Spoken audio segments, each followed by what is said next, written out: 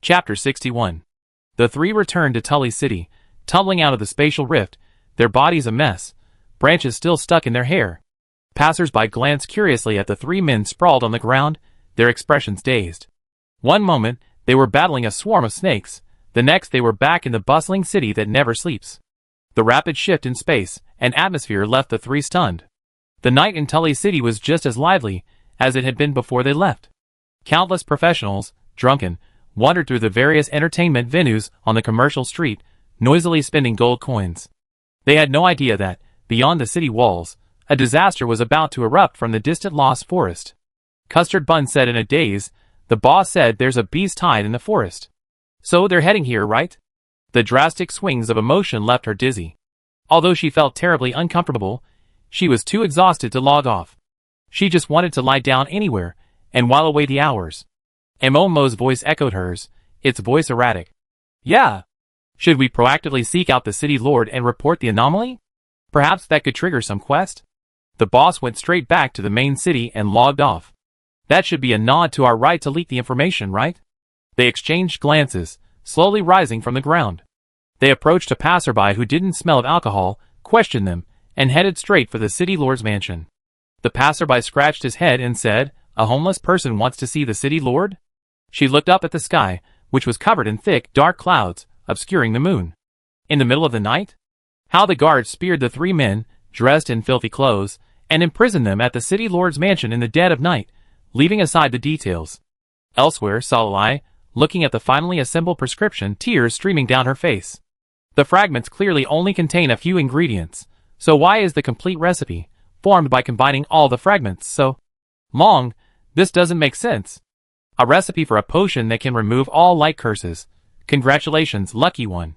You obtained the most perfect and ingenious recipe in the world. Now, all you need to do is gather the following ingredients, kidnap a weak and pitiful potion master, lock him up, and force him to brew this potion that betrays the light for you. Ingredients: main ingredient, 10 mu firefly grass, grown in the land of light. Hint: don't rush to that lunatic's holy land just because you see the word light. Visit the Far East Sunrise Point for a surprise. 8G water ghost marrow. For a curse you, a mere 8G isn't that much, right? 3 evil spirit hearts, 5 lich eyes. After the long main ingredient, the even longer auxiliary ingredients followed.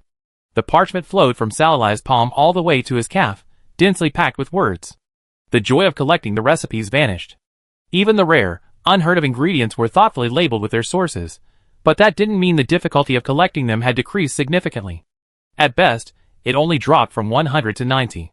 Salai slowly closed his eyes and collapsed into Ludwig's arms, wailing, "I miss those old games where I could play mods and load them in Explorer." The recipe slipped from his hand, and he rolled over, rubbing his body against Ludwig's firm, elastic chest, whimpering. Ludwig gently stroked his long, silken hair, his voice as gentle as a child crying for milk. "It's okay, Sai. Once I regain all my memory and strength, I can lift the curse. There's no need to embarrass yourself."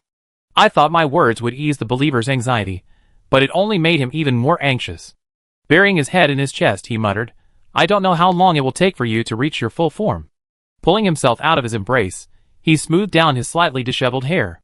A glimpse of the chaotic wrinkles on his chest from the corner of his eye belatedly evoked a wave of embarrassment. They clearly agreed not to touch or intrude, and to maintain distance, yet he instead thrown himself into his arms, doing this and that. Glancing at Ludwig's innocent face, Salai's conscience pricked.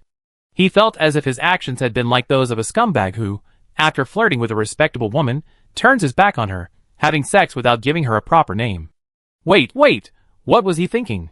Relationship status, damn it. How could he even think that? Nothing had happened. He shook his head vigorously, trying to clear his mind of the strange thoughts and regain a fresh, pure, straight mind. Looking up, Salai saw Ludwig's long, bony fingers rubbing against his robe, accusing him. "Seiza, you messed up my clothes." Under the light, the god, with his head bowed, intently adjusting his robe, had his features softened by the light. The faint smile on his lips gave him the air of a gentle, beautiful wife. And he was the wicked husband, who took advantage of his wife's obedience to bully her. The straight man's heart is in jeopardy. He actually thought this idea was damn good? How bizarre. Could he have been corrupted again? But, if he really had someone like Ludwig. The ripe, juicy tomato said, "I'll go look through the materials sent by the pigeon station." He left in a hurry, his steps extremely chaotic. Leaning back on the stone bench, the heat on Salali's face faded as he thought about those intimidating recipe ingredients. He felt as if a bucket of cold water had been poured over him, his heart chilled. As much as he wished he could cheat with the handheld resource simulator, so that all the ingredients would automatically appear in his backpack with a click of the mouse, and the brewed potion would be served on the table with another click of the mouse, the reality was that he had to collect them bit by bit, and then find a potion master willing to take on the job and brew it for him. Although the channels for acquiring skills have been relaxed now, the items sold in Salali's favorite shop are, after all, powerful and extremely cool black magic. Every day, countless carrier pigeons deliver the materials donated by players, piling them up like a mountain. As players level up, the materials they send to boost favor are finally no longer the pitiful white quality. Green and blue quality items dominate, and Salali occasionally sees a few purple ones. For example, the package he held, sent by the player Green Carp and Fish, contained a dark red blood python branch, precisely one of the ingredients required for the recipe. Salali generously doubled his favorability, and, lost in the joy of opening the package, he didn't notice the chaotically shifting black smoke drifting behind him. In the far east of the eastern continent, in the city of Sunrise, Senluodo, a tranquil town, the sun shines for an extremely long time, scorching the sky until the leaves bend and scorch, and the air is filled with nothing but surging waves of heat. If it weren't for its reputation as the place where the sunrise is first and the sunset is last, Senluodo might not even be considered a major city. There are no renowned mainland specialties, nor are there captivatingly beautiful scenery. Even the larger cities, while steeped in history, lack any highlights worthy of inclusion in epic legends. Besides the gimmick of being the land of the rising sun, Senluodo lacks any appeal, standing out like any other ordinary town. Furthermore, because the radiance of the rising sun aligns with the teachings of the Church of Light, the mainlanders, having experienced 50 years of turmoil, have disliked the Church of Light and, by extension, Senluodo as a tourist destination. In recent years, the number of tourists visiting Senluodo has dwindled. A few days ago, Cardinal Munger arrived from the port city of Soeg, claiming to be tracking down the followers of the evil god who destroyed the temple. A large number of monks of light and paladins streamed through the streets, taking over the teleportation array, claiming it was inaccessible until the cultists were apprehended. As a result, the streets of Senluodo became even more deserted, with every household keeping their doors locked, fearing the slightest inadvertent treachery. Salali emerged from the teleportation circle and ran headfirst into a patrol of paladins on horseback. Startled, he almost reflexively unleashed a spell at the tiny gap between their helmets and breastplates. Thankfully, he suppressed his impulse and passed by them unconcerned. It took him a long time to relax his frayed nerves. Had the paladins not glanced at him casually before reversing their gaze, he would have almost thought they were coming for him. Stroking his three-curved snake staff, Salali was incredibly glad he had traded in his ostentatious dragon bone staff for it before leaving. After purchasing something at a random shop, Salali inquired with the owner, learning where to buy moonfire grass. He also learned from the owner the reason for the paladins and priests who populated the streets. Mong. The moment he turned his back, a blazing will-o'-the-wisp flickered in his eyes, a chilling chill that captivated his soul. Salali gazed at the middle-aged man, his chin held high amidst the crowd. His robe, woven in red, white, and gold, was dazzling. Before he could sense the venomous intent, he averted his gaze, dove into the winding path, and vanished. Enjoying the servile and fawning flattery of the Lord of Senluodo, Mong suddenly sensed something. He pushed aside the crowd, and glanced at the hem of a robe that fluttered briefly in the dark alleyway. That man. It seemed as if he possessed his power. The aura was so faint, it was barely perceptible, appearing and vanishing in an instant, making one wonder if the perception had been merely an illusion. However, Meng, holding the highest position below the Pope and firmly seated on the throne of the Cardinal, was most adept at not missing any perceived omen, even if it was merely an illusion. He pointed to the alleyway, search in that direction, and pursue any suspicious individuals. The lackeys surrounding him followed his lead, unwaveringly obeying Munger's orders. No one dared to question his sudden decision to search that direction. Guards and paladins soon advanced in the alleyway, aggressively pursuing any suspicious figures. Salali, standing in front of the potion shop buying moonfire grass, was unaware of the commotion he had caused. Moonfire grass, a specialty of Senluodo, could be considered one of its own. Unfortunately, despite being located in a place of concentrated light, it draws nourishment from the moon's energy, developing a strange, yin and yang and yin appearance. It is ineffective in potions designed to dispel the deathly aura of undead creatures, nor in pure curses or corrosive potions. Its position is awkward. Thus, apart from a few small plantations that lack access to imported rare herbs, even in Sinluoto, where it originates, there is little moonfire grass to be found. Herbs that don't fetch profit, no matter how unique their properties, are no different from weeds to merchants. Salai wandered through several shops, finally gathering the ingredients for the recipe. Then, a stern voice rang from behind. The Temple of Light is patrolling for suspicious individuals. Those in front, remove your hoods. Chapter 62. The Temple of Light is patrolling for suspicious individuals. Those in front, remove your hoods. Salai didn't move. The owner, who had been smiling while doing business with him earlier, had already raised his hands above his head and crouched in the corner of the counter, trembling, his eyes the size of green beans watching. Didn't you hear? I told you to turn around and remove your hood. A sharp gust of wind swept in from behind, whipping his robes around. A split second before the sickening claws touched him, Salai turned, his hood slipping off, his silver hair streaming like moonlight, revealing his gorgeous face beneath. Sir, what's wrong? His dark blue eyes were filled with bewildered innocence. He didn't understand why the paladins would make such a request, but out of his unconditional trust in the light, he obeyed. As if irritated by the gazes of a dozen people, he shyly clasped his hands behind his back, his long, curled eyelashes trembling. No matter how you looked at him, he was a delicate, overly beautiful little mage, wearing a hood to minimize his appearance. For a beautiful professional alone and lacking in strength, this was an incredibly sound decision. The leading knight commander withdrew his hand, coughed lightly, and softened his voice amid the jeers of his men. I apologize for my rudeness earlier.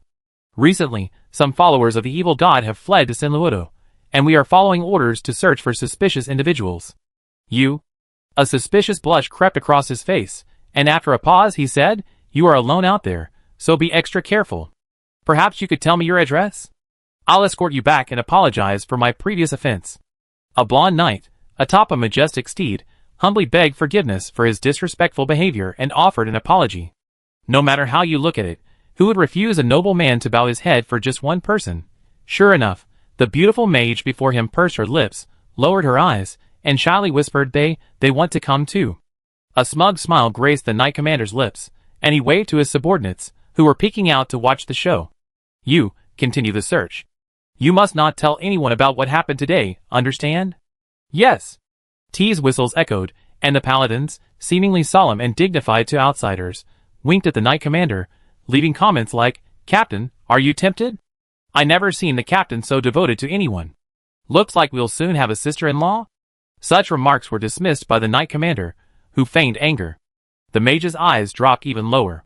From this angle, his expression was completely indistinct. What a shy beauty.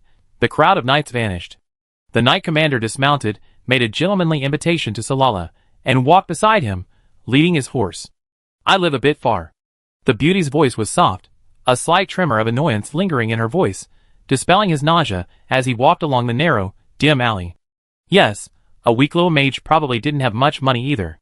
Besides his priceless face, his staff was the most valuable possession. How could such a person afford to stay in a luxurious hotel? Thinking he had glimpsed the truth, the knight commander didn't notice that the mage, who had been walking side by side with him, had slipped several steps behind him. The brick walls on either side of the dim alleyway trembled for a moment. Did I take the wrong path? It seems like there's a dead end ahead. Bang! The head, having removed its helmet for the sake of showing off, was so fragile that a powerful strike from the hard staff sent the unsuspecting paladin tumbling limply into the slop. Unlucky fellow.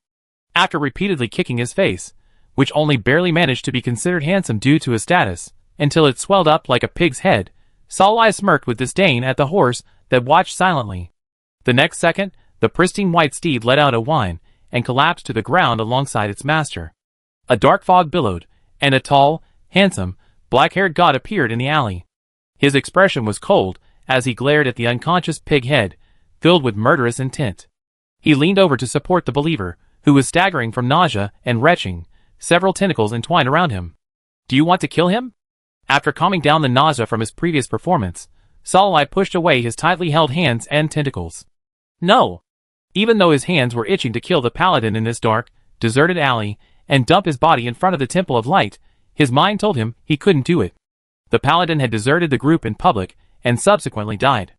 Even a 3-year-old could guess that there was a 99.99% chance the murderer was the harmless mage who had led the knight away. His strength hadn't yet recovered, so he couldn't act so high profile. Not kill him? The god's voice seemed even deeper, carrying a tone Salala couldn't discern. After giving a vague response, Salala squatted beside the knight commander and fiddled with his face, which was so swollen that his features could not be seen clearly. He didn't want to touch his dirty face, but he couldn't find a suitable angle to start. Salala slowly raised his head and softly complained to the sullen Ludwig, "What are you standing there for? Help me." With a flicker, the subtle irritation rising in his heart vanished. Ludwig crouched down beside Salala. A wisp of black mist grasped the knight commander's neck and lifted him up, forcibly prying open his eyelids and coordinating Salala's actions.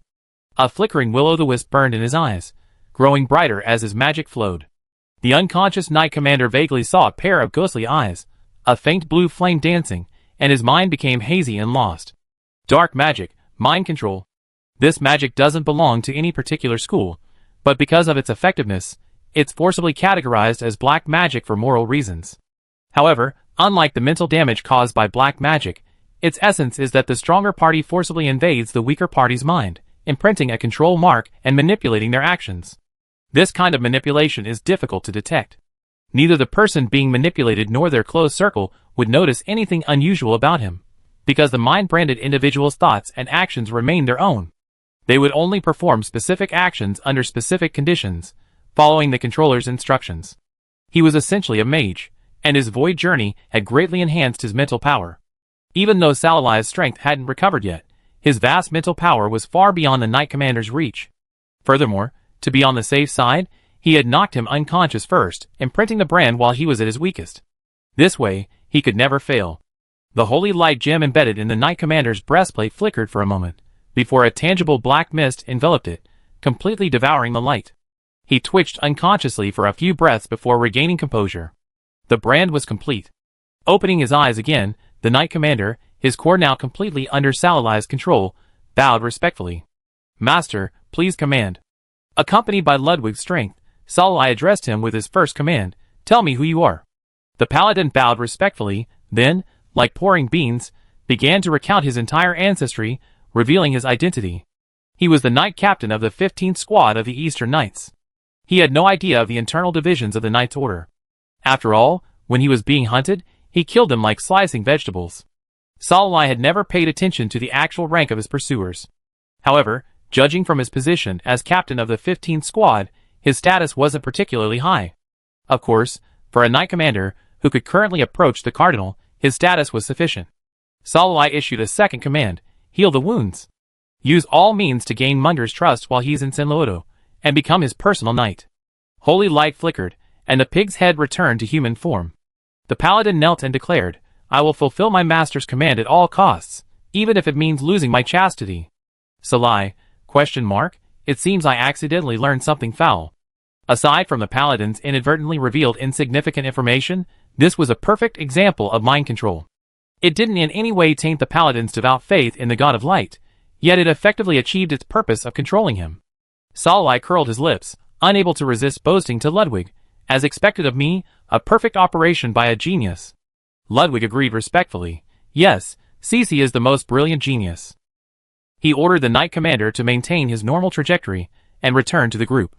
A thin black thread clung to the crevices of his armor, gradually disappearing as he led his horse forward. Hooded on, he walked side by side with a little black ball, unwilling to transform back into the blind alley he had carefully chosen for his attack. Salai muttered to himself, "They didn't even glance at me when they emerged from the teleportation array, so why are they suddenly searching for suspicious individuals? Is it an accident? Or did someone notice something? Would the one who cast the Holy Judgment be able to sense the aura of the Holy Judgment curse? But even if he could, so what? He had come to Senlodo solely for the Moonfire Grass. Having a paladin commander who could be controlled and close to the cardinal was a bonus. Elsewhere, the knight commander, returning to the main force, was, as expected, teased by his companions. "Captain, how was the little beauty? As expected of a captain, you have such strong self-control. You only spent a short time with such a striking beauty, and then returned." "If it were me." He. "All right," the knight commander interrupted them. "He's shy and easily embarrassed. When we return to Lord Meng, you all must keep your hair tightly covered, understand? The paladins nodded repeatedly. Although they were devoted to serving the light with all their heart and soul, this did not mean that paladins were truly machines without emotion or thought, as outsiders might perceive them. Thanks to their noble profession, a considerable number of noble ladies and attractive men and women were attracted to them, and they would often throw themselves at their feet. As long as they weren't caught in the act by the cardinals, they wouldn't refuse a happy encounter. Even the Brothers of Light couldn't resist the desire for love. What's more, the cardinals privately. It said that Monsignor Munger had a particular fondness for underage boys, and had repeatedly engaged in group sex with young boys gathered by Chunhui followers, who had been brutally murdered by the undead lord. Ahem, stop. This was a private church secret, untold. In short, this wasn't the first time they encountered such a romantic encounter, nor was it the first time they helped the captain build momentum, misleading those he favored into believing he was that special someone. They were well versed in this process. No one could have imagined that such an ordinary, unadulterated pursuit, devout and powerful, with a bright future, would transform the captain of the paladins into a puppet of an evil sorcerer. Returning to Munger's side, the paladins knelt and saluted. The knight commander stepped forward to report, "Sir, the search is complete. No suspicious individuals have been found." "Oh!" Munger, seated at the head, spoke in a tone of indifference. "Come up." The knight commander followed his orders, bowing his head respectfully. He didn't shy away from Munger's hand as he placed it on his forehead. The blazing power of light penetrated deeply into his mind. A black line, hidden in the gaps of his helmet, penetrated his ear canal into his brain, obscuring the traces of the brand. All this happened in an instant, except for the owner of the black line, Ludwig. He paused slightly, then, in response to Celeli's question, replied, "Nothing." No one else noticed the black line's movement. After carefully searching his spiritual sea, and confirming there were no traces of black magic, Munger dismissed everyone and muttered to himself, "Could this really be an illusion?" Chapter 63. This isn't an illusion. We truly saw a beast hide in the lost forest. You blind bastards, don't believe it, but you'll have nowhere to cry when the time comes. If Newang Bao, Xiao Xiao, and Momo were filled with passion and ambition during their narrow escape from the lost forest, vowing to leverage this first-hand information to stir up trouble and pull off an unprecedented, large-scale hidden mission, they rushed to the city lord's mansion with great anticipation. But then, knocking on the door of the city lord's mansion at the wrong time, dressed in the wrong way, and being imprisoned by guards on charges of intending to commit an act of violence against the city lord and impeding the city's defenses, Newang Bao and his three brothers' lofty ambitions were instantly shattered. On the first day, they were furious, lamenting the injustice of the city lord and his incompetence. On the second day, they screamed and cried out their injustice. Now, 25th day later, they were numb and lifeless. Originally, they were sentenced to only 5 days in jail, but because time didn't carry over after logging off, the three, feeling deeply betrayed and wronged, logged off. It took a long time for them to log back online. Having finally recovered their composure, the thought of their precious gaming time being wasted in jail intensified their rage, and they cursed the city lord, overheard by a patrolling lackey. Thus, their jail term was extended to 20 days. Adding the time they spent offline eating, sleeping, and eating, the three had spent a total of 25 days in jail. Today was finally their day of release. This time, they had learned their lesson. They said nothing, did nothing, and only after returning to the light of day did they utter a stern, angry remark, facing the guards' disdainful gazes. And at that moment, the second after Momo finished speaking, a sharp and piercing alarm rang out over Tali City. That day, the residents of Tali City recalled the horror of the beast tide that had attacked the city 100 years prior. Beast tide. The messenger rode up, his voice hoarse. The pedestrians along the road, upon hearing what he was shouting, screamed in panic and rushed home to gather their belongings. Those who could make it headed straight for the teleportation array, while those who couldn't ran to the other side of the city gate, away from the alarm, scrambling to escape. The high-ranking professionals only needed to deal with the beast tide. Ordinary people like them had much more to consider.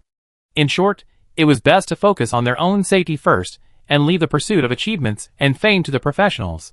Amidst this chaotic atmosphere, only Nai Huang Bao and the other two held their heads high. Their arrogant expressions, hands on their hips and laughing, would have led others to mistake them for the beast tide if they weren't so weak. "See, I told you there was a beast tide." The ironclad truth of refusing to listen and believing something was finally slapped in their faces. That feeling was so satisfying, especially when the city lord, whom they hadn't seen in 25 days, personally apologized and respectfully invited them into his mansion. The three of them were practically flying with joy. That slap in the face, it was awesome. World Report. Players pan-frying custard buns, smiling, and splashing ink trigger regional quests. The Restless Forest, earning precious rewards. Restless Forest. In the distant Lost Forest, a forest belonging to orcs and nature, wild beasts and monsters are restless, bursting out of the forest and attacking the town, forming a small beast tide.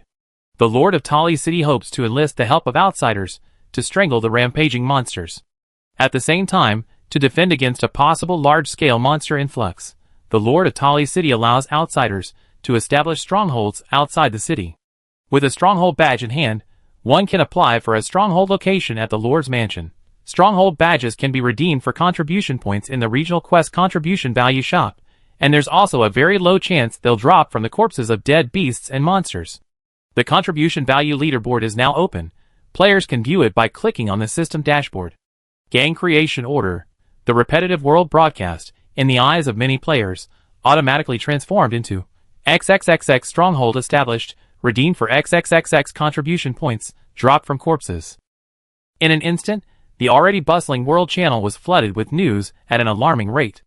As the world announcement came out, everyone, whether they were sprinting through the streets hunting down followers of the evil god, or cosplaying monsters in dungeons more frantically than zombies, chasing after their friends and family, or even players obsessed with farming, all stopped what they were doing and searched the forums. Where is Tali City? Admittedly, not everyone wants to establish a guild and become its manager. But there are always those who want to be its leader. Even if they don't, wouldn't it be a good deal if they could find or trade for a guild-building token and sell it to someone in need? Besides, compared to joining a large, hierarchical guild, isn't it much more enjoyable to form a small, casual gang with your friends and family, and work together to build and operate your own guild headquarters? Furthermore, within the guild headquarters, there are vast fields for growing crops and materials, and the size of the fields can be expanded as the guild's level increases. The farming spirit of many casual players burned brightly. Now, they had no choice but to participate in the event. As a result, the teleportation points suddenly became crowded, and many players were surprised to see that the casual player in their friend list, who never participated in the main storyline, suddenly grabbed a weapon, shouted something about farming and harvesting, and rushed towards the teleportation point, looking even more passionate than them. The farming spirit of farmers, the power of their farming DNA is terrifying.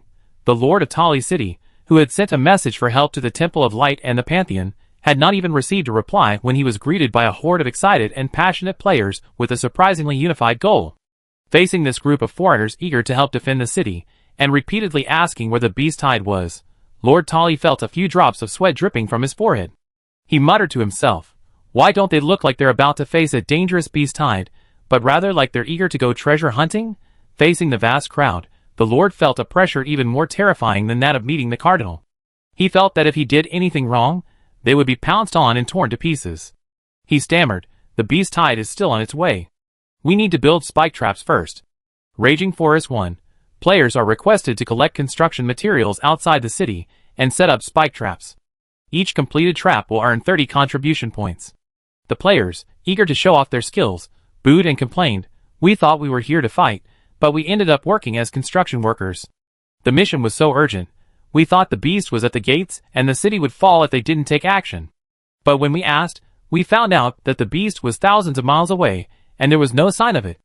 Though their faces and mouths were filled with complaints and a fervent anticipation for chaos, the players' bodies were remarkably honest. They walked obediently toward the defense construction area, diligently performing the rough work only laborers were willing to do. The city lord scratched his head in confusion, exclaiming, "I don't understand." But whether they understand it or not doesn't matter. As long as it works, it's fine. Compared to the temple, which pays huge taxes annually for protection, only to have its calls for help fall on deaf ears at crucial moments, these foreigners, while a little noisy and their thinking a little strange, are genuinely warm-hearted. They work tirelessly, never cutting corners, and toiling away tirelessly day and night to perform their 007 duties. Looking at the youthful, energetic faces, the city lord couldn't help but burst into tears. He felt a surge of motivation, as if energized by a shot of chicken blood.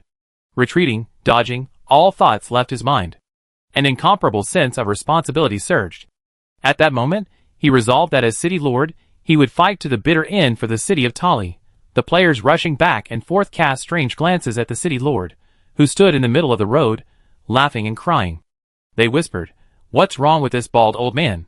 He suddenly has this strange, Manga-like expression. It looks so awkward."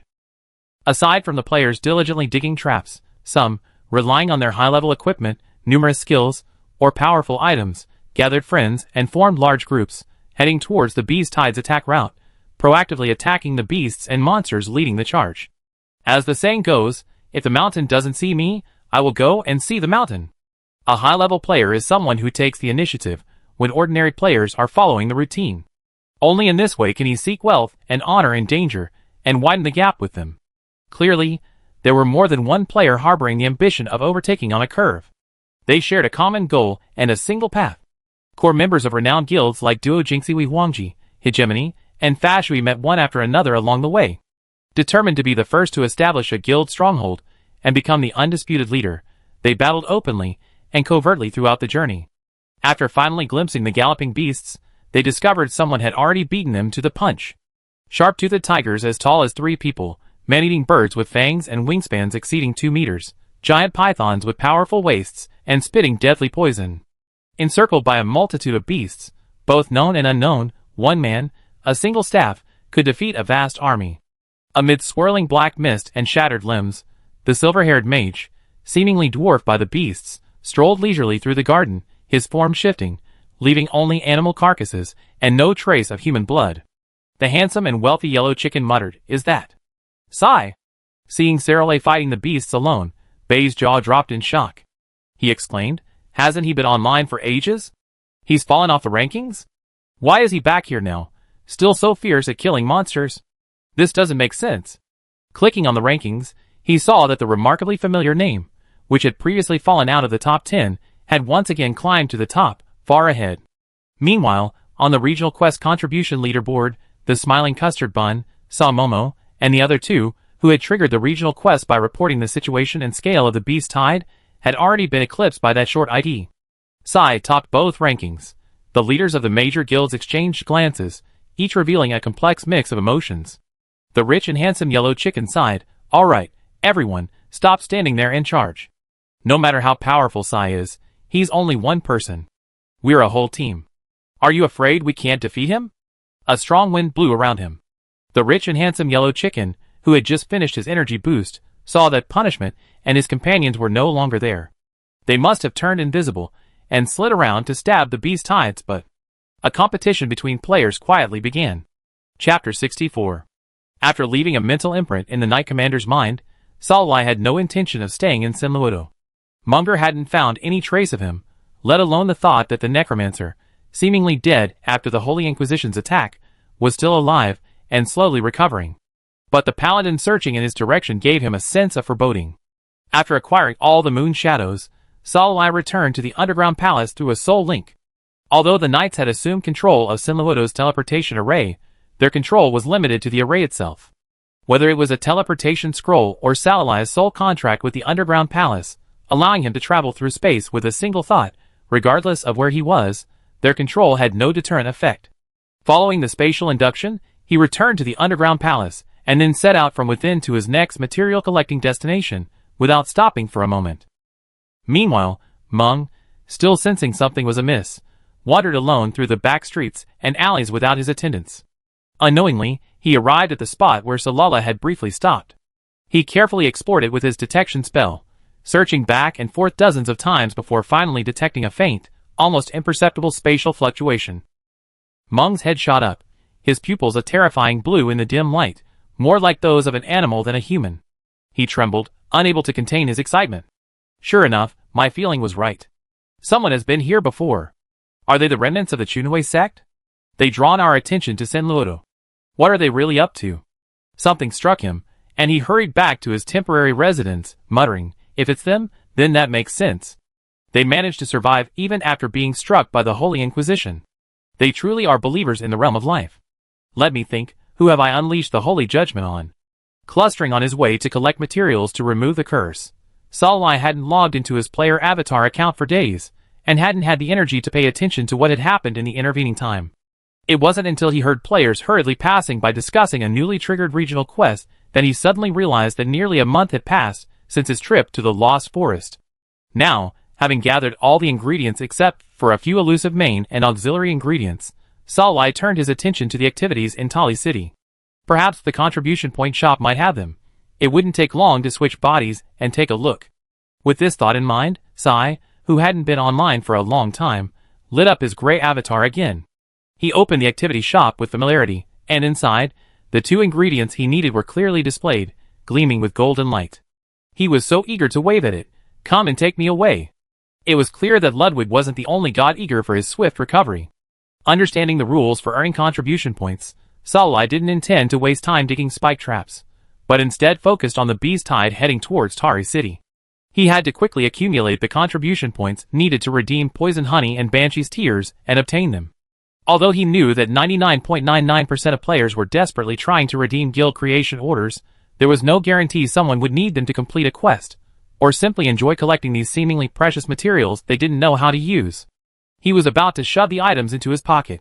If he cheated this far, and still couldn't pocket the items due to carelessness, he could forget about lifting the curse and advancing to a higher rank. He would just end up hitting himself with a piece of tofu. With an inexplicable urgency, he overtook the beast tide and intercepted the frenzied herds. Salai wielded his camouflage staff, sending herds of beasts crashing down wherever his magic struck. Under normal circumstances, the beasts, sensing danger, would have fled long ago, never approaching a mage absorbed in slaughter. However, at this moment, their minds were consumed by something unknown, and their only thought was, charge forward. They charged into Salai's range, one after another, reduced to charred corpses. Salai continued his attacks with dark magic. His caution proved well-founded.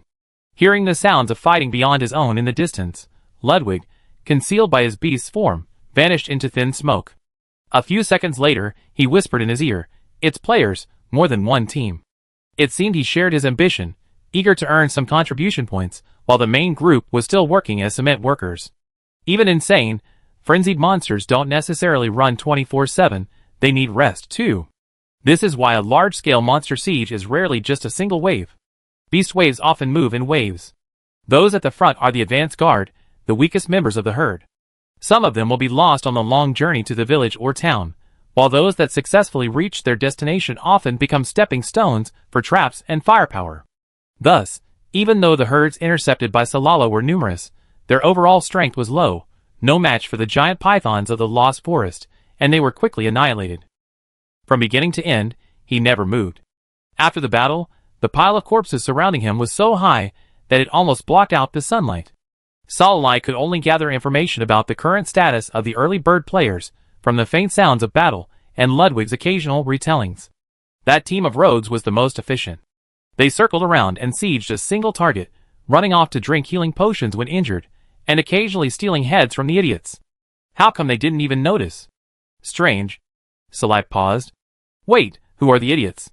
A whole team of rogues, all agile and swift, with a female leader, must be from the Moon Shadow Tower of Punishment. Their neatly arranged IDs, featuring Moon, Shadow, Blood, and Crime, mirrored the naming conventions of the assassin players before Salai's time travel. It's fair to say that, no matter what world they're in, assassin rogue players always like to cultivate a cool, taciturn, and bloodthirsty persona. Ludwig smiled, his tentacles grumbling as he brought the beast's corpse, a little further away from Salai, to him, making it easier for him to dissect and examine it. Team Idiot is Bay and the others. Salai, The warrior who bought the great sword from you in Sai is here too. He's now become a broken-down dragon rider. Salai paused in dissecting the beast's corpse, wondering, is it still possible to catch a live dragon as a mount? Those guys, they're all just lurking on Dragon Island, killing anyone they see. It's a shame I couldn't find the bone dragon contract back then. A necromancer riding a bone dragon would be so cool. The silver-haired boy's cat-like eyes were filled with longing and yearning, sparkling like amber candy in the sun, dripping with sweet, thick honey. Just one glance at them, and you could imagine how delicious they would taste. A tentacle gently poked his cheek. Says, you will definitely ride a bone dragon. Ludwig thought of the image that had just appeared before his eyes. A massive dragon soaring through the sky, its wingspan obscuring the sun, and everything in its path bowed to its will. Perhaps that had once been his mount. While not a bone dragon, it was a far more handsome creature. If he could secretly knock it out and place it on Sai's path, Would he be moved to tears? His blue eyes, filled with utter admiration and adoration, gazed up at him, his hands softly resting on his neck as he praised, "Ludwig, you're so amazing to have caught such a handsome dragon as my mount." The last syllable rose, a sweet, lingering whisper. Perhaps he would even kiss him excitedly. Or perhaps several kisses. The black ball floated excitedly back and forth until Salai grasped it and shook it. "You're so sure. Could it be that you found the bone dragon?" Salai rested his chin on his hand, pondered for a moment, and said warily, "You're not planning some weird surprise for me, are you?" "No way. I can still remember that time when I said I wanted some spicy noodles, and you caught a room full of venomous snakes and told me to eat them quickly as a surprise. That was a truly hearty shock." "Ludwig, eh?" The black ball instantly wilted, flattening into a small black pancake, listlessly withdrawing into its own solitude. It was dusk when all the corpses were dissected. The system backpack was filled with pieces of meat, fur, teeth, and other miscellaneous items, as well as a few pieces of blue-grade equipment. Meanwhile, the teams led by Punishment, Hegemony, and the rich and handsome yellow chicken were still fighting the beasts, with occasional flashes of white light signaling their return to the city. Salai chose a direction farther from the three groups and headed back to Tali's city. At this point, his contribution points rank had surpassed the next highest by a full 7,000. This contribution points was far from enough to exchange for materials, but he had slain all but a couple of the kittens still fighting players in the first wave of advanced troops. Even if he needed to restock, he would have to wait until tomorrow.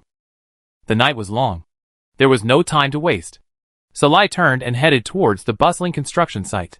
He signed up, accepted the task, hauled materials, and smoothly took up his post, becoming a glorious cement worker.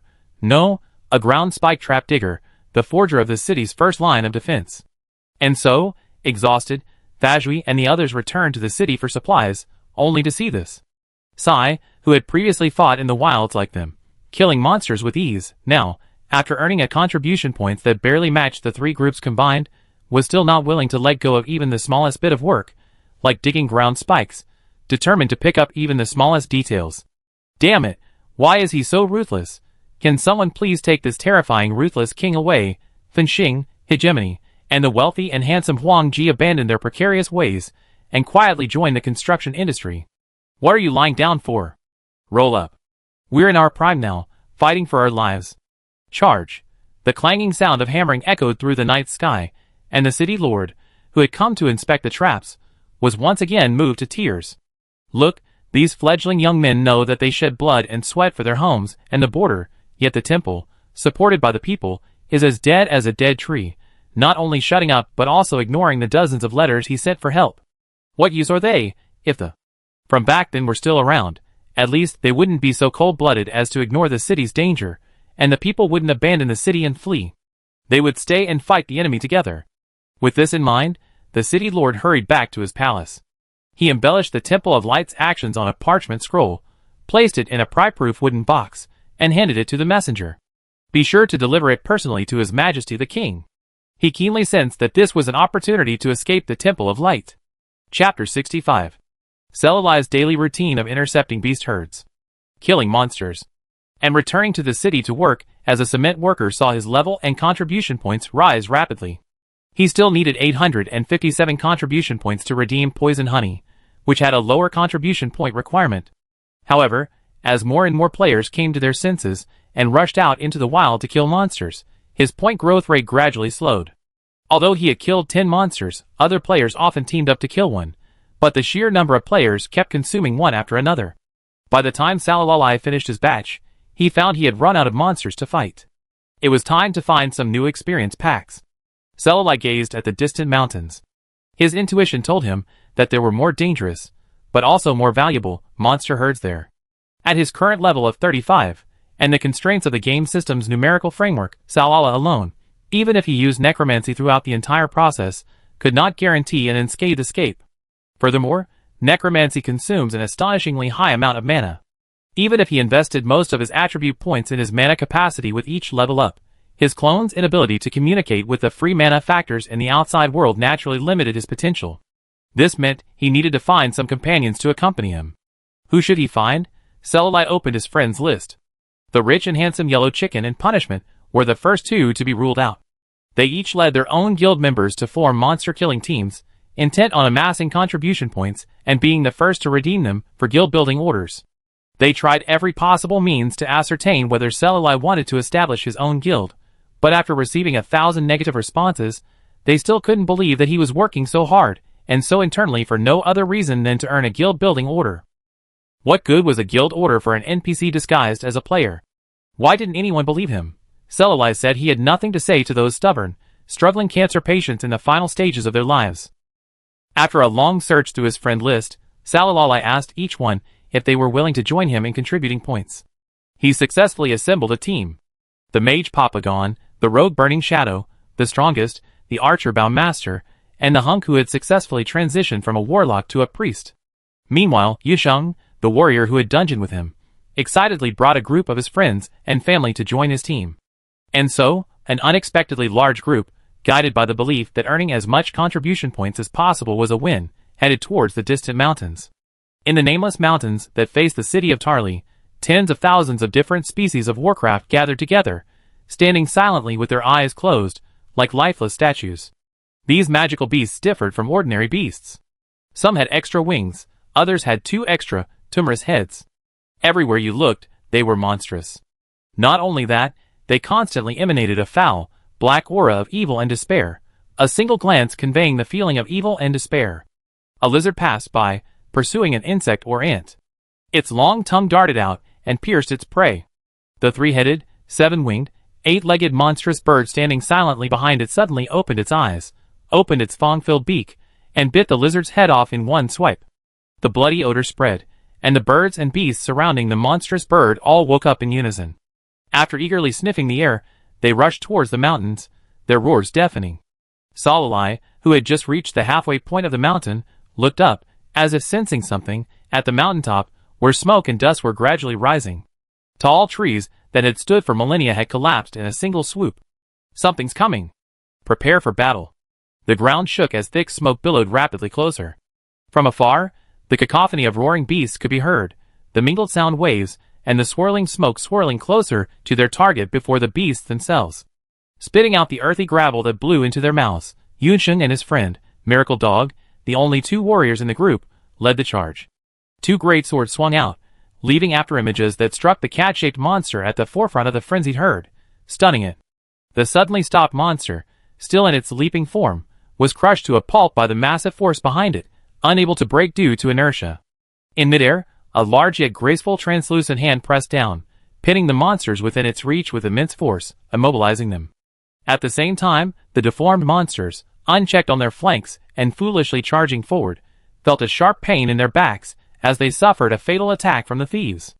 Although the average level of the player team assembled by Selali hadn't yet reached the top tier, each player performed their duties well. Without requiring much direction, they each found their own optimal attack methods, inflicting heavy damage on the beasts. The 2 priests at the center of the team, their staffs and crosses floating above their chests, clasped their hands in devout prayer, never pausing to heal their companions.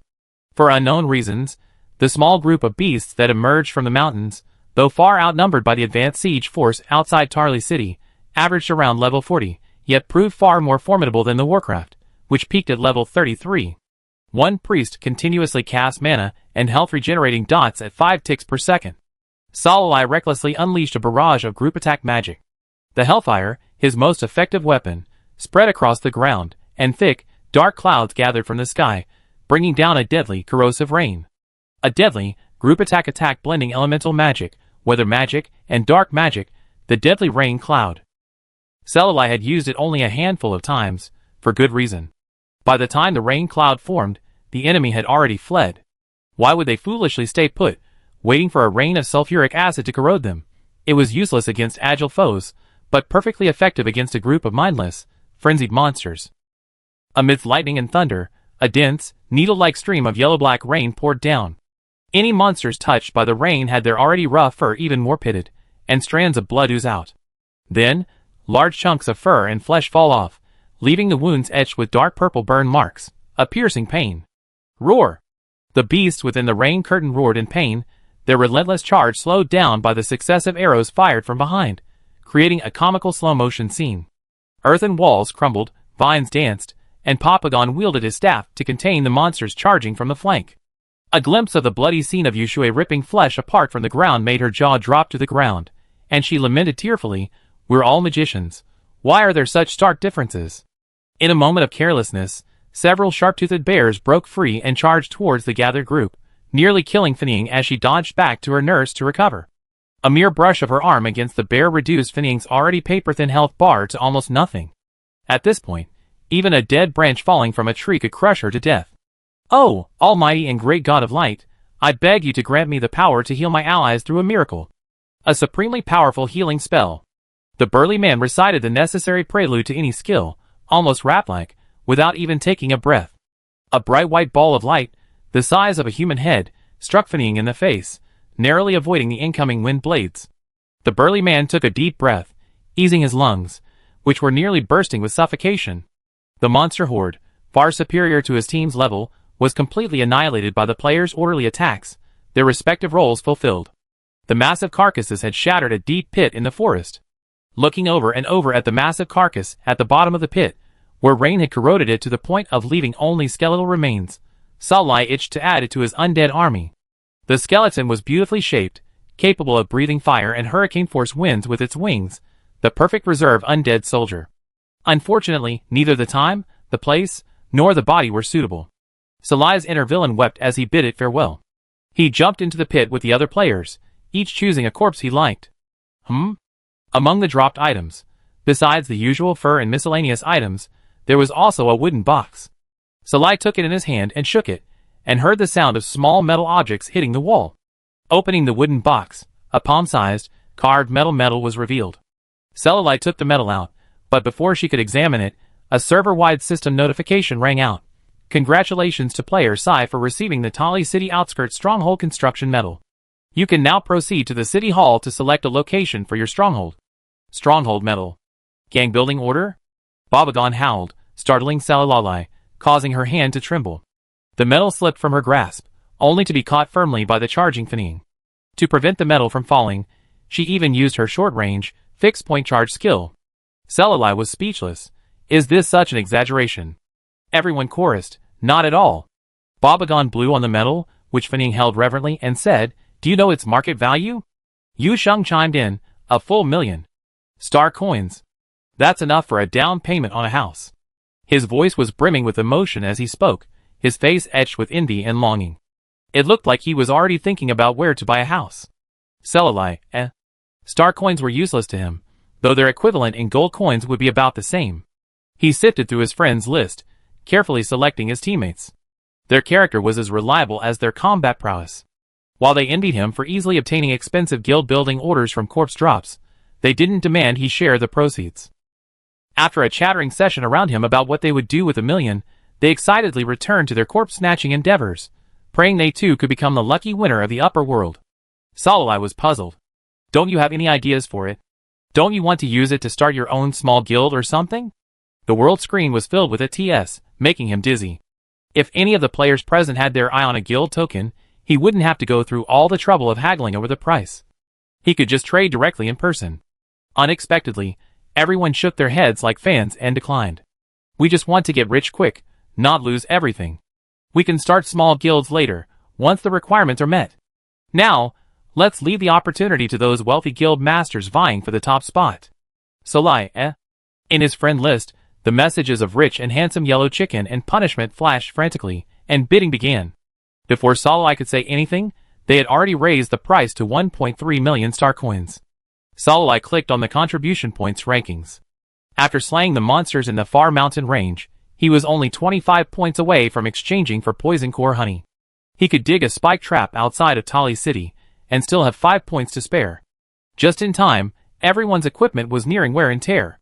After collecting all the drops, the group returned the way they had come. World Channel Sai, the auction for the Guild Creation Order Forum has opened. No star coins accepted, only gold. The auction will last 3 days. If you don't have enough gold, you can sign a trade contract with me to purchase on credit. Payment will be settled within 35 days. Chapter 66. On the Miracle Forum, a post with an ordinary title floated at the top, countless new comments appearing every minute. Title: Auction Post First Floor. Original poster Tali City Outskirts Construction Medal. Auction limited to 3 days. Gold transactions only. Second floor.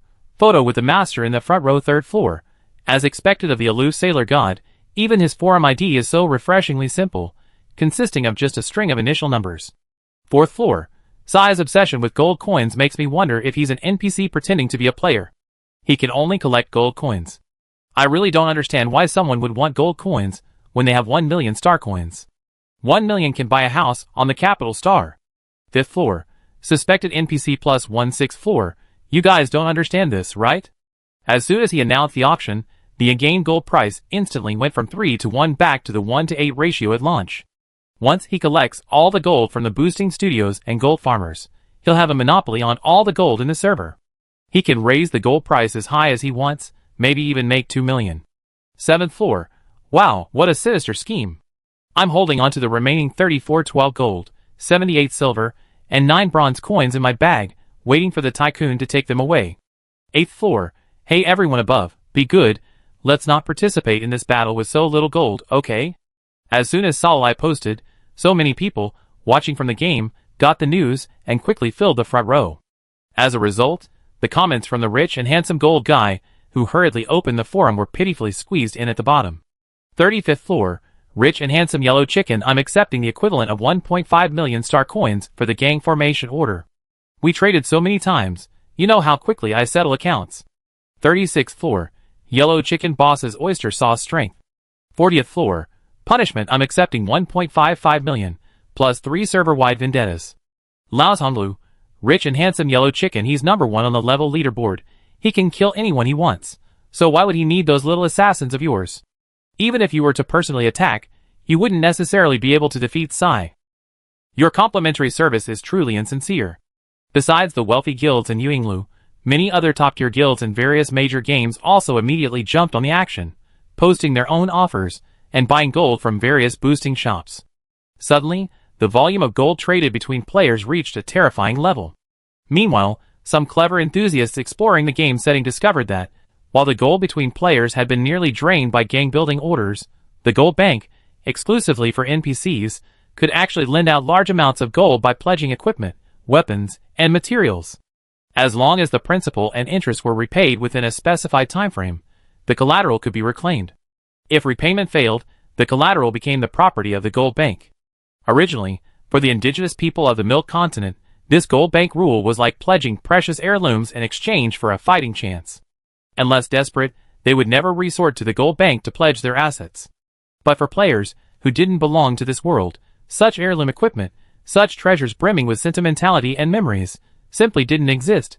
So, while most players were focused on the gold circulating between players, they frantically ran dungeons, amassed a pile of equipment they no longer needed and that was difficult to sell during this period, and used it as collateral to borrow large amounts of gold, with no intention of returning it. The major gold shops on the Milk Continent were bustling with business.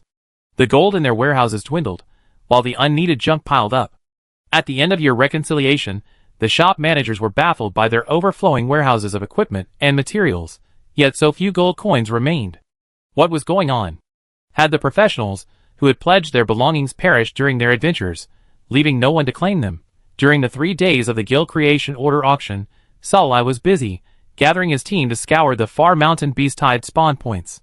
He wasn't consumed by the anxiety of constantly checking the forums to check the auction prices.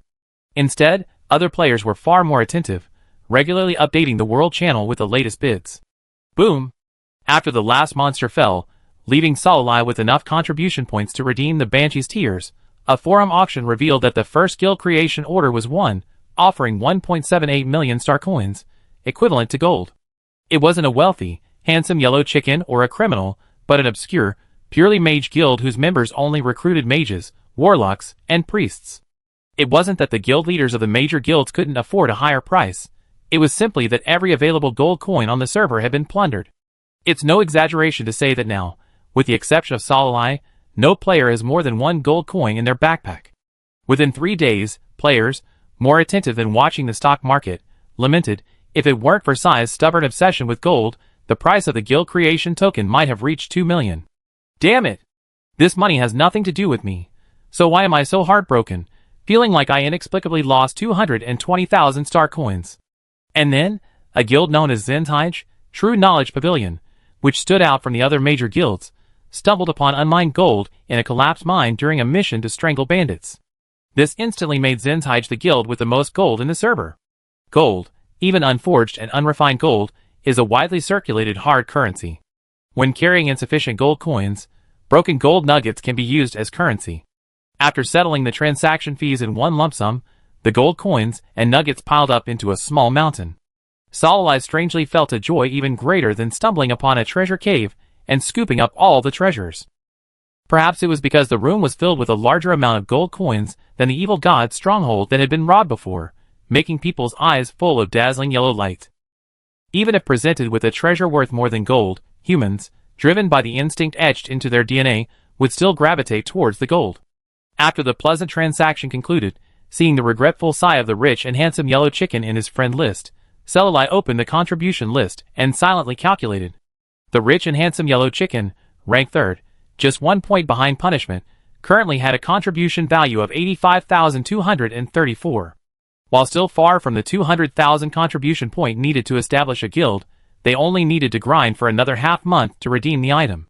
Why rush to buy from him? Perhaps one day during this half month, they stumble upon it while casually searching a corpse. Confused, Salilai humbly sought advice from Papagon, Fening Zuiqiang, and others. They replied, of course, it's to compete for the title of being the first to establish a guild. Think about it. While others are still struggling to earn points by killing monsters, they already established a guild base. Wouldn't individual players who want to join the guild flock to them and ask to join? The more players we attract, the greater the advantage we'll have, whether it's dungeon raids, wild map bosses, or large-scale world events like these. Reality proved just as Papagon and the others had predicted. The base was activated at City Hall. As the first guild to arrive with a medal, Zinzheige had the privilege of choosing the best base location. Furthermore, City Hall officials also gifted them a portion of the base area and farmland. In other words, Zinzheige naturally had superior conditions compared to other guild bases of the same tier. Besides following the leader, Wise Mage, from the moment they enter the game. Beyond the core team, countless individual players, hoping for a support network, flooded the recruitment chat room of the deputy leader. Even with the constantly increasing membership requirements, countless applicants remained. Ding!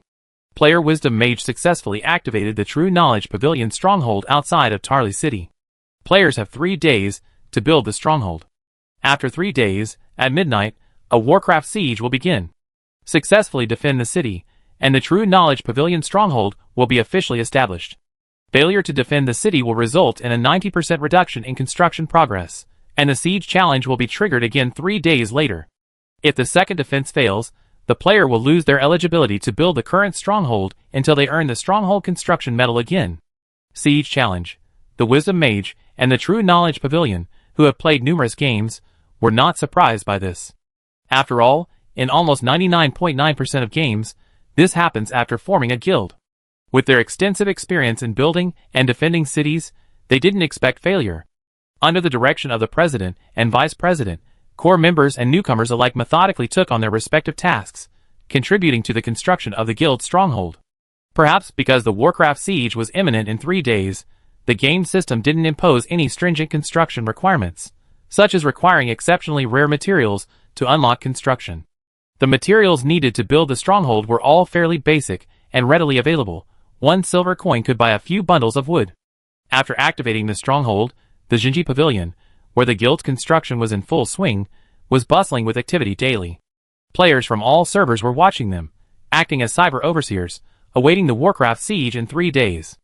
3 days later, late at night, outside the city of Tali. Since nightfall, people have been leaving the city one after another, finding a perfect hilltop that offers a view of the True Knowledge Pavilion's outpost, but doesn't hinder their movements. Some brought their own small stools, others carried large bags of homemade sunflower seeds and braised peanuts. They looked more like elementary school students on a spring outing than about to face a monster siege. The True Knowledge Pavilion members, bracing themselves in the outpost, felt an unprecedented pressure. Not from the unknown difficulty of the siege, but from the growing crowd of onlookers on the side of the hill. Sometimes, life can be done without so many spectators. Can't we just quietly complete the siege mission? The onlookers replied, no. Not only that, they activated the in-game recording function, intending to live stream the entire siege, also to provide a reference for their own outpost construction later. The clock struck 12, and the deafening roar of the beasts rang out. Amidst the billowing dust, the earth shook. Beast tide attacks the city. Close the city gates. The guards on the towering city walls, monitoring for unusual activity, noticed the situation before anyone in the True Knowledge Pavilion did. With unprecedented speed, they sounded the alarm. With a snap, the city gates closed, leaving all the onlookers in the wilderness. The Stronghold mission officially begins. Chapter 67. On the hastily constructed observation platform, Jinji Pavilion. The leader, the Wisdom Mage, gazed at the approaching smoke and dust with a serious expression. From her vantage point, she could already clearly see the front row of the beast tide. All manner of strange beasts gathered together, heading straight for the stronghold. The average level of the leading beasts was 20, and this was only the first wave. Mages, teams 1 to 5, unleash your abilities. The moment they entered range, the Wisdom Mage commanded over the team chat. Her instructions were relayed simultaneously by the team leaders to their squads. Elemental magic, black magic, even a few bursts of weather magic, the longest range spells in her arsenal cascaded from the low wall, raining down upon the beast herd. In an instant, thousands of beast carcasses fell. The herds following closely behind continued their march, trampling their comrades into a pulp. The overall level of the monsters in the first wave was lower than that of the defenders. Furthermore, the Pavilion of True Knowledge was comprised entirely of magic classes with long reach and high damage, so enemies were often struck by magic before they could even get close, resulting in no casualties. However, unlike the guild members cheering in the chat room, the wise mage felt a sense of foreboding. She had killed the last monster of the first wave of siege beasts. That monster was level 26, not far from level 30. Among the guild members, her highest level was only level 31. It was unclear how many more waves of monsters would follow, but according to the pattern, the monsters would only become stronger with each wave. Perhaps the second wave could be handled, but what about the third? The wise mage turned and looked back at the extremely simple stronghold. To prepare for the siege, they toiled tirelessly for 3 days, abandoning their original vision of a design that combined elegance and a sense of immersion in everyday life. Instead, they focused all their efforts on strengthening the stronghold's walls and constructing watchtowers. It could be said that the most substantial materials used in the entire stronghold were the walls, painted with standardized defensive magic patterns. The interior buildings were shoddy construction, a sight that would have driven the construction workers and supervisors to their knees. The plantations were piled high with debris, and their sanitary conditions appeared unsafe. There was no other way. They had to complete the stronghold mission first before they could focus on the next step of construction. The moment the simple stronghold was completed, the wise mage felt that this expensively acquired stronghold was incredibly strong. The guild's management, inexplicably overconfident, rejected the city hall's enthusiastic promotion of a magic cannon that could kill monsters with a single shot. What a joke! A guild comprised entirely of mages and warlocks needed a useless contraption like a magic cannon that needed to be charged, had a 20-second cooldown after a single shot, and could only be fixed to the city wall, and couldn't be moved. They themselves were already mobile magic turrets. Not to mention, a single magic cannon cost 200,000 gold coins, or its equivalent weight in gold. If they wanted to fully utilize it in war, rather than just bring back a powerful lord, they would need to purchase at least 15 to achieve full firepower coverage. The members of the True Knowledge Pavilion, originally intrigued by its power, ignored the city hall's enthusiastic sales pitch due to the obvious single-use price tag, their natural distrust of NPCs, and a subtle sense of superiority. But at this moment, after seeing the level of the second wave of monsters, the wise mage wanted nothing more than to travel back in time and kill his frivolous and ignorant self, offering gold coins with both hands and feet to buy 15, no 20, mana cannons. None of the monsters in the second wave were below level 30. Perhaps to compensate for the monsters' lack of intelligence, or perhaps their intelligence being lower than the players. In Miracle, even players of the same level struggle to kill monsters of the same level. It required meticulous skill coordination and positioning. Furthermore, if a caster encountered a monster with caster damage reduction, or a physical caster encountered a monster with physical damage reduction, there was a high chance that the same level player would not only fail to kill the monster, but would be completely decimated by the monsters. If this was the case for players of the same level, what about those at higher levels? Not everyone is a Sai, a master at overtaking monsters, often surpassing their level to advance through dungeons, and complete them as quickly as possible. No one knew the true extent of his skills. Some even suspected he had already mastered the forbidden spells taught by the NPC Sarale, but had never publicly displayed them, because his current level wasn't high enough, or the requirements for their use hadn't been unlocked. Outside the city of Tali, facing a wave of beasts, Sai, a fragile mage, solitary and deep within the herd. While others struggled to unite and siege a single monster, the piles of corpses he had slain could obscure his presence. His ease led countless people to believe that the monster's attack power was limited, but only after experiencing it himself did they realize it was far from simple. Just like the beasts now approaching the stronghold, the long-handed mages and the shorter-ranged warlocks unleashed their skills in a carefully orchestrated formation. But this time, the round of attacks didn't result in the massive destruction of monsters as in previous attacks. Unless several attacks happened to converge on the same monster, and with exceptional luck, they landed on its weakest points, the attacks would only sap some of its health, but not kill it, despite the monster's increased levels and defenses. Furthermore, the injuries, far from slowing the demented monsters, only fueled their bloodlust. The monsters, their health bars dwindling, accelerated their charge towards the stronghold at a visible rate.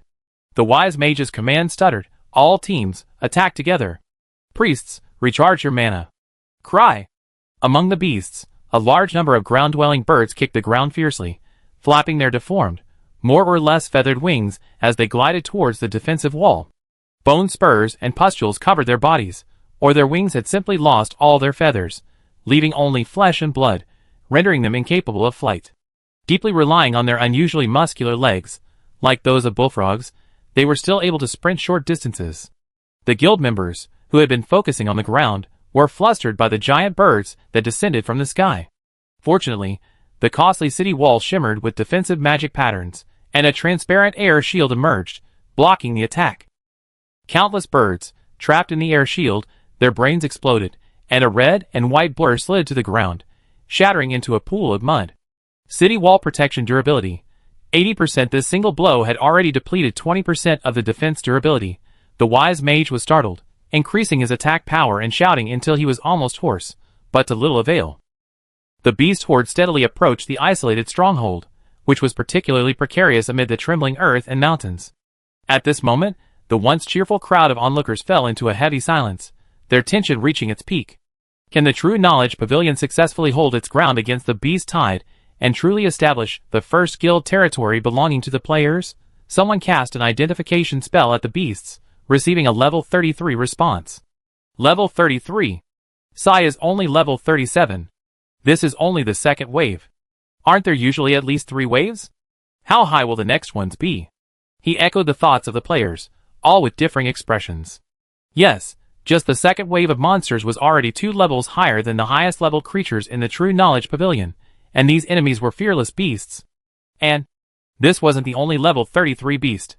This meant that the True Knowledge Pavilion was now facing hundreds of ferocious monsters far higher in level than themselves. Countless eyes were fixed on the wise mage, whose vague figure could only be seen from afar, wondering how she would withstand this attack. Would they surrender and give up resistance? Or were they hiding some ultimate trick? After all, this was a pure magic guild, and the guild leader was a renowned figure on the magic rankings in multiple games. Her methods wouldn't be so simple. At that moment, almost everyone thought of the forbidden spell scrolls in the favor shop opened by the mysterious mage Salalai, whose names alone hinted at their power. Could it be that the wise mage had already accumulated enough favor points to redeem a powerful forbidden spell? Glancing at each other, the onlookers could see a hint of anticipation in each other's eyes.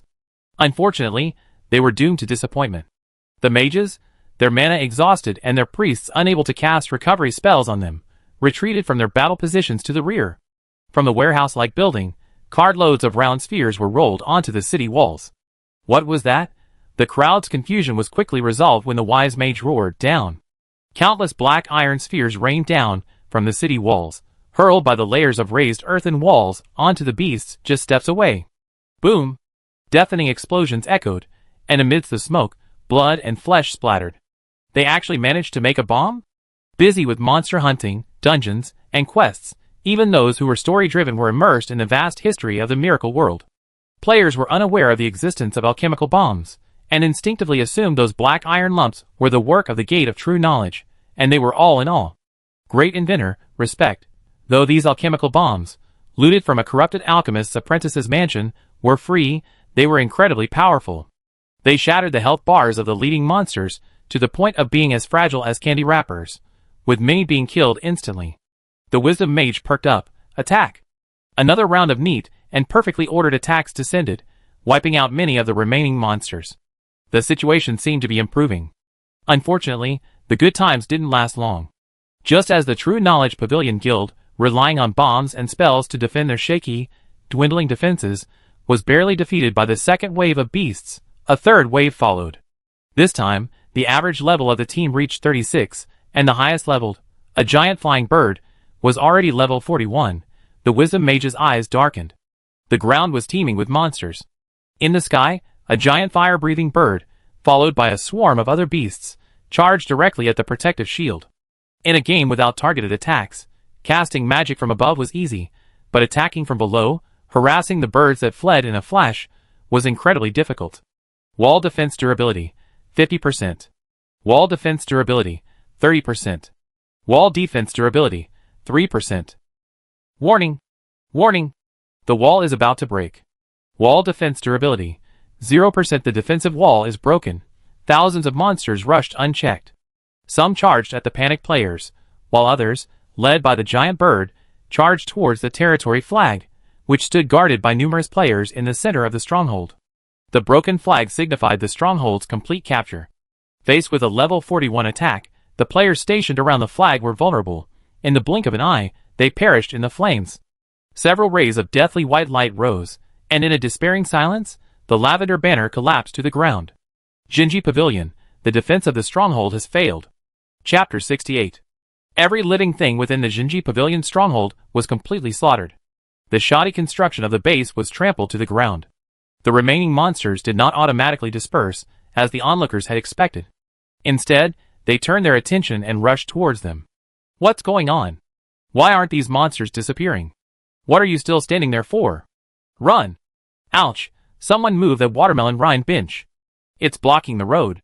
The guild, which had been hoping to be the first among players to establish a stronghold, was disheartened by being defeated. Realizing the situation was dire, and that the monsters were determined to destroy them as well, the players panicked, using every sprint skill in their skill bar to flee. However, without the defenses of the walls, how could two-legged creatures outrun four-legged creatures and flying creatures? Swarms of death effects lit up the night sky. Even a light brush could take the life of one or several fragile classes. Occasionally, a lucky escapee managed to reach the city gates, only to find them firmly shut. No matter how they banged and called for help, no one answered. Furthermore, the two magical cannons atop the towering walls, previously used by the players as decorative art, were fully charged. Emitting a terrifying, destructive aura of pure energy, they hurled down upon the wanton slaughtering monsters, enveloping some of the survivors in a searing, corroding light. After the two devastating blows, neither player nor monster survived, leaving only the charred remains in the vast pit, a testament to what had transpired. The dusty players who emerged from the respawn point outside the city stared at each other, still recovering from the agonizing experiences of being bitten, trampled, or bombarded. Suddenly, they perked up again when they saw the dazed-looking members of the Jinji Pavilion nearby. After all, compared to the people in the Jinji Pavilion, who had their construction progress deducted by 90%, had to rebuild within 3 days, and then pay a huge construction fee, they were merely lucky to have lost some experience. Happiness comes from comparing themselves to those who are even more miserable. After a night of chaos, the wise mage led his men to rebuild their base, while heading to the city hall to purchase a magic cannon. In the past, the city hall official said that if I didn't buy the cannon, I would be slapped 100 or 80 times by the beast tide. I didn't believe it until I was actually slapped to death. Then I became obedient. However, some things are like people. When you miss something and want to go back, you find that it has already moved on, and is no longer waiting there. What? 350,000 gold coins for a cannon. A full 150,000 more expensive than before. Waiting outside the city hall, filled with regret and resentment, the wise mage eagerly squeezed in as the door barely opened. But upon hearing the official's cold, heartless offer, she leaped from her stool and slammed the table. You didn't say that before. Things are different now. Having experienced the power of a small beast tide, you should also understand the might of a mana cannon. Isn't it normal for such a good thing to change its price every day? The official behind the long table casually smoothed down his hair, not even sparing the wise mage a glance. She was livid, but she had no place to vent her anger. The sunk costs of establishing the stronghold were too high, and considering the already failed siege defense mission, There were only 2 more chances left. In other words, if the second attempt still fails, not only will the money spent on purchasing the gang building order be wasted, but all the money spent on building the stronghold will also turn into bubbles and disappear. It is a business that loses more money than fund stocks. She took a deep breath, then another, but still couldn't swallow it. The people at City Hall clearly saw her eagerness to buy cannons for the second siege in 3 days, so they were jacking up the price so recklessly, as if they couldn't withstand a Warcraft siege without mana cannons. If cannons were really that powerful, why did they issue regional defense quests for players to help defend the city? Wouldn't it be enough to just fire and blast away? Her intuition told her there had to be another way, but she couldn't find it. If only Sai had accepted her invitation to join the guild. With a powerful DPS like him, they could definitely survive the second wave, right? They wouldn't have been mocked in private messages by that idiot, Bay. Selilai, who hadn't been paying attention to the siege, was scrambling to find the few remaining anti-curse materials because of a seemingly plausible piece of news, when she suddenly received a private message from the Wise Mage. Wise Mage, Sai, even if we take a step back, can't you just join our guild temporarily and leave after the siege is over? Please. Sai, question mark, why hasn't the siege started yet? Didn't you already build your stronghold? Wise Mage, the first one's over, it's already failed. Sai, it actually failed, although I haven't been following the information. Judging by the system announcement, the beast tide attacking the stronghold is only a very small one with no threat value. A few waves of magic cannons or high damage area of effect spells will wipe them out completely. The reason why Tali City is so nervous about this beast tide is simply because they are about to face a large-scale beast tide composed of all Warcraft beasts, which always incurs heavy casualties. Thanks to its outposts, defensive walls, and magical cannons, the city of Tali could easily hold its own against small beast hordes, suffering no losses beyond the psychological strain. But facing a large-scale beast horde, with wave after wave of relentless hordes attacking the city, sacrificing the lives of their own kind to wear down the city's defenses, defense alone is simply not enough. Therefore, it's necessary to recruit professional attackers, and in severe cases, even more than one forbidden spell must be deployed. How could a pure magic guild fail in a mere attack on the scale of the Pavilion of True Knowledge? Glancing at the level next to the flickering portrait of the Wisdom Mage, Selilai suddenly realized, it's because of his low level. Thinking of this, he replied, let's go to the City Hall and buy some cannons. If the offensive power isn't enough, external forces will help. Wisdom Mage, the City Hall is asking for an exorbitant price of 350,000 gold, when it was only 200,000 gold before. Selilai didn't reply again. Unable to raise the guild's overall strength and level in just 3 days, and unwilling to be ripped off and pay a high premium, what was the Wisdom Mage trying to do by contacting him? Unsure of the other party's intentions in the private chat, he could only respond with silence. As long as the other party was more anxious than him, their true intentions would sooner or later be revealed. Sure enough, not long after, the Wisdom Mage privately chatted. Sai, your favorability with the Beauty Mage should be the highest among all players, right? Can you ask him what we should do in this situation? Does he have any recommended spells besides forbidden spells? Or could you help me exchange some forbidden spells for extra fees or precious materials? The Wise Mage sent a long list of materials, listing all the materials their guild currently had. There wasn't a single white or green to be found. The lowest grade materials were all blue. Even if you learn the forbidden spell at your current level, you won't be able to use it. Selilai spotted the last 2 ingredients he needed and changed the subject. But then again, maybe that amazing NPC has a solution? I'll ask him. I can choose my own materials, right? The Wise Mage, initially disappointed by the first reply, was immediately stunned by the back on that note that followed. He hurriedly said, yes, yes, yes, as long as you can complete the quest, you can take all the orange materials.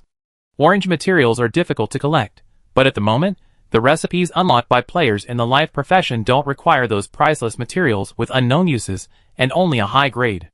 It's safe to say that Sai, the only player in the entire server, was constantly collecting all sorts of bizarre materials and recipe fragments for hidden quests.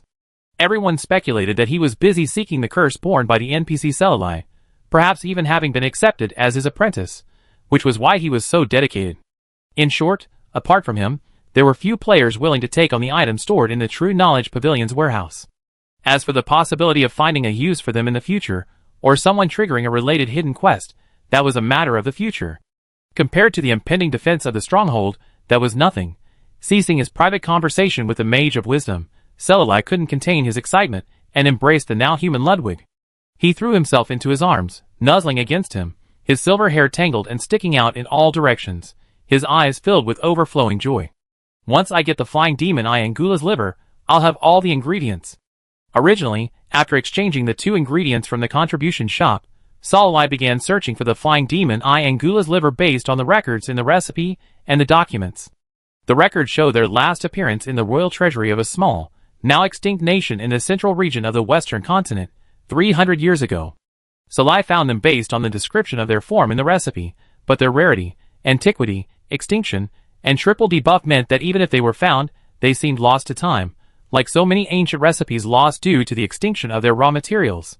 Never expected that something unknown to the major consignment shops and the Alchemists Guild would appear in the True Knowledge Pavilion's guild warehouse. After spending so much time with Papagon and the others, he also caught some of the gossip among the players. It's said that the girlfriend of the Jinji Pavilion's president is the server's biggest Tunton Rat player. No matter what game she plays, she loves collecting all sorts of bizarre and obscure materials. There's nothing she can't find, no matter what you might think of. It seems she truly lives up to that title. Thanks, great Tunton Rat. Long live Tunton Rat. Impatiently returning to the underground palace, Salalai headed straight for the storage room and pulled out numerous instant-cast scrolls. By simply shredding the scrolls, even ordinary people without magical powers could unleash powerful magical attacks.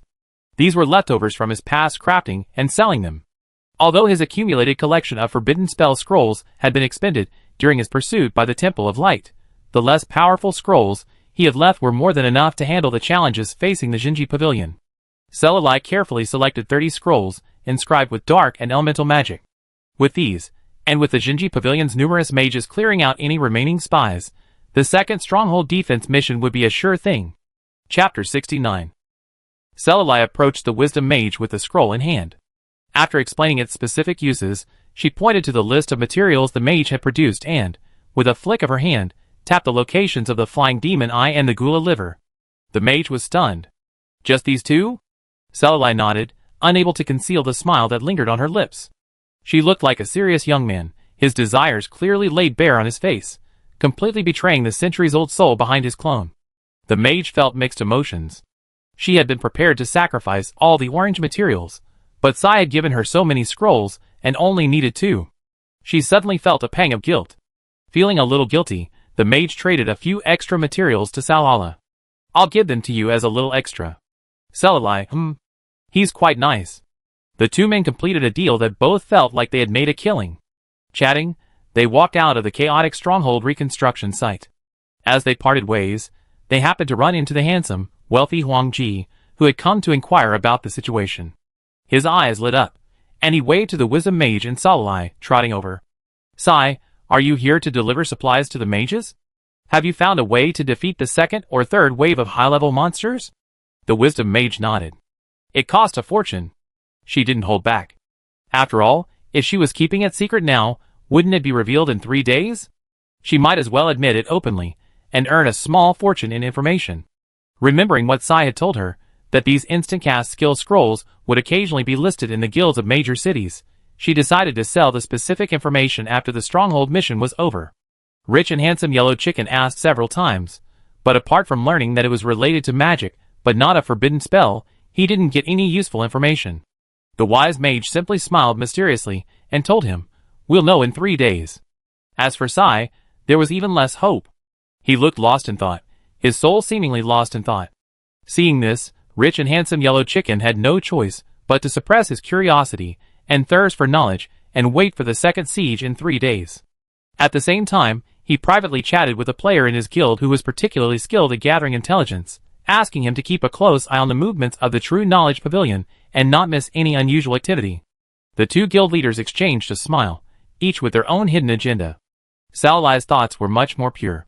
Finally, after their conversation concluded, he impatiently used the teleportation scroll to return to the underground palace, leaving behind only a trail of exhaust for Rich and handsome Yellow Chicken, who had hoped to speak with him privately for a few more words. Returning to the underground palace, he laid out all the ingredients. Even before the potion was concocted, Salalai, back in his body, could still vaguely feel the light lingering in his heart shrink. Now that all the ingredients were gathered, where could he kidnap someone? No, should he hire a potion master to concoct a potion for him? Salai carefully reviewed his connections before his death, racking his brain. Aside from the countless enemies he long ago slain, whose names he couldn't remember, he didn't have a single friend he could talk to, someone closer than a stranger. He sighed languidly, his long, curled eyelashes masking the disappointment in his downcast eyes. His slender fingers unconsciously kneaded the palm of Ludwig, who served as a human cushion. He kneaded carelessly, his strength and gentleness varying with time. The tingling sensation from his palm flowed through his veins and into his limbs. His nose was filled with the delicate fragrance of the silver-haired young man. His Adam's apple rolled as he tried to suppress the familiar warmth.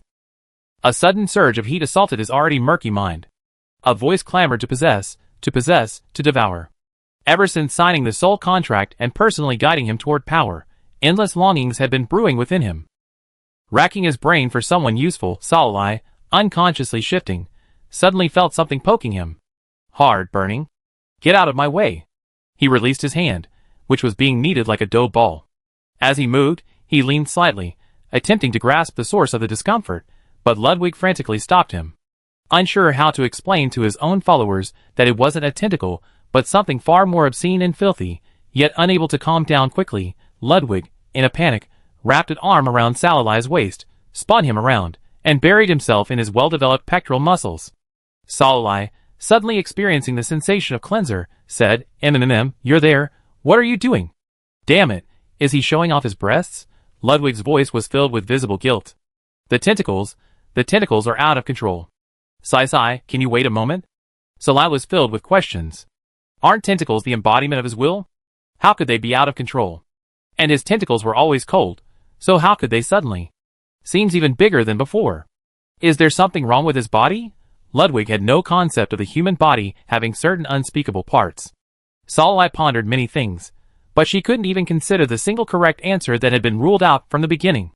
Buried in the fabric so thin that it allowed her body's warmth and heartbeat to seep through, Salai emerged from her initial stiffness, gradually relaxing, and finally drifting off into sleep. In a daze, he seemed to sense Ludwig grasping a few strands of his hair, doing something furtively. One arm wrapped around him, the other restlessly fiddling with something indistinct. The air was thick with the scent of heather, enveloping the young man. Unbeknownst to the slumbering believer, the god he trusted with all his heart twisted and spun his waist-length silver hair around him, finally releasing it. Ludwig gazed at the oblivious young man in his arms, slowly wiping away the stain from his hair. He placed a gentle, yet cherishing, kiss between his eyebrows. Sleep well, my treasure. The silver-haired young man's eyelashes fluttered. Somewhere in a picturesque valley on the eastern continent stood a crooked house that defied all laws of physics. The rooms, larger at the top and smaller at the bottom, of varying styles and sizes, were jumbled together, making one worry that a gust of wind might blow it over. For the nth time, Prison Shadow knocked on the slender door of the strange building, carrying the bizarre potion ingredients needed to complete a chain of quests. Teacher, it's me, Prison Shadow. The door swung silently open, and a powerful suction, like an invisible hand, grabbed Prison Shadow by the collar and pulled him inside. Long accustomed to this routine, Prison Shadow calmly adjusted his collar after landing and exhaled his trapped breath. As usual, the task was delivered, with a hunchbacked old man covered in scars explaining the potion's effects and demonstrating the processing of the ingredients. Prison Shadow squatted alone beside the tin bucket, slicing through toads one by one, skinning and removing their livers with a clean, precise stroke. Just as he finished processing all the ingredients and respectfully refilled the tea for the dozing old man, hands in his tucked-in cups, there were 3 gentle knocks on the door downstairs, a door no one had ever knocked on except himself. Knock, knock, knock. The old man's eyes snapped open, and with a swiftness belying his appearance, he lifted the book of records. He grasped Prisoner Shadow's shoulders and thrust him into a secret passageway that had opened from nowhere, saying sternly, "Hide." After settling his rookie apprentice, the old man stormed downstairs. The moment he opened the door, a spell imbued with murderous intent erupted from the rustling pages of the book. A transparent air barrier instantly emerged, blocking the thundering blow. When the first strike failed, the old man launched another, followed by a dense stream of corrosive, paralyzing, and stunning potions, showering the attackers with them, but they were all dodged. Golden chains pierced through the smoke and dust, binding the old man tightly and immobilizing him. Prisoner Shadow, anxiously watching the battle from within the secret room, didn't care. He shed his invisibility, leaped down with his scimitar in hand, and stabbed the attacker in the back. A second later, a cursing cocoon appeared on the ground. Damn evil wizard, if you have any complaints, come at me. Kill me, not my teacher. The scarred old man's eyes welled with tears. Heh. The tall wizard removed his hood, revealing cascading silver hair. His lips curled slightly, and the end of his dragon bone staff lifted prisoner's unyielding chin. Kill you? Can you really be killed? Prisoner's pupil shrank. He didn't know whether to be surprised that the evil NPC who easily defeated the potion's master was actually a beautiful wizard, a well-known and beloved figure on the forums and among players, or to be horrified that he knew the player's death wasn't real. Could Sai have died in his presence and then resurrected? And didn't the forums say she was frail, prone to the wind, gasping for breath with every step, a veritable sickly beauty? How could this sickly beauty still knock him and his teacher down with a single punch? Help! Is there any hope for Sai taking his NPC away in private chat? Is he going to lose his teacher, despite his erratic temper and impatience, who is at least a genuine potions master? Don't do that. A hoarse, raspy voice rang out. Sir, please release my useless apprentice. What brings you here today? Seeing his horrified and incredulous gaze, Selilai raised an eyebrow. From your reaction, do you know my identity? The old man was silent for a moment. I had the honor of witnessing your presence. Selilai hummed softly, releasing the restraints on the two men. The old man, rising to his feet, ushered him into the house. Passing by the prisoner's shadow, his eyes glazed over and his fingers twitching slightly, he glanced at him meaningfully. Sai's prisoner, who was frantically logging off, suddenly felt a chill on his back. Turning back, he could only see Selilai's tall, elegant figure. As expected of the man who's been ranked number 1 on the NPC beauty list since the server's launch, he's truly handsome.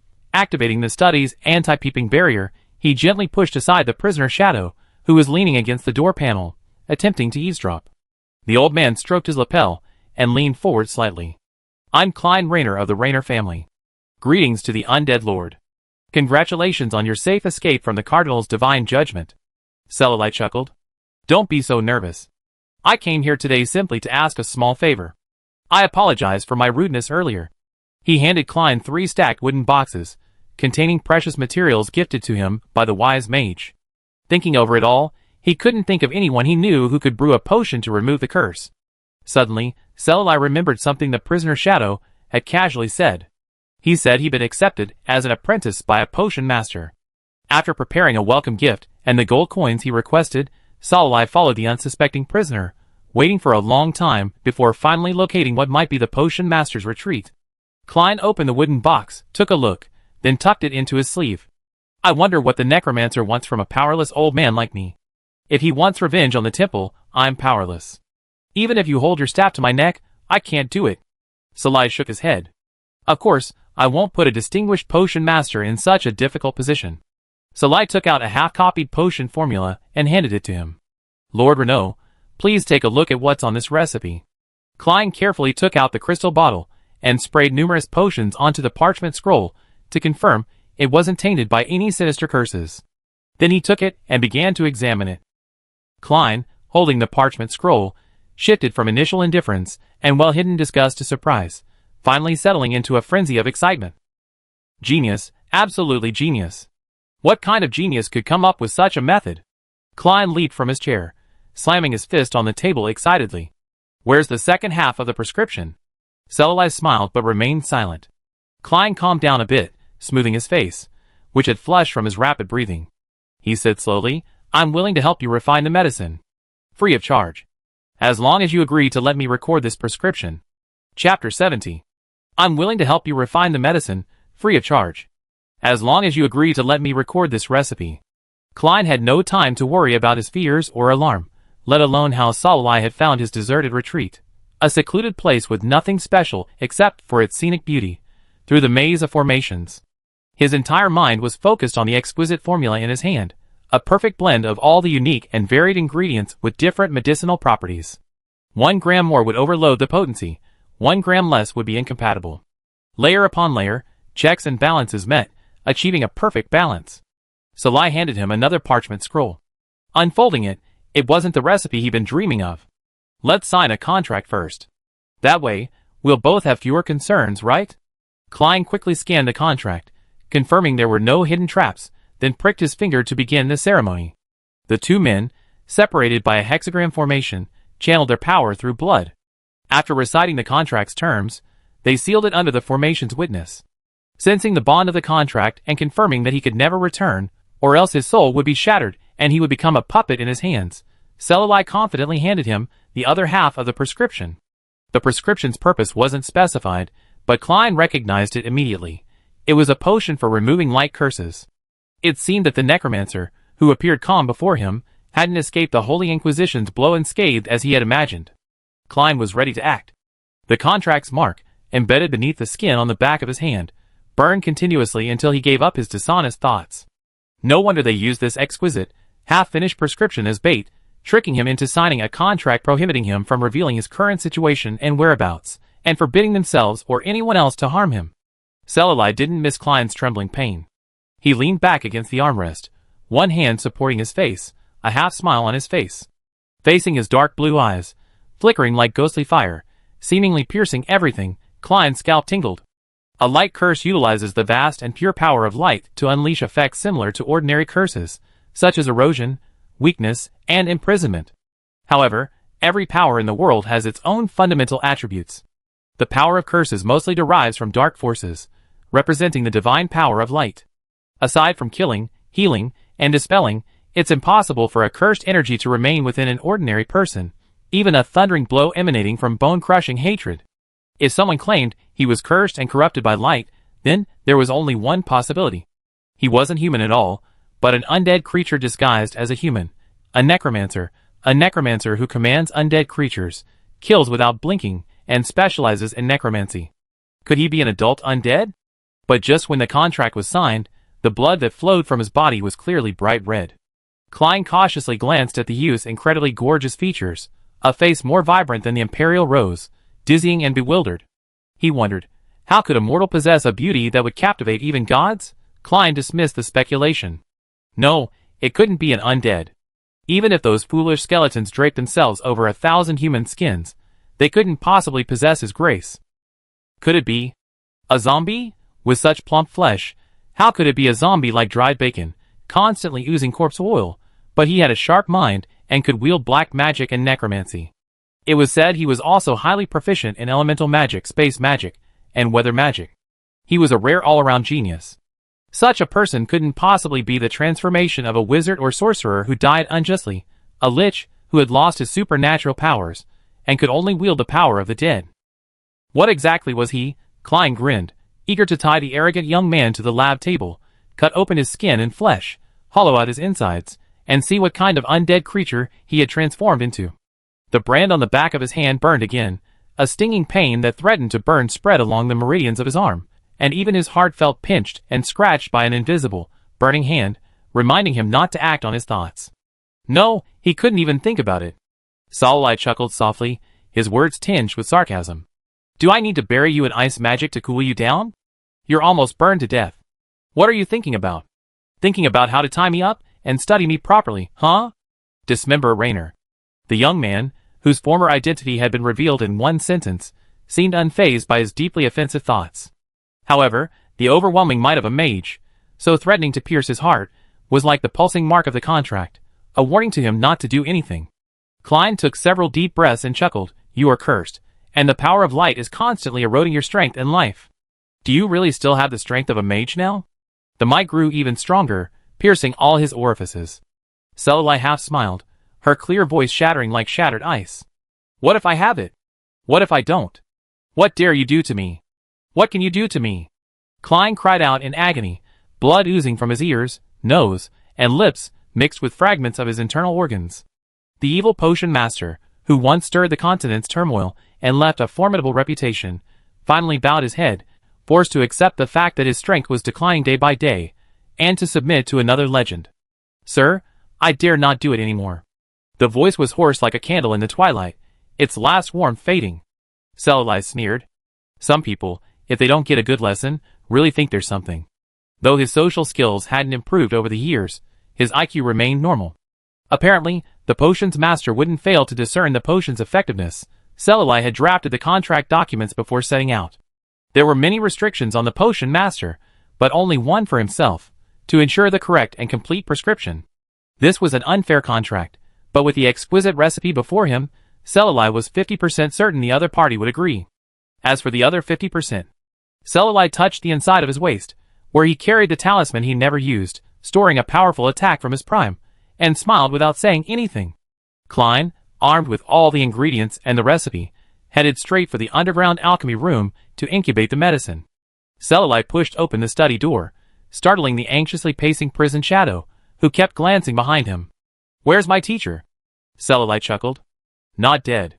Ignoring prison shadow, who was about to ask more, Celluli returned to the underground palace before him. With a flash, the silver-haired mage vanished from sight. Prison shadow uttered a hack and rubbed his eyes again.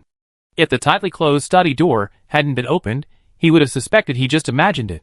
After informing Klein that the potion was ready and delivered via pigeon, Celluli returned to the underground palace. He ignored Ludwig, who came forward to ask if everything went smoothly, and switched numbers and transmitted in one go.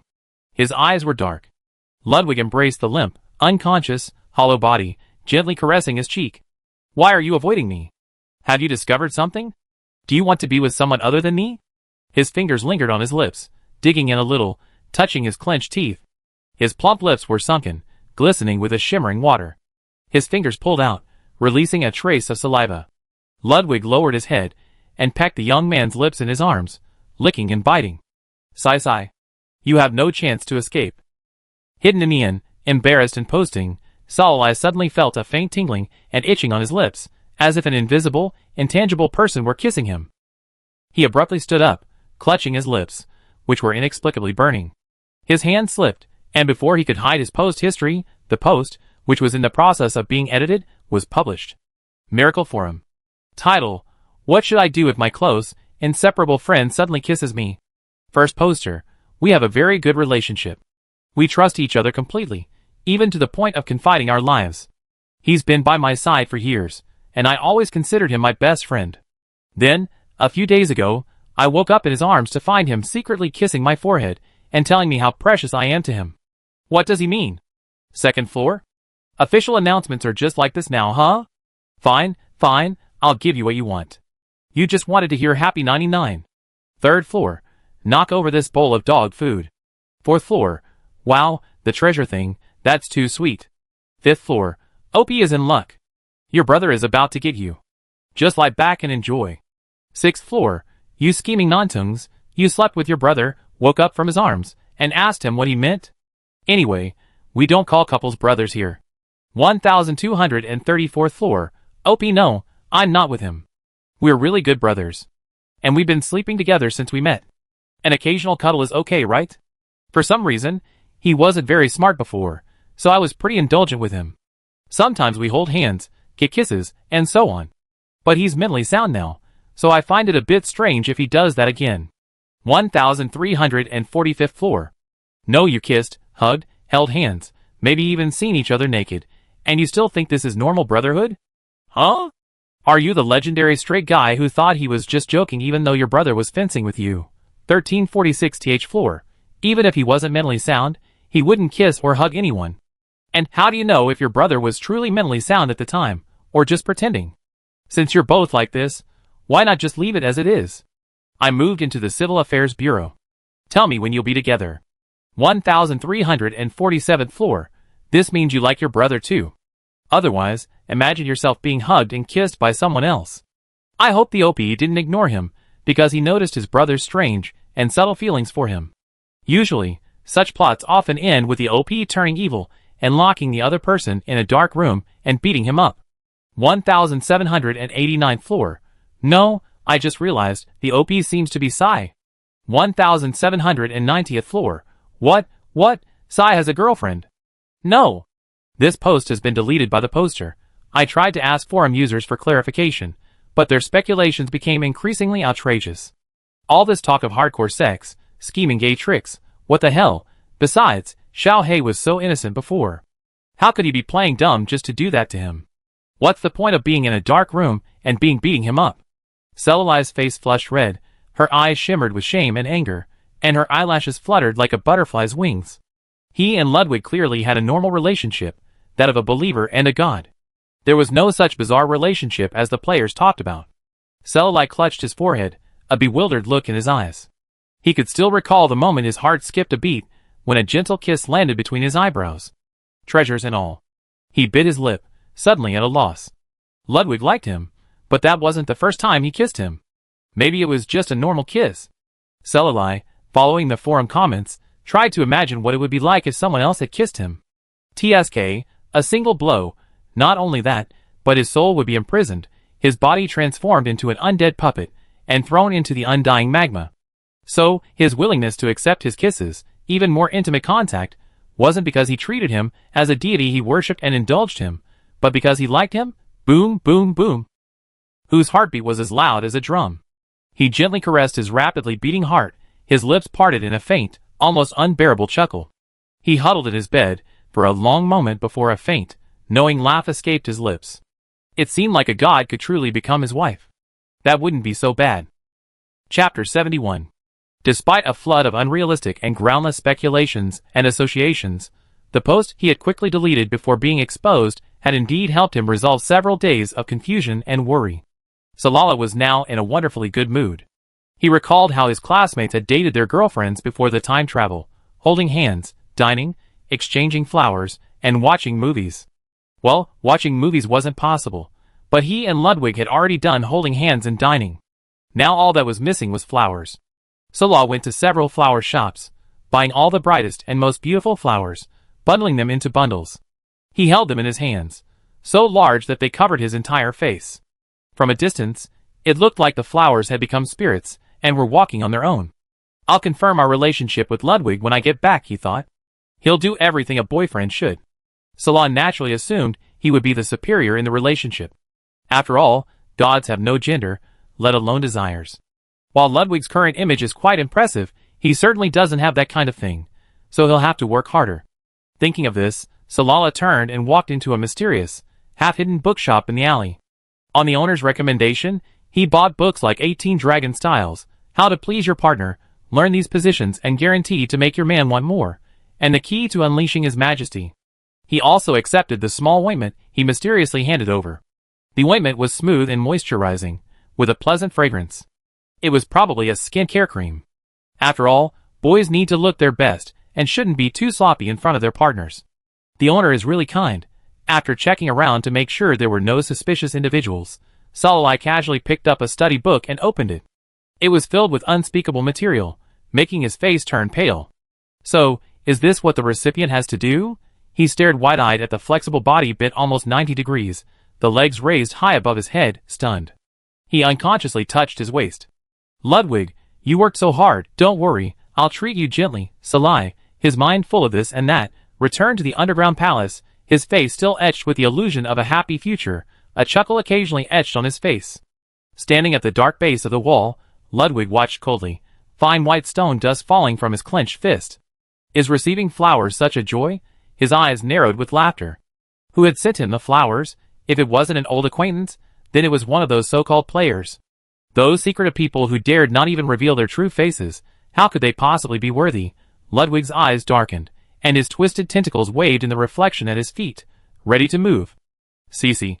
Ludwig, what are you standing there for? Selalai trotted over, taking a few steps at a time. Huh? Did you just call me? His original plan, upon seeing him in person, suddenly became timid, and all his prepared thoughts vanished. What if he was overthinking it, and Ludwig didn't actually like him at all, and it was all just wishful thinking on his part? His rash confession, while he had no such thoughts, would be awkward for both parties. And so, Ludwig saw the previously cheerful believer approaching him, and his mood suddenly plummeted after hearing him call. So now he's tired of even being near him? Ludwig loosely grasped his shoulders, and with gentle yet irresistible force, he pulled out the bouquet and set it aside. God knows how much he wanted to smash the flowers and kill whoever dared to give them, but he feared the colder, more disgusted gaze he would receive from Salalai. He couldn't bear to do it, nor did he dare. But, isn't it normal to teach a misbehaving believer a lesson? Sai, return to your original form, please. I have something to say to you. His voice was exceptionally gentle, concealing a subtle nuance. Salai was puzzled. What is it that I absolutely must return to my original form to say? Despite this, out of unconditional trust in Ludwig he obeyed. With his eyes closed, Salalai, shifting his consciousness, didn't notice the thin threads moving beneath his original form's robes. When the silver-haired young man opened his eyes, he felt his entire body unable to move. Tentacles of varying sizes entwined around his limbs, clung to his body beneath his robes. He suddenly felt uneasy. Lud. Ugh. He moved, the tentacles tightening around him. He tried to say something, but a thick, ridged tentacle blocked his mouth, silencing him. His mouth was sore and swollen that it was hard to close, yet it kept pushing inward, squeezing his lips, causing saliva to leak from them. Naturally, tears welled up, blurring his vision.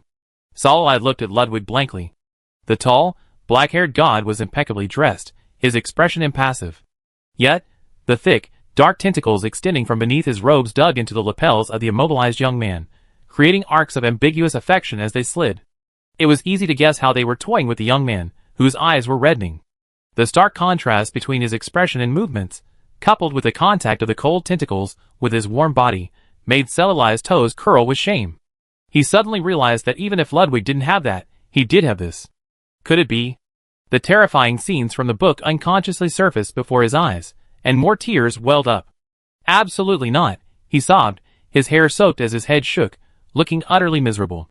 Ludwig couldn't help but move closer, kneeling down and slowly unbuttoning his robe, layer by layer. Seiza, you're so pitiful. Celali sucked away the water drop by drop, whispering, "Don't leave me, okay?"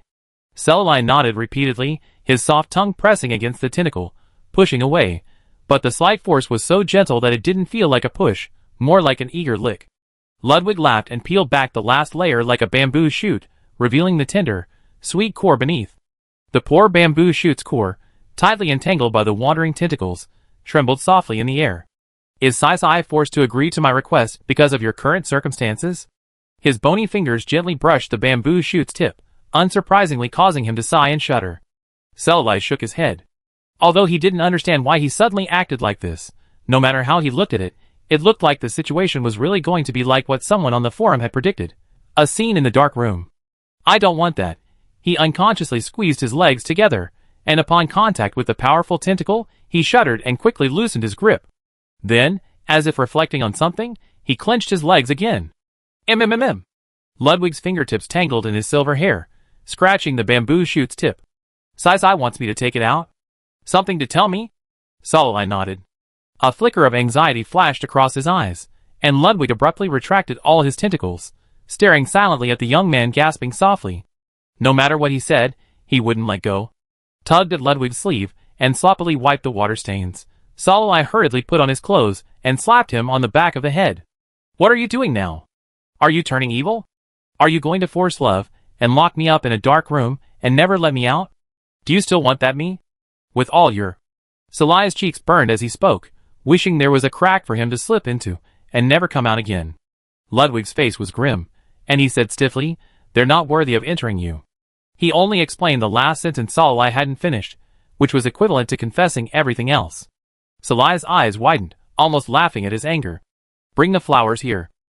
Ludwig refused, and after a moment of sulking, he stretched out a tentacle and dragged it over. He remained motionless, tugging Solali into the shadow cast by the wall and his own. He tried to hold it back, but when he saw Solali tuck it into his arms, Ludwig couldn't hold it back anymore. He said sourly, "You're so precious to a flower given to you by some unknown person? I don't know their true nature. Maybe they're just pretending to be considerate and gentle, but who knows how much more they're doing behind the scenes." Ludwig grew increasingly angry. "If they can do it, why can't I? I was the one who got here first, so why?" Solali leaned in, lips touching without any technique, a simple, light touch, a fleeting kiss that faded away as soon as it touched. Seeing Ludwig silent, stunned and bewildered, Solali chuckled softly and pinched his chin. "Are you jealous? Because of a bouquet of flowers? You're reacting so strongly. Can I assume you like me?" Ludwig's entire body was cold and shattered. His features, so sharp when not smiling, were now tinged with a look of incredulity. He trembled. Sai, you know everything, right? He couldn't tell. He couldn't tell Solali's intentions at this moment, couldn't tell whether he was disgusted or acquiescing without any aversion, until... Shiu. A soft touch touched his lips again, and the believer's smiling voice echoed in his ears. "I like you." Ludwig opened his mouth, wondering if he had misheard, or if it was just the restless, sweat-soaked dreams of every night he gazed at the treasure, carrying unspoken thoughts and fantasies.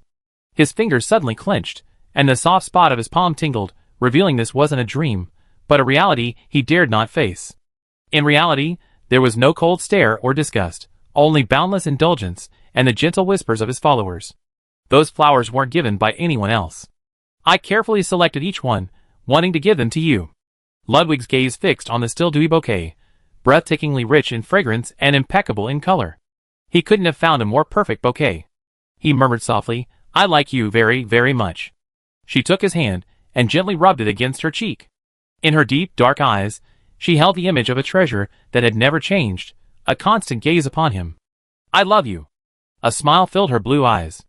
Well, I didn't know it before, but I do now. So Sai, what is our relationship now? Selalai deliberately dragged out his words. Seeing the anxiety and fear in the black-haired deity's eyes, he finally said slowly, originally, we should be officially boyfriend-boyfriend. Ludwig's eyes lit up, and he grinned from ear to ear. However, given what you just did to me, I decided to extend your probation period by 60 days. If you can't satisfy me within 60 days, then we'll be done. No! Selalai raised an eyebrow.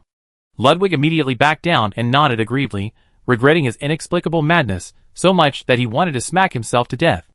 Thinking of Ludwig's sinister tentacles, which threatened to veer off into the comic book channel at any moment, Selalai said sternly, there's one thing you must understand. I want to be on top. Ludwig nodded obediently, glancing at the believer's waist, which could be grasped with a single hand. The beautiful indentation on the porcelain white skin was so deep that fingers would sink slightly, leaving a mark even with the lightest touch. He unconsciously twirled his fingers and asked worriedly, will it be too hard? Selalai, feeling slighted, glared at him. As your boyfriend, it's only natural that I have to work harder. It's because you don't have that, so I can only reluctantly work harder. Ludwig had a feeling his believer had misunderstood something. Which one? Selalai glanced between his legs. Noticing where his gaze was focused, Ludwig was slightly surprised. He looked meaningfully at the messy silver hair that fell to his waist, smiling silently. After confirming her position, Selalai continued, when I'm on top, you're not allowed to use your tentacles. Understand? Ludwig's Adam's apple rolled, and he murmured, okay. Glad you got it. He raised his chin and opened his hands. Hurry up and help your boyfriend change his clothes. Chapter 72. After speaking clearly with Ludwig, Selalai discovered that their daily interactions hadn't changed much, save for the occasional unrestrained kiss from someone. He didn't know where he learned this trick. They were practically inseparable, and he'd been so naive before, yet now, every time he kissed him, it left him breathless. He felt his dignity as a boyfriend was challenged. How could a man be so constantly kissed that he felt dizzy? It was clearly him, who was the one who was making Ludwig unable to bear it. Selalai's gaze drifted to Ludwig, who was concentrating on tangling his silver and black hair beside him, and he nudged him. Sai, what's wrong? Selalai pushed his face away and asked, you're such a skilled kisser. Did you learn it from someone else? Ludwig bit his finger lightly and shook his head. Nothing else, just you. Selalai glanced at him and followed his words, withdrawing his hand. Really? You haven't regained all your memories yet. How would you know? Ludwig smiled and leaned close to his ear. Sai, do you really want to know why? His earlobe was drawn into his lips and kissed, the hot breath enveloping him, bringing intense stimulation. His skin was so white and so sensitive that even this gesture could turn his once white earlobe a deep red, stained with water. Every night, every time Sai talks to me, I think about reaching into your lips, sucking until the pearl of your lip bulges out, and then entering your... Stop talking. What the hell is going on? How could you? Recovering from the intense stimulation, and hearing what he was saying, Selalai was almost mortified and hurriedly tried to stop him from saying anything more outrageous. How could anyone think about this all the time like he did? And how could anyone, with such a serious face, say such things? How shameless. Ludwig, having voiced such vile thoughts, then complained. It was Sai who asked. Selalai choked and struggled to rise from his embrace, but was restrained by the hand around his waist. Sai, do you want to learn how to kiss? I'll teach you. The dark-haired god bowed his head, his towering stature enveloping the completely defenseless believer in his presence. Open your mouth and stick out your tongue. Ludwig's usual gentleness vanished as they kissed, his devotion tinged with a ferocity that threatened to devour her. He squeezed and ground her lips, swelled them even further, until, exhausted and unconsciously parted, he pried open her teeth and thrust his way in, capturing every ounce of the sweet saliva secreted from her mouth. A slurping sound echoed between their lips and tongues. The root of her tongue numbed, she passively followed his movements. The hand behind her head held her back, forcing her to cling to his embrace. Her hands lay limply against her chest, unable to discern whether this was resistance or invitation. Occasionally, a sob escaped from her swollen, red lips. Enough, enough. I don't want to learn. Tears and water mingled, her entire body a wet mess. Salala's words were broken and halting.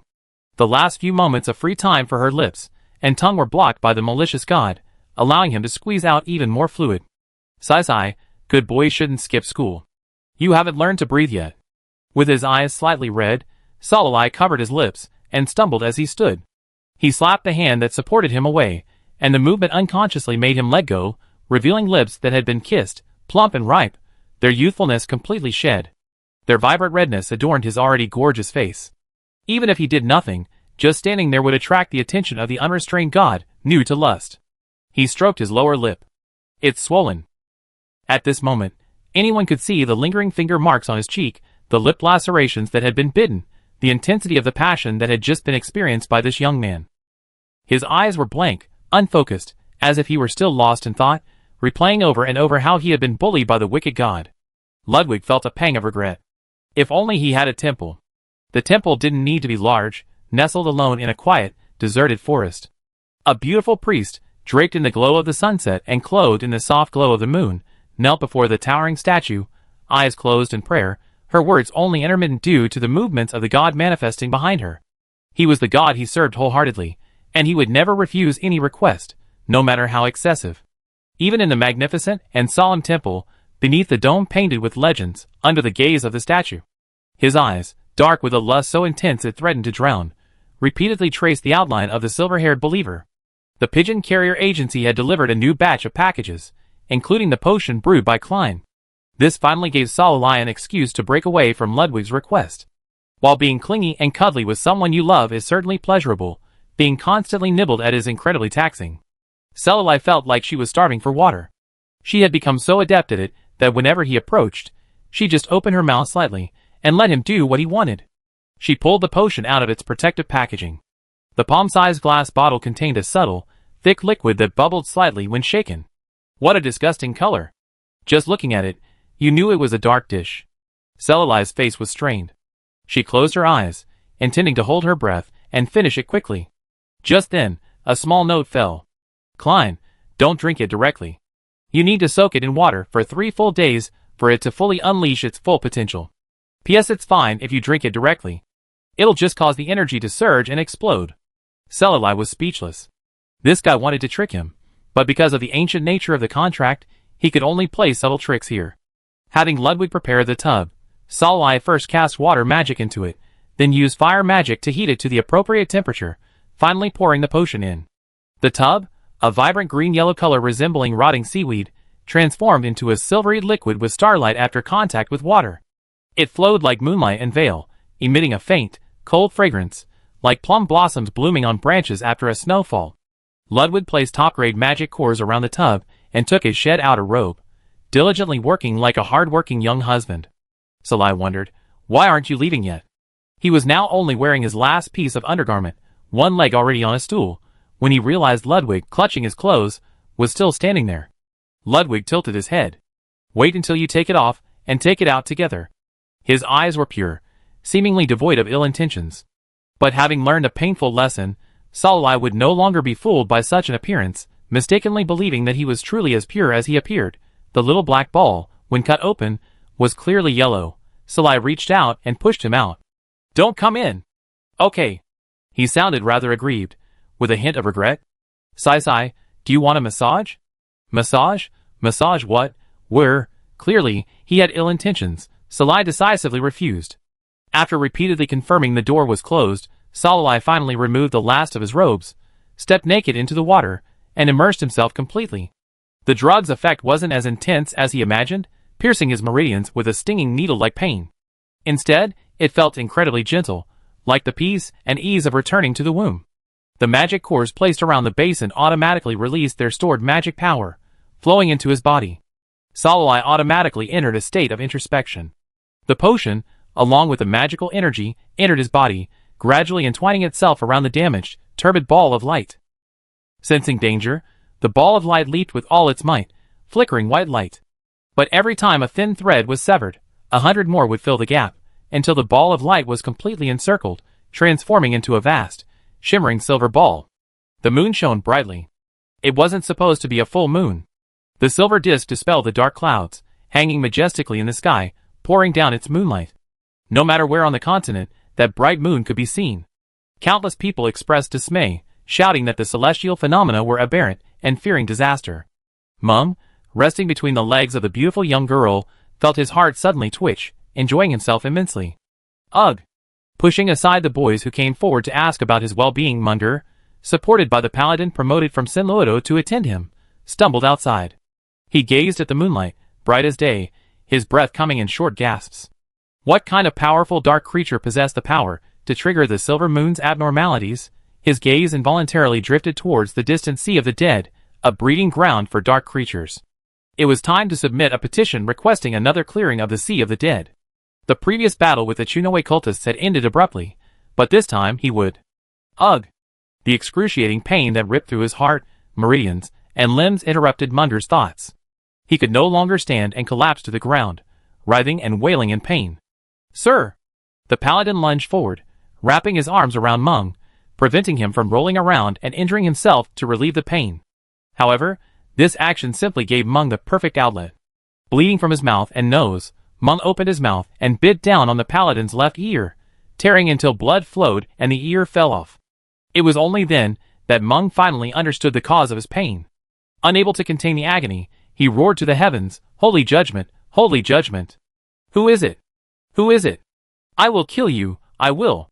The silver moon phenomenon persisted for 3 days. Compared to the exceptionally unusual celestial phenomena, the news that Cardinal Meng of the Temple of Light and his personal guards were suspected of being attacked by heretics pales in comparison. Meng, suffering from the backlash of the holy judgment for 3 days, had his petition requesting troops to the Sea of the Dead rejected. He was also carried by the orders of a cardinal within the church, who had a feud with him, and thrown into a pool of holy water, euphemistically to eliminate the possibility of contamination. This was a complete loss of face. Meng, with a forced smile, met the mocking glances of those within the church. He longed to find the individual who had been cursed by the holy judgment, but had in turn lifted the curse and caused the backlash, and to crush his bones to dust. Though the Chunoe cultists were no longer alive in the secular sense, they were still considered human and could not possibly be cursed by light. Eliminating them, the target was easy to guess. An undead creature, and an exceptionally powerful one at that. A name popped into Meng's mind, the undead Lord Salolai. Chapter 73. For 3 days, he immersed himself in a potent potion, directing his magic power to his heart to attack the cursed light ball. It gradually shrank at a visible speed, eventually dissipating. To Salolai, it seemed like a fleeting moment, but to the outside world, 3 days had passed in a long time. Throughout this time, Ludwig remained by his side, replenishing the magic cores that had been reduced to pulverized dust. His once extensive collection gradually dwindled, until only a single, low-grade magic core, scraped from someone and carelessly discarded in a collection room, remained. Finally, Salolai opened his eyes. The silvery liquid in the bucket, which had swayed slightly with his breathing, had long since turned to a pool of clear water. Excited by the long-lost feeling of freedom and the surge of powerful power, he raised his hand and snapped his fingers, sending several skeletons of varying shapes and sizes bursting forth from the earth, raising clouds of dust and smoke within the space.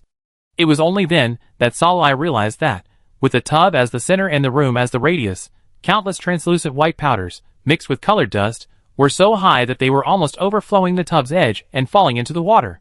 Ludwig, who had been guarding him, had nowhere to stand. He could only float in the air, gazing at him resentfully, as if condemning him for waking up and first feeling the magic, then experimenting with it. That wasn't necessary, after all, he had always been a battle-crazed power seeker. But thirdly, he should have looked to him. In that instant, the dust stirred up by those foolish, mindless skeletons instantly stole Salolai's attention. At that moment, Ludwig suddenly felt like a pitiful little person, tricked into a hasty relationship by a scumbag, only to be forgotten the moment he was taken in. Ludwig, radiating a resentful aura of Cece, isn't even looking at me. Does she not love me anymore? Met Salolai's gaze, belatedly realizing the situation. Salai, He felt a rare sense of guilt. But at the same time, watching Ludwig floating in midair, he felt a tinge of laughter. Another snap of his fingers dismissed the undead, and Salai chuckled. Why are you floating so pathetically? What is this powder? Could it be something I excreted through my meridian cleansing? Although this speculation didn't fit the Western fantasy world at all, and seemed completely outrageous, Salai felt it wasn't impossible. After all, that's how it was always described in the novels he read before. He raised his hand and sniffed. Fragrant. The powder didn't stink either. It wasn't like what was described in the novels. Salai, still cheerfully comparing fiction and reality, suddenly lost his smile at Ludwig's words. He said, they are magic cores. He leisurely floated before Salai, holding out his hand the lowest grade, most turbid, and most colorful magic core. He said, this is the last one left? Salai, shock. No! After 100 years of toiling, he neglected to check, and his wealth was gone. Apart from the magic cores he had diligently used to maintain the space warping formation, not a single drop remained. Salai nearly fainted from tears, clutching her chest. She felt sick, the pain comparable to the impact of a holy judgment. Immersed in the pain of sudden poverty, Salai was incredibly obedient. Ludwig did whatever he said, carrying her in his arms, as if she were a beautiful doll, as she walked out of the dusty room. Raise your hand. Salai obediently raised his hand. Draped in his soft undergarment, he groaned as he rubbed against his majestic chest, mumbling under his breath. Ludwig leaned in to listen, only to hear his mouth full of magic cores. Ludwig, Little money grubber. He wanted to laugh, but dared not. When Salai recovered from the immense shock, he realized he had automatically donned his full robes. His long hair was braided and hung down his back, and a thin ruby chain dangled from his cheek, swaying with his movements. Quite pretty. Touching the cool pendant, Salai consoled himself. At least, he had absorbed all the magic cores, transforming them into energy, rather than wasting them. The power within him now. He was only one step away from the Grand Mage, the lifelong pursuit of all magicians. With a single gentle step, he was there. At that thought, the smile that had vanished reappeared. It's time to get some action going. As the major guilds successively discovered or accumulated enough contribution points to exchange for guild-building orders, the number of strongholds outside of Tally City increased. Players who attempted to ask Sai for city defense strategies, as the Wisdom Mage had done, only to find that he hadn't logged in for days after the stronghold battle, flocked to the True Knowledge Pavilion's headquarters, clutching gold or star coins, to purchase clearance manuals from the Wisdom Mage. During the second stronghold defense, everyone saw the magic scrolls produced by the True Knowledge Pavilion members. However, no matter how hard they searched, they were elusive. The few that slipped through the net were either too low-level or too weak, or had been snatched up by competitors long beforehand, making it impossible for them to reach the scale of the True Knowledge Pavilion. The wise mage, who had long since dispatched people to search for scrolls, and quietly made a fortune, smiled silently. She took out her hoarded scrolls, bought low and sold high, making a huge profit. Not only did she instantly recoup the cost of the guild formation order, but she also made a considerable profit. If only the wealthy guilds like Moon Shadow Tower hadn't spotted their movements and taken the scrolls, she could have made even more money this time. She was furious at the thought of the shameless spies, who had been sneaking up behind the guild members, swindling and raising the price when they bought scrolls. However, no matter how furious the wise mage was, she was powerless to stop them. She could only watch as they slashed the profits of the True Knowledge Pavilion. After all, the True Knowledge Pavilion had only developed in the past 2 or 3 years, and in terms of manpower and foundation, it couldn't match the established guilds that had long dominated the gaming world. Even the much-hated Tyrant Sky had taken a piece of the pie. Since the scrolls other guilds had weren't as high quality, or as plentiful as the ones Sai had given them, most of them went to the city hall to purchase the mana cannons. Of these, Punishment and the rich and handsome Yellow Chicken were more resourceful, negotiating various terms with the officials and successfully renting and selling the cannons at a low price. Of course, the deposit they had to pay at the city hall wasn't cheap either. As the major guilds established strongholds, the frenzied internal competition finally dissipated, and the game entered a brief period of calm. But that didn't mean players were completely idle and relaxed. Regional quests hung high on the taskbar, and everyone knew this was just the calm before the storm. These were just small-scale stronghold attack and defense missions, and the monsters in the second and third waves were far above the current player's level. If even a small appetizer, barely even an appetizer, is this the case, let alone a proper meal, To maximize gains during the Beastide siege, leveling up is imperative. While everyone else is busy leveling, only Silalai, who switches accounts and returns to his main game, stands out, his great profile picture remaining silent. There are many theories about his whereabouts, the most widely accepted being the going home to chase love theory.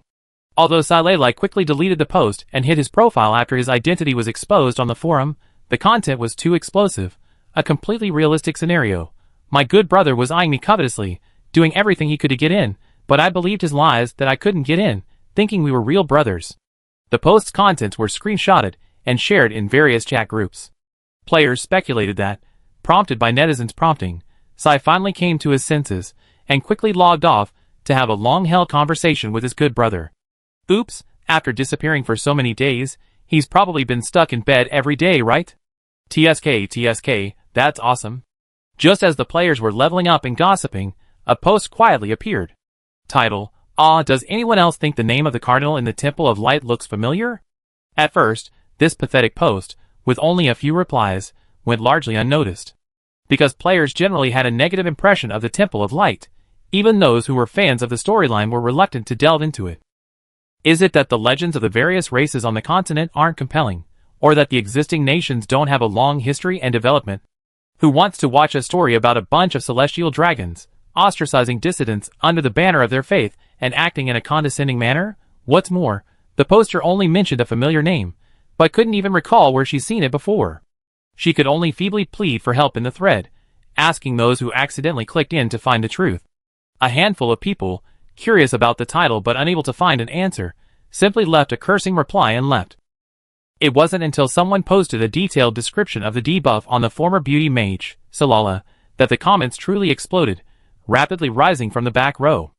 Curse. Curse by Munger, your health and mana are permanently reduced by 90%, and you can't restore mana through meditation. Was the mage Silalai cursed by Cardinal Munger of the Temple of Light? As soon as Munger appeared, priest players joined forces with the storyline community to uncover every detail about him. After all, he seemed to hold a high status and possessed an absurdly high level. So, even if they despised his superficial compassionate demeanor, his servility was actually quite high. Curiosity still drove them to thoroughly investigate him. The Cardinal, who resided in the Holy Land of the Temple of Light year-round, was one of the highest authorities, second only to the Pope.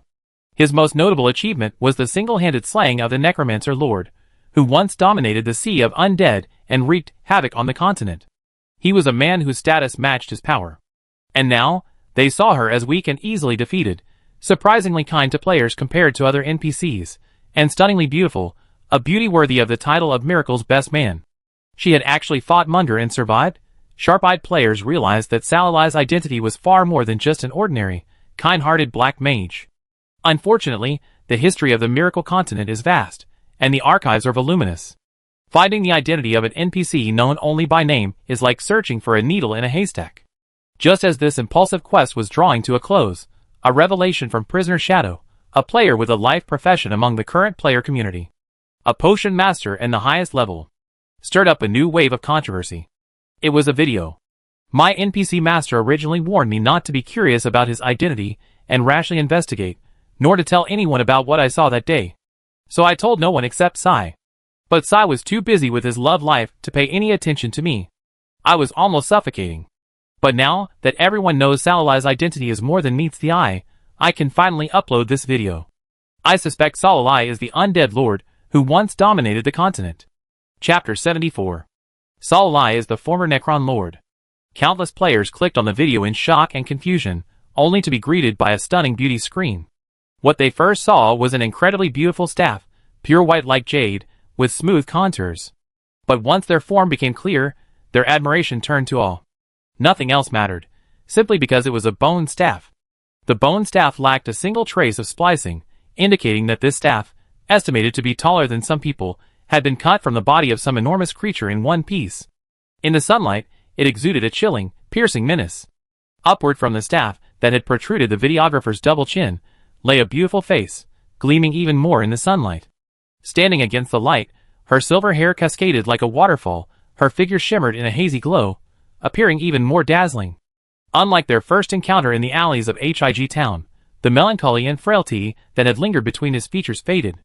His expression was bold, his lips etched with a wicked smile, his complexion pale, his eyes gleaming with a faint light, almost like the ghost that appeared every night in the quiet alleys, bewitching people with its beauty, would only chuckle foolishly even when mocked maliciously. Bewildered by the revealing true nature of Saralai, who had shed his fragility, few paid attention. Even when he revealed something so revealing that players wouldn't actually be killed, few people paid attention. The screen was filled with threatening words like, "Let go of that player. Step on me. Prisoner Shadow, you truly don't care a whit about my life or death." The NPC, looking exceptionally terrifying, clearly no respectable figure by his appearance, was respectfully and humbly begging Saralai to spare his apprentice.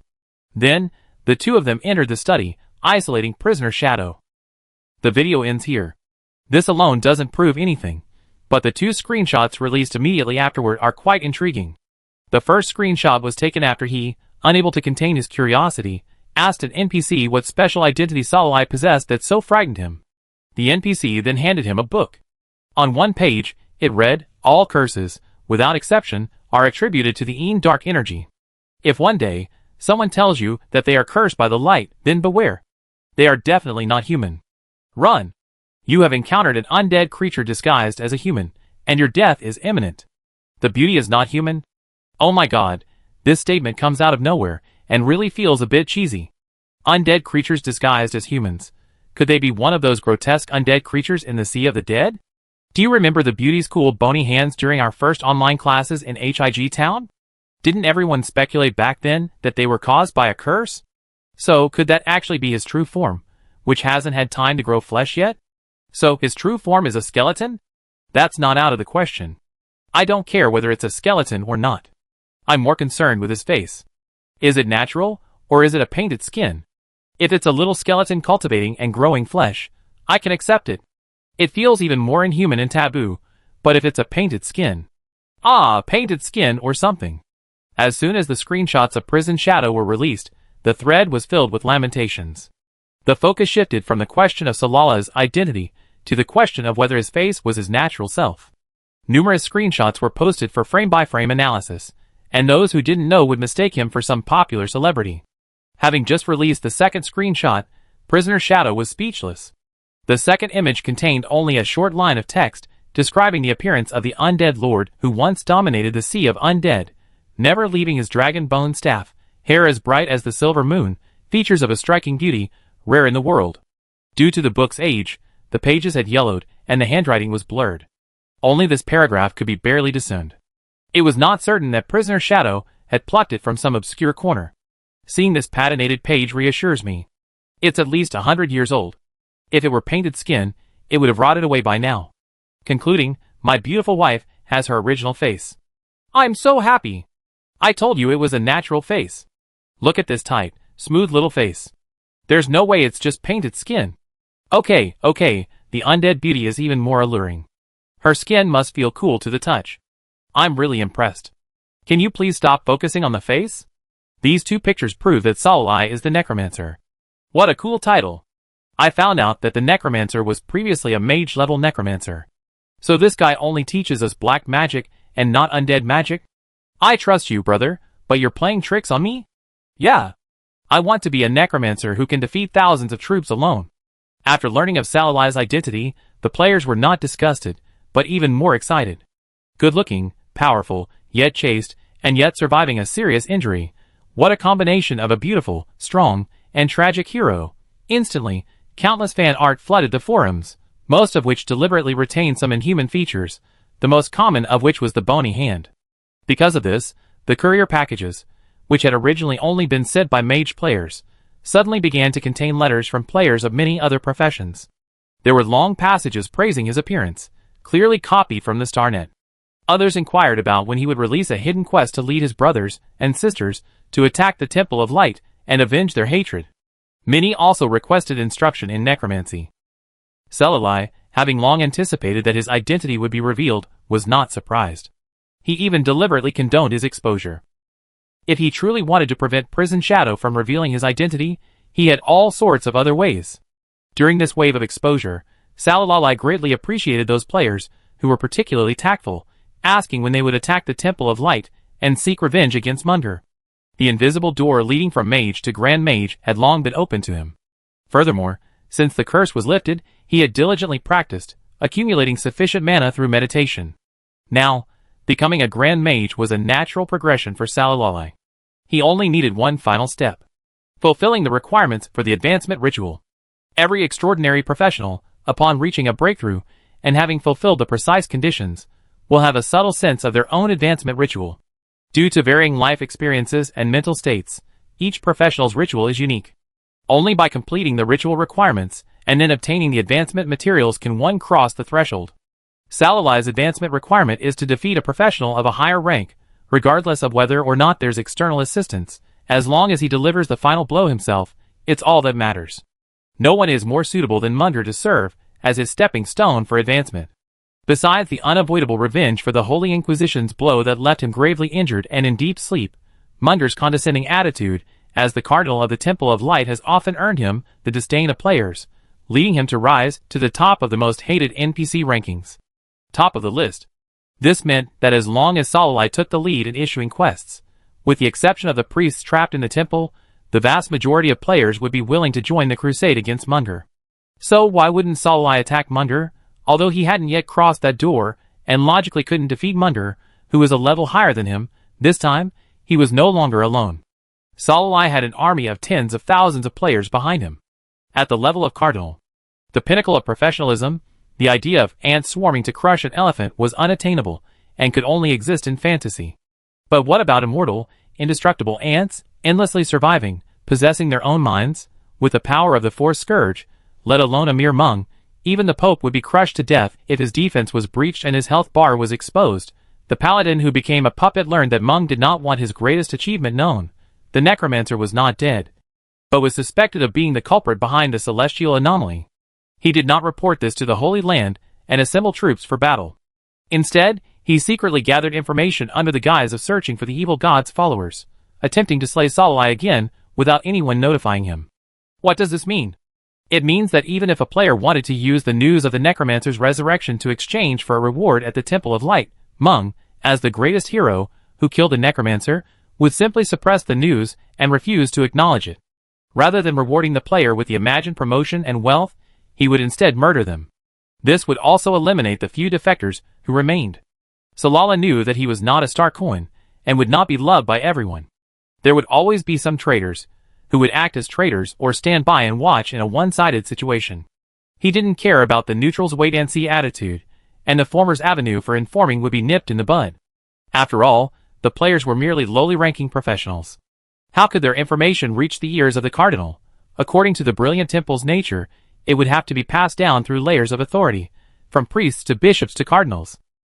As a massive organization with a complex staff, how lucky would an informant have to be to have their information accurately delivered to Munder's loyal subordinates, those involved in this secret investigation?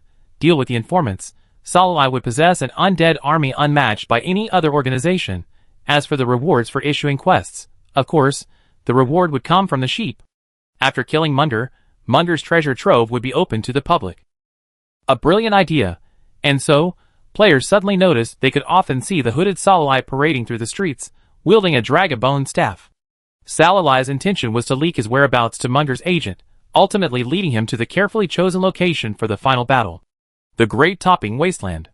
The two most powerful human empires in history had fought numerous battles there, leaving countless bodies buried there, making it an ideal location for replenishing the Scourge's cannon fodder. Precisely because of this massive death toll, the concentration of death energy and dark elements in the wasteland was far higher than anywhere else, second only to the Sea of the Dead. Furthermore, according to intel from the Paladins, Munder's treasure trove wasn't far from the Great Topping Wasteland. This meant that after defeating him, they could lead the players into a burglary.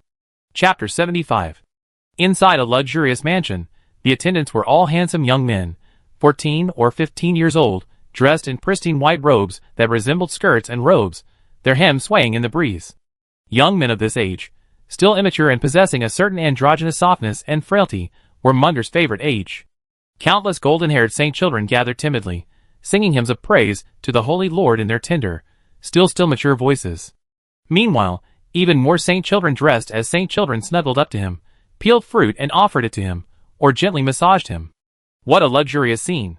Munder's good mood lasted until the paladin, with a missing left ear, entered his paradise. He had long since shed his youthful immaturity. No matter how he looked like a grown man. He had already tasted the bitterness of lust, and his air was filled with filth and foulness. Munder looked at the paladin with annoyance, as if he were looking at a pile of garbage polluting a pristine place. "What are you doing here? Didn't I tell you not to approach my paradise without permission?" The paladin bowed respectfully. "My men have reported that they found that person." Munder, whose fingers were still intertwined with the holy child's, suddenly alerted himself and dismissed everyone except the paladin. "Really?" The paladin nodded. "They checked repeatedly. Perhaps they believe you're too busy tracking down the evil god's followers to pay attention to him, so he's been acting more arrogantly lately." Munder sneered. "All these years have passed, and he thinks I've forgotten? I will never forget such a wicked person who betrays the light. Gather your men. No, you come with me, and don't let any word get out." Munder picked up his staff and stalked out with a swift swiftness. Just before leaving the mansion, he abruptly turned and waved to the paladin. "The necromancer lord is too cunning. I'm worried. Come here, let me investigate to see if you're being controlled." Holy light, accompanied by mental power, surged in, the conspicuous mental imprint once again obscured by the drifting black lines. Satisfied, Munder withdrew his hand, muttering to himself, "Although he has a roundabout way of deceiving people, is his target the Toping Wasteland?" Salai had been stopped. This was the umpteenth time he had experienced this. A player, beaming with joy, rubbed their hands together and chuckled, "Beautiful Salai. You don't want others to know you're the former necromancer, do you?" "Salai, eh?" Seeing Salai remain silent, they continued, "We know it was all that old Biden Munder who harmed you. So do you want revenge on him? Consider us." In the forums, players who had successfully coerced and bribed themselves to obtain a subjugation mission from Salai had posted a tutorial template. Following this rhetoric, approaching Salai with a 100% success rate for accepting the hidden mission. Although the mission required players to assist Salai in killing Munder at a specific location, the rewards were substantial. Entry to the Cardinal's vault was granted. Once inside, it was up to you to claim as much as you could. While some clear-headed players noticed the brilliance of the quest rewards, Salala doesn't spend a penny, borrows the player's strength to defeat his enemies, and after the victory, he even opens up the enemy's treasure chest for players to choose from. So, he doesn't really do anything in the process, but more players said, the main force in the fight against Munder is definitely the NPCs, and we, the minions, just serve to create a visual and atmospheric effect, serving as wave-clearing minions in the early stages, and then standing still and watching the cut scenes in the later stages. Such an easy job, with such generous rewards, only a fool wouldn't join. Although they didn't know what was in Munder's hoard, judging by his usual arrogant demeanor, it must have everything. Even if they only snatched a top-grade magic core, it wouldn't be a loss. It could be sold to NPCs for a ton of money, not to mention, if they could call on their friends and family, they have more power in numbers, and together they could snatch the most valuable items. Would they still be afraid of losing out? Absolutely not. After handing off a mission to the highway robbers, and casually revealing that he was heading to the central oasis of the Toping Wasteland for a decisive battle with Munder, Salai continued to parade around the city, cloaked and staff in hand, leaving his footprints and presence everywhere. This time, Salai didn't plan to bring Ludwig with him to kill Munder, he wanted to do it alone. History doesn't record the consequences of using divine power during the advancement ritual, but it's unlikely to end well. Although Ludwig seemed particularly strange compared to the other gods, after being bound to him, he wasn't confined to a high-ranking position, nor did he ever use his own divine arts. But Salai didn't dare gamble. Having someone to rely on, someone to help him through any difficulty, no matter how great, was certainly a comfortable life. But if that were the case, he would lose his ambition, never making progress, forever a greenhouse flower in a glass house, unable to withstand the slightest wind and rain. In a peaceful world, like the blue planet of his previous life, this kind of life would be his favorite. But in this world, rife with danger, even a casual stroll down the street could lead to a glimpse of something he shouldn't see, leading to his death in the aftermath of a professional's battle. In such a world, how could he remain a young bird, sheltered under the protection of a bird's wings, never learning to fly? Upon learning of Salai's decision, Ludwig fumed for a long time. Whether he feigned deep compassion or used his beauty and figure to seduce, Salai refused to agree, even when he offered to refrain from combat and simply observe from the sidelines. Only by focusing completely can one defeat a powerful foe. Time flew by, and the day of the decisive battle with Munder soon arrived. This date was estimated by Salai through the Paladin's intermittent transmissions. He entered the topping wasteland ahead of the others and, as expected, discovered player-laid traps everywhere along the path to the central oasis. Some were crude, others intricate. While not particularly lethal, they could still cause some trouble for passers-by.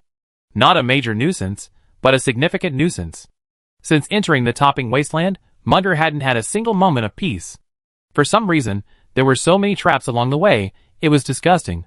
Looking with disgust at the soft, yellow semi-solid substance stained on the soles of his shoes, and smelling the stench emanating from it, Munder was about to collapse. Whoever did this, he better pray it wasn't him.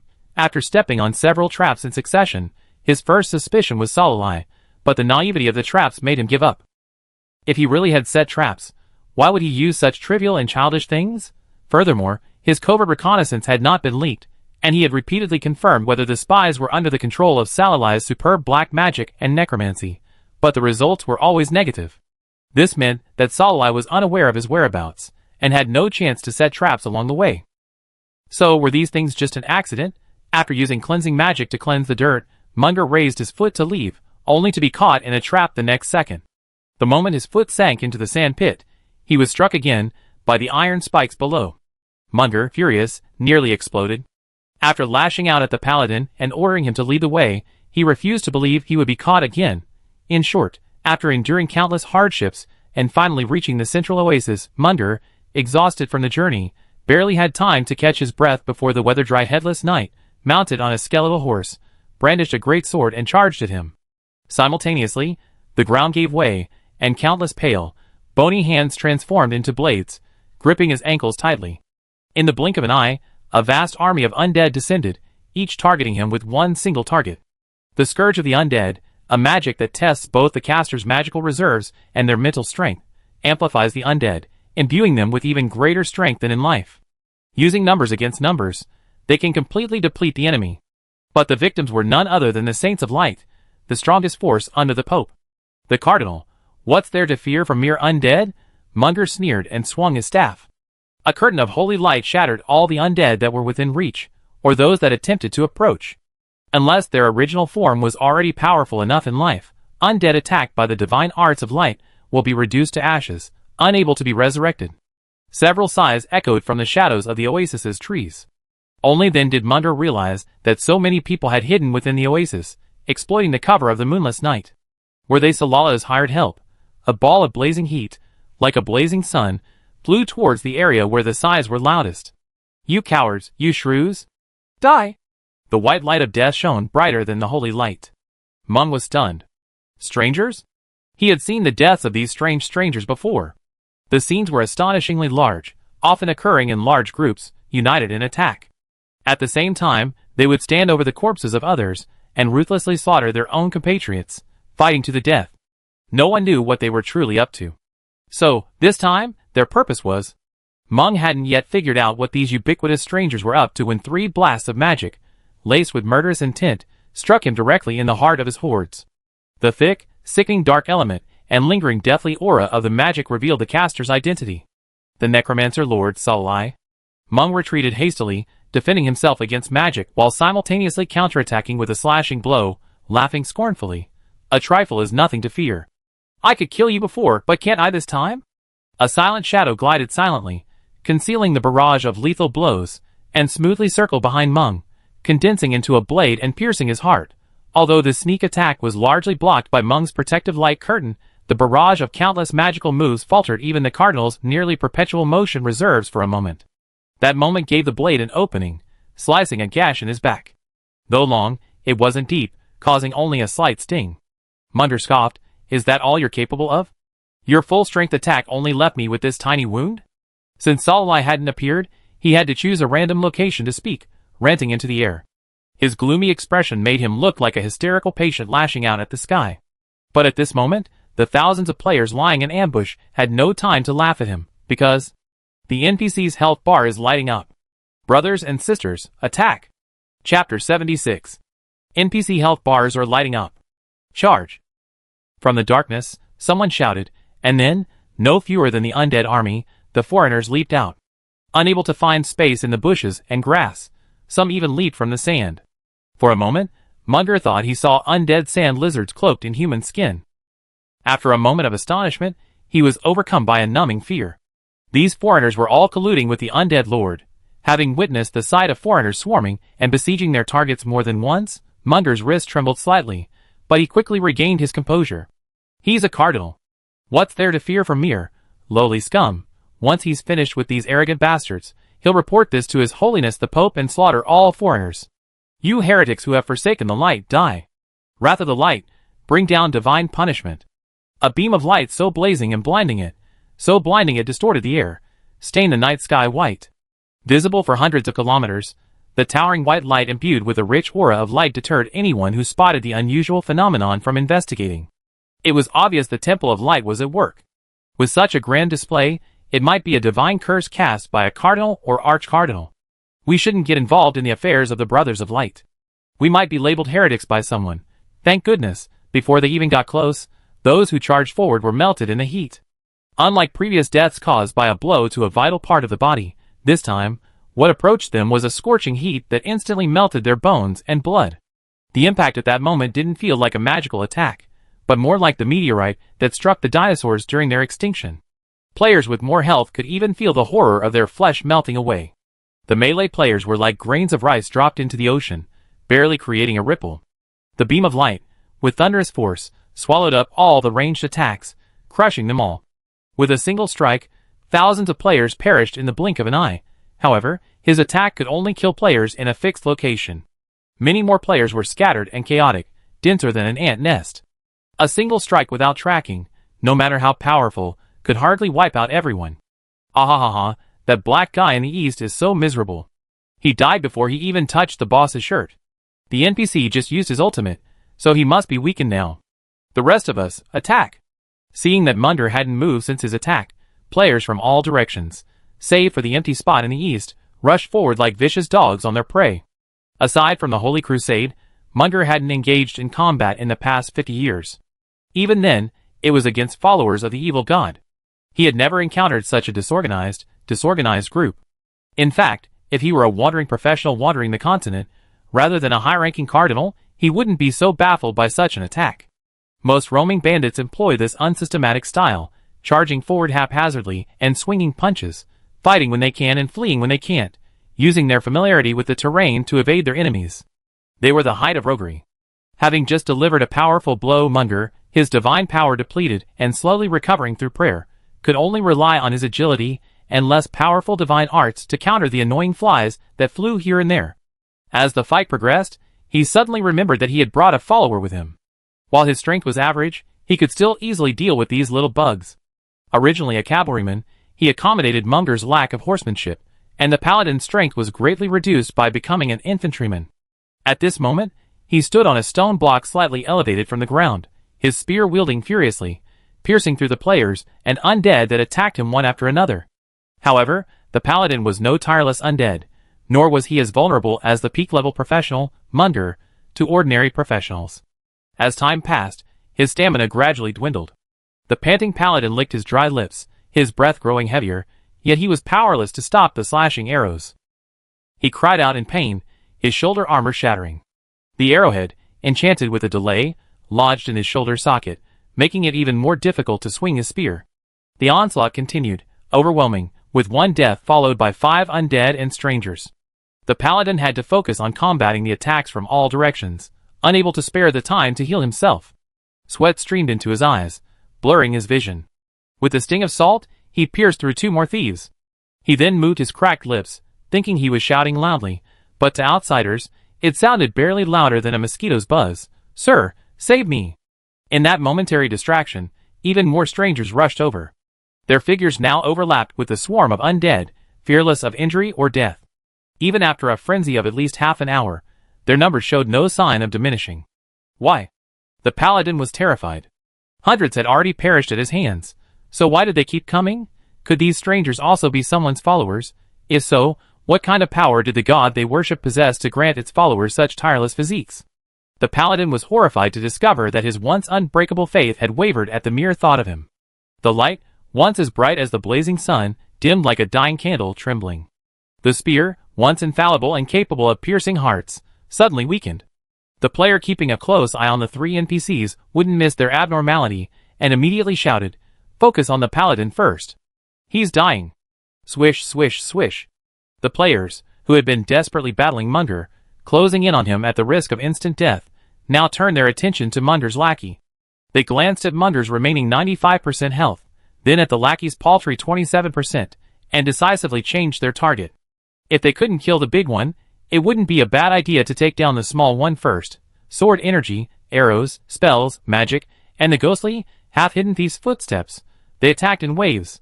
Triggering the adventure, the punishment for successfully transitioning from a thief to a blood shadow assassin. A blood moon followed him as he walked, blood surging into the air. Two crescent-shaped scimitars, one yin and one yang, combined strength and illusion, pierced the paladin's heart and neck. With the scimitar tips mere centimeters from flesh, massive bone claws shot out from the sand, instantly deflecting the daggers and trapping them. Salai struck. In the eyes of Munder and the players, his intention was to personally kill the paladin and humiliate the Temple of Light / trigger the head-grabbing plot. They had no suspicion of any hidden agenda. A tooth-grinding squeezing sound echoed from the ground, the sand trembling for a few breaths before a bulge formed. A dignified paladin, crushed to death. The bulge, looming in the center of the battlefield, struck Munder's face like a slap from nowhere, a deep humiliation he had never experienced before. That was a humiliation even worse than being thrown into the sacred pond in public. He had expected the paladin to die, but he hadn't expected this kind of death. Celali's actions undoubtedly tarnished the reputation of his Temple of Light. Munder was furious. "Necromancer, you gone too far." Munder, his divine power largely restored, unleashed a second powerful attack. This time, even more people perished, but Celalai was still not among them. Celalai, hiding within the spatial rifts, relied on spatial magic to calculate his coordinates at all times. After firing a few spells, he would switch positions. The necromancy and dark magic coming from all directions made it impossible for Munder to determine his current location. He could only passively defend and attack from any possible direction. To be honest, having sat on the throne of the Cardinal for so many years, Munder must have some skills. On several occasions, his divine magic of light brushed past Celalai's body, the aftermath burning him. "Unfortunately, no matter how many brushes there are, it's useless if I can't find where to apply my strength." Sila, freed from the curse, continuously absorbed the magic and death energy of this world, recovering faster than even Munder, who prayed to the gods, and his magical attacks never stopped. The undead army he summoned was indeed unable to harm Munder, but that didn't stop them from shielding players with higher levels and strength who could inflict even a little damage to Munder. The undead pushed players out of their way, one by one absorbing the damage, just to save them from a one-hit kill.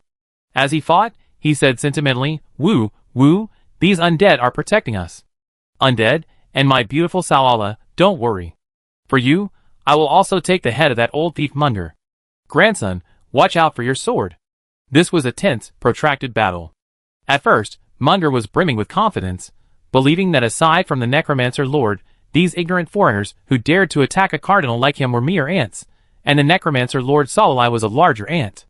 However, he gradually discovered his mistake. Though it had only been 2 hours since the battle began, he was already starting to tire. His relentless prayers slowed, and his breathing became more rapid and strained. These foreigners. How many were there? Although each kill counted, Munder roughly estimated that a single divine punishment could kill at least 1,000. He had unleashed 13 divine punishments in those 2 hours, meaning tens of thousands of foreigners had perished at his hands. He hadn't even counted the number of enemies killed using other divine arts of light. A drop of sweat dripped from his forehead. Between attacks, Munder gazed at the dense swarms of undead and strangers, astonished. When had the strangers become so numerous? Every stranger was a professional, which meant the number of strangers on the Milk Continent now far exceeded the combined total of all professionals except the clergy. Even though high elite combat power was scarce, if they managed to establish their own power, their numerical superiority would render any nation powerless. Their power could even quietly control the Diocese of Light. No, absolutely not. He must. Realizing just how vast and dangerous the strangers were, Munder's attacks intensified. At that moment, the desire to annihilate every stranger present and immediately report their danger even overshadowed the desire to actually kill the undead lord. Even if he had made some progress as a mere mage over the past 50 years, he certainly hadn't touched the door to becoming a grand mage. Otherwise, given his former arrogance, he would have jumped out and sought revenge on him long ago. Why would he be hiding until now? Chapter 77. Realizing that he could no longer allow such a large and disorganized organization as the stranger to grow unchecked, Munger shifted his offensive strategy, focusing his attacks on dispersing and harassing players who fled in waves. At the same time, realizing that his frequent use of high-damage, high-cost divine spells was of little use against the stranger and the undead, Munger began using instantaneous offensive spells instead. With his rank as a cardinal, even a less powerful instantaneous spell would be fatal to the stranger. Why would he waste his energy and give the necromancers lurking in the shadows an opportunity? His thinking proved to be incredibly correct. Abandoning the clumsy, combined attacks in favor of more flexible, point-to-point attacks, Munger killed more players and freed up his energy to defend against Salali's magical attacks. The players were no fools, noticing the change in NPC attack methods. While the battle location for this operation was perfectly chosen, in the desolate desert, there happened to be a respawn point right next to the spring in the central oasis. The swiftest time from respawn to reaching the battlefield was a mere 3 minutes. Coupled with the sheer number of players, no matter how many Munger killed, he couldn't outrun the respawning speed. But who wants to die right after resurrecting? It's a completely uninspired experience. Gazing at Munger's health bar, which still had 90% remaining, the players were furious.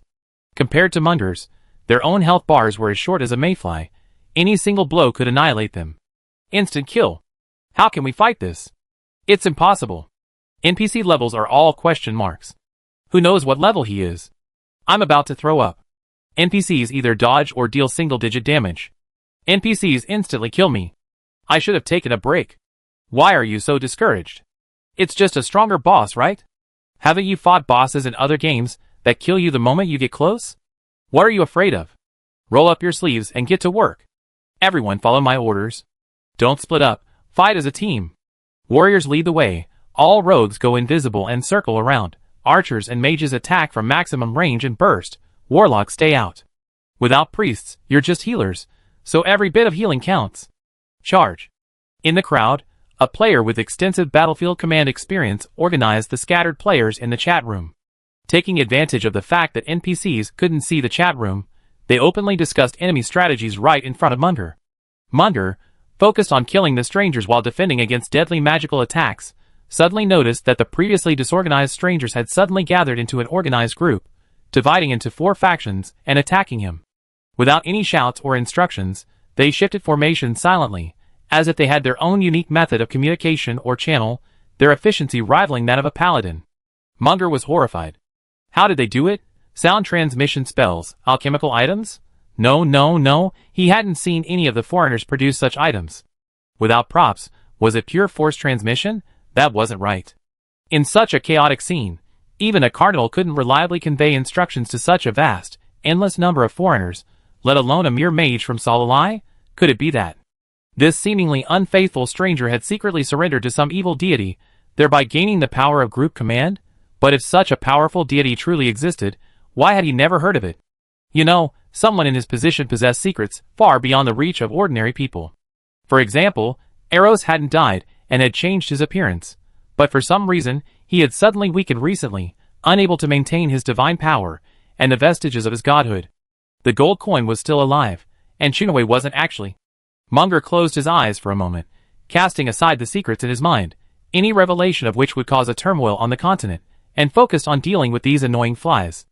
With the help of the warriors at the forefront and the long-handed professionals in the rear, the 4 bandit squads all disappeared, blending into the fog that had suddenly filled the battlefield.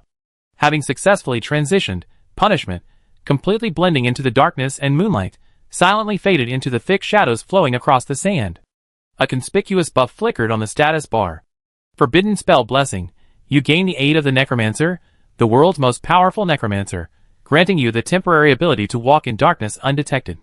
Your negative attack bonus is 80%, your concealment bonus is 200%, and your critical hit chance is 50%. She focused intently on running towards the enemy, gleaming brightly in the darkness, not daring to lose focus. This attack could only be used once. If she missed, not only would she die in vain, but she would also waste the unique damage environment created for her by the NPCs. On the gamble of her assassin's honor, she must not lose. A dim, blood-red moon loomed in the sky, veiled behind the full moon. He was busy dealing with multiple blasts of necromancy and black magic simultaneously aimed at his head, chest, and abdomen, all the while constantly shifting his form to dodge the swirling bony hands and corpse water beneath his feet.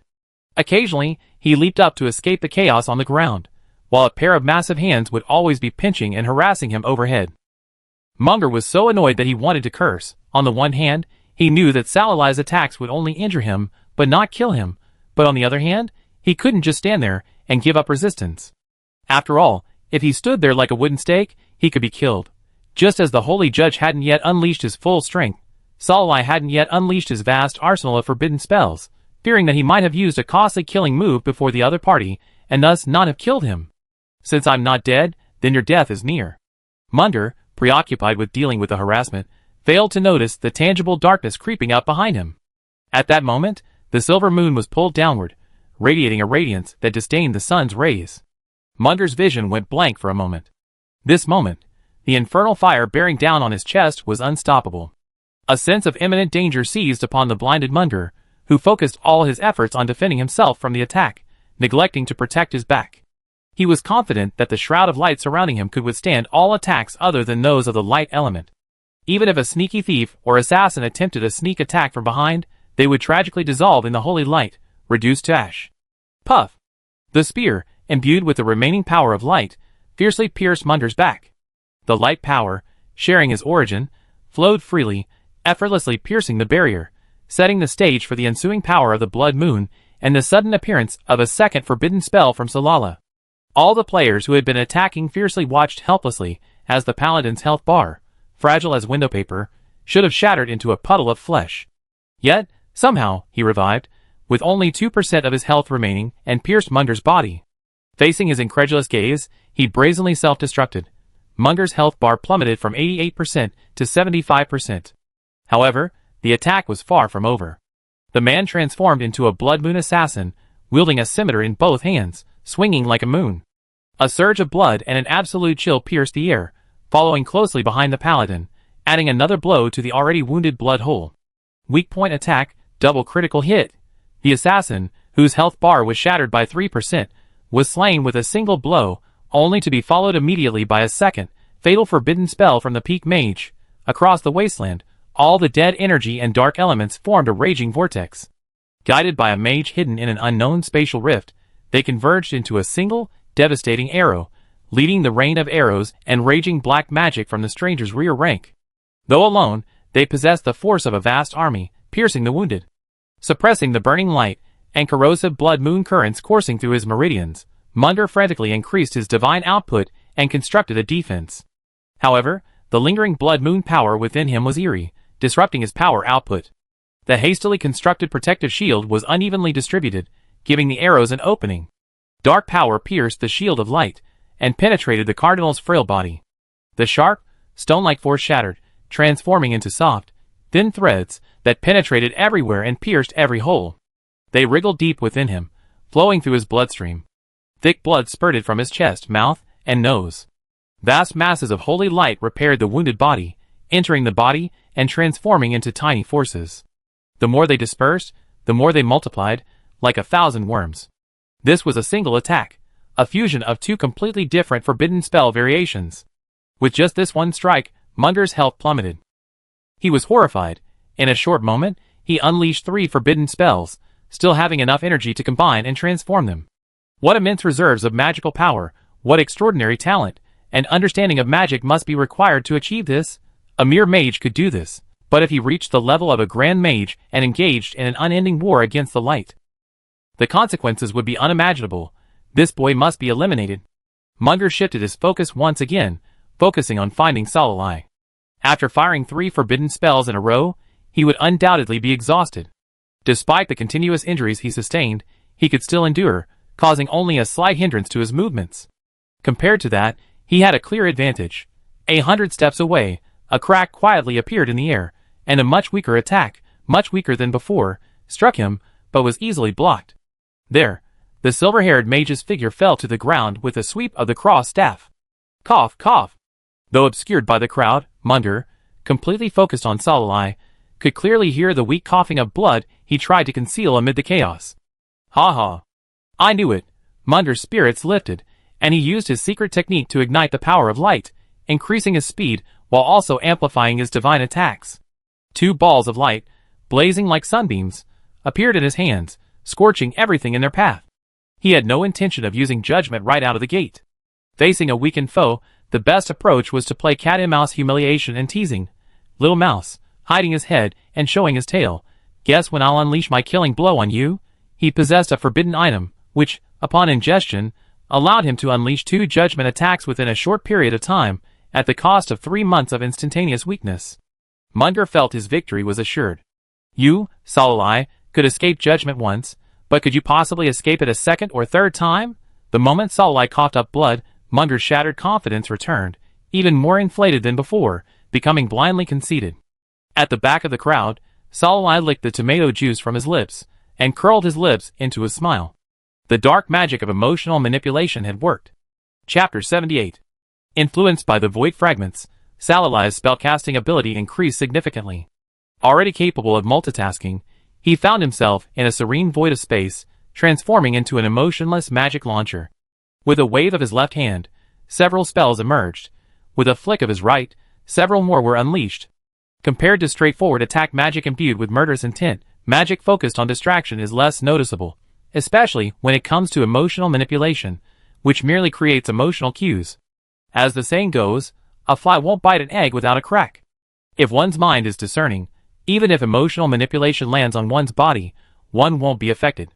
However, if one already has flaws in one's heart, emotional manipulation will gradually lead to extremes, their mind consumed by a single, extreme emotion, and they will lose their rationality. Munger now has fallen into a state of absolute self-confidence, or rather, arrogance. A sane Munger would have noticed something was wrong immediately. However, after suffering repeated injuries, and being stabbed by the paladin, Munger's mind was already in turmoil. Salai feigned exhaustion and weakness, easily stirring the ever-twitching emotional cord, overcoming both his caution and his rationality. Being mentally deranged was a grave taboo in combat. The blazing flames drew ever closer. Salai rested one hand on his dragon-bone staff to support his stumbling form, the other hand clasped behind his back. Complex magical circuits instantly activated, and another forbidden spell emanated, carrying with it a sea of deathly oppression and the despair of being trapped in a sea of blood and corpses, instantly enveloping Munger. Munger laughed heartily. You're struggling to survive, and you thought I was afraid? The 2 balls of white light in his hands merged into one, battling the demonic spirits that materialized from the horrifying illusion. Nothing dared to approach. Seeing this, Munger's laughter grew even more frantic, his entire focus focused on destroying the illusion, completely oblivious to his true enemy, who lay beyond the illusion. Kill them all, kill them all, kill them all, and even mere mages would be reduced to kneeling in terror, begging for his mercy. He, in turn, would reward those who defy the light with 2 of the most painful and despairing divine judgments. Air currents surged, and silence gathered. Aside from Munger, who was caught up in a frenzied killing spree, constantly expending his own strength within his illusions, all the players present suddenly found themselves enveloped in a translucent barrier. Within the barrier, the whistling of sand, the rustling of leaves, and even the sound effects of combat skills vanished. In the silence, only Munger's unhinged laughter echoed, a terrifying sound. Forbidden spell, silent sigh. After casting several forbidden spells in quick succession, even with Salai's vastly superior mana reserves, he felt a bit exhausted. However, he slowly took out a powerful mana restoration potion specially crafted by Prisoner Shadow and downed it. He was always constantly communicating with the outside world to replenish his mana, and with the potion's help, Salai recovered even faster. All the players watching him in Munger's condition watched as the silver-haired mage's shortened mana bar instantly recovered, as fast as a dream. Am I dazzled? Can someone explain what just happened? Why did his mana regenerate in just a few seconds? Is this even possible? Is this the difference between NPCs and players? Or is it the difference between necromancers and ordinary mages? It's the difference between necromancers and ordinary mages? The players exchanged glances in the private chat, but Salai paid no attention. Without a player panel, he couldn't constantly monitor Munger's health and status, but that didn't mean he couldn't see it. At this point, Munger had already expended far too much energy in the illusion, completely forgetting to pray for recovery. He was already exhausted. This forbidden spell was his own creation, a blend of various forbidden spells, incorporating the undead army as part of the demonic illusion. The illusion, shrouded in a mix of reality and illusion, combined with emotional pull, made it difficult to distinguish between reality and illusion. Salai raised his staff toward the players within the barrier. My kind and zealous friends, heed my command. Attack the impostor. Taking a break from Munder's divine attacks, the players, taking the opportunity to recover some of their health, followed his lead, applying buffs where necessary and unleashing explosive bursts where necessary, attacking Munder with all their might. At this moment, trapped in his illusion, Munder saw the evil spirits, falling and rising again amidst a sea of blood and corpses, suddenly erupting with all sorts of power, overwhelming him, attempting to damage the noble cardinal's body. Ha ha, foolish thing, overestimating your own abilities. Munder radiated a light even brighter than the evil spirits to repel the attacks, even as an excess of divine light emanated from him. Why does my chest itch? The increasingly intense itch forced him to lower his head and look at his chest. Only then did Munder realize that a gaping hole had opened in his heart at some point. Through the bloody hole, where insects and ants were wriggling, he could see his bright red heart being grasped by a pair of bony hands, wailing under the weight of the weight. When? He blinked blankly. The bony hands, the bloody hole, the bloodthirsty insects and ants vanished. His body was smooth as before, but the itch beneath his flesh grew intensified. He scratched unbearably, and in a trance, he saw his hands transform into animal claws, piercing his heart. Insanity. Under attack from dark magic, one becomes trapped in layers of illusions, unable to break free. The scars within the illusions may not be real, but the damage inflicted by one's own hands is certainly real. Munder's health plummeted. Under the sand, countless bones emerged, forming a four-legged, clawed, soaring snake beast. Two of its sharpest fangs, fashioned from Salalai's own ribs, gleamed with a deathly cold light. In fact, if there were another Blue Star traveler present besides Salalai, they would have instantly recognized this as no four-clawed snake, but a tongue-fey eastern dragon. Stunned by Salalai's ruthless rib-ripping technique, the players' attack paused for a moment before intensifying. The beauty has risked her own ribs. How could they hold her back? With constant accumulation, quantitative change can lead to qualitative change.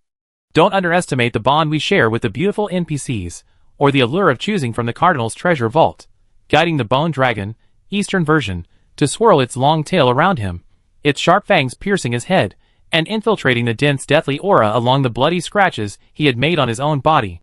Between attacks, Salalai noticed the players, tears in their eyes, shouting something about overthrowing the supremacy of light, and charging at the darkness, each move imbued with murderous intent. Salai's body shuddered, and his sharp fangs bit through Munder's eyeball. He could vaguely taste blood in his mouth. Oh, such a Chinabaku, such a shameful slogan. I can't bear it. The incessant excruciating pain inside and out, and the constant sound of sharp teeth chewing flesh in his ears, briefly brought Munder back to consciousness. At this time, his limbs were disabled, his body was extremely empty, and the last bit of divine power that remained could only emit the lowest and most common light, the wizard and warlock version of illumination. At the same time, one of his eyes was blurred, the other eye was in great pain, and his cheek was gnawed by some unknown creature. His condition was extremely bad. It could be said that at this point, Mung possessed the extraordinary rank of cardinal, but had long since lost his extraordinary power through his endless exhaustion, leaving him little more than a paper tiger. Just like Salalai, who had been cursed before. And his current situation was undoubtedly even worse than Salalai's before. Even with his life in the hands of his mortal enemy, he refused to tuck his tail between his legs and threaten the Temple of Light. Evil necromancer. I urge you to release me immediately, or the temple will not let you go, and you will be annihilated by the Holy Judgment. Salalai sneered. Holy Inquisition, yes, Holy Inquisition. I still have that thing. Ha ha, you're done. Wait until I eat it. Salalai raised the silver-white cube wrapped in the mage's hand. Is this what you're talking about? Having long anticipated that the wealthy cardinal wouldn't enter a battle unprepared, their nature would at least require 3 forbidden or sealed items. After transforming part of his body into white bones to join the attack, Salalai manipulated his dragon teeth to bite and stab, searching for items imbued with the aura of light. Searching his entire body, he only found this small white cube. The concentrated power of light within it charred the white ribs, reducing any part of the bone dragon that touched it to ash, irrecoverable. Its power was self-evident. With his trump card in the hands of his enemy, Mung struggled desperately, his momentary clarity of mind once again shattered by the mage's careless magic. But this time, the emotion that aroused his nerves changed from arrogance to cowardly fear. He no longer had the will to fight, and all he wanted to do was crawl into any hole and hide away from everyone. Even without the NPC status bar, Anyone could see how miserable Munder was right now. The NPC's health is only 15% left. Everyone, go for it. After grinding all night, dawn was approaching. Finally, with a glimmer of hope for victory, the players were so excited that they completely forgot their pre-departure goal of simply getting a participation prize, and rushed to grab the boss's head.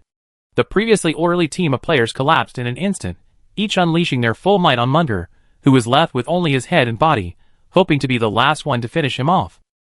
It was so frustrating, so frustrating. After being held back for so long, I could finally have some fun. Unfortunately, the level difference between them and Munder meant that even in his weakened, near-death state, their attacks couldn't inflict fatal damage. They only managed to knock off 3% of his health before being gently ushered out by a transparent gas shield, isolating them from the outside world. Just then dawn broke, its soft light casting a hazy veil over the silver-haired mage. He raised his hand, a finger pressed to his lips. Shoo! His life must end at my hands. The bone dragon surged, charging with unstoppable force into Munder's heart, etched with countless bloody holes by the deathly aura. Its ribs and sharp teeth ripped through his throat, and several bony hands sprouted from his heart, tearing and grasping, sending blood splattering. 10%, 6%, 2%. 0. Boom! Two opposing forces soared into the sky. One shone with a dazzling white light, symbolizing supreme light. However, as the light fell, another ominous force, imbued with death, darkness, and gloom followed, transforming into a giant serpent, gnawed at the light, shattering it. Above the sky, beneath the void, it domineeringly lit a star gleaming with black light, announcing to the entire continent the emergence of another powerful being. The Grand Mage. The undead from darkness defeated the light, returning with force. The crowd erupted in outrage. Someone killed the Cardinal of the Temple of Light and entered the final gate? Who? Chapter 79. Ludwig was extremely anxious. This anxiety had arisen when Salai forbade him from going to the wasteland with him. It reached its peak in the late night, when he saw the bright white beams flickering constantly in the sky above the toping wasteland. He had never been away from him for so long while he was fighting. Those so-called players, disorganized, joking and unruly, and weak in strength, could they truly play a positive role in the battle, rather than being a hindrance? Even if the blood pact told him that Salalai's life was safe, it was only safe. What was his condition? Was he injured? Ludwig knew nothing. He feared the unknown. He wanted to control everything about him. Only then could he feel at peace. Lonely in the desolate woodland, from the dead of night until dawn, Ludwig finally saw the black snake soar into the sky, shattering the light with the force of thunder. He stepped through the door. Feeling the immense power transmitted from the contract, Ludwig beamed with joy at Salalai's success. Just as he took a step, intending to return to the crypt and present himself in the best possible light for his followers, a vast sea of memories suddenly surfaced. The pain from the impact on his spiritual sea made it impossible for him to maintain his human form. He disintegrated into a cloud of black mist, lost in a river of memories. Desolate and dead, in a bleak void, he remained there day after day. Darkness reigned when he opened his eyes, darkness still reigned when he closed them. Ludwig didn't know how long he had remained in this void. Time was the most useless thing here. He only knew that he spent most of his time sleeping out of boredom. After thousands of years alone, Ludwig desperately longed for something to keep him company, even for a moment. Then, guided by the consciousness of the underworld, the omniscient and omnipotent him divided his authority, stripping away many useless elements from his body, transforming them into countless floating stars. The void was finally no longer utterly silent. The stars gained consciousness, some bringing life to the desolate planets beneath them, while others stripped them of life. Stars of all sizes clashed and fought endlessly in the void and on the continents, dispersing and gathering in a lively atmosphere. Ludwig wanted to join in their playful mingling. Unfortunately, they were all afraid of him. As soon as he showed any sign of approaching, they fell to their knees and trembled, resisting his approach.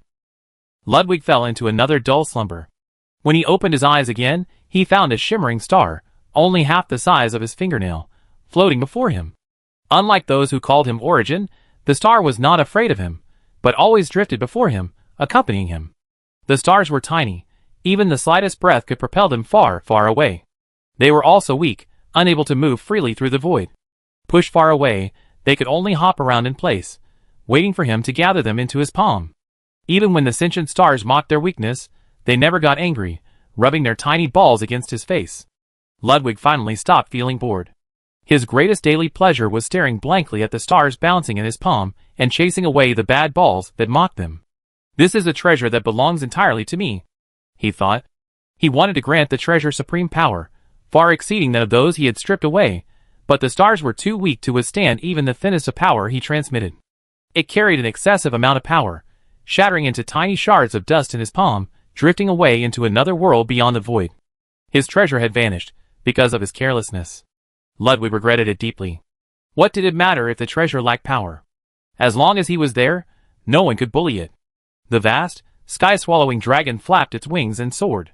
Wherever it passed, all creatures submitted, bowing their heads in fear, fearful of his gaze. Ludwig chased after the dust, trying to gather it all together. However, the closer he got to the barrier between worlds, the greater the resistance he faced. He belonged to this world, unable to approach the other, which did not belong to him. Ludwig continually stripped away the power he held, until, finally, nothing remained but the instinct to devour, and he finally gained the right to enter that world. He must recover his treasure, no matter if it takes 1,000 or 10,000 years. Countless fragments of memory connected within his mind, and with them surged the supreme power that had originally belonged to him.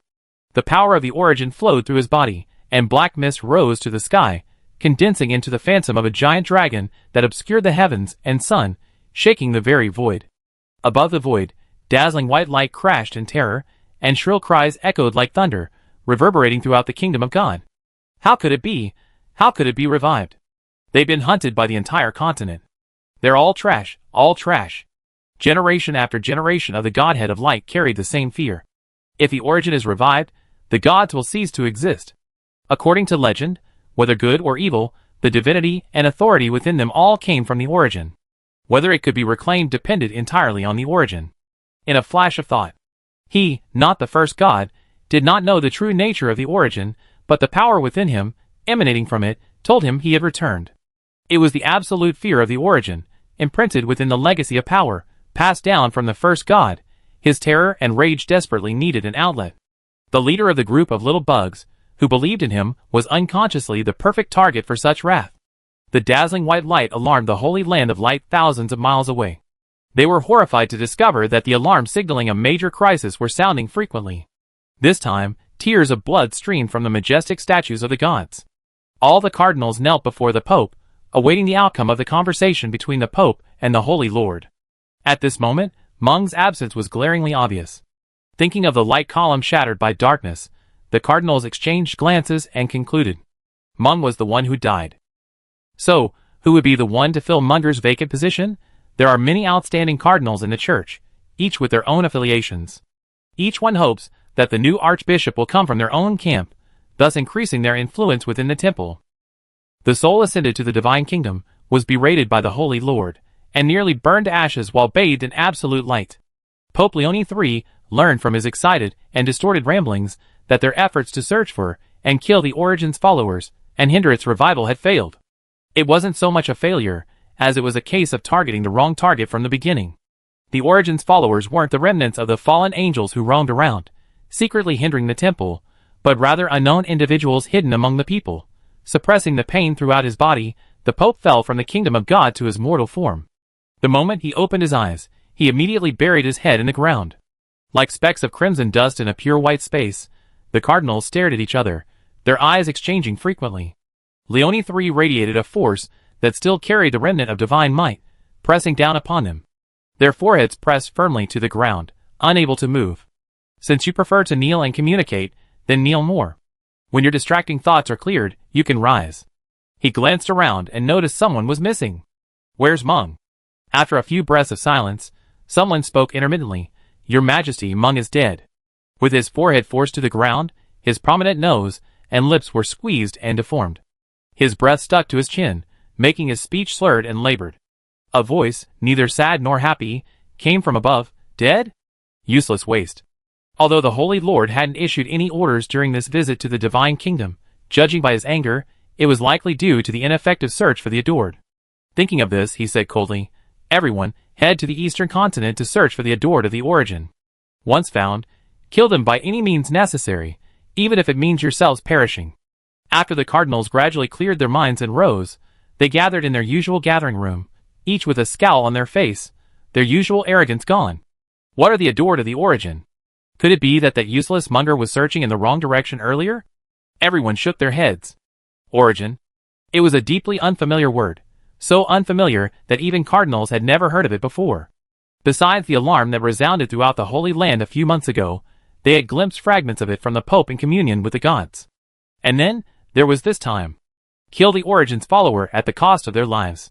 Could it be some powerful evil deity named Origin? During the Holy Crusade against the Spring Sunshine Temple, the Pope never told them to fight to the death. Could this Origin be even more powerful than Spring Sunshine? If it were truly so powerful, how could it remain so unknown, and so devoid of followers? Someone broke the thoughtful silence. Everyone, what should we do? One of them replied, we must do what we must. The Origin's follower must be extremely treacherous and cunning, adept at changing appearances, and hiding from the public. Otherwise, how could they have escaped repeated searches? The enemy is in the dark, and I am in the light. There's nothing we can do. Just as all the cardinals unanimously agreed to the delay tactic, the waiter stationed outside the door knocked gently. A piece of parchment paper was handed in. The cardinal closest to the door unfolded the paper, read the contents at a glance, and laughed. John, what's on it? Why are you so happy? John waved the letter and passed it around. Everyone, I think we need to temporarily suspend our search for the unknown Origin follower. This is a letter from the Pantheon's forest priestess, requesting assistance from the temple to cleanse the lost forest of its pollution and, together with the forest believers, eliminate the remnants of the Chunaway who are wreaking havoc there. The cardinals who received the letter sighed inwardly. This letter couldn't be more timely. Compared to hunting down and killing the Origin follower, whose appearance, age, race, and gender are unknown, it's easier to accept the Pantheon's request, cleanse the pollution, eliminate the remnants of Chunaway, and spread the power of our light. Perhaps the Origin follower is among them. After all, these evil god believers are always in the same boat. Oh, and besides the call for help from the forest, they also had to avenge Munger. Oh, poor Munger, he died at the hands of evil. As a believer in light, I will never allow anyone to trample upon the glory of the Holy Lord like this. Come on, pass the word. A reward is offered for any information leading to the deaths of those who fought Munger in the Toping Wasteland. Upon discovery, they must be killed without mercy. Chapter 80. Lost Forest, Central Forest. In the center of the jungle, a pool of shimmering water, pale blue in color, occasionally rippled and sparkled with dancing fireflies, a truly dreamlike beauty. This is the sacred site of the orcs, the fountain of life, the source of their power. Every orc, at birth, is immersed in the fountain of life, receiving the blessing of the forest god. This should be a sacred and solemn place, heavily guarded, but now, a mess of orc corpses lies scattered across the ground. Several figures, cloaked to hide their faces, their figures clearly revealing them to be not orcs but humans, appear on the shores of the fountain of life. The leader opened a 3-foot-tall wooden barrel, inviting the senses with the aroma of fresh herbs, and all the beautiful things imaginable. The sound of swallowing echoed through their dry mouths. Even though the barrel held the body of a woman, her heart missing and only the upper body remaining, eyes closed, they could not suppress their physiological reactions. The spring priest removed his cloak, his dark green hair blending harmoniously with the hair of the goddess in the barrel. A magnificent throne, weaved with vines and green leaves, was formed. The priest gently lifted the corpse of the god, and placed it upon it. The goddess's cloud-like hair, about to fall, was picked up by birds transformed from grass and trees, preventing it from falling to the muddy ground. No matter how many times I've seen it, I can't suppress my desire. How can this liquid, soaked with the remains of a god, possess such captivating power? Gazing intently at the viscous, light blue liquid in the barrel, another cloaked figure couldn't hide his emotion. The priest remained silent, concentrating on pouring the liquid until not a drop remained. The fountain of life was now even bluer, a highly saturated fluorescent blue that exuded a strange, sinister quality, evoking thoughts of plague, poison, or even something even more unspeakable. The cloaked figure sighed. Chun, are you sure this will work? No matter how you look at it, it's just corpse water. It's nothing like the stuff you use to contaminate monsters. Questioned, the priest called Chun sneered. We're still missing one ingredient. Gold coin. Do you know what it is? Gold coin. Stepped forward, approached her and demanded, what's missing? Didn't you say everything was ready? The trees rustled, and before he could react, they burst out of the ground, transforming into a spiked cage that held him tightly. The spikes pierced his flesh, dragging him over the spring, where his blood dripped. The priest chuckled, what's missing, of course, is your life. Gold coin. struggled in vain, making a ho-ho sound in his throat, his eyes wide with disbelief. He tried to use divine magic to struggle, but for some reason, the plants piercing his flesh absorbed all his strength, draining him of it in a single instant. A shrunken human skin dangled within the vegetation's cage. He never understood why he had died. The remaining people, sensing something was amiss, fled in panic. However, trapped in the forest, how could they escape the followers of the god who once ruled over the vegetation? One by one, they were drained dry. The blood, the shrunken human skin, and the condensed divine power were thrown into the pool, and the fluorescent blue turned to a dirty black purple. Sticky bubbles burst, and the vegetation on the shore withered and yellowed in an instant. The black-purple sewage flowed downstream at a speed belying its viscous appearance, spreading to all the waterways within the lost forest. The contamination spread, and within moments, all of the orcs' drinking water sources were mutated. Orcs contaminated by the ominous liquid either exploded or became deformed, losing their minds. The priest, seemingly oblivious to the pain of the dying vegetation, murmured with pleasure, "Faster, faster. Yes, that's it. Destroy these greedy and shameless creatures." The vines picked up the gold coins that had fallen from the mud and offered them to her flatteringly. The priest frowned in disgust and crushed the coins into powder. "A follower of a dead god, you dare to continue to despise our lord? Do you really think your gold coin cult is still the same? Ha, you stray dogs scattered by the light. Are you worthy?" As the waters of the fountain of life grew increasingly turbid, turning from a purple hue to a pure, dark, and obscene color, she carefully pulled the square wooden box from within her robes. The box opened, revealing a golden glow. It's hard to describe the feeling. The wooden box contained a translucent object, barely the size of a fingernail, yet a mere glance at it could convey a sense of supreme power, forcing one to bend one's knees in uncontrollable submission. At the same time, amidst the golden light, one could vaguely see gold and silver scattered across the ground, gems filling the room. With a flick of a finger, one could turn stone into gold, becoming the richest person in the world. That was a tiny bit of the gold coin godhood. Swallow it, refine it, even a tiny bit, and one could ascend from human form to godhood, establish one's own kingdom in the void, gather followers, and enjoy unparalleled glory. Such an object, enough to stir up a frenzy and draw scrambles among professionals across the continent, should have been carefully guarded within a velvet silk container. Instead, the priest simply tossed it into the filthy spring pool, as if it were trash. Boom! A black gas rose into the sky, like a gust of wind sweeping across India. Black smoke filled the air above, and sewage flowed below. The entire lost forest, engulfing every living creature capable of breathing, was enveloped by it. The forest trembled, and wailing filled the air. The water poured into the shattered godhead regained its original clarity, and even smelled slightly fragrant. The priest turned around, gently brushed a stray strand of hair from the corpse's face, knelt on one knee, and, looking up, pressed a kiss to the corpse's lips. A silent tear flowed. She lifted the corpse, and immersed it in the clear spring. Countless streams of water formed vortices, automatically flowing into its body. As the clear water entered its body, a pale blue and purple mucus flowed from the ruptured heart of the god's body, as if something was repurposing within this utterly shattered body.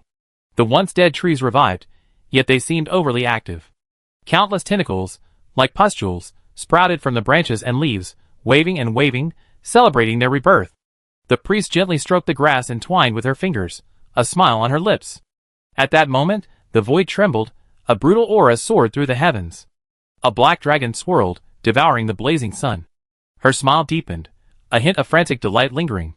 The priest gazed upward, muttering to herself, "The source has returned, the light is dying. Let me hasten your demise." With a wave of her hand, she cut open the chest. Not a drop of blood flowed. Instead, where the heart should have been, a ball entwined with branches and vines had taken its place. When exposed to the air, the branches opened up layer by layer, revealing something guarding the center. A black block the size of an adult's palm, neither gold, jade nor stone. It was difficult to tell what material it was made of. The aura that suddenly leaked from it was subtly similar to the shadow of a black dragon soaring into the sky. Kneeling and trembling, she pulled out the black block and closed the hole in her chest. Every step the priest took was an effortless struggle. It was supposed to be a simple, casual action, tossing it from the shore into the water, yet it took her a full half-hour to complete. As the black block hit the water, she collapsed, sweating profusely. She didn't notice the closed eyes of the divine corpse quietly open, their pure black pupils filled with a chilling, cold malice. He stared at the completely oblivious priest for a long moment, and only closed his eyes again when he noticed she was about to look up. After completing the advancement ritual by slaying Munger in the Toping Wasteland and successfully entering the realm of the Grand Mage, Salai had only time to experience a surge of inspiration, the strange feeling of being able to communicate with the elements of heaven and earth with a single thought, before leading the eagerly awaiting team of players to the treasure house. Munger's death and Salai's advancement seemed to them to be a prearranged plot animation. They didn't understand the connection, nor did they care to understand it.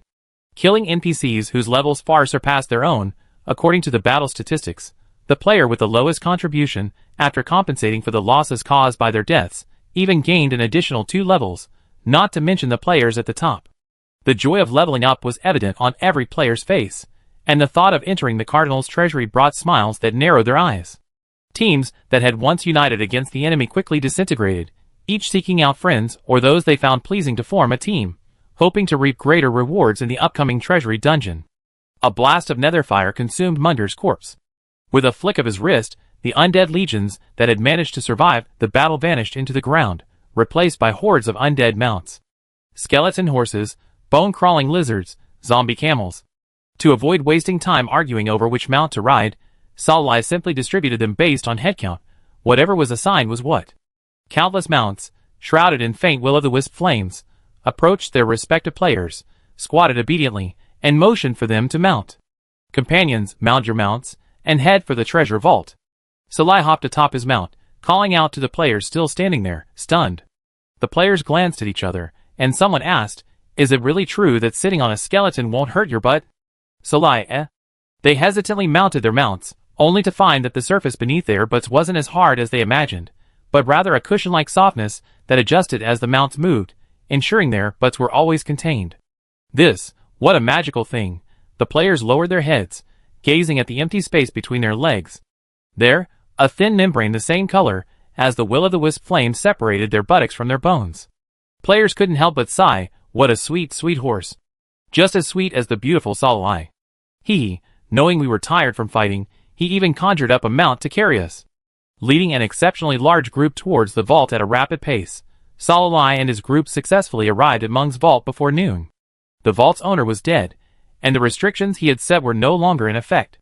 Perhaps confident in his own strength and status, and not believing anyone would attack him, Mung had not hired any additional guards. The vault was now as vulnerable as a baby, naked and ready to welcome the arrival of looters. After blasting open the third-floor gate, Salala stepped aside and gestured, "Go in. Take as much as you want. I'll protect you, and won't let anyone who shouldn't be here disturb you." The players, already impatient, laughed wickedly, shouting excitedly. They activated their charge skills, and charged straight into the vault.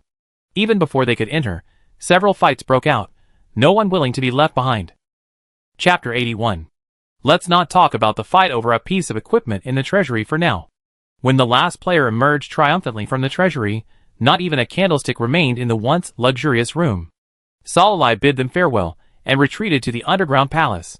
Even though his advancement had made quite a splash, he couldn't wait to tell Ludwig the news in person. Returning to the underground palace, filled with anticipation, Ludwig sat sideways on a high chair, reading a book intently, seemingly oblivious to him. From Salai's angle, he could clearly see his exceptionally graceful features, and the swell of his chest. Oh no, why was his gaze involuntarily drawn to that spot again? Could he simply be lusting after her body? Salai, glancing at her from time to time, and then hastily looking away, didn't notice Ludwig's triumphant chuckle. He knew my precious treasure couldn't resist me like this. So what if he likes my body? Doesn't that still mean he likes me? Maintaining his perfectly chosen pose, Ludwig let Salai see him for all he was worth. Ludwig closed the book and, pretending to have just noticed him, stepped forward and nudged him. "Sasai, you're finally back. Do you know how worried I was?" His voice was low, filled with grievance and condemnation. His handsome face nudged him left and right, occasionally leaning in for a kiss. He didn't look like a god at all. He looked like a dog, whimpering in frustration when its owner left him alone for a while. So cute. But something seemed to be stuck in it. It was that book. "What book are you reading?" Salai pulled it from Ludwig's hand. The moment he saw the cover, he shuddered, his face flushing. 18 Styles of Dragon. Oh. Isn't this the thing he bought from the little bookstore? How did he find it? Salai pursed his lips in embarrassment. Why are you reading this? No, how much have you read? Ludwig tilted his head. I read it all. He opened the book and pointed to a certain page. Salalai then realized that he had actually taken careful notes. The content was so explosive that it was too much for a pure virgin like Salala, whose mind had been focused on studying for the first 18 years and who, after traveling through time for over 100 years, had no desires but to fight and cultivate. Even though he had bought the book himself, he hadn't finished it. The page Ludwig was pointing to was the second half, which he had never seen before. That position. Is it really something a normal person could do? And why are there 3 people sandwiched like that? These books are so explicit. And yet, Ludwig kept asking, puzzled, does Sai like this? I can create clones. Do you want to try? Salalai, ? He was nearly fainting from the heat, and stammered, no, I don't. How can I possibly do something like that? No, Salalai suddenly realized, even if you could create 10 clones, it wouldn't help. Because I'm the one. Long-term upbringing to avoid talking about sex made it impossible for him to utter the word openly. After a long pause, he grumbled, anyway, you better practice your ways first. You'll have to work hard later. That's right, that's it. Salalai was unwavering in his conviction that he must be the one mentioned above. After all, Ludwig didn't have that, so even if he wanted to, he couldn't. So shouldn't he too need to work on his training? From the novels he overheard his classmates discuss, it seemed like the characters in those novels often worked all day and all night. Salalai was puzzled. Frowning, he began to wonder if he'd be looked down upon if he couldn't manage a full day and a full night. But could anyone really manage a full day and a full night? He suddenly felt a twinge of worry about his own stamina. Looking meaningfully at the believer lost in thought, Ludwig leaned in closer, their bodies now practically pressed together. He said, listen to Cece. I'll definitely work on my back. I won't let you down. After teasing the young believer, who hadn't yet grasped reality, Ludwig said sternly, Cece, I have something to tell you. Salalai was a little unaccustomed to his sudden seriousness. He stood up straight, his expression taking on a serious tone. You said? The moment you entered the realm of the Grand Mage, I gained all my memories. Salalai's eyes lit up. So what is your ability? He was deeply curious about the true nature of Ludwig's authority. And why, by believing in him, he had been able to break free from those shackles and reach the highest realm. That's a long story, so let's talk about it on the bed. Yes. Caught off guard, Salalai was bewildered. No, there's a chair to sit on. Why go to the bed? And there's only a coffin in the underground palace. So where's the bed? That stone coffin was something he bought back in the days of his Chunibu, just to show off, believing that since he become such a cool little skeleton, he shouldn't sleep in a bed like a normal person. Sleeping on an ordinary bed is so uncool. Ludwig carried him over to the soft bed, big enough for 5 people. I conjured it, Sai. Do you like it? This question. What a weird question. Why ask him if he likes it? It's like he's going to do something. The bed was incredibly soft. The moment he touched it, he sank uncontrollably. Even the slightest movement caused a massive tremor. This bed? Isn't it too soft? Sitting on it felt like sinking into a cloud. If you completely relaxed and lay down, getting up might be a struggle. Salalai curled her lips. Ludwig's conjured bed was truly mediocre. Not practical at all. Salalai honestly expressed her feelings, and Ludwig smiled meaningfully. Is that so? No longer dwelling on the bed issue, Salalai grabbed him and pulled him onto it. However, she lost her balance and fell, becoming stuck in it for a long time, unable to get up. After a few struggles, he decided to lie flat, rolling over and burying himself in the arms of the god, who had also reclined without him noticing. With a selfish urge, he poked at his full chest and urged, speak quickly. Ludwig squeezed his hand and said, I am the origin, omniscient and omnipotent. According to modern parlance, perhaps the supreme god? Whether they are so-called righteous or evil gods, or even strange and contaminated, they are only a fraction of my power. Salalai was shocked. You're so powerful? I hadn't guessed it. In Salalai's mind, Ludwig had always been the frail one he always been, the one he depended on for support.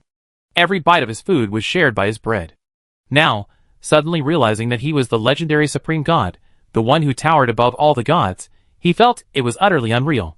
It was like suddenly telling the child he had painstakingly raised that he was the ruler of City A, whose mere stomp of the foot could cause panic. He felt a delicate feeling. At this point, Ludwig felt a little guilty. Well, that was in the past. For some reason, all the authority I held was stripped away, leaving only my most core instinct. Devouring. It is precisely because of this that I was able to cross the world barrier and meet you, in that world. And because I currently possess no divine authority, as a believer, you won't be suppressed by the world's rules, confined to a high-ranking position for the rest of your life. They feared I would obtain all my memories, seek to regain my supremacy, and devour their authority, so...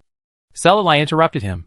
So, all the gods, known and unknown, derive their power from you, or rather, from your past. Ludwig nodded. Selali spotted the key point. But, the god who created the game system clearly longs for your return. Isn't he afraid you'll take away his power and authority? Ludwig's expression was subtle.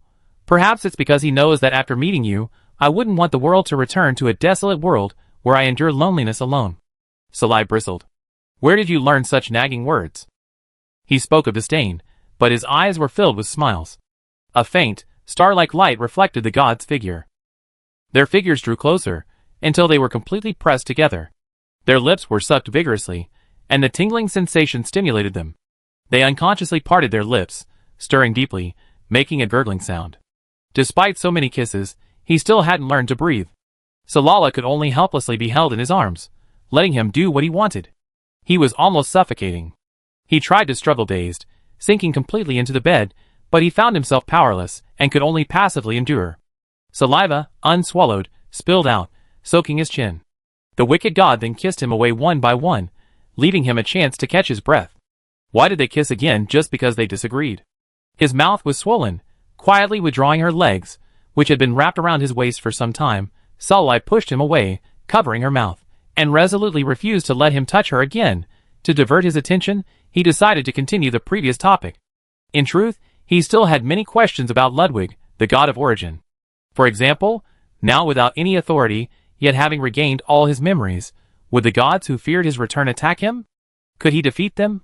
Ludwig lay back beside him, playing with a lock of silver hair, appearing somewhat nonchalant. If I'm not mistaken, the Temple of Light's large-scale search for the remnants of the evil god might have been intended to target us, but his men were too foolish. He was quite pleased with himself at this point. Those trash are no match for you, Sai.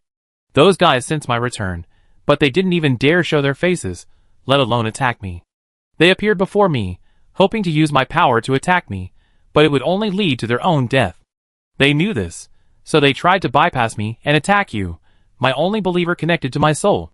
They wanted to use this method to harm me and delay my recovery. Selali nodded. I seem to understand. But how did they know you had a believer? Sai, do you remember the unusual celestial phenomenon when you first arrived in this world and formed the blood pact? It was a sign that the origin had a special favor. Unfortunately, I forgot so much back then. But fortunately, I still retain my love for you. Chapter 82. After getting a rough overview of the current situation from Ludwig, Selali wasn't worried about becoming a target. After all, he had reached the pinnacle of the professional path, and would no longer be at the mercy of others. Besides, after abandoning his true form in the underground palace and donning the disguise of a player clone, who could find him? They would never imagine that Selali and Sai were the same person. Reassured by the knowledge that the gods couldn't harm Ludwig, Selali became curious about whether he would devour their power. For example, devour their gods right before the eyes of the arrogant cardinals of the Temple of Light. Selali admitted that he was petty, vindictive, and had a bad taste. Although the direct culprit who caused his serious injuries had passed away, if given the opportunity to cause trouble for the Temple of Light, what professional wouldn't want to do it? He truly wondered what their expressions would be then. Would their faith crumble on the spot, shattering into a puddle of flesh? Or would they shake their heads in agony, exclaiming that this wasn't their holy Lord of Light, and then use their willpower to create a new God of Light? Ludwig shook his head. The world operates according to established rules. At the time, I held all power, yet I didn't contribute to its progress. Perhaps it was under the influence of these rules that I began to think about dividing power. The era of the Origin's omniscience and omnipotence has passed. What was stripped away has become all things in the world. Back then, he mostly divided authority related to time. Therefore, on the Milk Continent today, most of the myths told of the alternating division of the world between spring and winter. These powers of time drove the emergence of the first living creatures on the continent. However, living creatures, in addition to the cycle of seasons, also depend on light and darkness for survival. Afterward, Ludwig gradually divided up many more powers, giving rise to conscious gods, who then fought among themselves. Starting with the most fundamental powers, They gradually subdivided and replaced them with more. As a result, the deities now widely known on the continent, both righteous and evil, often possess a very complex portfolio. The gods born from this iteration and replacement not only have significantly reduced power compared to the first generation, but are also extremely fragile. The newer the gods, the weaker their understanding of the power they wield. Even though the knowledge of the gods may seem vast to humans, what they possess is but a drop in the ocean in the eyes of the true source. If they are too greedy, blindly seeking more authority without taking the time to understand it, they are likely to be driven mad by the onslaught of excessive knowledge, collapsing into demented creatures that spread harmful, disordered knowledge. This is both the source of pollution and the reason why so many gods and humans fear it. Knowledge contains power, and power is the carrier of knowledge. Thus, when he wishfully channeled power into the treasure, it was undoubtedly. Fortunately, he has recovered his treasure. With lingering fear, he buried his head against Salala's neck, feeling the unusually real touch and warmth in his arms. Ludwig continued, "So, although I am the source, I will not devour the authority of all gods. Doing so would gather power, but the creatures that depend on these elements for survival would perish. I can sense that you like the current world, Sai. Do you like it?" Salala didn't know. He's simply grown accustomed to life on the Milk Continent. The first 18 years had left too little impression. Aside from some deeply ingrained beliefs, a full 150 years of experience in other worlds had already assimilated him. For example, the law of the jungle, the cold, merciless killing. Furthermore, if I devour all power, I'll have to return to the void. The continent isn't capable of sustaining such immense power. Salala grumbled. So that's why those gods established their kingdoms in the void? Ludwig was silent for a moment, then hesitated. Their power doesn't seem necessary. Even if they descended in person, at most, it would only cause a greater shock and contamination to professionals and ordinary people. They'd likely be reduced to pulp by witnessing something they couldn't comprehend. He speculated uncertainly. Perhaps it's for the sake of their followers? There was a sense of guilt in his voice that he himself didn't quite believe. However, the Temple of Light's repeated attacks must have benefited from the God of Light's backing. As a god, he enjoys the people's support, yet he fails to fulfill his duties. Such a being is unworthy of the throne. Salala periodically poked his chest in agreement, his voice tinged with excitement. What is your true form? Is it a giant, multicolored ball? According to Ludwig's description, the first gods were stars. So, are these beings, now wielding impure powers, just fancy, small balls? By analogy, Ludwig, the origin of the universe, who controlled all the essence, was a supergiant sphere? Sai. Speaking of this, he looked quite pleased with himself. I'm not one of those ugly things. Sai, do you want to see? He was somewhat impatient, even displaying an excitement and anticipation that Salala couldn't comprehend. He single-handedly lifted him from the bed and carried him outside the underground palace. The remaining top-grade magic core in the space transfer array was still diligently working. The underground palace now lay in the center of an unknown wasteland. There were simply too many uninhabited areas on the Milk Continent. It's no exaggeration to say that if you randomly spread out the world map, the probability of landing on an uninhabited area or a dangerous restricted area is far higher than the probability of landing on a town or settlement. Sai was puzzled. Didn't you say that the continent couldn't bear the power of your true self? It doesn't matter if you don't have the power to gather it. God knows how many generations Salala had silently evolved in his mind about the true nature of Ludwig. When he was originally a fleshless skeleton, and Ludwig was still a frail little black, Salala had always believed that the black mist that could dissipate at any moment was merely a fragment of his consciousness or a projection. He, whose memories had yet to be restored, believed so as well.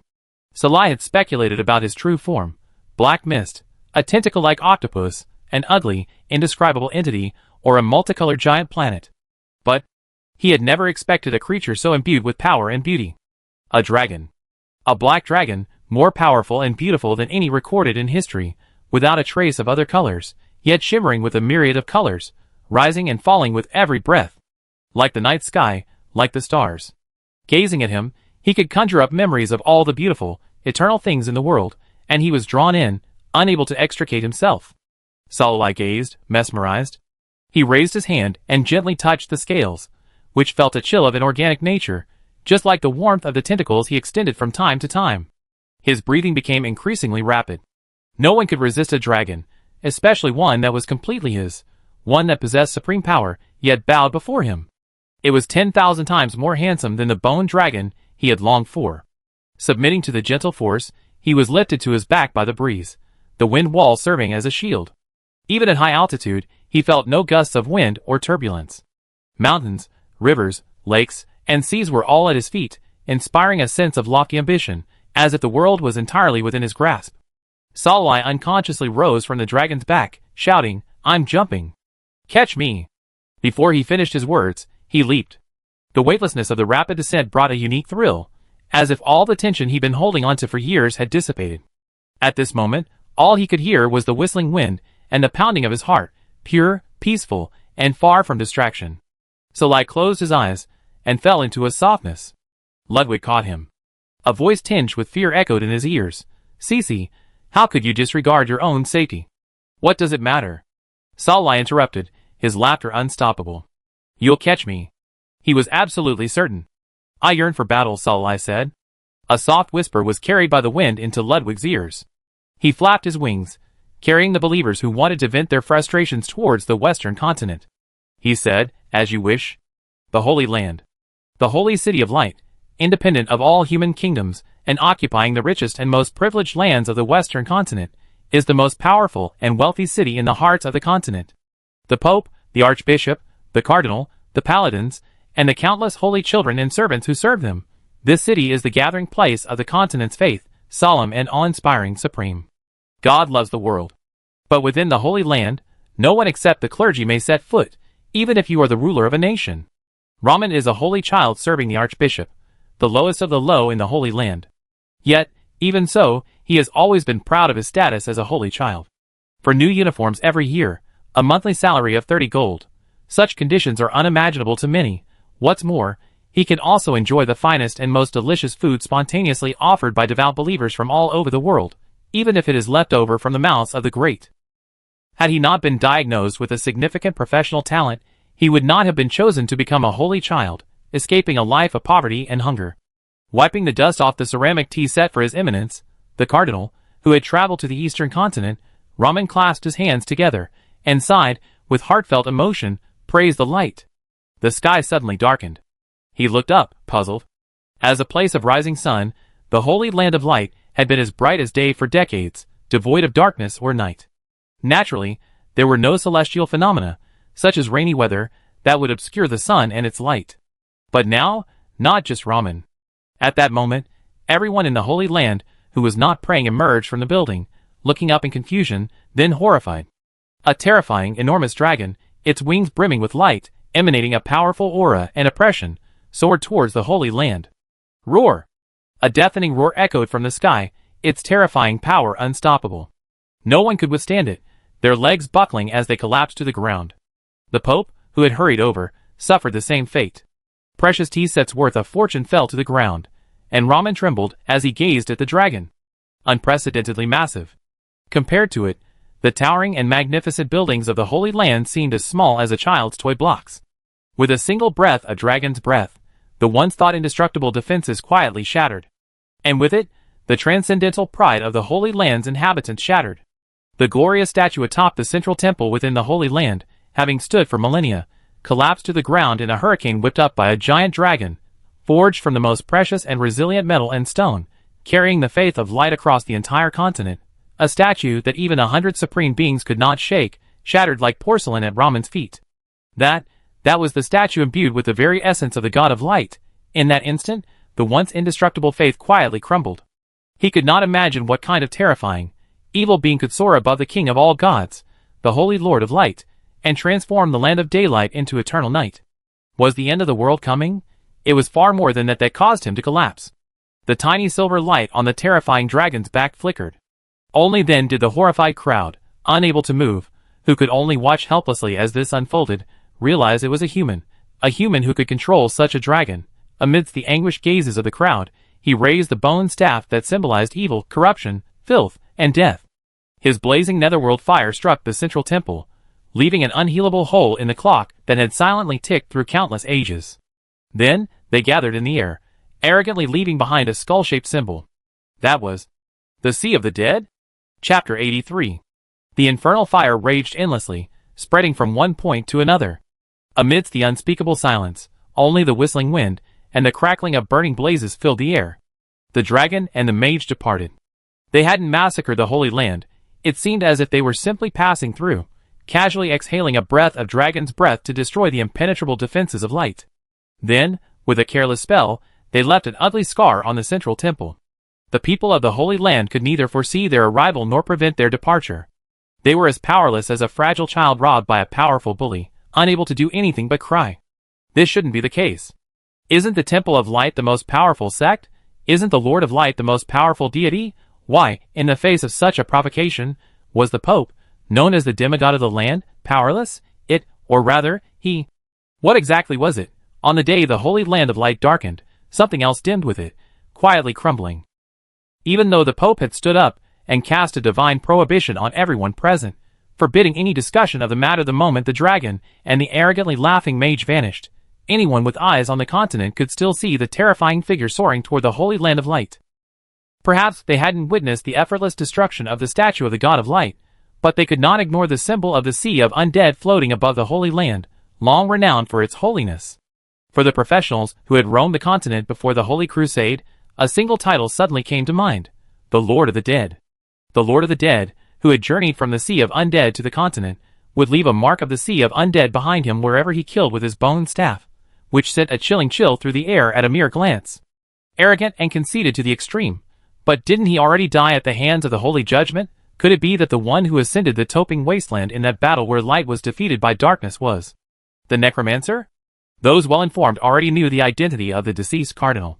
Now, seeing the symbol above the Holy Land, what could they possibly not understand? Not only did the necromancer not die at the hands of the Holy Judgment, but he lay dormant for 50 years, becoming a grand mage and avenging his former enemy. How did he do it? How did he survive the Holy Judgment? How did he successfully advance in just 50 years? How did he control such a powerful dragon? The sky-swallowing dragon is a world apart from the dragons huddled on Dragon Island. It's more like him. The legendary primordial demonic dragon that created the universe. The dragons of the Milky Continent derived their immense power from their crude imitation of the primordial demonic dragon's appearance. Suddenly, someone recalled a rumor circulating among professionals and those favored by the gods. It was rumored that the Necromancer Lord was also a favored one, worshipping a mysterious evil deity. After he successfully advanced beyond the rank of High Mage to the Mage class, no one believed this rumor anymore. A favored one who transitions from a professional to a high-ranking one is absolutely incapable of advancing to the higher ranks. This is common sense. As the silver-haired mage ascended the dragon, countless people revisited this rumor. The favored one of the origin demon dragon? One can foresee how many will toss and turn sleeplessly as night falls. That day, the continent was shaken by more than just this news. Before countless onlookers could learn how the Temple of Light would deal with the Necromancer Lord who had trampled on their reputations, they were instead met with news of a massive beast tide erupting from the Lost Forest, annihilating countless towns and villages in an instant.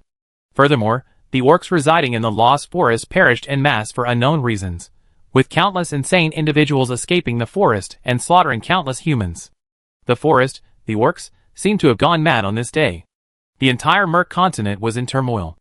On the border, with the exception of Tali City, a town that somehow managed to survive the beast tide thanks to a large influx of foreigners who had built a defensive outpost there, all the cities of the 6 human kingdoms along the vast border fell.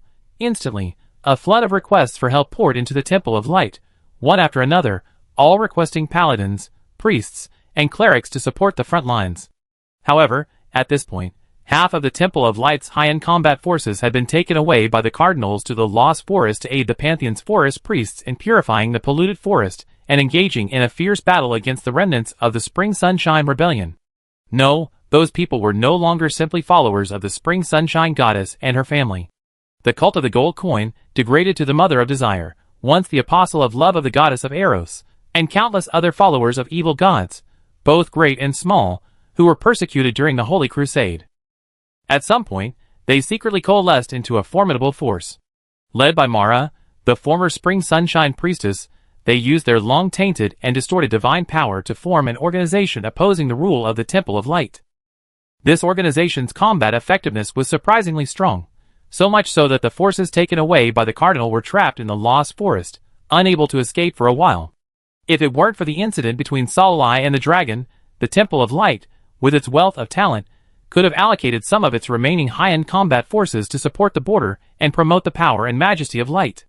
However, the holy water pool was packed with people, and paladins and monks whose faith had wavered, suffered backlash, or were contaminated were constantly being thrown in, half dead. Nearly all the clergy within the holy ground at the time suffered a drop in rank, or at worst, lost all power, their bodies deformed by the contamination. Even the Pope himself, witnessing all this, pinned to the ground like an ant, could not move. He took a deep breath, trying to suppress the blood boiling in his throat and the churning flesh. As the mortal closest to the Holy Lord, he possessed more information than the foolish and ignorant believers. For example, while everyone was speculating whether the giant dragon was the legendary Origin dragon, the moment it arrived at the holy ground carrying the undead Lord, he was certain. He was the Origin that the Holy Lord feared, and he was the Origin's favored one who sought to eliminate it but could not find the target. Lord of the Dead. It's no exaggeration to say that he only learned of this title hastily after the destruction of the Holy Lord statue.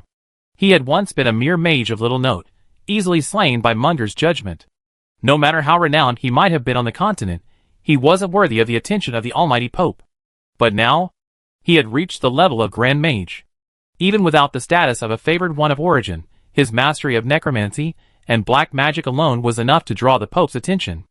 After all, in the entire Milk Continent, including those favored by God, there were no more than 20 people who had reached the highest level. The power of Origin. Not only could it protect a favored one from the inevitable onslaught of the judgment, but it could also prevent his career path from being disrupted, allowing him to advance smoothly without relying on the poisonous divine power. The Pope's face darkened. Even he, who could briefly call upon a portion of the Holy Lord's power, and who was known as the continent's strongest, couldn't help but feel a tinge of envy. To be able to steadfastly pursue one's chosen career path is a lifelong wish unattainable for so many. He had once detected exceptional magical talent. A few feathers sprouted from the side of the Pope's neck. He slowly closed his eyes. No, I can't think about it anymore. But the more I tried to calm my mind, the more restless it became. For example, at this moment, he couldn't help but think of the source, allowing its followers to step on its back, indulging in such disrespectful behavior. Why? Is it because he only has one favored one, so he naturally treats him with the utmost kindness? Even if he uses him as a mount, he won't be angry, but clearly, if he reveals his name, he won't have to worry about finding satisfied believers. Does he not care about his own dignity at all, the god being ridden by the favored one? He couldn't imagine how horribly he would die if he treated the Holy Lord this way. The Pope thought of the Spring Sunshine Priestess again. In the past, before the Holy Lord of Light and the goddess of spring sunshine fought over a fragment of the Origin, relations between the two sects were good, and personnel often interacted. The priestess named Mara wasn't as cautious with her god as he was with the Holy Lord. He had heard them converse softly, within the fragrant veil of vegetation, the god and the favored one, joyfully at peace, the atmosphere as harmonious as a pair of longtime friends, rather than a rigid hierarchy of superiors and subordinates. Why? The feathers grew longer and longer, spreading across his arms. That was the price he paid for daring to question the God he believed in wholeheartedly. No, it shouldn't be called questioning. How dare he question the Holy Lord? He was simply confused. The old man sat dejectedly in the empty chamber, his fragile and bewildered expression unlike the mighty Pope. Instead, he looked like a pitiful individual who had wasted half his life on the wrong path, only to find himself with nothing to show for it and no way back. More and more letters appeared out of nowhere. The cardinals, who usually oversaw all matters within the church, sorting and processing letters from all corners of the land, had also fallen into a state of confusion. Now, these matters had to be handled by the Pope himself. The letters, sent from the highest authorities in various countries, began as earnest requests, then gradually became sharp, and finally threats. If the Temple of Light doesn't immediately dispatch personnel to resolve this matter, they will no longer uphold the light alone, and will instead revert to their own faiths. When the God of XX reigns, he will not stand by and watch his subjects perish. The six kingdoms spoke in unison. It's easy to see they united and reached some kind of agreement behind the scenes. Perhaps, remnants of Chunaway are also stirring things up. The Pope's expression grew colder. Even though he was deeply irritated by the way others interacted with the gods, and even though he had long since become one with their devout faith and dedicated his entire life to it, the Pope would never allow the Lord's majesty to be challenged. Restore faith? The gods they believed in had most of their divine power devoured by our Lord, long since degenerated into a lingering filth. Believe in them? Worthy of it? Ignoring the wounded in the holy pool, the Pope ordered everyone in the Holy Land and elsewhere to the border to help the kingdom eliminate the beast tide. The power of light must not be infringed by scoundrels. However, after the order reached the local area, news arrived that made him vomit blood. All the monks of light, except those in the Holy Land, spontaneously organized to hunt down the undead lord. In just half a day, countless losses had already occurred. His eyes went dark. A bunch of ignorant, fearless fools. Chapter 84. Silalai, having happily set fire to the Holy Land of Light, lay on the dragon's back, gazing up at the shifting clouds. When the statue of the god of light fell so easily, its shield, boasting absolute defense, so impervious to even the combined attack of all the supreme realms on the continent, shattered, finally gave Silalai a sense of reality. His god, his beloved, possessed unrivaled power. Before such might, what had once seemed unshakable seemed as fragile as paper. Silalai couldn't articulate his current thoughts. It seemed as if his loathing for the Temple of Light and the lingering fear buried deep within his heart had vanished with the smoke of the fire. Ludwig carried him to the Sea of the Dead, stopping beside a massive pit deep within, and transformed into a humanoid form. Does Silalai remember this place? He pointed toward the pit. The rim of the crater was uneven, bearing the marks of burns and shatters from a massive impact. Even 150 years of wind and sand couldn't smooth it out. Silalai nodded. Of course I remember. This is where I landed from Blue Planet. The spatial rift connecting the two worlds was mighty, forming a sweeping hurricane, blowing away all the dust and sand on the surface, exposing the rocks beneath. Back then, he had climbed out of the deep pit, step by step, out of the Sea of the Dead. Ludwig took his hand, gently rubbing it against his cheek. You scolded me back then. Silalai felt aggrieved when he spoke of this. That was when Silalai had just crossed over.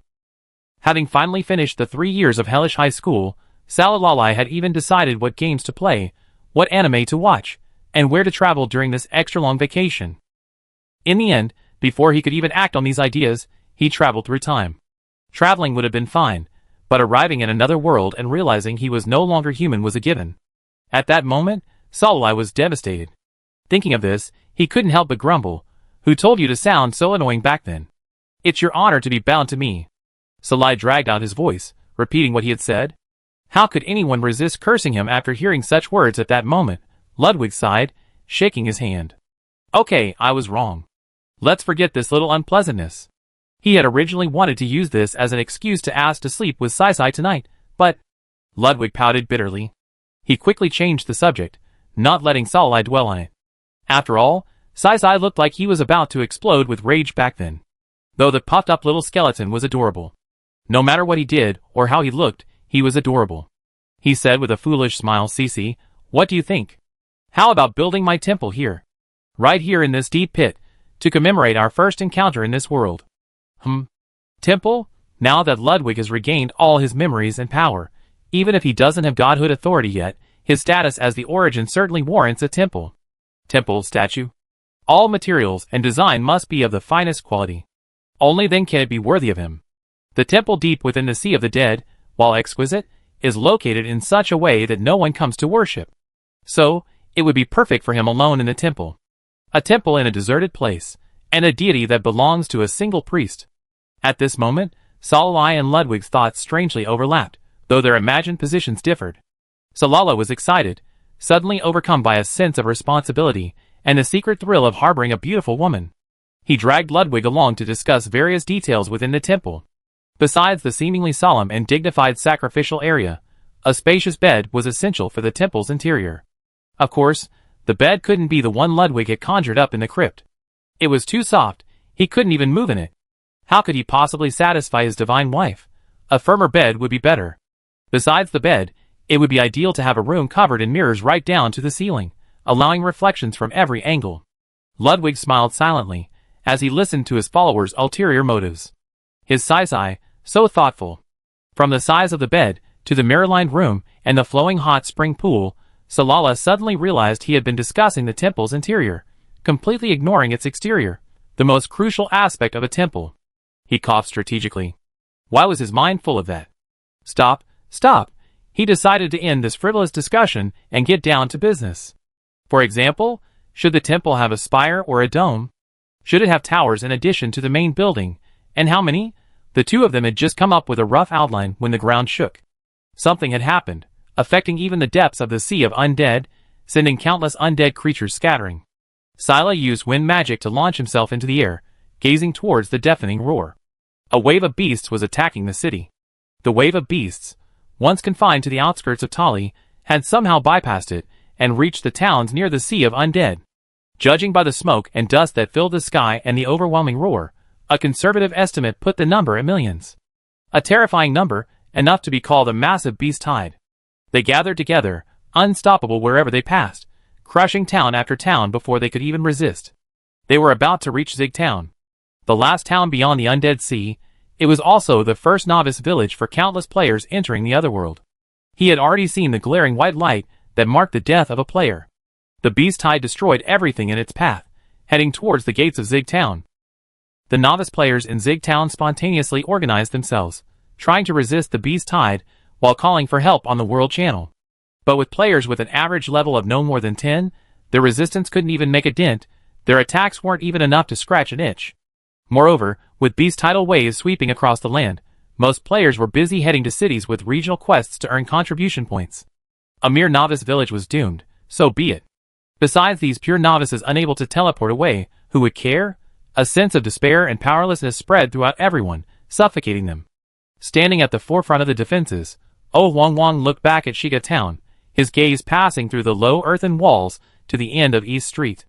There stood the library he had managed for so long. Even now, having been promoted and resigned as Shiga Town's librarian, he could never forget the feel of his fingers brushing against the spines of rows of books, the unique scent of aged books, dust, and sunlight. He had poured more emotion and energy into Shiga Town than anyone else. At the moment of its destruction, even the once despised, mystical, long-dead Gorn was adorned with a benevolent expression by his memory. He had failed to live up to Mrs. Swan's instructions. What would Mrs. Swan, after traveling the continent, feel if she returned to Sieg, only to find it already reduced to ruins? Subconsciously, he didn't want to think that, in this seemingly beautiful, yet dark and devastating world, she might have died silently somewhere. Wang Wang clenched his weapon, silently resolving he would fight to the bitter end, until his level dropped to the bottom. Perhaps a miracle would happen?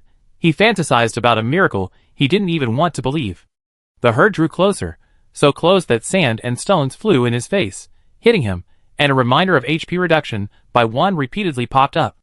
Wang Wang took a deep breath, and the pages of the book of records flew, casting spell after spell.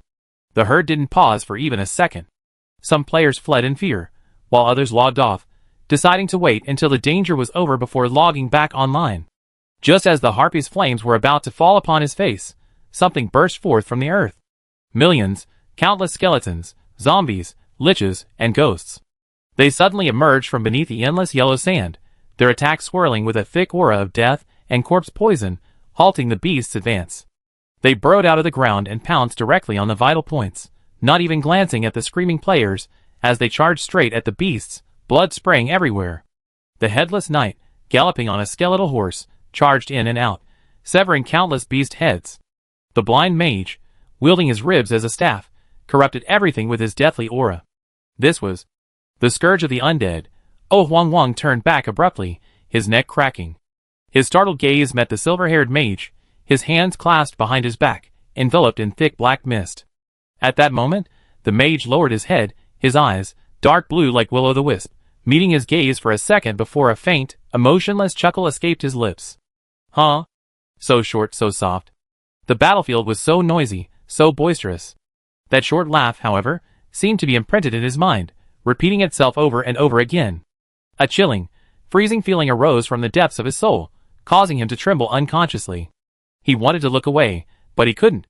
In a trance, he seemed to see black fog surging, transforming into a tall, blurry-faced man, embracing the proud, aloof, yet incredibly beautiful young man, and placing a kiss upon his shimmering silver hair. But the next moment, he looked more closely, and the black fog was still the same black fog he had stepped on. The man making the ambiguous and bold move seemed only a hallucination. A terrifying hallucination. If those forum players who had chased Saralai, calling her their beautiful wife and drawing countless fan art for her, knew about this, who knows what a sensation it would cause.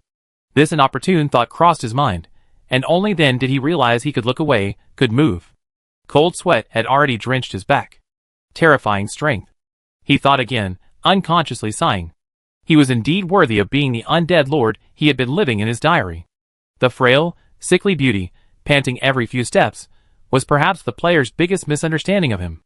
Forcing his attention away from Salilai, who had inexplicably appeared here, Wang Wang turned his gaze to the beast tide that was causing him both headaches and fear. He was shocked to discover they were no match for the undead army. The beast herd was numerous, but the undead were even more numerous. The level of each undead was a question mark, indicating that their strength far surpassed that of the violent beasts, whose specific levels could be determined. While some of the undead's eating, their methods of annihilating the beasts, were a bit rough and bloody, but these guys were chopping them like they were cutting melons and vegetables. The miracle he'd been waiting for had finally happened. Relaxing his extremely tense nerves, Wang Wang staggered and fell to the ground. He realized that the players who remained on the defensive line, who were far fewer than the beasts and the undead, were all giggling, recording their screens and saying in the private chat room some dirty things that would absolutely destroy their souls if they danced in front of him. And the NPCs from the classes and villages, who had long been prepared to fight to the death, all knelt and kowtowed. Praise the great undead lord. Chapter 85. Praise the necromancer. At this moment, they completely cast aside their prejudices against necromancers and surrendered to their utter submission.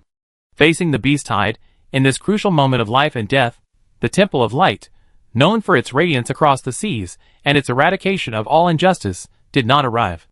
Their ruling king focused his attention on other important cities affected by the beast tide, paying no attention to the insignificant town of Zig on the border. Even the more capable professionals in the vocational institutes were withdrawn. In the end, they, left to wait for death in despair, were saved by the necromancer they once feared. How ironic. Once, the necromancer unified all undead creatures within the Sea of Death and declared it his own. Everyone in Zig was filled with disgust and fear. They were disgusted that the necromancer, who was hated by everyone like a rat, could be so arrogant as to call himself the Lord. At the same time, they were filled with fear. They feared that the Lord, who controlled countless undead creatures in the Sea of Undead, would set his sights on the land of Zig Town, suddenly invade, and claim it for himself. What would become of these honest residents then? Would they be skinned and stripped to become undead skeletons? Or would their flesh be gouged and their blood drained, becoming forbidden experimental subjects? But it wasn't until this moment, saved by the undead scourge, a creature that killed only beasts without harming humans, that they realized the depth of their previous prejudices. It wasn't the class that was evil, it was the people. They didn't know how to thank him, so they could only kneel and kowtow, just as they had done to the Brothers of Light and the King's Guards. A unified chorus of praise echoed through the air, captured by the eyes and cameras of the players, who had suddenly fallen silent, watching the scene unfold. They stared at each other in silence.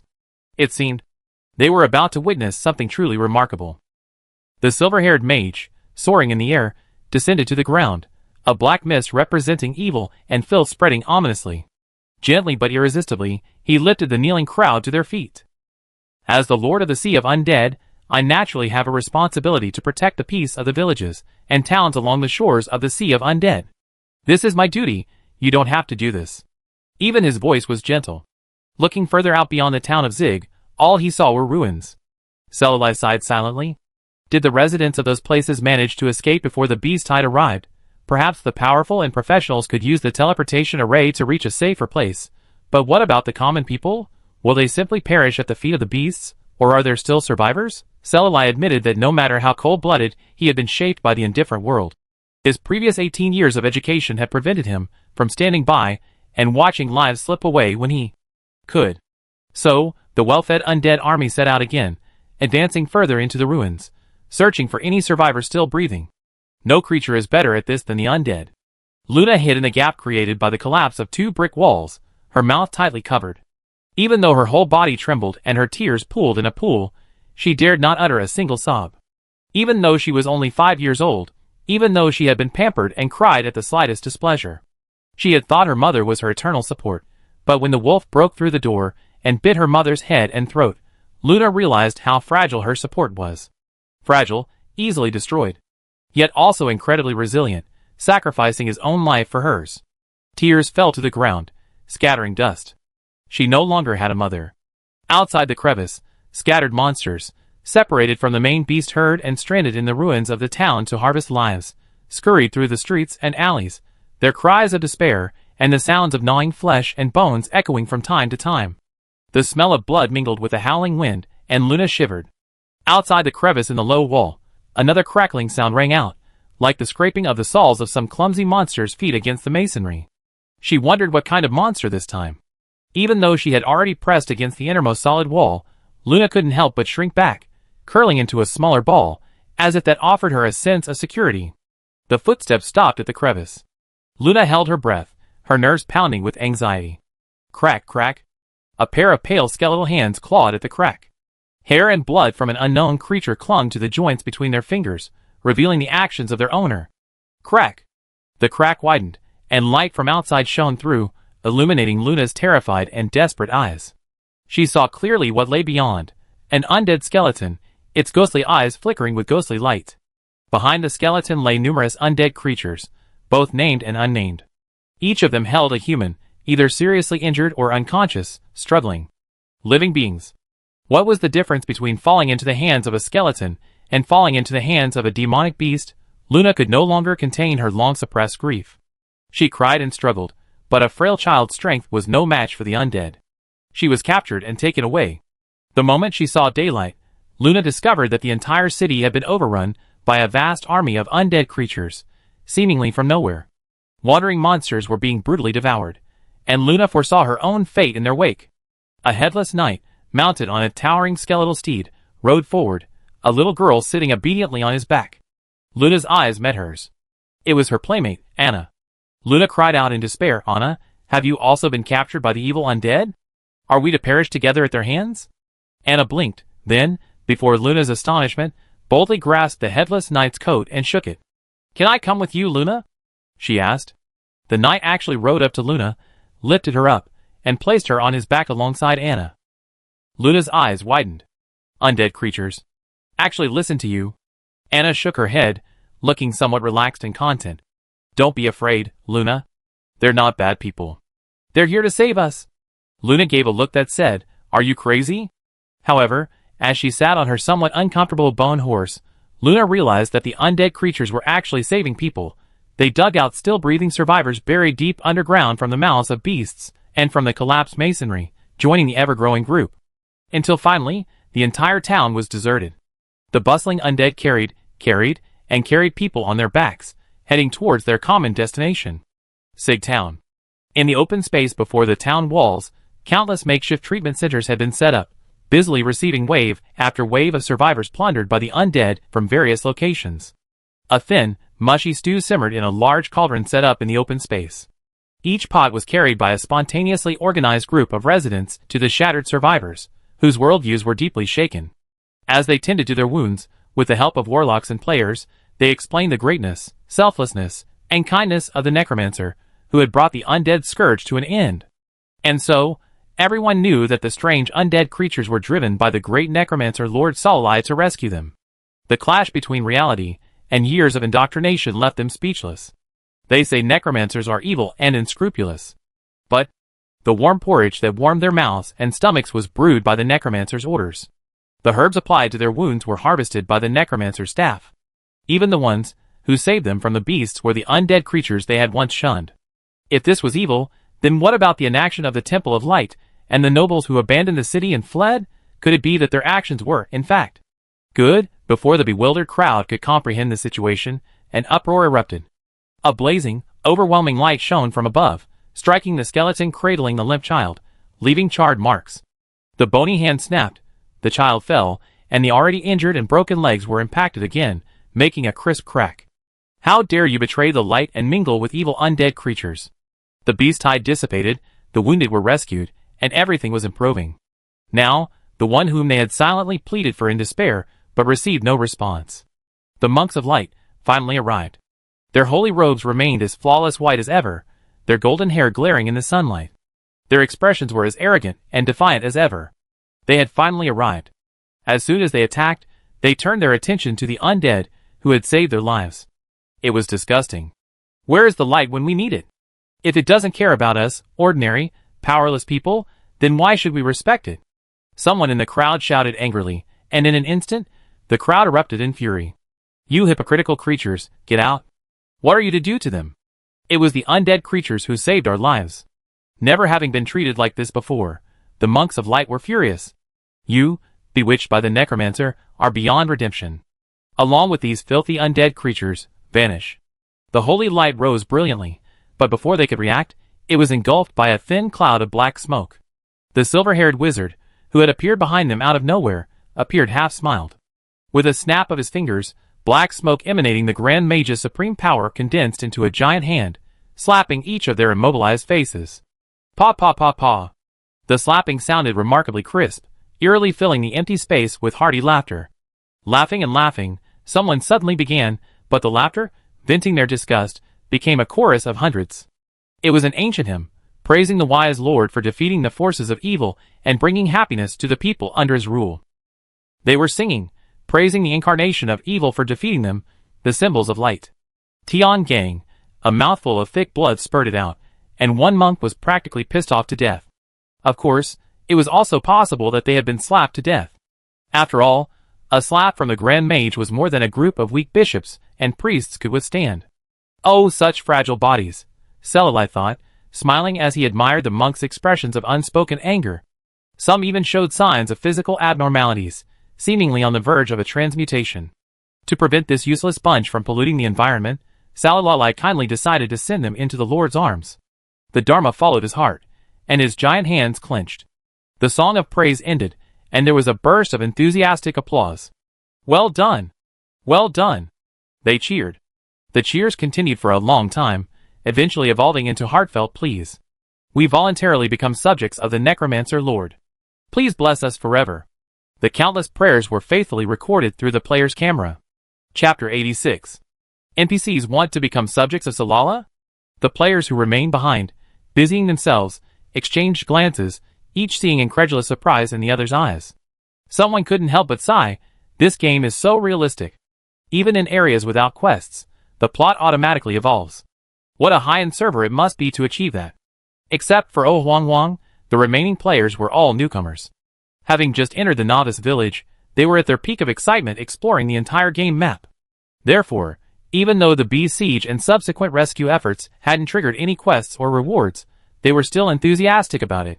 While busy comforting the survivors, they couldn't help but feel a sense of pride and belonging from the overly realistic interactions. Look, facing a formidable enemy, we didn't flee. Instead, we stood with the people in need, and now we're helping without asking for anything in return. We're awesome. As they say, good deeds pay off. Even now, while others are still battling and dying among the beasts, they are concealing the scene of the action and recording it perfectly. Salalai is a recognized figurehead in the currently popular game Miracle. Even new players are familiar with his energy. For example, as the Lord ruling over the Sea of the Dead, aside from the countless undead creatures within, he has no true subjects under his command. It can be said that he is a figurehead, a title held in name only. But when the NPCs volunteered to become his subjects, everything changed. Salalai hadn't expected them to say such things. Becoming his subjects. He had launched the undead scourge to crush the Beast Tide, because he simply believed that the Beast Tide was invading the towns near the Sea of Undead. As Lord of the Sea of Undead, he would be embarrassed if he didn't act. He was already a Grand Mage, with the entire continent at his disposal, so why was he still so timid and cautious? That was all. He hadn't considered winning over the people or legitimately expanding his territory. Salai attributed the current situation to the merits of the Temple of Light. Without comparison, there's no harm. If it weren't for the rude attitude of those monks of light, they wouldn't have made such a request. The kneeling crowd seemed determined not to get up unless he agreed. Even if he helped them up one by one, they would kneel down again. Every face, every pair of eyes, the same message was written, please protect us. Salai sighed. These demands were made not only by the residents of Zig Town, but also by scores of civilians rescued by the undead from nearby towns. With their homes destroyed, the priests and officials who were supposed to fulfill their duties fled faster than anyone else, leaving them as abandoned victims. Since you don't care about our lives or this land, why shouldn't we support those who do, since they will all be ruled by others anyway? Choosing a more responsible ruler is the greatest freedom they can exercise. The players, silently acting as spectators, started to boo, shouting in unison, Lord, Lord, Lord. Lord, please agree. Not only them, but me too. I'm willing to be your subject. And me, and me. They were vying for discounted eggs, desperately promoting themselves. Just think about it, becoming a vassal of a beautiful NPC. How cool would that be? Maybe if you do well, you could even earn a government position. Wouldn't such a gaming life be more satisfying than just completing quests? With their example, the indigenous residents also eagerly voiced their concerns.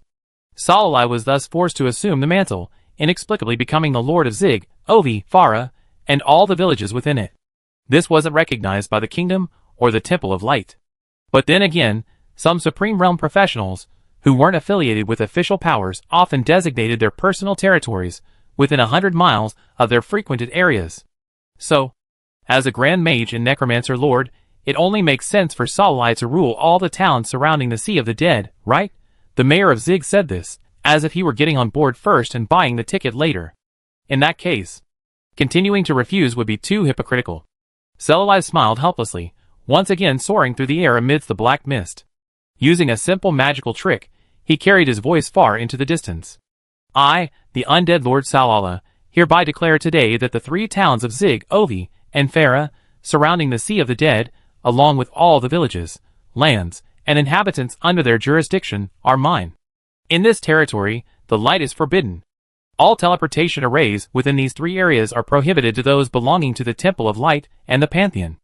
Any branches of the Temple of Light and the Pantheon established within these areas will be uprooted. The only legitimate deity worshipped within this territory is Origin. Undead Lord. Belongs, the light is forbidden, Origin. How vast is the magical reserve of a Grand Mage, deep as the ocean. Magic tricks that rely solely on magical reserves as a medium for sound transmission, performed by a junior mage, might only reach a distance of 10 meters. But if performed by a Grand Mage, then, with the Sea of the Undead as the center, and excluding regional variations in magical power and concentration, Salalai's words could practically cover the entire eastern continent. The only difference is the amount of information transmitted. The declaration, repeated 3 times in a row, swirled arrogantly in the air, reaching the ears of everyone within earshot, stirring up a turbulent storm. The players, fighting bloody battles within the beast herd, but being vastly outmatched by their collective strength, were steadily losing ground. On the verge of retreating behind the city walls, the city on the verge of loss, looked at each other. Did you hear anything just now? It sounded like something was happening to Salai. Was it an auditory hallucination? Watch the World Channel. The people in Zig Town posted that Salai slaughtered 1,000,000 beasts with a single move and ascended the throne in the Sea of Undead, declaring all the surrounding towns his territory. Wow, so exciting! But what does ascending the throne mean? I thought he was emperor. Isn't it just becoming a lord? Is it different from ascending the throne? Blowing up all the temples in those places is so cool. The nurses say that the priests who learned of this were furious and rushed to denounce and punish him, but they were all wiped out. The news that the necromancer had officially become lord spread throughout the continent in less than a day, thanks to magical tricks and word of mouth among players through the World Channel and game forums. How dare you be so arrogant, necromancer? Oh, you said he's already a Grand Mage? In that case, Temple of Light. Pantheon! Aren't you the most nosy? You're not going to intervene, the Temple of Light said. They did want to intervene, but a group of locals, shouting for the Lord, for the Light, rushed forward without a trace, barely even engaging in combat. They were easily defeated. Even if they opened their rich treasury, unearthing countless powerful forbidden items and sealed artifacts in an attempt to suppress him with their attributes. How could level 10 water extinguish a level 99 flame? The result of charging forward blindly was evaporation into a puff of steam, leaving no trace. He found himself no match for the Necromancer Lord, but with so many cardinals of his rank within the Holy Land, and at the very least, His Holiness, the most powerful Pope on earth, he could certainly put a stop to this arrogant fellow, right? Listen to what he said. Light is forbidden? Even the Chunaway sect wouldn't dare address them like that, let alone a mere Grand Mage. Furthermore, he actually openly promotes a nonsensical evil deity, worshipping it as the true authentic one. Does he not take our Temple of Light seriously? Unfortunately, the aspirations of the priests everywhere were destined to be unrealized during this particular period. Except for the Pope, all the cardinals and countless high-ranking combatants were still mired in the fierce battle in the Lost Forest. The Holy Land was left with a swarm of the elderly, the weak, and the sick, their hearts shattered and their faith wavering.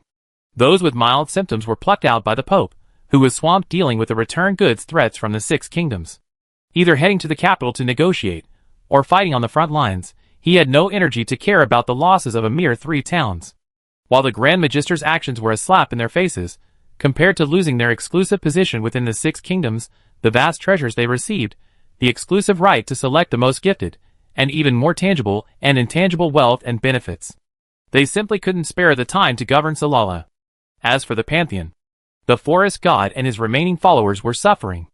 Upon hearing the news of the Source's revival, the fire god and the storm lord were extremely cautious, hoping that the Temple of Light would circulate in front, drawing the Source's attention and preventing them from noticing their presence. Besides, hadn't they seen the big brother, who always led the charge, say nothing? Without his word, why would they rush? As a result, the major powers on the continent remained silent, tacitly approving of Salala's actions. After all, they were just a few not-so-rich towns, so he could take them if he wanted them, using earth magic to rebuild the city and assigning the players, who had flocked to watch the fun to clean up the mess. Salala waited in a makeshift building outside town, awaiting the arrival of the Army of Light. In the end, after waiting for so long, only a few people showed up. Not only that, the clerk of the capital arrived alone and handed him a scroll bearing the symbols of the kingdom and the light-sensitive temple. They directly recognized Salala's legal status as lord and allocated him several additional towns. Although small in size, their combined area was considerable, comparable to the territory of a mid-level peerage. Salala, huh? Is it fake? Being this way is totally out of character for the Temple of Light. Could it be that after the incident at the Holy Land, they backed down? It had come so easily. Salala suspected a scheme. He took Ludwig on a tour of several towns he inexplicably acquired, and finally discovered the reason. They had long been reduced to ruins by the beast tide. Due to delayed treatment, not a single living soul remained within the vast ruins. In the eyes of the temple and the kingdom, ruins without people were no more than wasteland, devoid of any value, not even worth allocating funds for reconstruction. Since that was the case, it might as well be thrown to Salala. At least it would be a favor. Of course, that was the kingdom's thinking. Salala still didn't know why the Temple of Light was acting in a manner tantamount to seeking peace. But he soon discovered the reason. Chapter 87. Ever since Salala truly became a lord with subjects, more and more people have flocked to him. Among them, a small number are relatives and friends from the three towns of Hig, Ovi, and Farah, and their subordinate villages, who are now in other towns. Although not directly involved in the initial onslaught of the beast tide, they happen to be in the path of attack predicted by major organizations and private institutions, and the panic and anxiety have already made them nervous. They want to escape, but there is nowhere to go. No matter where they go, the rulers are the same. They only care about themselves. Until now, the undead lord slaughtered the beasts to claim his sovereignty. Relatives and friends, who were once thought to have perished at the edge of the sea of undead, now wrote letters and sent messages, detailing their rescue, how the new lord helped them rebuild their homes, and how he cared for the injured, urging them to move to the territory renamed Border Town Territory. Those who could afford the cost of a letter and could understand the text were no longer ordinary people, yet they hadn't achieved great wealth and status, allowing them to escape to a safer place and continue their extravagant lifestyle. These families were the most vulnerable to setbacks. The more decisive ones, those with a little inside knowledge. The necromancers were already Grand Magisters, absolutely capable of protecting their region. They took all their wealth and traveled thousands of miles to seek refuge with their relatives and friends. Of course, not many did this. After all, the beast tide hadn't yet reached the city, and people always held onto a certain level of hope. In fact, compared to the few ordinary refugees, the vast majority were players, scattered across the continent. In addition to the fact that countless cities that had opened regional missions were lost one after another, and players had not yet had time to redeem their contribution points, thus working in vain, there was another major reason. Salala, as the Lord, announced that within the border town, except for the secretary who was in charge of the development of the territory and handled the territory's affairs, all officials would be selected through assessments, and both foreigners and local residents could participate in the assessments. This means players have a good chance of earning a position of power within his territory. Become an official and manage the territory. What is this? A holographic Western fantasy business simulation. Beyond the allure of becoming an official, there's also the officially certified dual class that can coexist alongside your primary class, Origin Believer. Origin Believer. The omniscient and omnipotent, most ancient and powerful Origin bestows divine gifts, generously granting numerous paths of power to all who honor him. Dual classes. You can also freely choose the class you're interested in. According to the information released, the Origin follower subclasses include the Moon Worshipper, whose power boosts rivals that of a Super Saiyan in dark environments at night, the Berserker, particularly suited to melee combat, enhancing short-term burst and strength, and the Emotional Puller, a pure mental attack class that draws on emotions to invisibly kill. In short, all of the Origin followers' numerous subclasses, without exception, offer secondary bonuses based on their primary class. This means that even players with only the most basic skills, those who haven't yet achieved any hidden classes and have switched to a new class, can gain combat power comparable to powerful hidden classes through the bonuses of the Origin followers' secondary class. This way, whether they're players who enjoy managing their lives or pure combat maniacs, they all set out for the border town territory to pursue their respective goals. Even among the players in the few cities that were still struggling to hold on and fighting against the Beast Tide day and night, many of them took advantage of the breaks in the battle to join the team of the Origin believers and continued to return to the battlefield after receiving God's blessing. In less than 2 weeks, the number of Origin's followers surged to an astonishing scale. Even though its temple had yet to be built, it had become a force to be reckoned with. The Temple of Light had been as quiet as a chicken recently. Origin had fully revived, and its followers were Necromancer Lords, who had long been their enemies and had reached the level of Grand Mage. Any attempt to do anything to him that would affect Origin's own state was a pipe dream. Thus, after the Holy Land Pope issued his decree to quell hatred and focus on defending against the enemy, the various branch temples, long terrified by the Calabash brothers' desperate attempt to save their grandfather, yet still shouting slogans of eradicating darkness for the sake of face, finally breathed a sigh of relief. It wasn't that they were cowards, it was that the enemy was too powerful. On the surface, their enemy was the Necromancer Lord, who had openly defied them, but behind him stood not only his Origin, guarding it like a precious treasure, but also countless rapidly improving foreigners, equally powerful. Even the usually disorganized foreigners didn't show much respect or submission, but at least they didn't reject the Necromancer Lord. In other words, if the Temple of Light were to mobilize all its forces to attack the Necromancer Lord at this moment, most foreigners would side with him, greatly depleting their own strength. Furthermore, the resentment accumulated since the Holy Crusade, stemming from the Temple of Light's inaction during the Beast Tide, had completely erupted. Commoners and professionals alike had united, and under the leadership of the kingdom, they were seeking to reclaim the gods they had once revered. A truly ridiculous idea.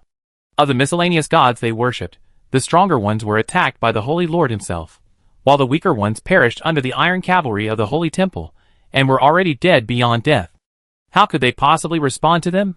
Recently, numerous outbreaks of evil god contamination have occurred across the continent, most of them caused by the spontaneous appeals of the masses to the old gods, giving rise to chaotic and disorderly evil gods. But even so, they are unwilling to bow to the light. The Temple of Light's supremacy is shaky. But at a time when it must resort to the same ruthless measures as during the Holy Crusade, their cardinals are trapped in the distant Lost Forest, besieged by a letter from the Pantheon requesting assistance, and unable to attend to the chaos. Thus, to safeguard its shaky position, the ever-proud Temple of Light, no longer assuming the arrogance of the past, only reluctantly offering assistance upon repeated requests for treasures, and with no guarantee of resolution, has taken the initiative to humble itself and join the battle on the front lines of the Beast Tide. Patience, patience, for now, let's put aside our pride. Once His Holiness the Pope and the mysteriously vanished cardinals have time to crack down on these ignorant troublemakers, their former days of pampered comfort and admiration will return. However, at this moment, the Pope and cardinals they long for are in dire straits. Using the Vatican's secret techniques to contact the missing cardinals, and upon learning of their current situation, the Pope journeys to the Lost Forest to retrieve them. Although he had ruthlessly declared that they would risk their lives to kill the Blessed One of the Origin now, it's clear that they simply cannot kill the Blessed One. In this case, the cardinals, trained at the cost of countless precious resources of the Vatican, will also be chosen from among the next Pope. How could the Pope stand by and watch such precious fighting power fall to the machinations of the remnants of Chunaway? He was no fool. From the intelligence the cardinal had sent back, the Pope easily discerned the purpose of the Chunaway priest's actions, to harness the blood, flesh, soul, and power of the remaining surviving sects and cardinals, and, through the secret techniques of the Chunaway sect, infuse them into the remaining half of Chunaway's body, combined with the portion of the Origin in Mara's hands. She was truly obsessed with resurrecting her god. Clearly, Chunaway's godhood had long been divided between the Holy Lord and the Forest. If he hadn't sought exclusive control of the fragments of the Origin, why would he have faced a combined attack? However, there was something strange. The Pope recalled a few words he had overheard when the Holy Lord had summoned him to the kingdom of God. He had said that Chunoe's godhood was incomplete, that a part was missing. So where is that part? Is this the reason Mara is so certain she can resurrect Chunoe? On the way to the Lost Forest, the Pope vanquished several waves of ferocious beasts. Exterminating a wave of beasts is more than just the undead Lord can do. The forest, once rich in pristine beauty, had been shattered beyond recognition by waves of pollution and battle. Corpses deformed by pollution, or the fallen, charred remains of vegetation, lay everywhere. The air was filled with the scent of plague and death. From afar, before even approaching the epicenter of the battle, the Pope keenly sensed a terrifying pressure emanating from the heart of the forest, imbued with an aura of immense chaos. It was as if the fragmented powers of more than one god were pooling together. His expression froze, and he drew a divinely bestowed treasure from his storage ring to ward off the pervasive pollution, swiftly advancing. A monster with 3 heads and 6 arms, its head bulging with flesh so bulging it threatened to explode, squirmed and tumbled. Towering trees were like frail toothpicks before it, easily destroyed. Wherever the monster passed, strange vegetation, covered in eyeballs, tumors, and fangs, rose from the remains of the trees, bearing its fangs and claws to prey on those struggling to escape. When the Pope arrived, he encountered this absurd and bizarre scene. It was clearly a monster, so why did he sense the presence of God from it? Without further thought, he unleashed several divine spells, saving the cardinal from being stabbed by the spikes. However, the moment he turned, the Pope was startled. He had completely changed. Possessed by more than one kind of contamination, he had become a walking, small-scale pollution source. He was beyond redemption. Not even holy water could cure him. Perhaps only the Holy Lord himself could. "Huh, what are you thinking?" The voices were rough, as if they were a mixture of men, women, young and old.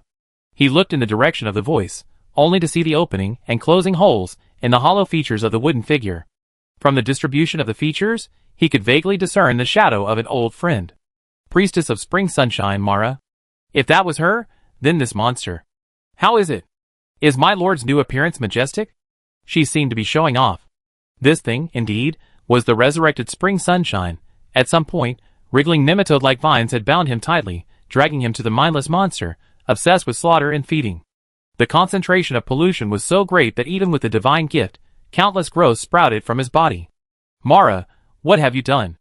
Open your eyes and take a good look. This monster, is this your lord? Closer, the Pope could clearly sense the power of countless gods from the monster, such as gold, lust, and the elusive glimmer of Chunoe's own godhood that the Holy Lord had so desperately sought. They showed no sign of merging, they were simply devoured, creating the illusion of resurrection amidst countless incompatible forces. The thorny vine slashed at his cheek, scraping away chunks of flesh. Mara said coldly, "What do you know? My lord's current state is due to consuming too little energy. If he only consumes a little more, my lord will return to his former form." She burst into laughter, perhaps because of the constant onslaught of lust, or perhaps because she needed an outlet after pent-up emotion. Mara manipulated the vines to sweep away the mutated corpses. Some were knights and bishops of the temple, some were remnants of other sects allied with Mara, and even some Chunoe apostles whose bodies had long since perished, their souls inhabiting Mara's body, allowing them to walk the earth.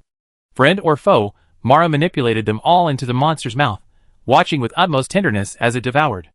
In the Orcish territory, he and Mara were the only 2 living beings left. Mara murmured to herself, "My lord, who rose from a humble blade of grass into a towering tree, accompanied me my entire life.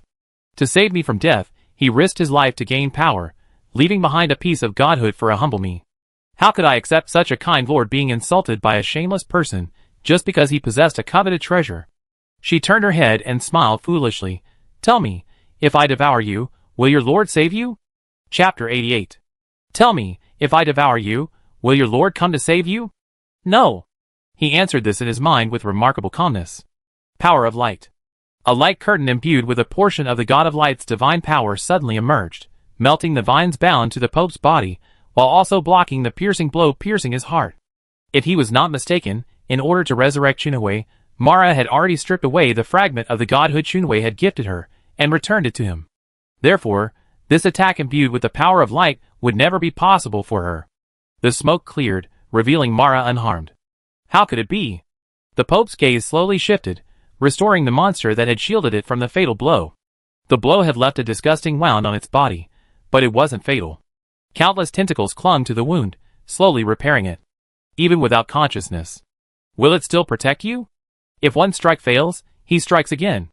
Knowing the monster will defend Mara no matter what, the Pope directs every blow at her.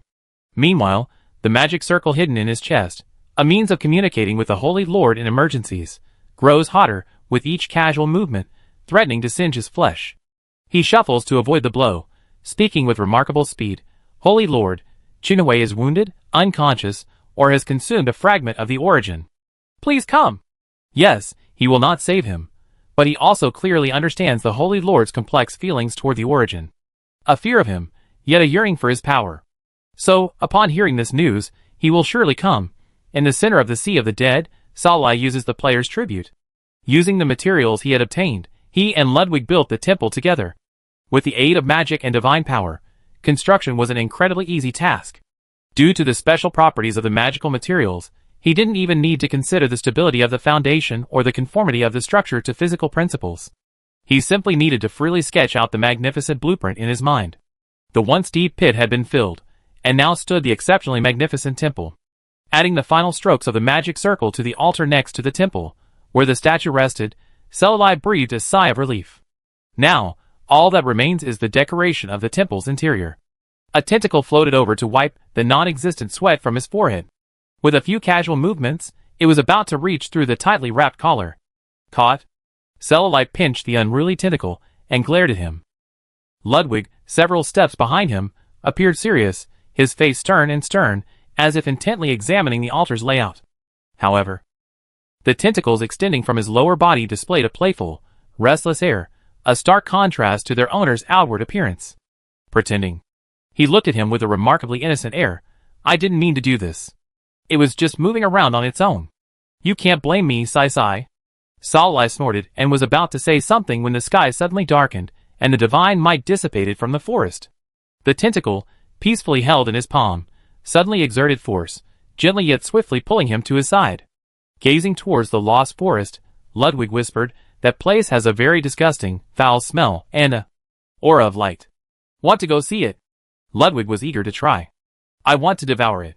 The laws of the world cannot be altered by the will of any individual, not even the origin that existed from the very beginning of the universe. To bestow divine arts upon a follower, one must possess the authority of the Godhead. Even the faintest fragment. This is an unbreakable rule. Even the origin cannot be exempted. However, compared to other gods, Ludwig, having separated countless godheads, does possess a small privilege. The divine power he bestows does not interfere with the original career path of the blessed. In other words, it's a dual career. Salai, originally a magician, can gain additional power independent of the magical path, unlike ordinary followers of the gods, whose career paths are cut off.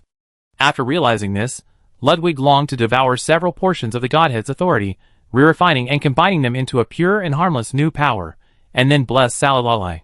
Even though Salai had publicly acknowledged his status as the origin sole follower when he announced his occupation of the town, Ludwig still felt it was not enough. He wanted everyone to know that Salai belonged to him. Being able to wield divine arts bestowed upon him was undoubtedly the clearest proof of this. Unfortunately, after leveraging the wandering evil god's natural attraction to devour the powers held by the Mother of Desire, the Lord of Sighs, and the Dark Moon, Ludwig discovered that their wields were too meager. Extremely inferior. Those inferior abilities, after being refined, were bestowed upon the subjects of Salai. He desired the best for Salai, ideally the purest and most powerful powers over time, space, fate, and magic. No, fate wasn't good either. The power of fate, a relatively easy element to master, had long since been shattered, and the gods of fate were often unable to break free of fate, constantly bound by its chains. Sai wouldn't enjoy a life without freedom like this. In fact, he had already obtained a fragment of magic within the void, and the path most suitable for Salai had already appeared. The source of magic. But, since he separated his power, no god had successfully digested the source of magic and achieved deity through it. This showed that the source of magic was too much for even gods of greater physical and mental strength to bear, let alone Salai, a human. The memory of the treasure shattering in his palm resurfaced.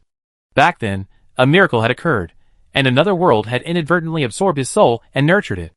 But if it happened again this time, he couldn't bear to lose him again. Until he was absolutely certain, Ludwig didn't intend to tell Salai about his intentions, to avoid further disappointment. Declining Ludwig's high-profile offer to fly him there, Salai decided to use the teleportation scroll. A radiant light shone, and in the blink of an eye, he was thousands of miles away. Following the divine pressure, his form concealed by the power of his origin, Salai happened to see a hideous, barely human-like mass of flesh, clutching a shrieking, unidentified creature resembling both plant and animal, into his mouth. Flesh and blood fell from its ripped maw. Judging from the remnant of power, the screaming being devoured seemed to be from the Temple of Radiance. Glancing at the scepter gleaming in the mud, he raised an eyebrow slightly. Is that the Pope's scepter? The Pope of the Temple of Radiance, devoured by that hideous monster? So what is it? How dare you? With a sharp shout, the light faded, and Salai finally saw the mass engulfed in light. The God of Radiance. The image of the God of Light was identical to his statue in the human world. Golden hair and eyes, a flame pattern between his brows, a robe shrouded in radiant light, and a scepter in hand. Even Salai, who disliked him, had to admit that his form was beautiful. Behind him followed the forest god, though his image was much less impressive, barely resembling a human form, his features still retaining the outlines of beasts and vegetation. Perhaps this was the aesthetic taste of his followers. The orcs? Moreover, he seemed exceptionally frail, visible to the naked eye. His inner frailty made it difficult to even maintain this posture, as if he could collapse at any moment. Salai scanned the depths of the forest. Not a single orc was to be found in the Orcish territory. Considering the fact that they had emerged from the forest and attacked the town, they had either fled or perished. As the patron saint of the orcs, the forest god, such an outcome would undoubtedly have a profound impact on him. Yet, having suffered such a heavy blow, he appeared here with the God of Light. Is he accustomed to being his henchman, or is he motivated by something else? Salai nudged Ludwig and whispered, "Can you sense what that monster is?" Ludwig pondered. Its power is too mixed. It barely accommodates a few fragments of divine nature, yet it has completely failed to refine them. No. One of them shows signs of refinement and fusion, but the time was too short, so only the superficial aspects were mastered. That is, chun away. You become this corrupted wretch. Ha ha. If I kill you today, I'll gain complete authority over the forest. All vegetation in the world will obey my commands. Salala stared at the eye-catching monster in astonishment, then glanced away quickly. That freak thing, is it the former goddess Junaway? How could she possibly resemble the powerful, upright, dignified, and elegant goddess in his memory? Ludwig pondered, judging from the power within him. It's true. He blindly devoured so much irrelevant authority, yet failed to calmly refine it. Overwhelmed by the overwhelming amount of knowledge, he's fallen into his current state. His expression was somewhat subtle. I seem to sense a trace of the power of the origin within him. It's so faint. Just then, the voice of the God of Light rang out. If it weren't for his ignorant priests feeding him so many complex authorities, the authority within you would have long been pulled out of your body by the fragments of the origin he devoured. By then, your survival would be in doubt. The figure, completely obscured by the monster's body, swayed. Salai then realized that it was holding a treeman in its arms. In short, its entire body had turned to wood, its features hollow, and it had long lost its human form. Is it injured because it was protecting the treeman? It seems the treeman is very important to it. Salai wasn't the only one to make this judgment. The God of Light and the forest god had also descended upon this place, hoping for a quick victory and the remaining fragments of their origin authority. Needless to say, they attacked the treeman and the monster, one on each side. Salai's eyes blazed, unblinking, filled with anticipation.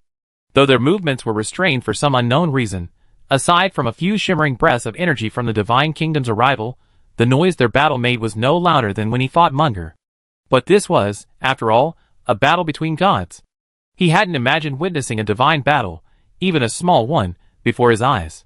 While Salai and Ludwig hid away, enjoying themselves, the God of Light engaged in a fierce battle. Though a fusion of mixed powers, they withstood his attacks with the tiny fragment of origin within their bodies, and the ever-present pollution they emanated. Not only that, the useless Sunlin had actually gradually lost control of the divine power that once belonged to Chun Hui, and that he had snatched from his body during the battle. Chapter 89. The forest god was in a strange state at this moment. It seemed as if two forces clashed within him, a conflict that had already affected his outer form. Dead wood and green leaves each occupied half of his body, tentacles and vines sprouting, each attacking the other. As a result, any attacks he launched against Chunaway were halved in power. Of course, due to their cunning tactics, Chunaway had to focus more on protecting the treeman in his arms, which was even more fragile than his divine body, and had no time to deal with the bloody power of the light. Boom! Another huge crack exploded, and from it flowed a thick, muddy liquid, emitting a rotten stench. Through the crack, one could see the flowing roots of vegetation within, intertwined together to form the skeleton that supported the monster's movement. The tree man screamed, "Let me go! Lord, let me go! Leave me alone! Kill them all! Kill these two greedy creatures!" She tried to break free, but her strength was far too weak compared to the monster's, and the swirling mud enveloped her even tighter. Gurgle. Gurgle. An indistinct sound emanated from the monster's mouth, as if responding to the tree man's words, though unfortunately no one could understand its words. The god of light sneered, "If it weren't for the fragments of the origin within you, and if you hadn't restrained your power to avoid attracting the origin's attention, you would have rotted away like your appearance. A mere priest, are you worthy of being in the same space with me?" A sharp lightsaber emerged, and a barbed whip of light appeared from behind, lashing the forest god, who was now wrapped in a ball of dead branches and vines, and caught in the backlash of his power. He was caught off guard and crashed into Chunaway's body, which had melted into a flowing mud monster, with a series of teeth-grinding chewing sounds. The instinct to eat overwhelmed its protection of its priest, and its once formidable defenses gradually weakened. It stood there, stunned, allowing the lightsaber to pierce its body. Strike after strike, mud and water splattered. The tree man, its unprotected, now exposed to the god's gaze, dragged its increasingly deformed body closer. With a leap, it shielded the monster from the heart with a blow. The holy light blazed, incinerating her in the blink of an eye. The ugly monster paused for a moment before resuming its feeding. Had once defended her so desperately, now, driven by instinct. Celli sighed. Ludwig, perceptive of his momentary downturn, asked, "Do you still want to see?" He shook his head. "It's all going to end up in your mouth anyway." "But, do you really want to swallow something so disgusting?" he asked, shielded in Ludwig's arms from the taint. Layer after layer of foul yellow slime oozes from the monster. Saralay feels like vomiting at the mere sight of it. Even before, when he was without a human body and instinctively devoured the power of the evil god, he's never encountered anything so disgusting. Saralay bared his teeth and frowned. "Eat this, and you won't kiss me." Ludwig covered his eyes and explained, "I'm only consuming the power within it, not." His tone seemed to indicate he wanted to prove to his followers that he wasn't some unhygienic god who enjoyed consuming filth. The god of light, who had condensed the great sword of light, suddenly shuddered. In a trance, a pair of enormous eyes opened from his back, filled with greed and evil. He turned back in panic, only to behold a thick darkness. The fear lurking within the power passed down through generations forced him to tremble and fall to his knees, utterly terrified. Ben, Ben. He trembled, unable to utter a single, hot syllable. Why had he come? He had clearly suppressed the sounds of battle to a minimum. Could it be that he had captured the faintest trace of aura that had leaked out when he descended upon the continent? Admittedly, even without the resurrection of the origin, relying on the purity and might of the authority of light, the god of light felt he was already the king of all gods. By vying for and absorbing the power of other gods, and then integrating it, he might become the new origin. All gods knew that their authority came from the stripping of the origin. In other words, if they could amass a certain amount of authority, wouldn't that mean, in a sense, they themselves were the origin? The god of light had once considered this, and he constantly worked towards this goal. However, it wasn't until this moment, facing the origin directly, that he realized how shallow his thoughts truly were. Facing the origin that gave birth to all things, he dared not even look directly at it, let alone attack or replace it. Within him, the authority he had already mastered thoroughly, cried out in joy, wanting to escape and return to its true master. The god of light, his eyes nearly frozen with fear, glanced at the forest still struggling within Chunaway's body. Only then did he realize he was shrouded in black mist. His solid body easily pierced through the vast hole, and the shimmering divine power emanated, merging into the darkness. Snap! An exceptionally crisp cracking sound. The remains shattered. After all, he was a renowned god on the Milk Continent, but without a single scream or struggle, he vanished with ease. Easier than tearing a piece of paper. The moment the forest god perished, the majestic statues of the forest god, stationed inside and outside the pantheon's branch temples across the continent, silently shattered and vanished into a puddle of smoke and dust. In the blink of an eye, Origin slew the god and devoured its power. Light shuddered even more. Even the mindless monsters, their rations forcibly taken away, sensed the danger and curled themselves into a ball, daring not to make a sound. Disregarding face and dignity, knowing no one would see his embarrassment, Light simply knelt and kowtowed, begging for mercy. Please forgive my sins. I was deceived and instigated by my followers, so I misjudged you and your followers as different and ordered a hunt. Light pondered over this, believing that this was the only reason Origin had tracked him down so quickly. Knowing his explanations were feeble and far-fetched, destined to fail in halting his own demise, he brainstormed countless times in a fleeting moment, and finally, a flash of inspiration struck him. I am willing to offer all my sex property, land, and secret treasures to build you the most luxurious and powerful temple on the continent. I also command all my followers to respect you and your followers as much as I respect myself, in exchange for a chance at life. As if that wasn't enough, he quickly betrayed his teammates. I have connections with the Lord of Storms and the God of Fire. If you wish, I can trick them.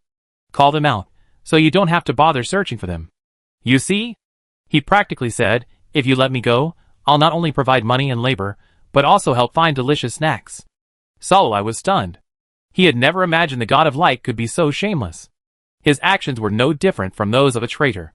Ludwig fell silent, exchanging an indescribable glance with Salulai. Salai slowly shook his head at him. The God of Light, about to say something more, felt a chill in his heart, a profound emptiness and weakness overcoming him. He watched helplessly as the countless powers he had painstakingly wrought crumbled from his body, until the largest and brightest fragment of light, carrying the understanding of the essence of light by countless generations of gods of light, dissipated. He lost consciousness and dissipated into a ray of radiant light. This time, however, Ludwig chose not to devour it. A ray of the radiant light was drawn and condensed into a ball of light, echoing with the sun high in the sky. Infused with pure power of light, stripped of all impure knowledge, a new god, wielding the power of light, was born, condensing into the image of a young girl.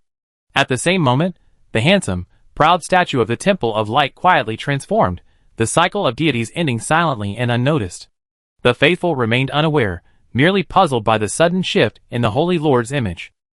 If the Pope, most closely connected to light, were still alive, he might have sensed the shift in the symbol of their faith, and how it would crumble and dissipate due to the identity of the previous priest of the God of Light. However, he was devoured at the outset of the battle. Salulai silently marveled at this astonishing transformation.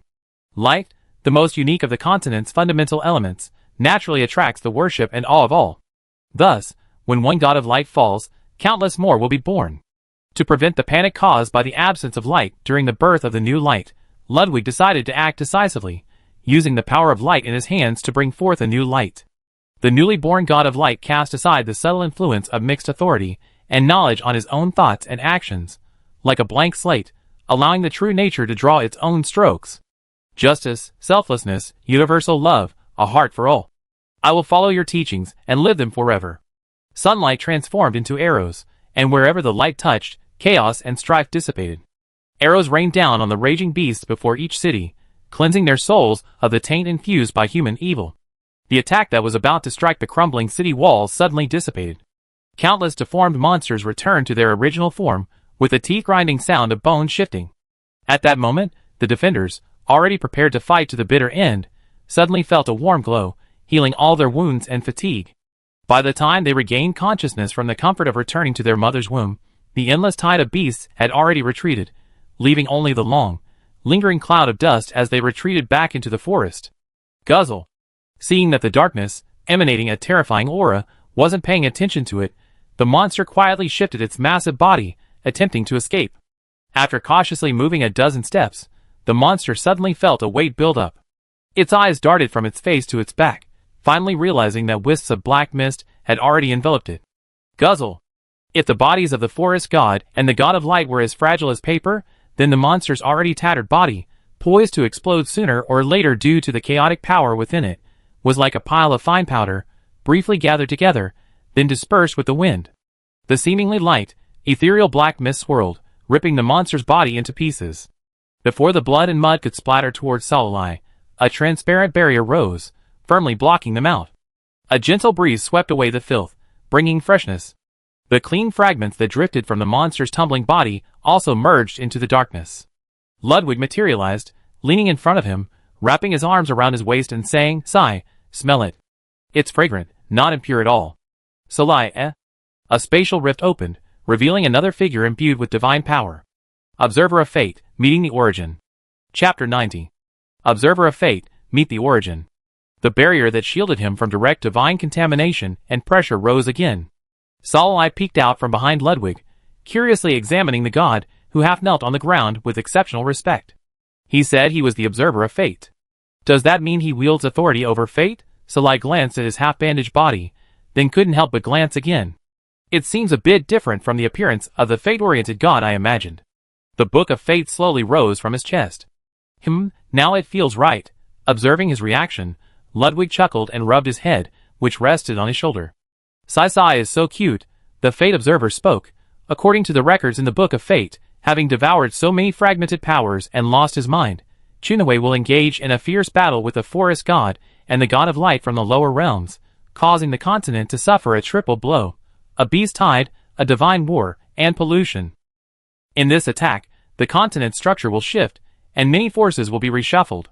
At the same time, strangers from other worlds will shoulder the heavy responsibility of curbing the war, eradicating the pollution, and defeating the final boss, the evil god Chunwei. Salih was stunned. If he had heard correctly, he just said that, boss? Is that a normal god, untainted by time travelers, supposed to know? And strangers from another world. So, he is the god behind the disguise of the Milk Continent as the holographic game Miracle? Did he seek out Ludwig because the original destiny had changed? What does he want? Salih hadn't forgotten Ludwig's words, saying he longed for his return.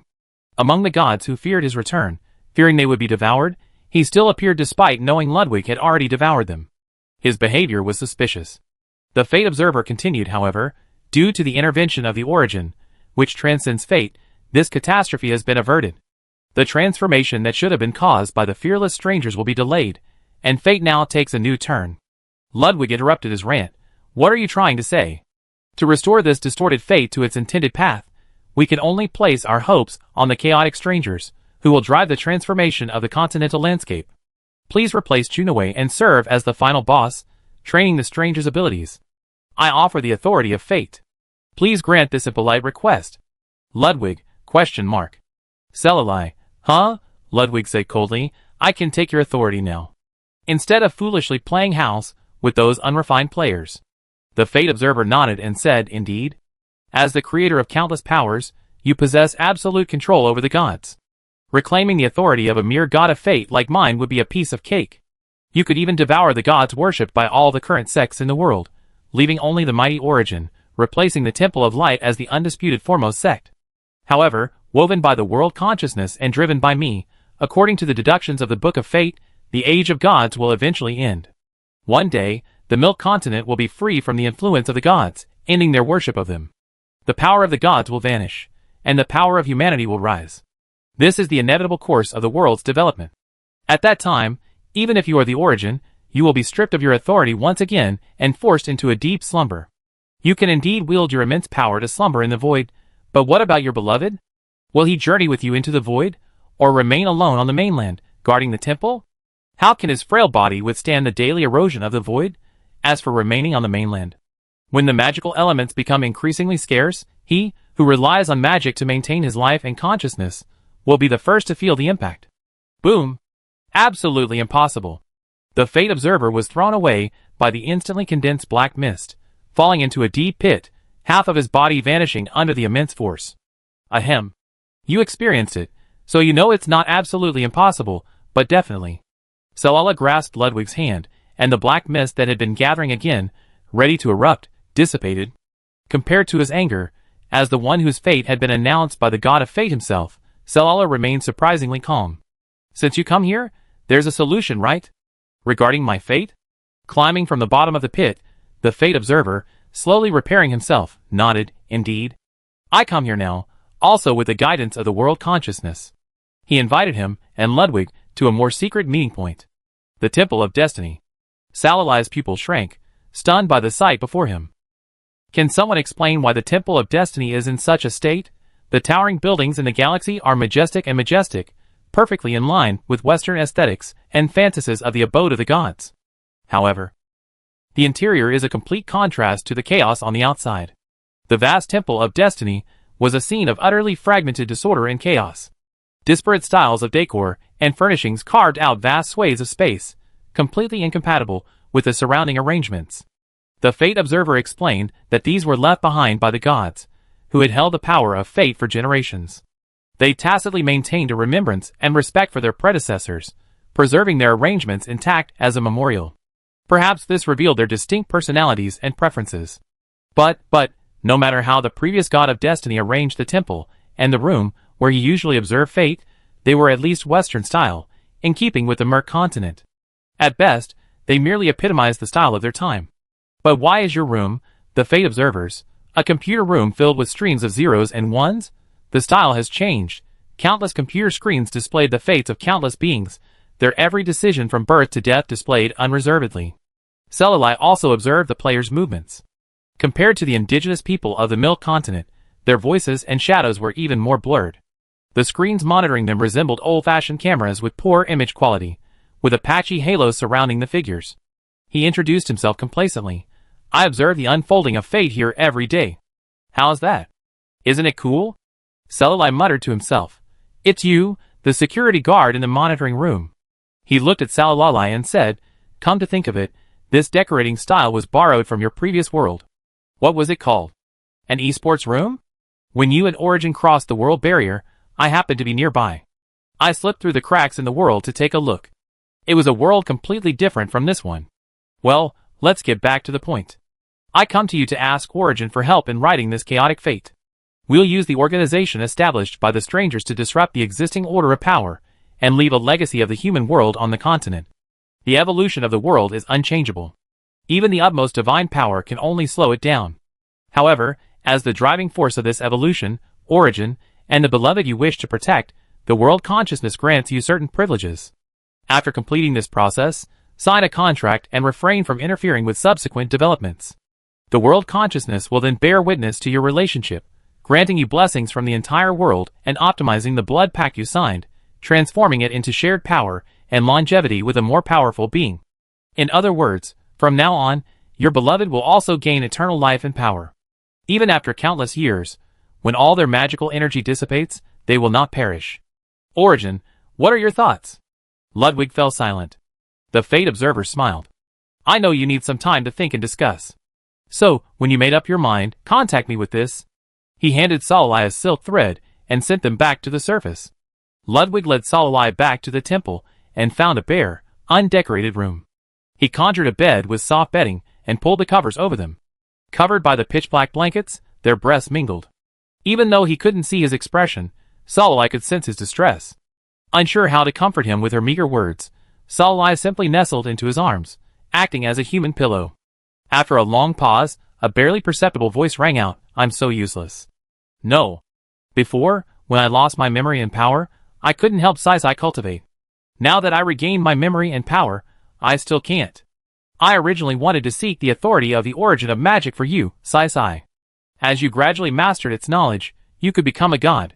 I hope you will be worshipped by the people, not as a follower of the origin, but as a powerful god. Sai is the one working so hard to improve, but because of me, all your efforts to get to this point have been overlooked. It's unfair. So that's what she was sulking about.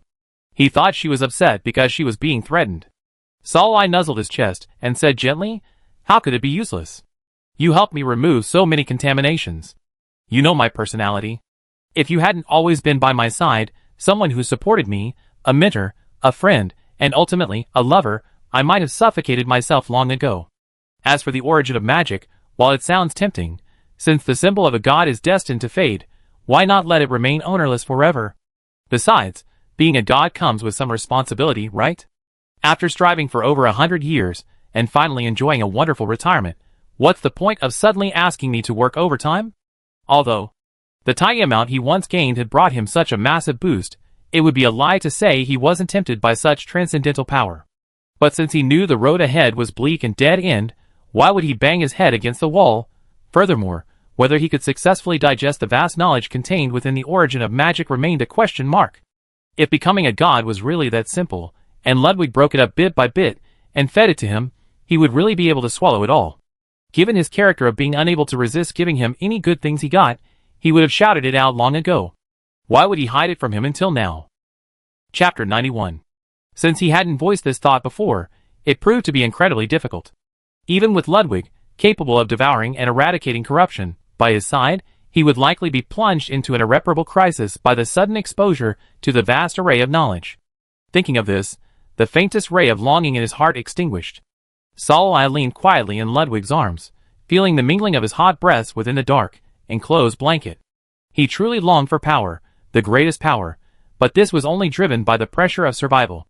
He had to break free from the remnants of the curse and the shackles of the Temple of Light.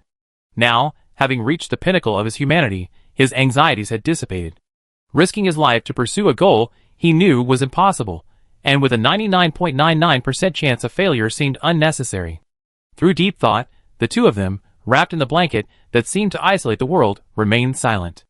After a long moment, Ludwig whimpered, "Sai, please don't be disgusted with me." Salai hummed. "You really don't?" "No." "Really? You're so long-winded." "Then let's do it." "Yes." "Yes?" Why did the topic suddenly turn to this? Salai flung aside the blanket, and the light shone into Ludwig's sparkling eyes, a soft, watery glow. Whether it was the blanket or his own sulking, his face flushed slightly. A beauty to behold.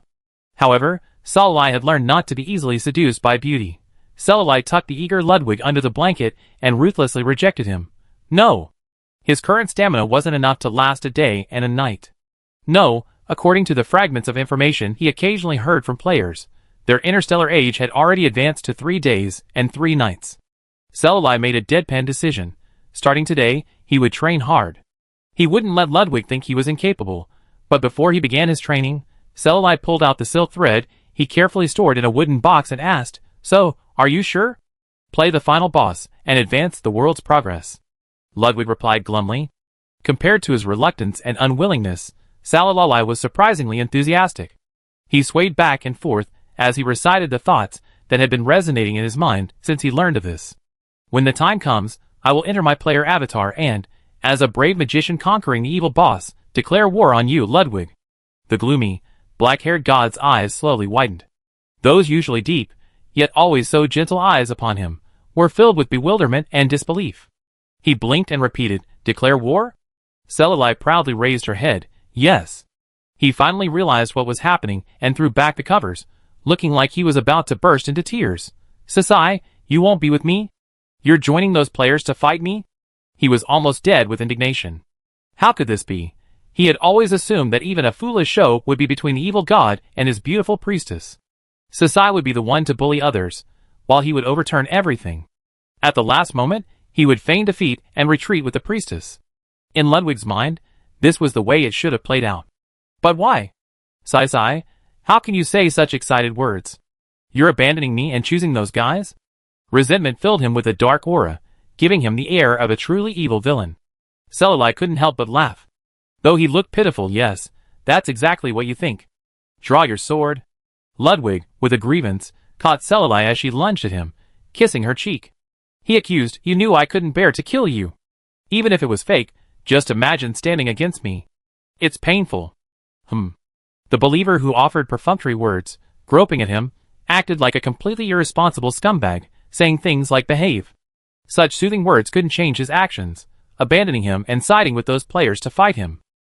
Furious, seeing Salai muttering to himself, calculating how long it had been since he entered his player clone, how far behind the other players in level he fallen, and when he have to leave him to catch up with the main group, completely absorbed in the joy of standing against him, Ludwig narrowed his eyes. "Cece, have you made up your mind? Are you going to do this?" Tentacles quietly clung to the unaware young man's limbs, their whispers carrying a hidden danger. Not noticing his subtle movements, Salai smiled and responded. The reason he so openly stated his desire to oppose him using his player identity was because he knew that defeating the evil god and villain was just a facade to rectify fate. A charade to build momentum for the players, the strangers themselves. With their abilities, it was impossible for them to harm Ludwig. To be honest, in the original Destiny, if the forest and the god of light hadn't fought Chunaway, it would have been impossible for the players to break through its defenses. If they couldn't even harm the degenerate and demented Chunaway, how could they possibly harm Ludwig? Thus, Salai happily joined the crusade with confidence. Role-playing is fun only when it's different from the norm. Ludwig chuckled. "In that case, Sai, you have to give me some compensation, right?" As if a thought occurred to him, he retracted his tentacles, his whole body radiating a pitiful and aggrieved expression as he spoke. effectively concealing the deep desire in his eyes to devour him. Though he knew Ludwig's expression was likely fake, Salai still felt a tinge of guilt. After all, he was feeling gloomy, having to accept the threat of the world consciousness for his sake, while I was happily playing how to play the hero who would defeat him. Wow, that sounds bad. Some compensation is indeed due. Thinking of this, Salai cupped his face and leaned in. Accustomed to being held captive and plundered, even when he should be the one taking the initiative, the young man acted as if it were a gift. He lifted his small chin, his red lips slightly parted, revealing the enchanting, dizzying softness within, completely giving and taking, completely unaware that this time, the seeker wanted more than that. A familiar heat rose in Ludwig's chest. He held the young man's face with one hand to prevent him from withdrawing, sucking and licking his lips, stirring his mind until it suddenly stopped, and Salai let out a dazed, nasal sound. Why did he stop? Is he so easy to coax this time? At some point, the bed beneath him had become the soft, sleek bed he had once glimpsed in the underground palace. He sank limply into it, unable to move, passively swaying with the movements of the person on top of him. Sasai wants to possess me? The malicious god, already aware of his followers' deep misunderstandings, made no effort to explain, deliberately murmuring in a way that played into his misunderstanding. Salai stared hazily at the god who, with a single hand, had trapped him between the bed and his body. He had beautiful long, black hair, cascading down, its fine, dense strands tangled like a spiderweb, blocking out most of the air and light. In a trance, only a frank gaze remained between heaven and earth. Salai raised his hand, carefully tracing his features, touching them lightly and hard, each time with a fiery touch, his eyes and ears filled with the alluring sound of his soft panting. This was too foul. Knowing his willpower was weak, he still seduced him.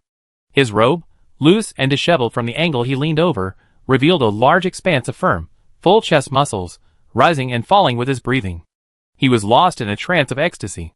He nodded, dazed, as if completely captivated by a beautiful, badass man, lost in the web of hair. A cool breeze brought Salai's dazed mind back a little. Wait a minute, I'm taking the course listed above. As he was about to answer the question, he still hadn't realized that he was feeling study aids. Relying on his superficial memory of the textbook, he struggled to determine his elective courses. Ludwig smiled. Okay. The world spun, his stance reversed. The hand at his waist pressed against his flesh, the scorching heat from his palm seeping through his skin. Salai felt as if he were being consumed by the flames. He needed the exceptionally full, perfect, and generous flesh of the one she god, feeling exquisite and generous. When the procedure was about to take the next step, Salai paused, bewildered.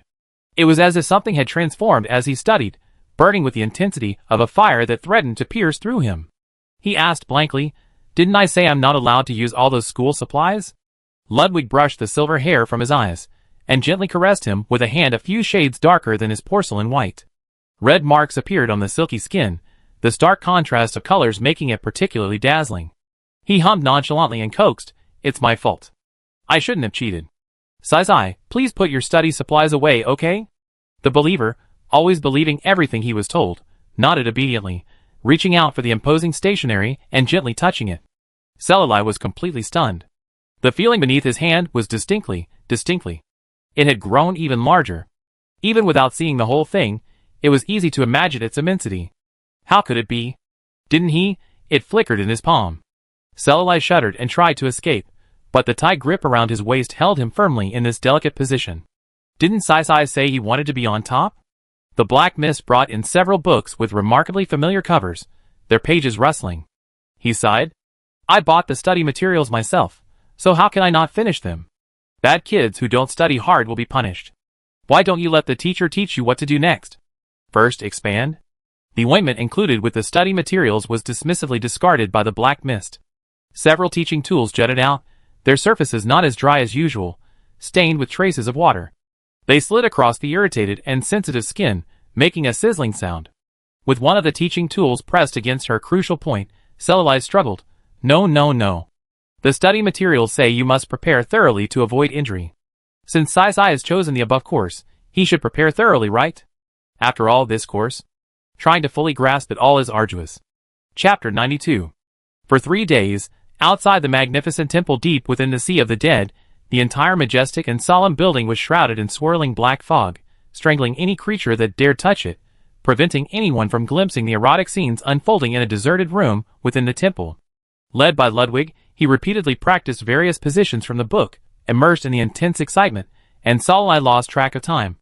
Each time, when he was on the verge of overcoming his limit, the insatiable god would unleash his divine power, transforming the vast quantities of energy entering his body into pure energy, forcing him to remain conscious and enter a new cycle of decadence, repeating the cycle over and over again. Bang! Until midnight 3 days later, a sharp sword made of bones pierced the black fog. Salai hastily threw on a robe, not caring about his still disheveled hair, and rushed out of the temple. Damn it, Ludwig, don't you dare touch me again. Don't come after me, or I'll never talk to you again. Slapping away the pursuing tentacles, Salala followed his soul's induction back to the underground palace, where he laid down on the coffin bed, isolated and secluded.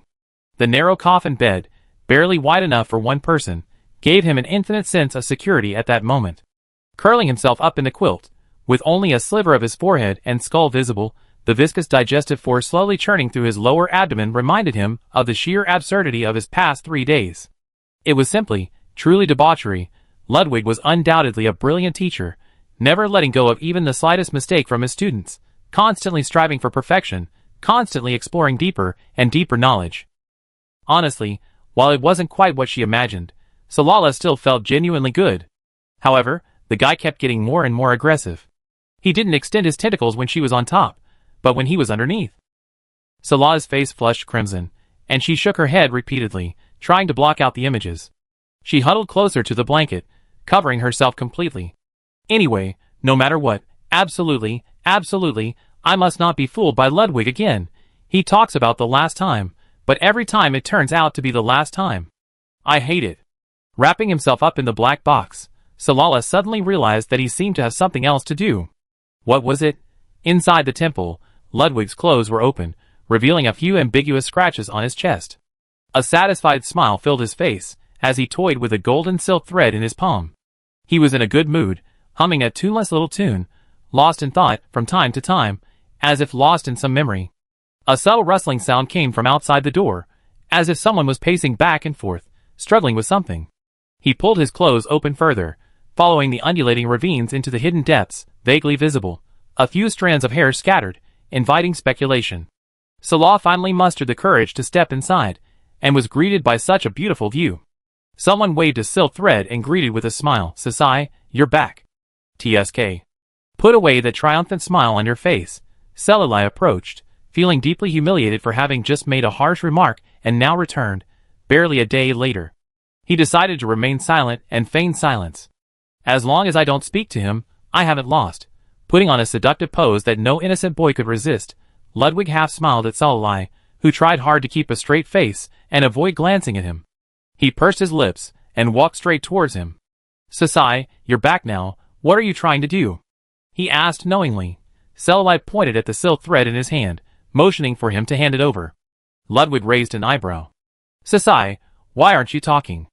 You're just pointing. I don't know what you're trying to do. Let me guess. He suddenly realized something, and under Salala's expectant gaze, he uttered a wildly untrue guess. You want to touch it? Go ahead, don't be shy. Salah, ? He puffed out his cheeks, biting back the words that were about to come out, glaring at him and shaking his head. Knowing he was simply teasing, Salala decided to go for it. Unexpectedly, Ludwig saw through his intentions, and placed it directly on the fullness of her waist and abdomen. This meant that if he tried to remove it, he would inevitably come into contact with it. Ludwig smiled at the troubled Salala, anticipating his next move. Sasai, what would you do? Salah hesitated for a long time, his face resolute and determined. He stepped forward, his gaze fixed squarely on her. He stretched out his hand, but before his white fingers could touch the soft flesh, he lay on her abdomen. The exceptionally conspicuous golden thread rose, and fell slightly with his breathing, dazzling him. He swallowed, and the moment his fingertips touched the golden thread, he quickly withdrew his hand. But Ludwig was quicker than him, grasping the exceedingly slender wrist. Without even exerting any force, the little believer stumbled and fell into his arms. He instinctively supported himself with one hand, but this time, the ground beneath his hand wasn't hard and rough enough to chafe his palms, but softer and more elastic. He couldn't hold it back any longer. You? Ugh! His lips were pinched. Pulling him fully into his arms, Ludwig leaned in and whispered, "The little mute can't make a sound." The sensitive earlobe flushed red from the heat, and Salali's breathing quickened with an indescribable itch and inexplicable stimulation. He opened his mouth and took the tiny earlobe into his mouth. The person in his arms trembled violently, trying to suppress the scream that escaped his lips bitten until they were white. If the provocation continues, the stubborn believer will burst into tears. Although Sai-Sai's crying was pitiful and adorable, completely unstoppable and only inviting more touching, if he did so, the shy Sai-Sai would hide away and sulk again. Releasing his sucked earlobe, Ludwig buried his head in the crook of his neck, nuzzling it. "Sai-Sai, I was wrong. Will you forgive me?" Salali remained silent. "Please," he hummed softly. "I'm a mute. I can't speak." Ludwig's lips curled wildly. He pulled a golden thread from his palm and blew on it gently. The thread ignited without wind, and a staircase connecting to the air appeared. Quickly getting dressed, Ludwig picked up Sai-Sai and said, "Mute little man, will you accompany me to see the Fate Observer?" The tone was perfectly coaxing, and Sai-Sai fell for it. He cleared his throat and pondered for a moment. "All right, considering you admitted your mistake so well, I'll reluctantly forgive you this time. Don't do that again next time." Ludwig deployed his barrier and avoided answering. "Let's go!" The blurry moment of entering the kingdom of God caused Salali to overlook his ambiguous attitude. His attention was drawn to the Fate Observer waiting outside the kingdom of God, so he didn't notice the triumphant smile on Ludwig's lips. As soon as he entered, the Fate Observer eagerly inquired, "Have you two decided on a response?" From his expression, he seemed even more anxious than the world consciousness, who was hiding somewhere or quietly watching all this unfold. He was eager for Ludwig's immediate consent. "Why?" Salali couldn't help but ask. The Fate Observer gave him a truly strange feeling. How could he describe that state? It was like a social animal who had worked tirelessly for thousands of years, and couldn't wait to hand over their work to others and retire immediately. The Fate Observer scratched his neck, a hint of anxiety and melancholy. He didn't want to say anything, but he could see a hint of "if you don't speak, I won't forgive you" in the black-haired god's expression. He sighed deeply, and 3 stools appeared out of thin air, motioning for him to sit down and speak. "As the god of fate, I can only observe and record fate, but I cannot interfere with or change it." Salali interrupted him. "You approaching the source, isn't that an act of meddling?" He shook his head. "The source isn't part of fate, so how can you say it interferes with it? In short, whether good or bad, it's fate, and we must accept it. Many people always think they can change their fate, but who knows if they're actually changing the path that fate has already woven for them? When I first took over the authority of fate, I had only a vague understanding of these rules. So, when observing a person's brief and fragile life, unable to resist indulging in it, I intervened and reversed her doomed fate. I was punished for this." He gestured to his bandaged body and whispered, "So was she. Because of my supposedly kind intervention, her life became even more miserable, and in the end, I was unable to change the outcome." He looked up at Salali and spoke slowly, "I have glimpsed fragments of your fate. Though it is intertwined with the source and cannot be fully observed, I have drawn a conclusion. By assisting you with small, harmless tasks, I can smooth your path toward your destiny and indirectly contribute to the restoration of the source. The origin awakens, and the god cease to exist. The time has not yet arrived for the birth of a new god of fate, so I cannot relinquish my authority.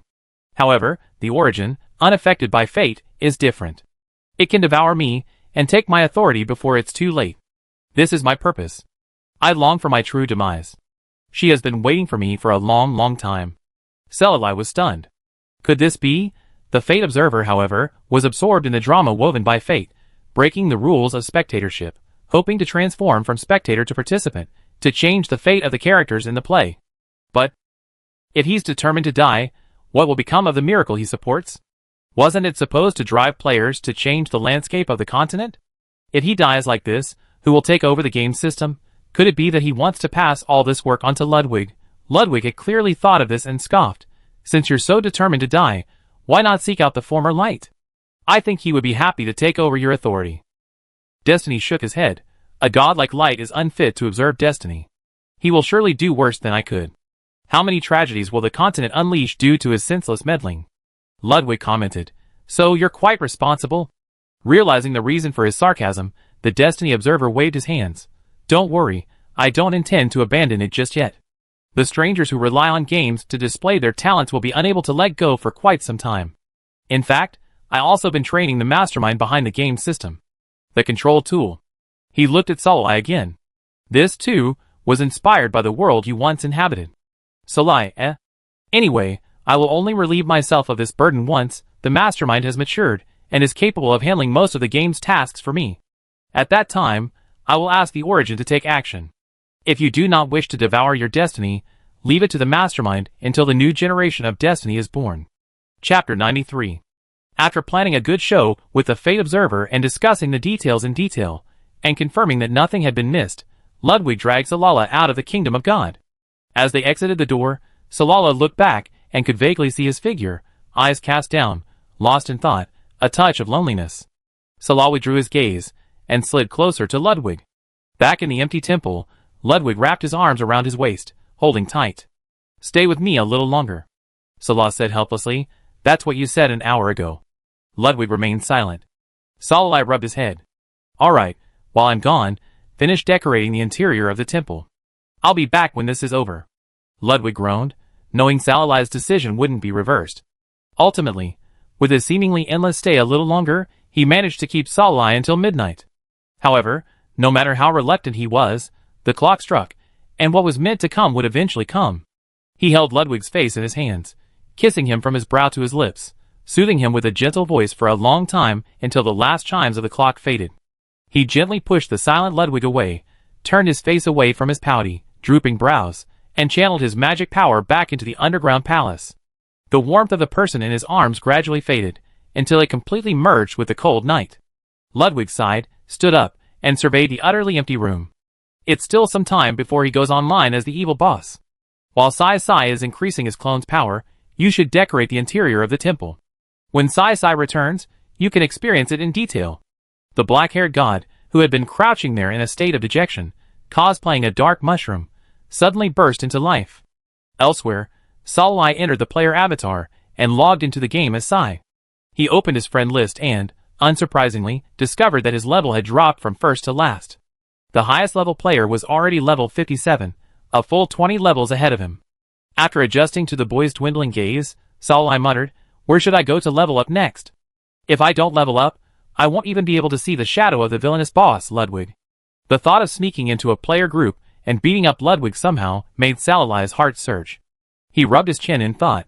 Could it be that he's just a violent person at heart? Shaking his head, dismissing this outrageous speculation, Salai clicked into the long-missed player forum to search for recommended leveling points.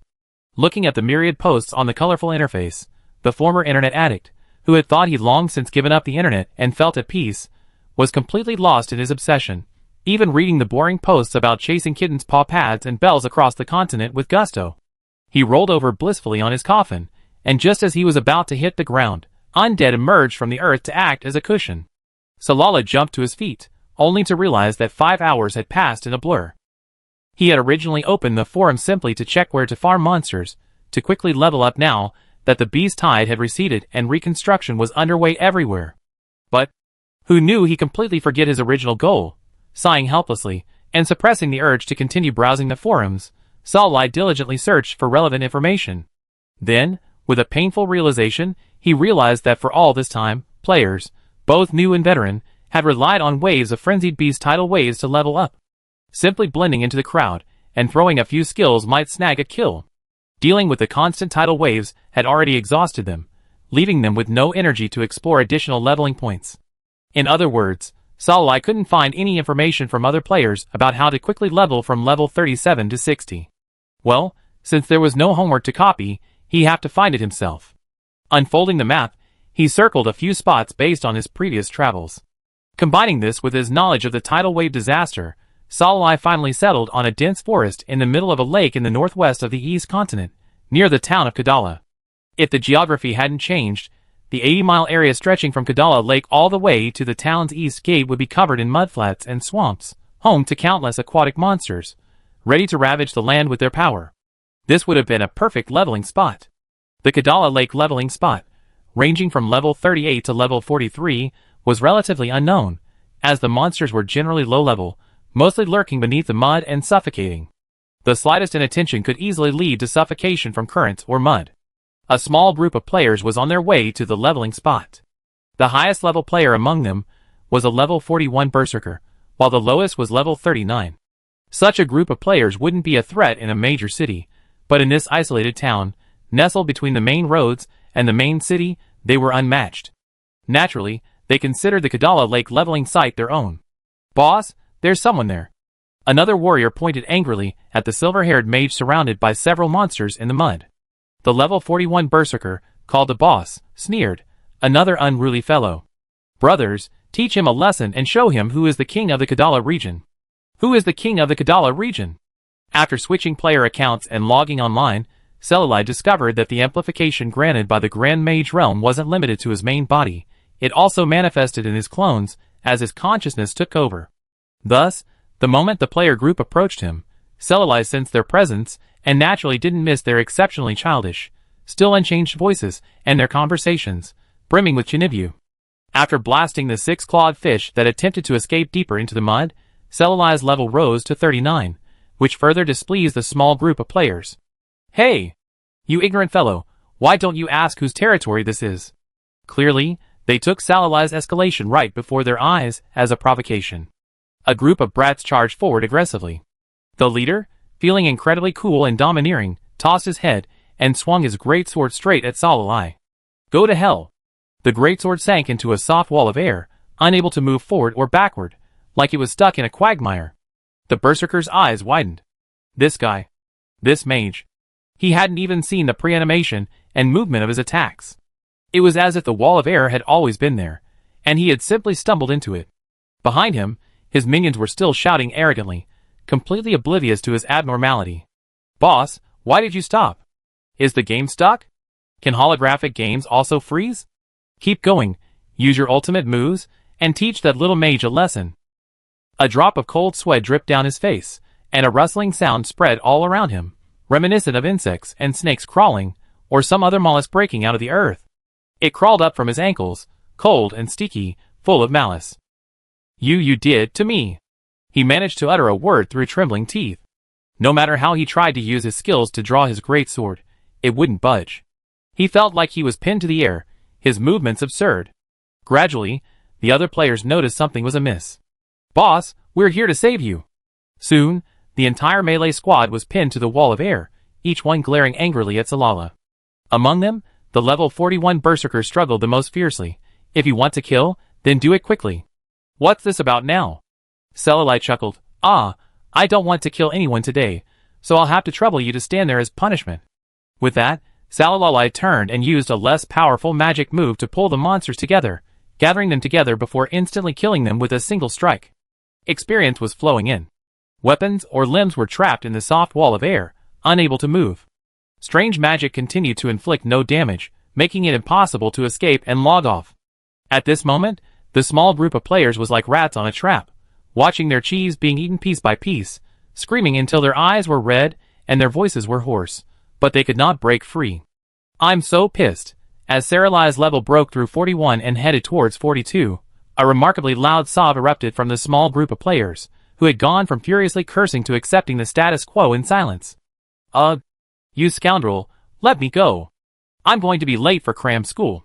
If you don't let me log off, my star brain and game console will be confiscated." "Ugh. Celali, ? The berserker was incredulous. "Pluto, didn't you say you never attend cram school and just hang out with the gangsters every day? Didn't you say you look down on those good kids who are forced to go to school by their families? You lied to me?" The accusation was sonorous and powerful, the last syllable trembling with the pain of being betrayed by the whole world, and he roared at the top of his lungs. Celali was certain that they were, at most, in junior high school. "But do students in the interstellar age also have to attend cram schools?" Another person said weakly. "Sorry. Boss, I lied to you too. I'm actually the kind of good kid you look down on the most. I've been pretending to be a bad boy to avoid your dislike, but I have extracurricular activities coming up soon." The berserker suffered a second blow. It was originally just a small punishment for their territorial behavior. Seeing the students eager to log off for cram school, Celali activated his magic, and the group landed with a clatter. They hurriedly picked up their fallen weapons, and in a flash, 3 of them were offline. The other 2 hesitantly said to the berserker, "I'm going to cram school too," and followed suit. In a flash, the berserker was the only one left on the field, kneeling on his knees, his back straight, his head bowed, his expression unclear. Perhaps in his world, he would turn evil in the next second. Saralai chuckled softly, then turned his attention back to the monsters, pulling and defeating them repeatedly.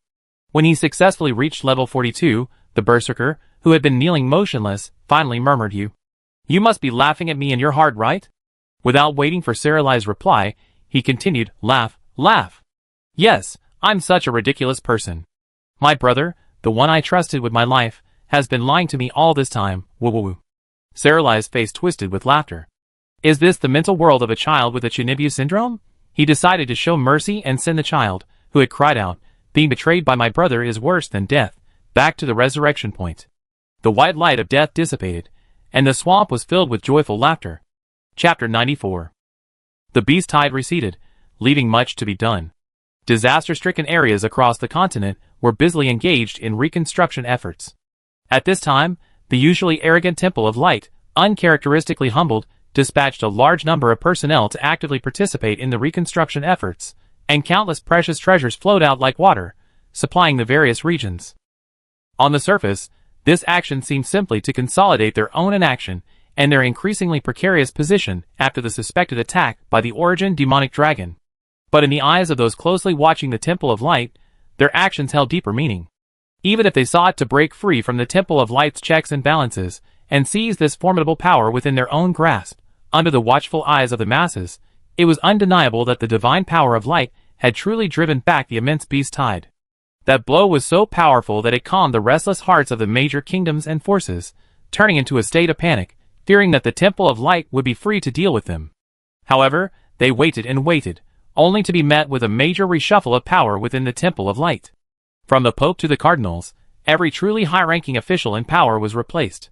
All who appeared before the public were unfamiliar faces, and those who had once been familiar had vanished. A powerful yet silent transformation was taking place within the Temple of Light.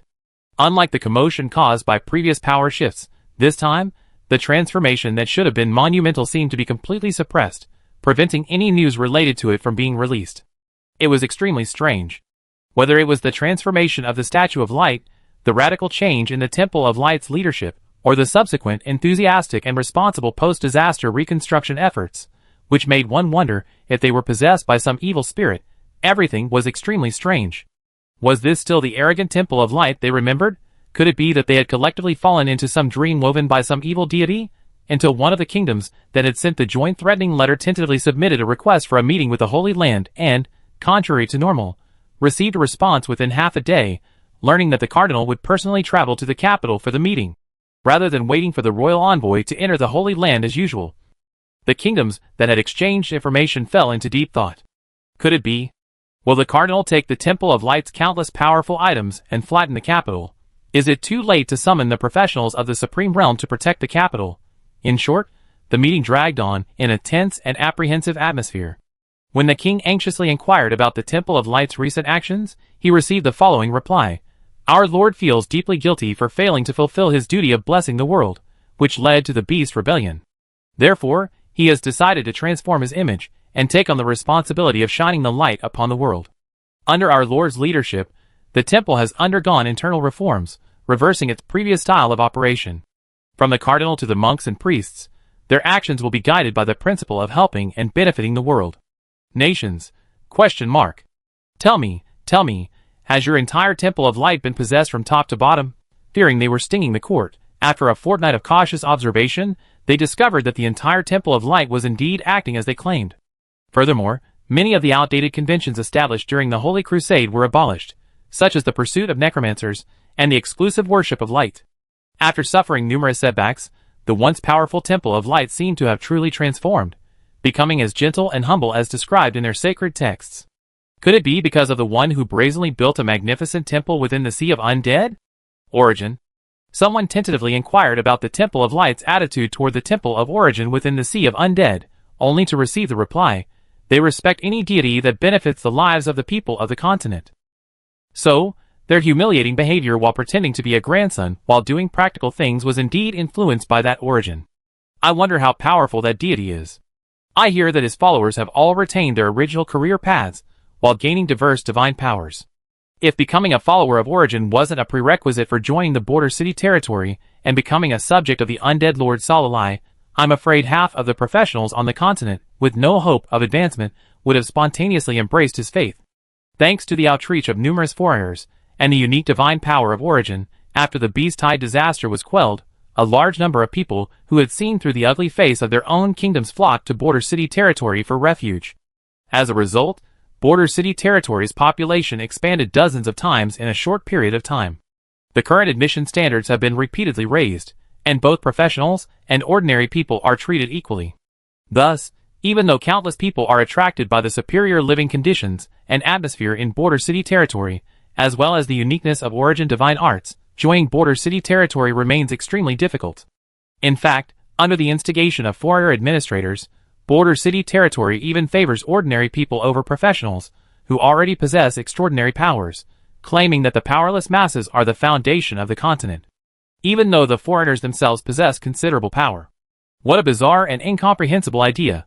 As priests recognized by the Origin, they must respect him as they respect the Origin. The necromancer Lord Salai hasn't even taken any action to curb these rebellious subordinates, seemingly condoning their actions. How strange. As a priest, shouldn't he seek to expand his cult and promote the god's prestige? Why does this necromancer do nothing besides build temples? Not only that, while other sects are eager to open their temples, allowing believers to tour the luxuriously expensive interiors, filled with paintings depicting the god's glorious deeds, the Origin sect has gone the other way. Not only has it established its headquarters in the heart of the vast desert, but it has also refused to open its interior. What a strange flower. In short, while the major powers on the continent were debating how to interact with the revamped Temple of Light, and how to deal with the suddenly emerging and unusually powerful Origin cult, the oft-mentioned necromancer himself was happily logging into his alt account, aggressively killing monsters and leveling up. Boom! The infernal fire violently burned through the countless alien villagers swarming in. The pus-filled tumor floating in the center of the village collapsed to the ground, emitting a sharp, unwilling howl before disintegrating into dust. A faint light flashed, and a clearance treasure chest emerged.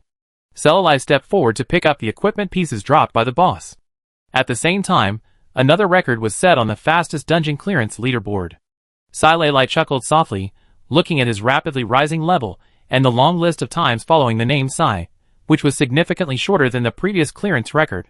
While he was busy lifting the curse of the Holy Inquisition, and then running around for a series of things, players, who were actively exploring and curious about everything, had triggered countless secret dungeons. The game system then launched a fastest clearance ranking list to encourage players to unlock fancy clearance methods, and restricted the level of players participating in the dungeon to avoid the situation where a level 50 player could instantly clear a level 5 dungeon. After freeing himself from all the shackles that bound him, Salai once again logged into his player account, his mindset having shifted. Only then did he truly feel like he was playing a game, not just hustling for survival. So, after clearing out a few scattered leveling points, instead of running around killing monsters, Salai simply opted for dungeon crawling. Not only did he quickly gain the experience points he needed to level up, but he also felt the immense sense of accomplishment of seeing his name listed on the leaderboards. After exiting the dungeon, Salai sighed, is it truly this joyous to truly experience the game as a player? No longer needing to constantly chase or maintain a purposeful focus on completing tasks, he could simply follow his heart. Even tasks like catching insects, fishing, gathering and planting, which had previously seemed time-consuming and labor-intensive, now seemed incredibly novel to Salai. Miracle Game Forum. Title: Who is this Sai who broke so many clearance records in such a short time? Anyone interested? First post, original poster. As the title says, as a pure PD player, my biggest daily pleasure is figuring out how to break dungeon records. And just today, I opened the leaderboards and discovered that every record from level 43 to 50 had been broken by a guy named Sai. Does anyone know his background? The team he cleared the dungeon with is hidden, so I can't see the team composition. They also have friend protection enabled, so I can't add friends. Second post, it's a low-level dungeon from 43 to 50, so it's just a record. What's so surprising about that? There are so many walkthroughs on the forum, I wonder how long Sai has been poring over them just to find some. Third floor, 43 to 50 is considered a low-level dungeon? Even though some of the top players on the level leaderboard are about to break 60, most players are probably in their 50s. Fourth floor, I checked, and this guy broke another record. His efficiency is a bit scary. He must be playing with a fixed team. Does anyone know anything about him? I like to invite them to join the mysterious dungeon group, so we can explore dungeons together. 5th floor. Oh my, the scumbag group is recruiting again. They're recruiting everyone. No wonder we always get crushed by Lingji. They're even recruiting guys who only know how to farm old dungeons with walkthroughs. Aren't they a bit too desperate? 6th floor, add 1. The poster acts like he's completely clueless. If Sai was truly that powerful, he should have cleared the level 55 Despair Flip Village dungeon in the Gun Door region. As far as I know, the pioneering teams from the major guilds haven't even gotten past the first boss. Clearing a dungeon by relying on the experience of others is nothing. 7th floor, could this be Sai himself, putting on a show? He's just accidentally breaking low-level dungeon records, and nobody cares, okay? 23rd floor, original poster? What do you mean by acting out of thin air? Pictures. Pictures, is this what some people call a lucky record? Every clearance record is more than a minute faster than the original.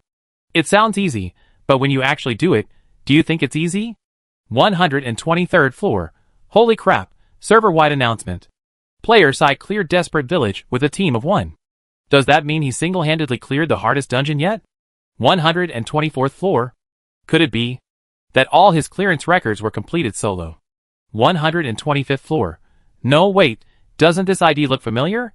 Looks like a first-generation master. Chapter 95. On the forums, discussions about the identity of Sai, the man who single-handedly cleared the most difficult dungeon currently, Desperate Village, became increasingly heated. Aside from his class being a mage, they knew nothing about this player who suddenly appeared, broke countless PvE dungeon records, and was a true dungeon addict. As the most popular holographic game, Miracle sees countless new players pouring in daily, and countless talented players are emerging. Even major esports teams have made it their main game. Players like Salai, who rose to prominence early on and then vanished from the scene, are largely unknown, save for those who entered the game at the same time and had actual contact with them. Thus, the discussion thread about him lingered on the forums for a while, before it was finally solved by a slacker who had finished his chores and was slacking off on the forums. Excitedly, he typed out lengthy essays on the forum about Sai's great achievements, leaving a string of comments like photo with the Papagon boss in the replies. Papagon quickly logged in and opened his friend list. The ID that had been gray at the bottom of the list finally lit up, and its level skyrocketed. To him, it seemed like the blink of an eye. Sai had leaped from a level far below average back to the top tier. While he hadn't yet regained his perennial dominance of the rankings, Papagon, who had interacted with Sai more than once, had no doubt about this possibility. Papagon, wow! Wow! Wow! The missing person has finally returned. Sai, where have you been all this time? I've been opening my friend list every day, and you're never online. Could it be that you really went back to your hometown to get married, as you said on the forum? As he was sorting through the dungeon's items and listing those he no longer needed on the trading platform, Salai's private chat interface suddenly flickered wildly. He paused hesitantly. Who's looking for him? Having been offline for so long, his level had plummeted. Salai hadn't contacted the established players in his friend list, instead leveling up on his own. As someone not particularly sociable, he mentally rehearsed the worst-case scenario before every social interaction. For example, if he approached someone to catch up, but they already forgotten him and awkwardly replied with a polite emoji, that would be a major embarrassment. If they misinterpreted his greeting as a desperate plea for experience and supplies, it would become a major embarrassment. Whether it was a major or minor embarrassment, it was an unbearable burden for Salai.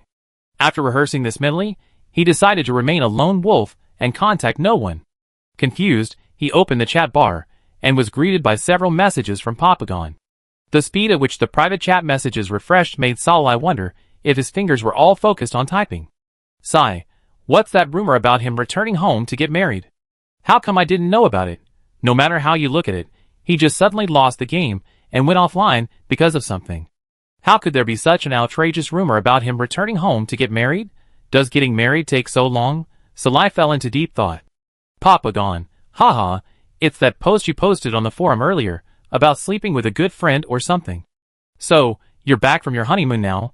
Salai suddenly realized that this was where the rumors came from. However, he corrected himself. I'm not married yet. Speaking of marriage, he recalled how he had once, for some reason, firmly believed that even gods didn't have that kind of thing. To the point where his fantasies were always of Ludwig in a pristine white wedding dress, holding his arm, nestled against him like a giant bird. As for now, he already weathered the brunt of life. Salai's face was serious. He didn't want to wear a wedding dress.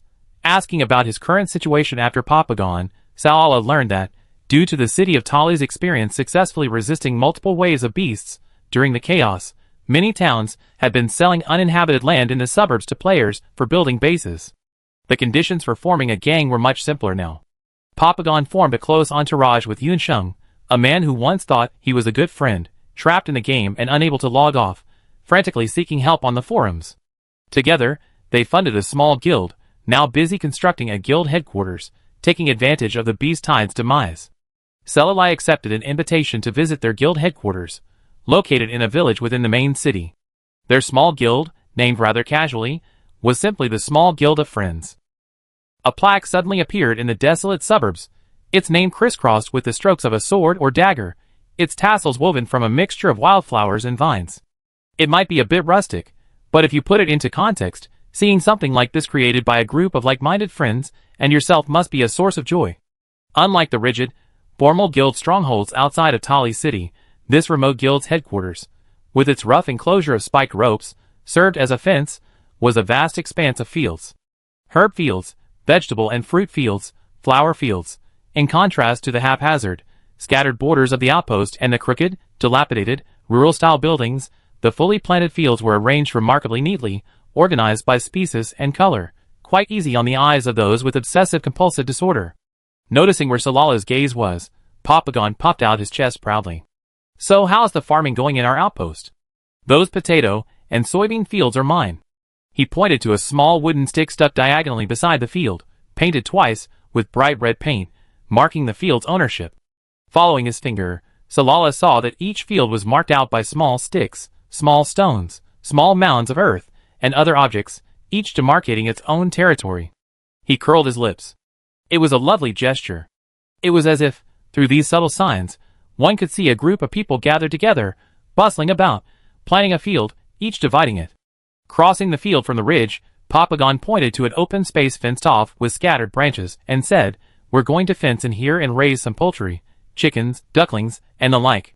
We'll raise them, and cook them when they grow up."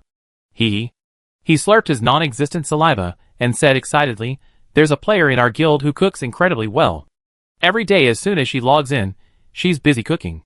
The aroma. Unfortunately, today's unfortunate event.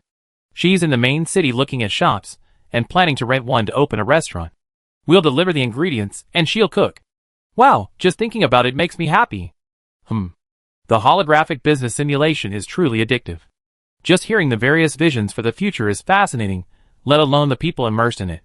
Salala clapped his hands, applauding their various ideas. Papagon casually plucked a ripe wild fruit from a tree with a few fruits, handed it to Salala, winked, and said gossipingly, "Sai, what's your partner's ID? Give us friend status. I'm so curious about what it's like to kidnap our god Sai." Salala pondered. If he told Papagon now that the origin haunting the undead sea god was his boyfriend, what would his expression be? Probably a fake cry, accusing him of lying. Thinking of this, he smiled and said, "He hasn't created an account yet." Papagon sighed with regret. "What a pity. I thought I'd get to see your mysterious boyfriend this time." The small group of relatives and friends compound wasn't large, so it didn't take long to finish their tour. Salala and Papagon found a rock protruding from the ground to sit down and chat. It was mostly Papagon talking, and Salai listening. Papagon chuckled. "During the time you've been playing, the story has progressed several rounds. You should remember the beautiful NPC Salai, right?" Salai raised an eyebrow. "Of course I do. I learned all my magic from him. He's no frail, sickly beauty. In fact, he's the necromancer lord who unified the Sea of the Dead, mastering necromancy even more impressive than black magic. It's a shame his favorite shop doesn't have necromancy skills. I'm dying of greed." Salai oohed and awed, and Papagon continued. "And he's also a follower of Origin. Although no one has yet uncovered Origin's origins, he must be a very powerful deity. Otherwise, those people at the Temple of Light wouldn't be so coy. Did you know there's fan art of Salai and Origin all over the forum? I heard Origin true form is a dragon, so do you want to see it?" Salai nodded curiously, not knowing what kind of shattering images he see. Unprepared, he clicked on the link to the pile of images that Papagon had forwarded him from a private message on the forum. The first image made his eyes widen. A silver-haired young man crouched beneath the dragon, its two enormous breasts exposed, assaulting his pure mind. In his head, There was a sound like something cracking. Papa Don added, some of the stuff in this gallery is pretty risque. Although it's a bit risque, I have to say, the fan art by the female artists is truly impressive. Salai remained petrified. Noticing the silver-haired mage beside him hadn't made a sound for a while, Papa Don murmured in surprise, "Hey, why are you suddenly silent? Are you lost in your fan art?" He waved his hand in front of Salai's eyes, but got no response. Finally, Papa Don realized what was happening. The silver-haired mage's face was as red as a tomato, looking almost overripe. His eyes were vacant, as if his spirit had left his body for a moment. He exclaimed, "What's that, Sai? Are you shy? Tell me, which picture shocked you? But your reaction is hilarious, haha. Are you one of those good little kids who never visits porn sites? The videos on Starnet are much more explicit than this." Salai's voice was faint. "Absolutely, absolutely not. Absolutely do not let Ludwig know about this post." He transformed into an emotionless posting machine, scrolling through one bizarre play picture after another. Among the numerous pictures were a few hints of pure love. Without exception, the protagonist, who bore a face resembling his own, was the one below. Salai slowly closed his eyes, feeling somewhat thankful that the learning materials he had bought and experimented on himself all featured people, not tentacles or dragons. Chapter 96. Recently, Salai's gaming life has been quite fulfilling. As he continuously broke dungeon records, and even single-handedly cleared the currently most difficult dungeon, Desperate Flip Village, the name Sai became increasingly well-known. Forum players, after thoroughly researching him, were surprised to discover that what they had thought was a rising star was actually a veteran who had risen to fame upon the server's launch, but later faded into obscurity, presumably due to returning home to get married.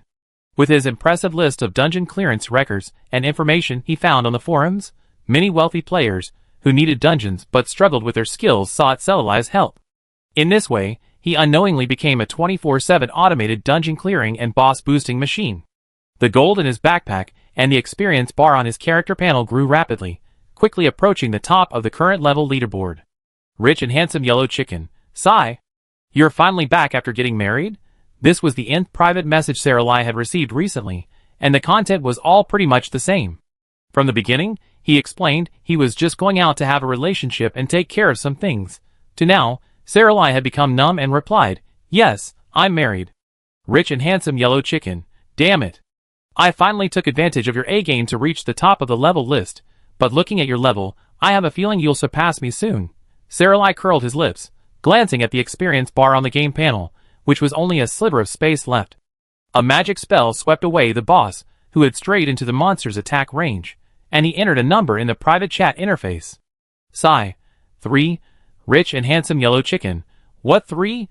Brutal black magic bombarded the monsters bound by vines, wailing and splattering blood. Before they could even reach the stunned bosses, they were blocked by the translucent barrier in front of them, leaving pools of blood. Sai. 2. Rich and handsome yellow chicken. ? I have a bad feeling. What are you counting down, kid? The monsters, who had slaughtered countless player teams, fell in droves. Their sharp claws and corrosive ichor were powerless to harm the players within the barrier. They wailed unwillingly and dissipated into smoke and dust. Sai. 1. A cleared treasure chest appeared, and a large amount of experience points, shimmering with yellow and white gold, flowed into Salai's body, filling the almost invisible experience bar. LV. 61, 20%. The ranking list shifted, and the 3-character ID, previously ranked just below Rich and Handsome Yellow Chicken, suddenly jumped to the top. Rich and Handsome Yellow Chicken. ? Rich and Handsome Yellow Chicken. Shock. Looking at his ID, which had been knocked down to second place, Rich and Handsome Yellow Chicken felt like crying. Leveling up was enough, and Sai was actually counting down to him live on social media. What kind of perverted pretense? Rich and Handsome Yellow Chicken. I hate you. Sai. Hee. Monsters wiped, dungeons cleared, accounts leveled up. A series of events unfolded in a flash, so fast that the boss players in the group hadn't even reacted. They stared blankly at the level-clearing treasure chest that appeared effortlessly before their eyes, and watched the exclamations and discussions on the World Channel about the change in the ranking list. After a long silence, one of the bosses muttered, "Is this the power of Sai God? So terrifying." Someone broke the stunned silence, and the others nodded in agreement. One said, "This is the best experience I ever had as a boss in a group. I didn't have to do anything, it was like sleepwalking, and I just drifted through it." What should I do? After experiencing God's group, I never want to join another group again. God, please ask for my friend status. Can you continue to take me on? Accepting their friend requests, Selali said, if I have time in the future, no problem. No longer scrambling to find a way to break the curse, he had plenty of free time to fully enjoy the game. Selali gradually found the joy of taking on bosses during this time. Aside from himself, the other 4 teammates were all well-behaved and obedient, never following directions, making them a real relief. After counting the gold coins he earned from taking on bosses in his backpack and finding enough to buy a magic core, Selali crushed the teleportation charm and began his shopping spree. Although the underground palace's warp array was still functioning thanks to the remaining top-grade magic core, he was deeply concerned that he wouldn't be able to replenish it before the energy ran out, or that the underground palace would happen to warp to a player-frequented location, where another player would accidentally discover and break in. Although the Origin Temple and its territory had received daily gifts of gratitude from residents rescued during the Beast Tide, as well as treasures that were tributed by various kingdoms after the Temple of Light surrendered, Selali had no intention of using them. All this money was recorded and used as a reserve fund for territory construction and the welfare of its inhabitants, not as a personal stash for the Lord. Thus, even though the border town was thriving, Selali, the Lord himself, was penniless and weeping with poverty. 3 days later. After defeating the last group of bosses, Selali had just emerged from the dungeon when the ground shook and a large, eye-catching system announcement played. World announcement. Origin Priest Selali was affected by an unknown attack and fell into a dimensional rift, disappearing. Origin has now gone berserk, indiscriminately attacking all humans. All players are urged to locate Origin and save the impending destruction of the Divine Continent. Ding! The new game expansion, Resurrection of the Old Gods, is about to launch. Players can click the link after the announcement to view the trailer. Please note that preventing Origin from destroying the continent is crucial to game progression. Failure will have unpredictable consequences. All players, please give your all to protect the continent. Due to the extremely dangerous nature of the enraged Origin, the system recommends a level of LV50 or higher to participate in this event. A series of announcements popped up, flooding the World Channel with activity. World Channel Hongjuju. What? My beautiful NPC is missing? Ugh, no, Ark, help. The favor shop is down. My beautiful girl, please just disappear and nothing should happen. I can't lose you, my favorite CP. Going crazy and losing control when your beloved priest is missing is too good to be true. I knew the relationship between Selali and Origin was more than just a believer and a deity. Song Shinsong, is this expansion pack supposed to be about us fighting gods? Even if only level 50 plus players participate, they can't defeat them, right? Mimian. Wait, what do you mean the expansion pack is about game progression? Does it mean the game will shut down if we can't defeat Origin? No matter how you look at it, it seems like a scare tactic. Moonlight, never mind the scare tactic, just do it. Forget about the server shutdown scare tactic. Everyone, go watch the trailer, it's got me a little turned on. Miracle Forum. Clicking on the announcement link, a video about the new expansion pack, Resurrection of the Old Gods, slowly unfolded. First-time players couldn't close the video and were forced to watch the entire trailer. Like the fuzzy lens of an old camera, it trembled constantly, gradually becoming clearer, just as the viewer was about to become dizzy, revealing a silver-haired mage walking alone in the moonlight. The mage abandoned his customary black robes for a robe that shimmered like moonlight. Its texture was soft, its pattern intricate yet ungarish, accentuating the young man's already handsome features. It was as if the very light of heaven favored him, casting a faint glow along his features. The young man's satiny silver hair was half tied up, half loose, and he wore a crown of mithril and gemstones. Tasseled chains dangled from his cheeks, swaying slightly with his movements. Within his solemn and sacred presence, a touch of voluptuousness and sensuality emerged, stirring in those who gazed upon him through the camera a secret, unspoken desire. As if sensing the prying eyes, the young man raised his gaze and gazed directly into the camera. However, it was precisely this captivating glance that caused him to overlook the malicious attack from behind. He opened his lips to speak, but under the immense suction, he fell into a sudden crevice behind him and disappeared. The camera shifted to reveal the handsome god, sitting alone on his throne, awaiting the return of his followers to the temple. His expression changed drastically, and with a speed too agile to be seen, he teleported across the wilderness, leaving only a fragment of torn clothing. The god's expression suddenly darkened. Countless unspeakable dark matter flew from his feet, furiously attacking everything around him. He gently kissed the edge of his clothes, and in stark contrast to his gentle tone, he spoke with murderous intent. Scum who harmed Sai, die. His black eyes, flashing crimson, gazed directly at the camera, their rage and fury palpable. Before the viewers could recover from their sudden shock, the camera zoomed up, revealing the enraged god's destructive power from a bird's-eye perspective. With him as the center of the circle, all living things were annihilated. Even undead creatures, already dead once, were instantly snatched away by the black mist, reduced to dust. At the end of the video, the rapidly spreading black fog has quietly reached the outskirts of a certain village. In the nearest house, a villager, clutching a newborn baby, beaming with joy, is unaware of the impending danger. First floor, ah. Second floor, ah. Salala under the moonlight is so stunning. Not only Ben Yuan, but even I want to kill that villain who attacked this beautiful woman. Third floor, wow, after watching this video, I understand Ben Yuan's actions. Damn those villains who attack Sai. Fourth floor, kissing the remaining hem of clothing, Ben Yuan, don't be too affectionate. Who wouldn't be mad if their beautiful, sweet, and soft wife went missing? Fifth floor, Ben Yuan is so handsome too. He looks like a super powerful miner, with great stamina, and a great build. Love him. Don't worry, I'll definitely help you find your beautiful wife. Sixth floor, get her back. Get her back. No more betting for this handsome young couple. 12,447th floor, wait, while Salai and Origin do look great and a good match in the video, remember, this isn't an official wedding announcement, but a promotional video? Our mission is to defeat Origin. Why did they stray into looking for Salai?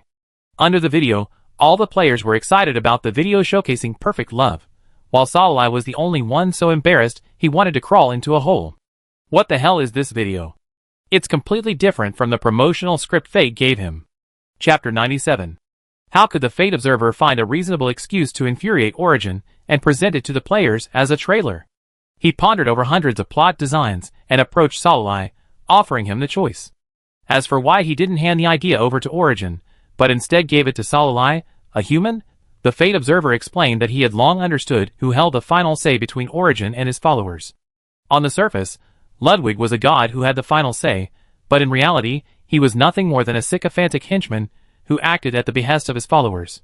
So, he ignored Ludwig's unreliable opinions and assumptions, and happily discussed the details with Salai. According to the original plan, the plot was supposed to go something like this. Under the influence of his devouring instinct, Origin became dissatisfied with the power he currently held and desired more. Priest Salai, aware of his intentions, tried to stop him, but the stubborn source ignored him. Salai then broke with the source, determined to risk his own life to prevent him from committing his evil deeds.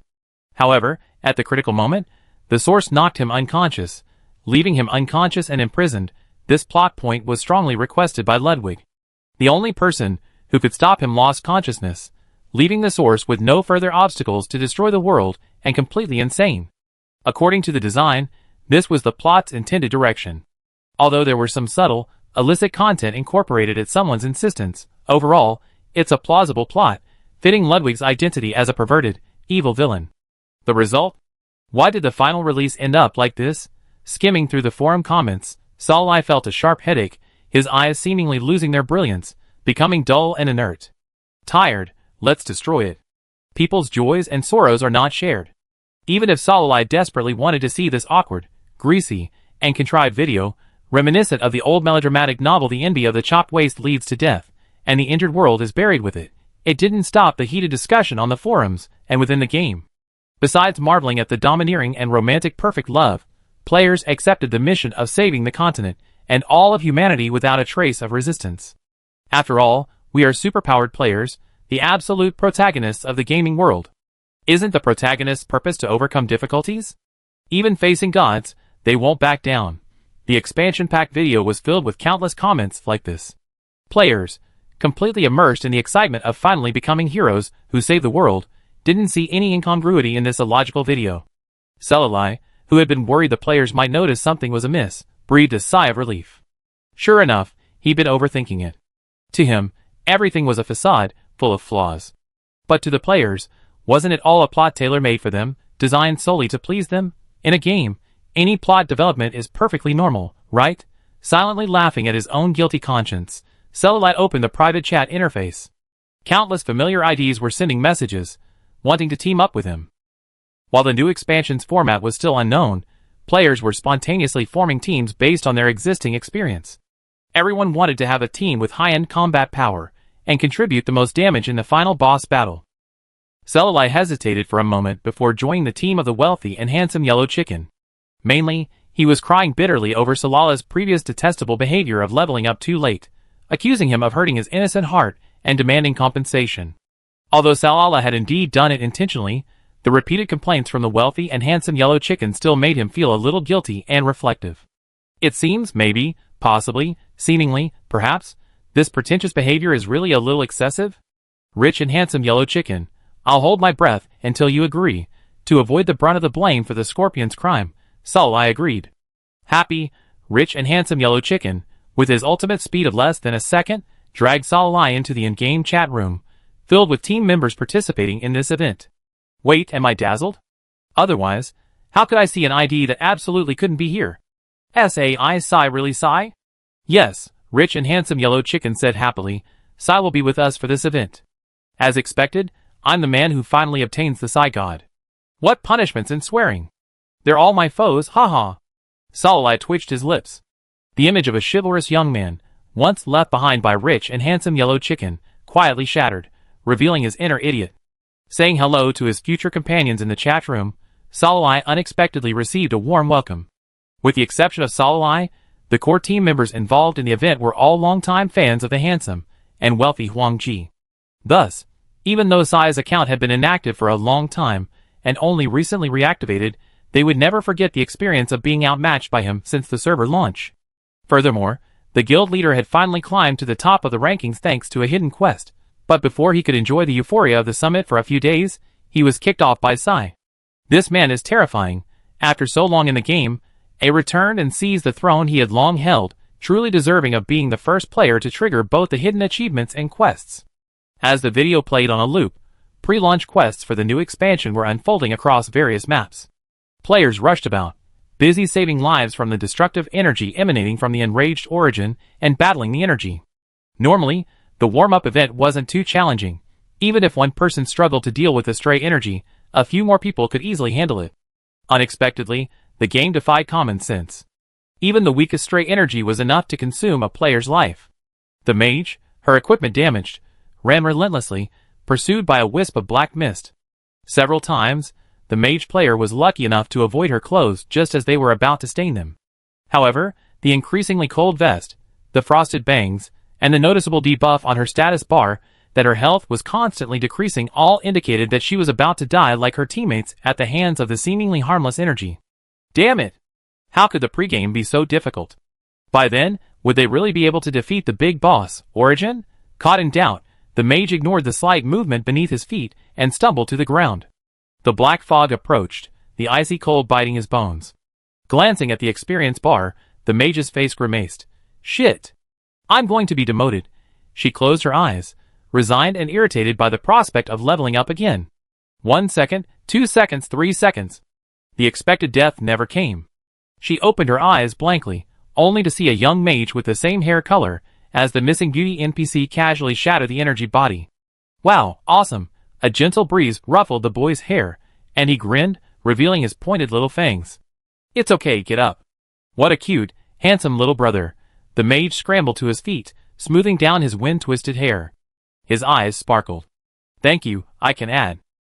Sai, you killed another energy being? The dusty warrior, dragging the priest with him, was astonished by his speed, rivaling that of a rogue with maxed-out agility. Fast, incredibly fast. Sai, you're a real speedster? The exhausted priest sighed intermittently, oblivious to the ambiguity in her words.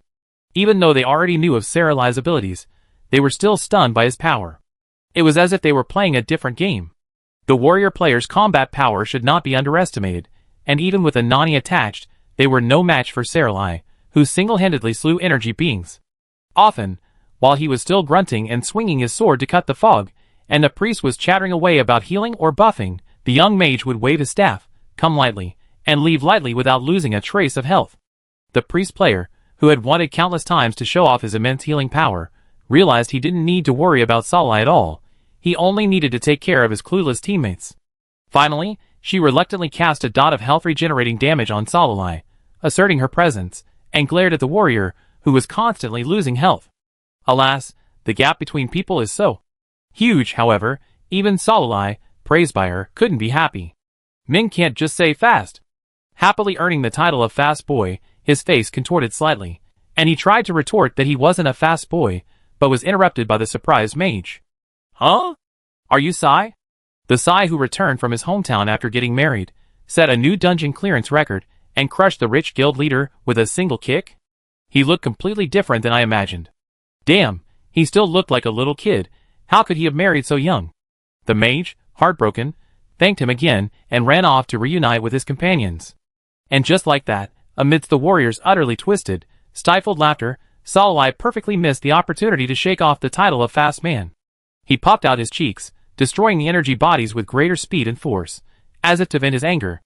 Ludwig, whose dog had secretly split off a portion of his consciousness and merged it into an energy body to spy on his own followers, was heartbroken. He crouched in the temple, biting his handkerchief. Why did Sai hit him so hard? Didn't he miss him? Didn't he feel sorry for him? Wasn't Sai, looking at these energy bodies that vaguely resembled tentacles, reminded him of him and unable to bear to attack? Looking at the energy bodies waving about for unknown reasons, Salalai suddenly had a vision of the bad guys who had bullied him so recklessly during those 3 days and nights of debauchery. His face turned cold, and he increased his magic output, blasting every energy body in sight into smithereens. The longing he had for Ludwig, which had been brewing after such a long separation, vanished. Bad thing, I'll fight you. A spell brushed past the warrior's body, shattering the black fog. His hand shook with fear, and he looked in bewilderment at the mage, staff raised high, bombarding everywhere, bewildered. Why had Sai suddenly become so powerful? Until the black fog disappeared, Salalai retracted his staff. With a satisfied smile, he waved to the 2 men who stood there, silently watching his performance. Let's go to the next spawn point. Chapter 98.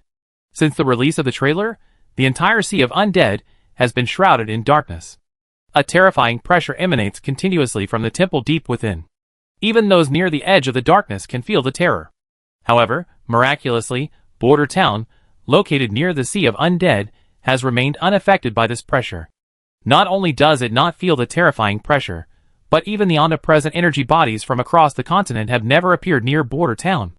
It was as if an invisible barrier blocked all of this, ensuring that Border Town's territory was untouched. Players who discovered this expressed that it was another day of weeping for a beautiful love. Exiting the teleportation array in Border Town Central Square, they led a team straight into the sea of undead. Although the Batian Guild had a bad reputation, as the 4th guild base to be captured during the Beast Tide, it had a considerable number of members. After the pre-launch event began, the leader and vice-leader of the Tyrant Guild each led several large groups to separate operations. One team faithfully followed the mission instructions to eliminate the scattered energy bodies, while the other team followed Tyrant into the sealed sea of the undead to explore and see if they could preemptively assess the status of the main boss, Ludwig. Since the server launch, many people have clearly realized that Miracle is far from the games they played before, where they rigidly followed mission instructions step by step. Often, a single unintentional action can push a mission in an unpredictable direction, even crucial quests involving dungeons, secret realms, and hidden job transfers. A player once received a mission to protect an NPC threatened by a death warning. Traditionally, players were required to stay by the NPC's side, helping them resolve the endless troubles that arose during the preview period, and to slay the boss that appeared to claim their lives on the very day of the preview. That was how it should have been. However, this exceptionally quirky player completely disregarded the quest instructions. Using his exceptional scouting and deduction skills, he tracked down the boss, who had issued the death warning, and then stormed in to slaughter the entire boss's household. Thus, the once complex and interconnected quest chain was inexplicably shattered by violence, resulting in a crude completion. Since then, inspired by this player, other players have fully utilized their own initiative as the Force Scourge, employing all manner of bizarre methods to skip quests and reach the finale. Now, Hegemony plans to emulate this player and storm the boss's lair, hoping to eliminate them completely. The moment they entered the veil of darkness cloaking the sea of the dead, the sky, once bright, turned gloomy. All that could be seen was a vast expanse of yellow sand and a dusty, blinding fog. Visibility was so low that one couldn't see one's hand in front of one's face. Several illumination spells failed to dispel the darkness. The tyrants, fully prepared for battle, waited for a long moment, but saw no sign of any creatures enraged by the brightness. Could it be that all the undead creatures in the Sea of the Dead had vanished? The ubiquitous players, venturing into the mountains and seas, naturally wouldn't miss out on exploring the Sea of the Dead. Not only could hidden quests be triggered in such a vast expanse, but one could easily get stuck in quicksand or be killed by monsters, and the rewards often outweighed the costs. After several setbacks, players' interest in exploring the Sea of the Dead waned significantly. This time, entering the Sea of the Dead, the Batian team had made ample preparations to deal with the endless stream of monsters within, lest they be wiped out before reaching the origin and returning to their resurrection point. And now, they discovered that the monsters in the Sea of the Dead had all disappeared. It felt like heading into battle with their equipment only to find no one had announced a ceasefire. Absurd and unbelievable. They coughed dryly. Since we haven't seen any monsters, let's keep moving forward. But don't be complacent, everyone. What if only the monsters on the edge have disappeared? Adjusting their formation, the group continued forward, guided by their item compass and relying on their memory to head towards the temple deep within the Sea of the Dead. Traveling in the darkness, their sensitivity to time was greatly reduced. It felt like they had been wandering around for half a day, but a glance at the system time record revealed that less than 2 hours had passed since they entered the Sea of the Dead. The player team, initially organized, had gradually become more disorganized, and the entire team had stretched to 3 times its original length. Fatigue and weariness spread. Lagging behind was a spearman on a pony. His brows drooped, his head and neck moving in sync with the horse's pace, as if he were dozing off. Crunch, crunch. The subtle sound of sand sliding was drowned out by the thud of horse hooves. Something was moving swiftly beneath the quicksand, stirring up the soil into small vortices. A gap appeared silently beneath the horse, its powerful and precise suction engulfing both man and horse without a sound. The spearman, still half asleep, drifted back to the resurrection point, never even realizing what had killed him. Even the white light of death could barely break through the pervasive darkness, so no one in the team noticed his death. If Bay hadn't just clicked on the ever-shrinking team panel, the single grayed-out ID standing out so prominently amidst the bright light, it's likely no one would have noticed it for another hour or two. At the front of the team, Bay suddenly turned back, but the fog obscured his view, preventing him from piercing through the scattered group to see the deceased player's location or the cause of his death. How did you die? Before he could finish typing, several more IDs turned gray. At this moment, the first player to die had just emerged from the respawn point and said, "I was killed by something unknown. Be careful." Huh? A few more dead? Did you all die inexplicably like me? This sudden voice drifted from the chat interface, snapping all the dozing players awake. Who? What's dead? Oh my god, how come 4 people are dead? Ugh? Meow Meow next to me is dead? One moment, the companion walking beside him suddenly died, and the next, he himself was blind, unable to see a thing. Inexplicably, the players shuddered and quickly huddled together with their nearest companion. Even though they couldn't see their faces, they felt a sense of peace. But why did their companions keep squirming? The touch against their backs felt both hard and flexible, unlike the texture of equipment or outer garments. It was an indescribable and strange feeling. The yellow sand beneath his feet shifted in an instant, stirring up an ominous vortex. Sensing something was amiss, Bay shouted, "Watch your step." Countless dark shadows burst from the sand. A fleeting flash of light from their abilities revealed a sturdy trunk, a smooth, cylindrical form with crisscrossing lines, somewhat resembling a worm or earthworm magnified hundreds of times. A full-strength attack only reduced the monster's HP by 10, failing to seriously injure it, and instead enraging it. Its massive body twisted wildly, the vortex beneath its feet growing ever larger. In the blink of an eye, it engulfed the entire group. The sand returned to calm. Inside the temple, multiple tentacles erupted. Ludwig, obsessed with interior decoration, filled the last gap in the dome with mirrors, chuckling softly. He had decorated the temple's interior exactly as Sai had instructed. He would surely be delighted when he returned. Suddenly, as if realizing something, he peered out through the stained glass window. He had to put on a show, enveloping the entire Sea of the Dead in his power. Under divine pressure, the undead creatures roaming the surface hid in pits, or beneath the quicksand. At such times, traces of activity on the surface shone, like a beacon in the darkness, unnoticeable without needing to search for them. Concentrating his attention, he watched as the strange insects tore up pits in the quicksand, devouring countless lives in the blink of an eye. Farther away, several more player teams entered the barrier, excitedly heading towards the temple. Want to check on him before the mission begins? Glancing at the countdown timer floating in the air, Ludwig smiled meaningfully. After all, he was the legendary devastating boss. Wouldn't it be humiliating to allow these little bugs to enter his territory? Thinking of this, he flicked his finger, and the power that permeated the sea of the dead erupted into a turmoil, easily strangling any human who set foot within.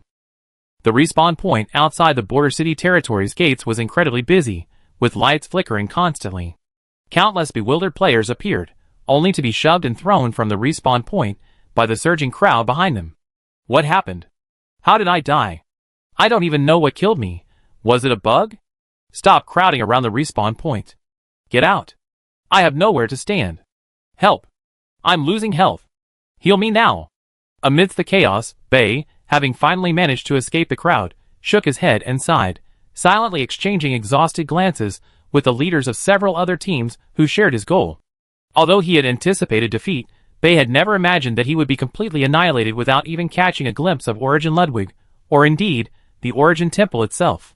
At least let's see what level the boss they're about to face is. Can they really defeat Ludwig at this level? If, as the system announcement suggests, failure in battle alters the plot, that would be too embarrassing. Or is this incredibly difficult level just a disguised plot kill, a way for the planners to tell them to stop trying to find tricks and just wait patiently for the expansion to officially begin, where they can have a passionate battle with the widowed boss? I can't figure it out. I really can't figure it out. Lately, the respawn points outside Border Town have been incredibly busy. As the countdown to the expansion's launch on the system panel dwindles, players' hearts grow increasingly restless. The scattered energy bodies have been nearly completely eradicated by the vast player base. Across the continent, the tense atmosphere, fueled by the sudden closure of the Origin Temple and the unstoppable force of devastating force, foreshadows the impending battle that players have been eagerly anticipating. At such times, curiosity about the depths of the Sea of the Dead drove wave after wave of players to the forbidden area.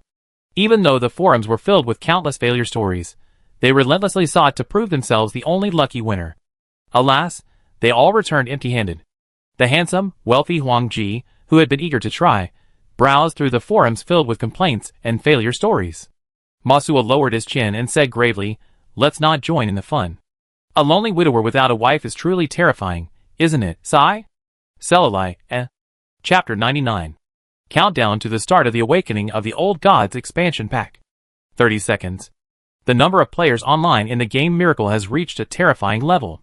Nearly 90% of the players have logged in, gathering in a vast crowd outside the Sea of the Dead, silently counting along with the system's countdown. Their coordinated movements and common destination alarmed spies from various kingdoms and factions, who all delivered urgent intelligence, infiltrating the player community with self-righteousness, hoping to uncover the purpose of such a terrifying force gathering together. Although they had long known the sheer number of the foreigners, they were so constantly on the move that they had no idea just how vast their numbers were. But only today, with the spies mingling among them, as insignificant as a grain of sand merging into the boundless desert of the Sea of the Dead, did they finally understand clearly. Even 1% of the Outlanders would be enough to destroy any faction or kingdom. Perhaps the upper echelons could escape with their own strength, but the majority, the foundation of the pyramid, would have no chance of resistance. Showing goodwill and winning over, dividing and suppressing? The rulers, having received the urgent intelligence, had already considered the Outlanders' organization's danger to the highest level, and were secretly pondering their strategies. Countdown 20 seconds. The spy NPCs, smuggled into the chaotic player crowd, stood out so conspicuously that almost every player who saw them habitually glanced over their heads, then reluctantly averted their gaze after seeing the yellow text indicating a clear purpose and a neutral stance. TSK, yellow-named monsters. We can't defeat them. So boring, better conserve our energy for the tough fight ahead. The spies, bathed in such a gaze, were sweating profusely, unable to resist rubbing their heads. Is that something above their heads? Why are these strangers staring at them like that? Like looking at a fish on a chopping block, ready to sharpen their knife to skin and scale it. Have their spies been exposed? How could this be? They are the best spies in the organization. How could they be discovered so easily? Caught in the agonizing dilemma of whether their identities had been discovered or not, the spies feigned indifference as they observed the increasingly restless strangers gathered here, wondering what they were up to. 5. Without any guidance, tens of thousands of highly skilled stranger professionals suddenly and unanimously uttered a single number. 5? What does it mean? A number? A code? 4. Before the sweat-drenched spies could figure out how to blend in, with the strangers and protect their shaky facades. Another number was called out in unison. The strangers' faces, all different kinds of faces, shared the same excitement and anticipation. What were they expecting? 5, 4. Will there be 3? Is this a countdown? 3. Tentatively, they shouted 3 with the strangers, sighing, relieved that they were finally no longer out of place. But when they looked up, they found the strangers beside them looking at them with even stranger eyes. Close chat channel. Why are these NPCs counting down with us? I don't know. It's weird. Could they want to join us in the boss fight? Whatever. 2 seconds left, charge. The players were momentarily confused, then excitedly counted down the final 2 seconds. As the one faded, the poor spies were swept along by the surging crowd, carelessly charging into the sea of the dead. Go! Defeat the big boss, Ludwig. Oh, fight. The spies, ? Wait, what the hell are you doing? As the countdown ended, the gloom shrouding the sea of the dead dissipated, leaving the sky gray and the air slightly chilly. Perhaps intimidated by the sheer number of players, or something else, the sea of the dead fell silent. The danger lurking beneath the sand remained motionless, undeterred by the players charged towards the central temple. Using both levitation and lightness, Sololai, clad in a player avatar, followed the vast group of players, floating at the front, his smile barely concealed. The thought of meeting Ludwig soon deepened his smile. The path was smooth and unobstructed. Seeing the lone temple in the distance, the leading players felt their movements sluggish, as if they were stuck in a quagmire. The black-haired god, seated on the throne, cast a casual glance at the throng, his expression gloomy. With a snap of his fingers, everything flying in the sky and running on the ground was pinned to the ground. Out of the corner of his eye, he saw the silver-haired boy, a smile on his lips, plummeting like a bird in midair. Ludwig's fingers twitched for a moment, as he struggled to suppress the instinct to fly forward and protect him. Even though he knew Sololai wouldn't be hurt with his strength, he couldn't help but worry, fearing he might get hurt. The silver-haired boy activated his shield just in time and landed safely, and Ludwig breathed a sigh of relief. The system announcement refreshed, and a message popped up. Attention! Attention! Origin. Ludwig, angered by players trespassing into his territory, is about to launch an attack. Players, please prepare your defenses. Annoying little bugs. A cold sigh emanated from the throne. The yellow sand beneath his feet transformed into a viscous pool, and a dark, murky substance rose into the sky, devouring countless lives in the blink of an eye. Players affected by the slow and immobilized debuffs were unable to escape. Their hasty defenses were unable to withstand the god's wrath, which erupted into a blazing white light. The distance to the boss itself was exceptionally great, preventing players from using identification to determine its level. Even the longest stretched attacks struggled to reach it. Ludwig chuckled, "Your struggles are like embarrassed clowns, ridiculously funny." Amidst his taunts, the deadly pools randomly appeared, each one claiming countless players' lives. The wicked god was indifferent, carelessly teasing the high-spirited player group. Occasionally, he loosened some of their restraints, only to instantly kill them, and snatch away their hopes, just as they mistakenly thought they'd broken free. Someone shouted, "Ludwig, you're such a wicked person. You deserve to lose your wife." Though he shouted with all his might, no one should have paid attention amid the chaos of shouting, encouragement, and command. However, the player who shouted this indignantly was snatched out by an invisible force the next second. Whoosh! He floated through the bewildered crowd, limbs flailing, and arrived before Ludwig. The black-haired god possessed a face far more handsome than in the video, a perfection beyond words. But the players facing this stern god couldn't focus on his appearance. Because at this moment, he was locked in a tremendous pressure, his limbs and internal organs pricking like needles, a chill piercing his bones. Wow, such a terrifying aura. He swallowed and tried to say something, but then the god, staring at him coldly, closed his fingers. In zero-pain mode, Mumu watched himself rip apart, his head flying. He was crushed to death. The light effect that always accompanies a player's death did not appear. Instead, a drizzling blood mist dyed the yellow sand red, like thunder. In the recent chat channel, a player who happened to be in the same team as the unfortunate player posted a photo of his striking status. Divine wrath. You have offended the supreme god and have been stripped of your resurrection ability. You cannot be resurrected for 30 minutes and are offline. He was held captive for half an hour. So terrifying. What did he do? I heard him yell at the big boss, saying he deserved to be without a wife. Tired of teasing ants, Ludwig waved his hand, and a blanket of black mist gently enveloped half the players present, effortlessly taking their lives. As for the lucky half who weren't engulfed, the immense force sent them flying backwards, like meteors, tumbling to the edge of the sea of the dead. Those with low health or those unfortunate enough to fall on rocks perished instantly. Feeling the gentle caress above, Salai flew backwards expressionlessly, activated his shield, and landed safely. A massive crusade ended with such an abject failure, unable to even see the boss's face, let alone attack him. Even if someone luckily managed to get close to Ludwig, their strongest attack would likely result in a miss. Salala twirled his fingers and raised his brows slightly. Ludwig hadn't even managed to unleash a single blow against the players before they were completely overwhelmed. How long would it take to defeat him? The rich and handsome yellow chicken sighed. I know the big boss was powerful, but this is ridiculously strong. My skills can't even touch him. How can I defeat him?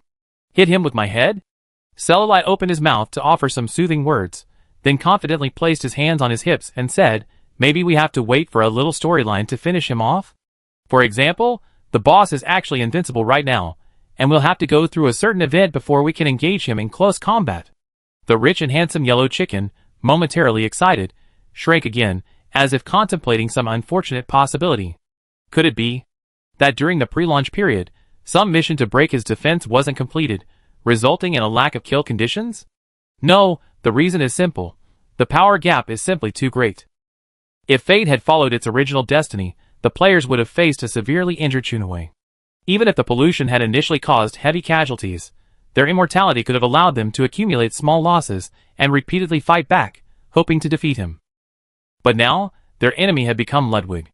Although he was immune to the pollution caused by looking directly at the divine body, approaching him with a wave of men would have been extremely difficult. Even if the sea had been 100 times larger, it would have been a pipe dream. Even if Ludwig, the origin of all things, had swallowed his inherent pride and played the role of an undignified clown to highlight the foreigner, he couldn't be so obvious that anyone on the continent would notice anything was wrong. At the very least, he needed to unleash the power of a god. At that moment, both Salai and Ludwig sighed in anguish. One side fretted over how to approach the god and attack him, while the other side worried that despite having opened up such a vast ocean, the players, who should have been the protagonists, were ridiculously weak, not even worthy enough to reach the shore. My head hurts. As the players gathered in groups to review the reasons for their initial expedition's failure, the lone survivor, Dalla, a scout from the Bounty Hunter Alliance, ran into the teleportation array in a state of shock and reported the intelligence he had risked his life to Alliance headquarters. Madness, utter madness, unimaginable madness. These strangers actually dared to attack the god. Are they not afraid of divine punishment?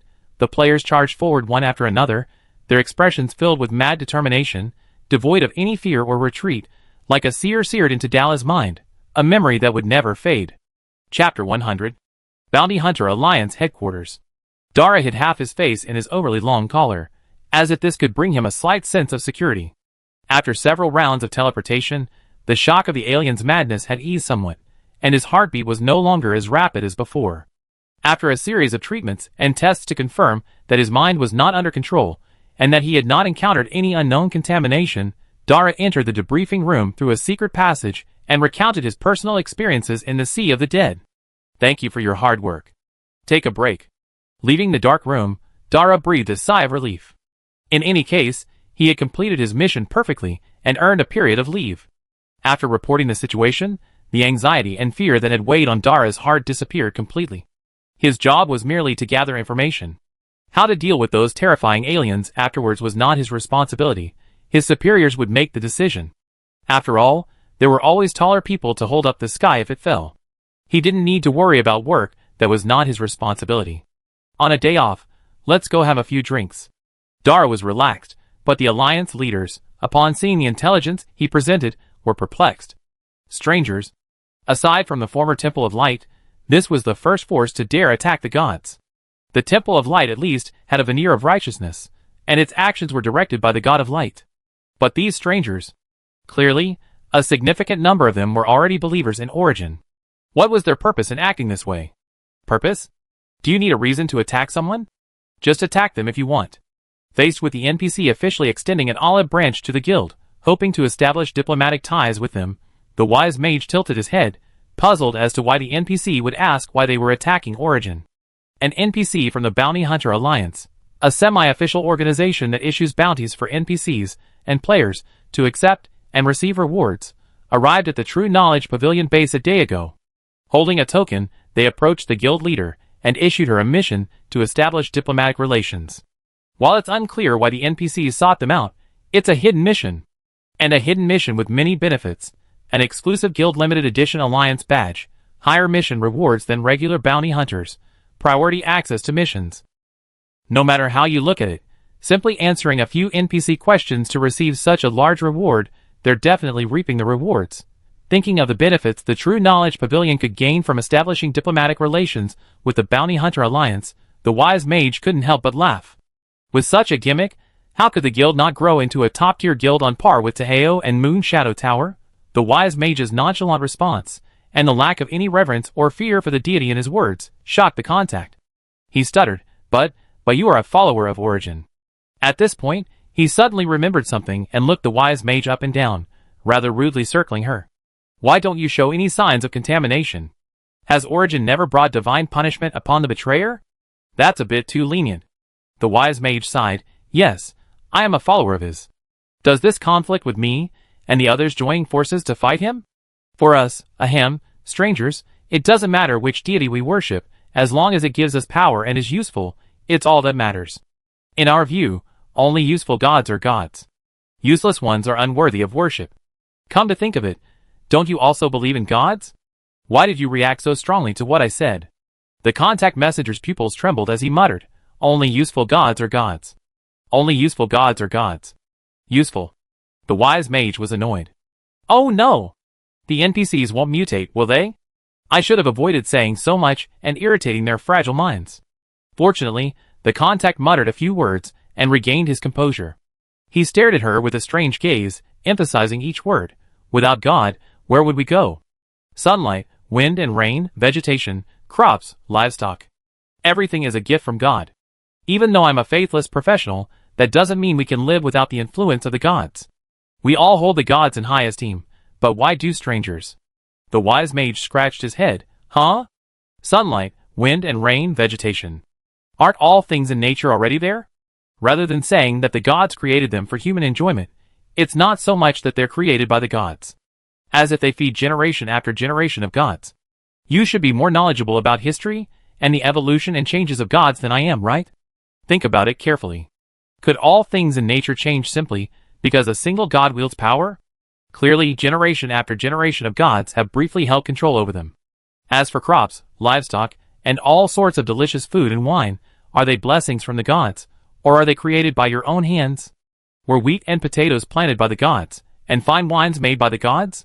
Everything is clearly created by you. Honestly, the people who produce these things are more godlike than the gods themselves. The contact's ears buzzed incessantly, and he tried to refute them. No, how could it be? Without the blessing of the gods in charge of agriculture, how could we possibly grow crops? If not? He suddenly remembered how, as a child, he and his parents had worshipped the goddess of time, praying for favorable weather and good harvests, and the goddess of spring sunshine, praying for a good harvest. But the gods seemed to have ignored their prayers. That year, his family had been through hard times, almost losing their lives. He also thought about how, generation after generation of gods had ruled over all things in nature. There seemed to be no records or documents indicating that the mountains, rivers, lakes, and seas had changed with the successive generations of gods. For millennia, they had remained the same, only the gods had changed. The buzzing grew even louder. The contact covered his head in agony, suddenly feeling that the world he lived in was so alien. No matter how hard he tried to refute them, the words spoken by the stranger echoed in his mind, like the impact of metal and stone. Watching the progress bar rise by half, the wise mage chuckled, giving the NPC ample time to digest the information, lest his fragile mind be overwhelmed and die instantly from the contamination. At the same time, envoys from various factions and kingdoms sent to establish diplomatic relations with the stranger guild were all shocked to varying degrees when they inquired about the cause of the battle of the Sea of the Dead. They couldn't help but wonder, can their world really be separated from God? On the other hand, the group of players who returned from the Sea of the Dead with failure hadn't given up. They formed teams from several allied guilds and launched separate challenges against Ludwig. After reviewing their findings, they concluded that the failure of the first challenge was due to everyone converging together and making the target too large. If the elite core team had divided up their harassment, one engaging head-on, while the other circling to steal the enemy's base, perhaps Ludwig wouldn't have had time to respond. As long as they could get close to him, they had a chance to break his defense. Once they could immediately mobilize their worlds and use the human wave tactic to wear him down. Alas, fantasy is beautiful, but reality is cruel. Both their plans for a head-on attack and a circling attack were shattered, and every last one of them died miserably. Thankfully, during the expansion, there was no penalty for death once they set foot in the sea of the dead. This allowed them to persevere, rather than suffering level and stat losses, and having to farm extra monsters to make up for the losses. Damn it! This is no way! A luxurious tavern in the main city was packed. Countless prominent guild leaders and players had gathered, lavishly booking the entire place as a gathering place to discuss how to defeat the big boss, Ludwig. Over half a month had passed since the release of the expansion pack, Rise of the Old Gods. During that time, players had tried every trick in the book, yet, not only could they not break the boss's health, they couldn't even land their attacks on him, leaving him utterly defeated. Someone slammed the table and exclaimed, "Is there really no secret to clearing the game? I don't believe it." Salai, lost in thought, snapped back to reality. He calmly leaned back, avoiding the splash of juice from his slapping, and sighed with empathy. Papagon glanced left and right, twisting his body, and pondered, "Actually, I have an idea, but I'm not sure." Tell me now. Don't worry about whether you're sure or not, just speak up first." "Yeah, I get angry when I think of all those online comments mocking us for being weak and not being able to touch the boss in half a month." Celali sat up straight, and along with the other players, looked expectantly at Papagon, wanting to hear his thoughts. He really wanted to join the other players in beating up Ludwig. "Papagon, I think the clearing instructions are already in the trailer. Didn't the video say the boss is furious because the beautiful NPC is missing? So what if we find Salalai, tie him up when he's off guard, lure the boss into a trap, and then, while he's trying to untie Salala, rush in and defeat him?" Salalai, Salalai's upright sitting posture shifted to a slumped, back-leaning posture. "You do have a point, but we looked for the beautiful NPC during the pre-launch phase, and we couldn't find any.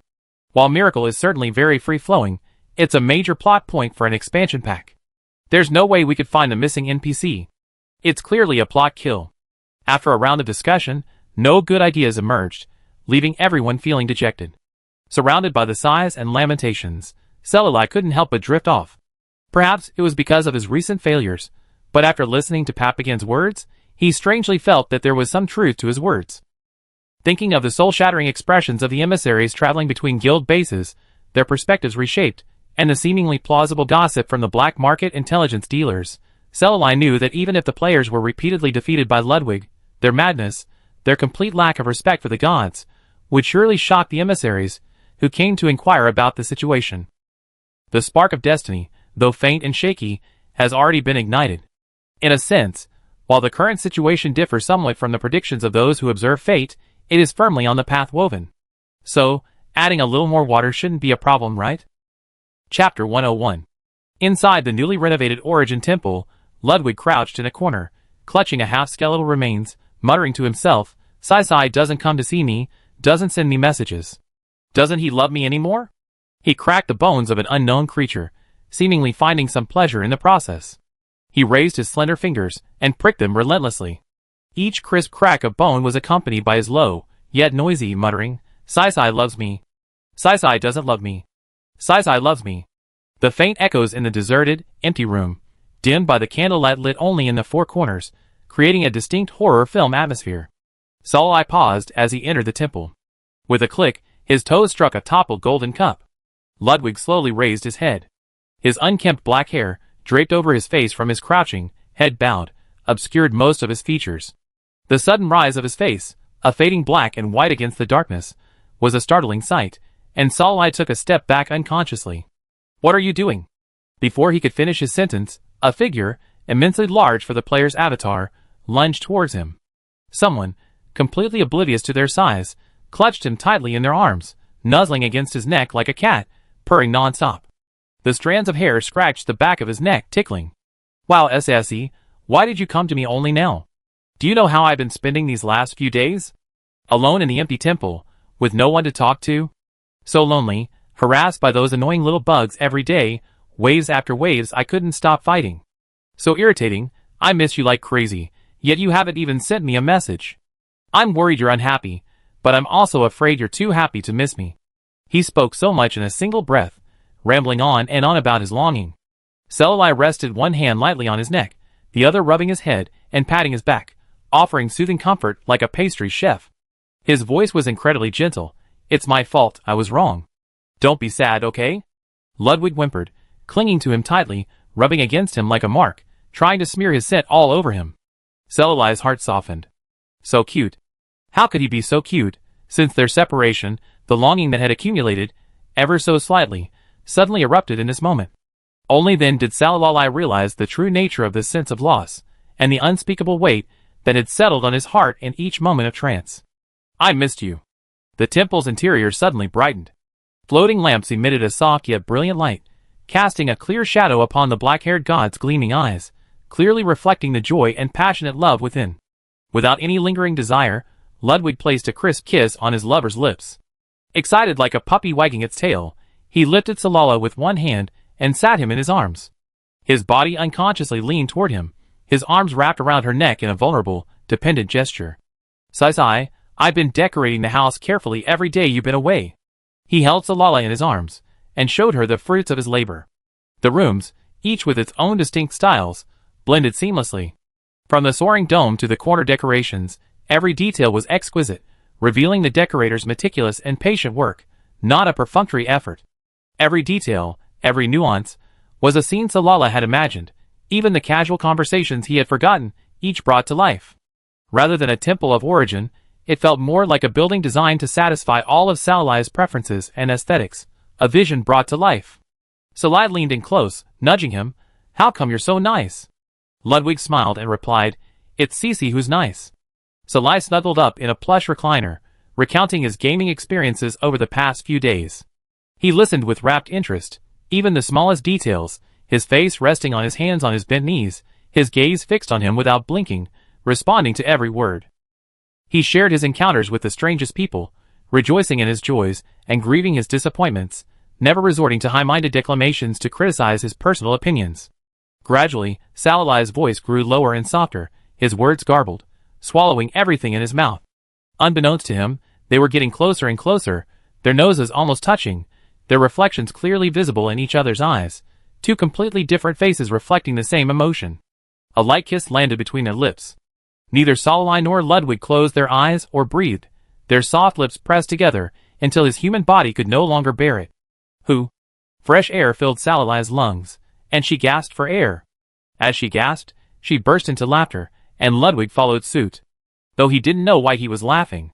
But seeing Sai laugh, he wanted to laugh too. What? Seriously? She wiped the tears from her eyes into Ludwig's hand.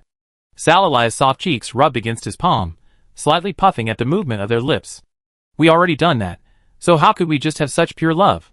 He said with a smile. Like two elementary school students, the innocent atmosphere was a little off-putting for him. Hearing this, Ludwig looked a little aggrieved, because Cece, you're in your clone now. Even though he knew the clone was also formed from his own power, and was essentially no different from his original self, who could blame it for sporting the face of an unmistakably immature boy, Ludwig couldn't help but feel a strange sense of unease. If he attacked Cece like this, it would feel like bullying, and if he did anything, he'd feel guilty about Cece's original self. Even though both bodies were his own. In short, it was just so strange. Salali, resentfully expressing his thoughts, burst into laughter.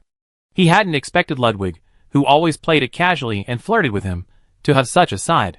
My hands are cold, warm them. Tearing open the tightly tied collar of the black-haired god's shirt, Salali thrust his hands inside and fumbled around. The more he endured, the more he wanted to bully him. Salali's expression now held a venomous and cunning quality he himself hadn't noticed. As if convinced that he would endure silently, his actions grew increasingly aggressive. Ludwig's eyes shone brightly as he whispered, Sai, you're so mean. Don't give him that expression that says, please bully me more, I won't resist no matter how much you treat me. Salali withdrew his hand and glared at him, pushing away the chest that unconsciously came forward. He controlled himself not to look at his inciting expression and coughed dryly. Salali complained, it's all your fault. I came to you to discuss serious matters. He wasn't groping him like he was switching into a different personality. Ludwig remained silent, staring at him, trying to condemn someone who had started a fire but failed to put it out, his shirt unbuttoned in an attempt to awaken his conscience. Selali chuckled, I have no conscience. Raising his hand and shaking his face, he said sternly, although the players haven't defeated you yet, their actions and thoughts have been transmitted back to the headquarters of the various factions through messengers. The flame of the human world has been ignited. Ludwig sighed. Cece, do you really have to tell me this at this moment? Knowing he was just trying to tease him, Ludwig suppressed his inappropriate thoughts and slowly straightened his shirt. He glanced at the seemingly reliant young man, his eyes dark with emotion. After he finished straightening his clothes, Selali continued, say, should we go easy on them a little? After all, the wording of the system announcement was so urgent, as if serious consequences would ensue if the evil boss wasn't defeated. If the player and Ludwig continue to stalemate like this, only to find that not defeating an unbeatable enemy doesn't seem to affect the gameplay experience, then the Fate Observer's attempt to correct fate has failed. Ludwig frowned. But I already done a lot of damage. I haven't even deployed my domain yet. I only altered the celestial phenomena in a certain area and suppressed those undead creatures, preventing them from escaping and harming anyone. Ludwig couldn't think of any further damage. He couldn't just stand there and lie down, could he? Selali poked at his frown, his voice erratic due to his awkwardness, his eyes darting back and forth as he spoke rapidly. Anyway, that's it. What do you think? Ludwig nodded seriously, his voice drawn out in mock contemplation. But I find something strange. No matter how you look at it, I'm not the kind of god who foolishly walks into a trap for the sake of a loved one, am I? Without waiting for Salali's expression to change, Ludwig continued rapidly. I would definitely be furious and chase down the culprit who kidnapped you, then take the unconscious Saisai home and lock him up, not letting anyone see him except me. Salai glanced at him disdainfully. Then, what else can we do besides this? Ludwig pondered. Why not ask the Fate Observer? That's his job, anyway. Inside the divine realm, the god, crouching before the surveillance screen, was delighted by the subtle changes on the Milk Continent caused by the actions of the stranger. He sneezed, suddenly feeling a chill down his spine, and a sense of foreboding gripped him. Before he could determine the source of this ominous premonition, the ominousness itself had already reached the outer reaches of the divine kingdom, unleashing its power without hesitation, announcing his arrival. Fate Observer, damn it, the master has come to find us. Chapter 102. Sea of the Undead. Under the influence of the raging force, this place is drowsy day and night. Walking here can easily blur one's perception of time, making it impossible to tell the difference between the present and the present. In fact, if it weren't for the system time indicator on the player panel, green carp and fish would have long lost track of how long they had been here. Walking alone in the Sea of the Undead, where death could occur at any moment, he certainly wasn't doing so to fulfill his fantasy of unexpectedly taking down the big boss, Ludwig. As for why, he was walking alone in the seemingly endless darkness. Green carp and fish, fiddling with the screen recorder from time to time, let a wry smile play on their lips. Who told him to lose the bet? There was no other choice. To fulfill the loser's punishment, he had to start a live stream and enter the Sea of the Undead alone for a Guess When I Die adventure. He had assumed that, like countless previous attempts, he would soon enter the absolute defense zone of the boss Ludwig, receive an instant kill from a dark, humanoid clone, and then, amidst the gloating laughter of his friends, vanish into a streak of light on the horizon before returning to his resurrection point. But somehow, green carp and fish had been walking for over an hour, and still hadn't died. He couldn't help but glance at the small map showing the player's current coordinates, then again. After repeated confirmation, he had indeed entered the previously forbidden zone without being attacked. Green carp and fish couldn't help but feel a faint hope and a sense of luck. Could it be that the boss had entered a dormant state without his knowledge?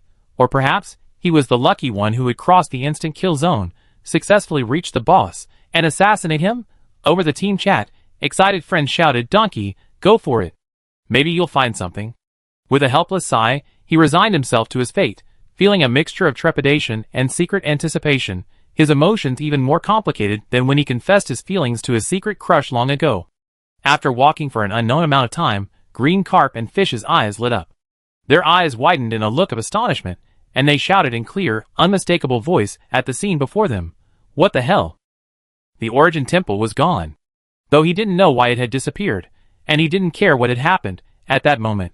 In the sudden brightness of daylight, green carp and fish spotted someone who absolutely shouldn't have been there. No, an NPC. Sila, who had fallen into a dimensional rift and had long been missing, was also the root cause of Origin madness. What a sinister man, a cause of concern for countless players. He looked as if he had just emerged from a fierce battle. The lavishly detailed robes depicted in the promotional video were tattered, dangling from his body, seemingly about to fall. Yet, somehow, despite the robe being shredded into strips that would fall away at the slightest movement, none of his unseen features were exposed, only a sparse glimpse of cold white in the gaps. Ah, what a shame. Even the absolute straight man couldn't help but sigh with regret. Though he didn't know what he was regretting, he just felt it. At this moment, Salala's hair was disheveled, but it certainly didn't give him the impression of being slovenly. Instead, he possessed a unique charm. His magnificent appearance had more than once caused the light of heaven to favor him. The light, which shouldn't have appeared above the black veil of the sea of the dead, generously shone upon him. At that moment, the green carp and the fish seemed to see an angel fallen from heaven to earth. The angel stood before the towering statue of the evil god, its head tilted upward, drawing ever closer. Finally, with a tender, reverent kiss, it placed the cold statue's lips. The green carp and the fish slowly split open. Ah, I'm knocking over this bowl of dog food. Oh!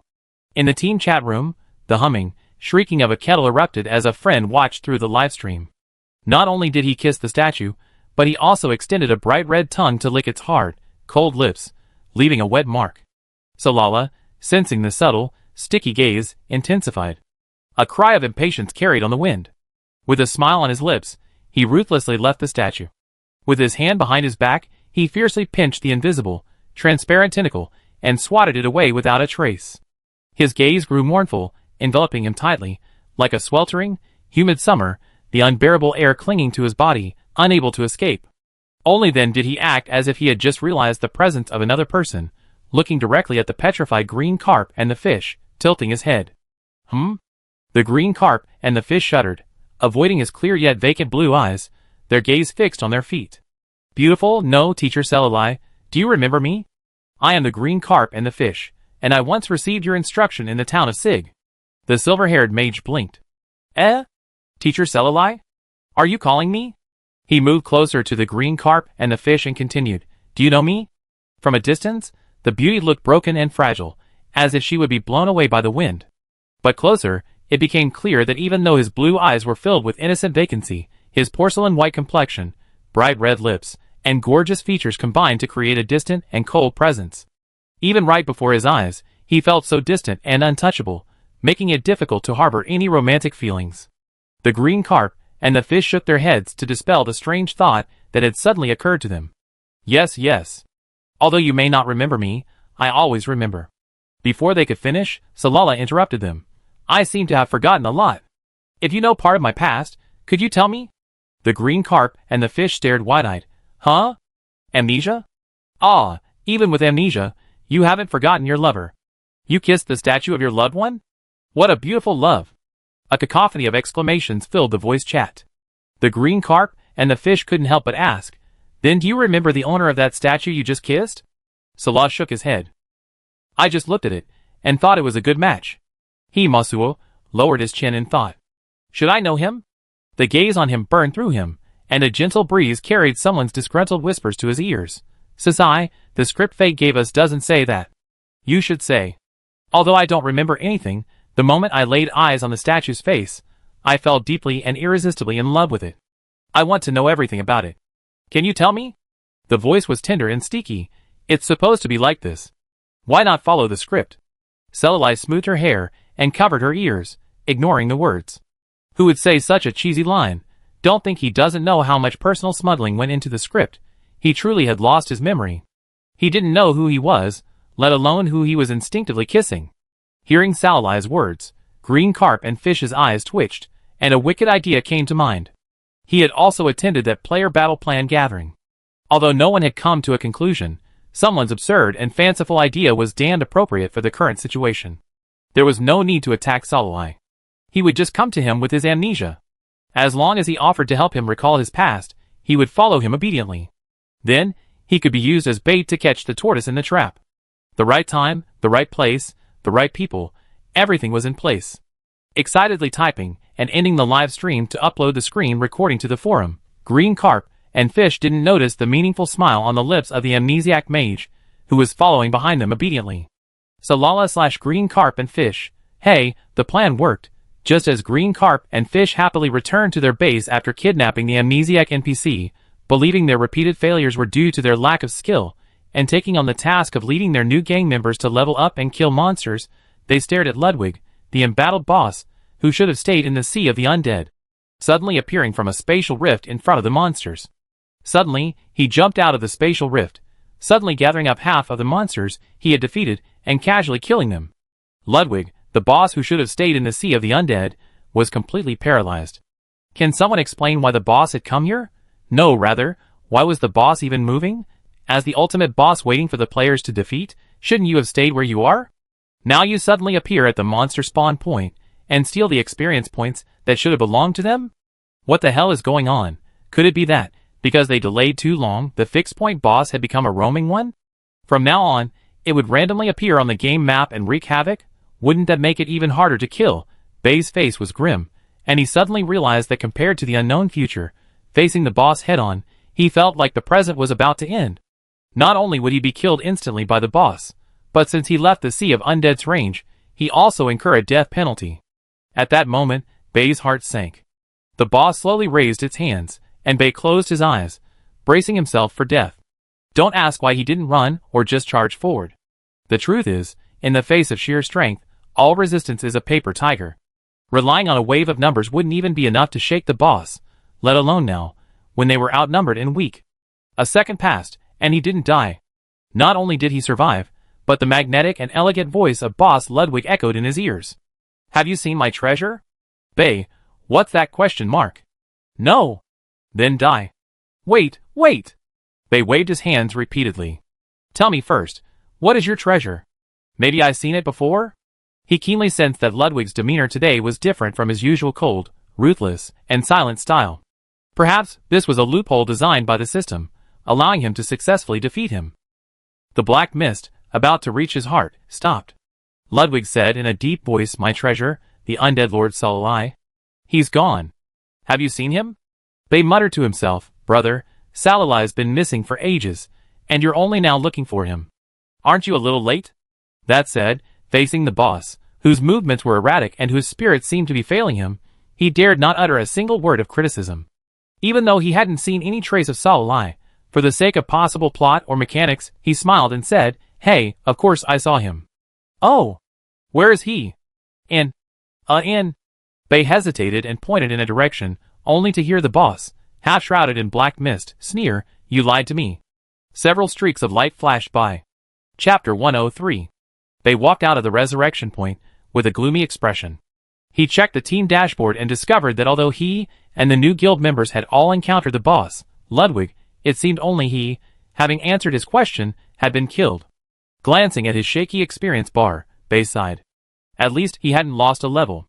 Luckily, the newbies had also survived. It was a blessing in disguise. Soon, the number of unlucky players who wandered the wilds and encountered Ludwig, a demon king descending from a dimensional rift, and who had returned to the resurrection point after dying, grew stronger.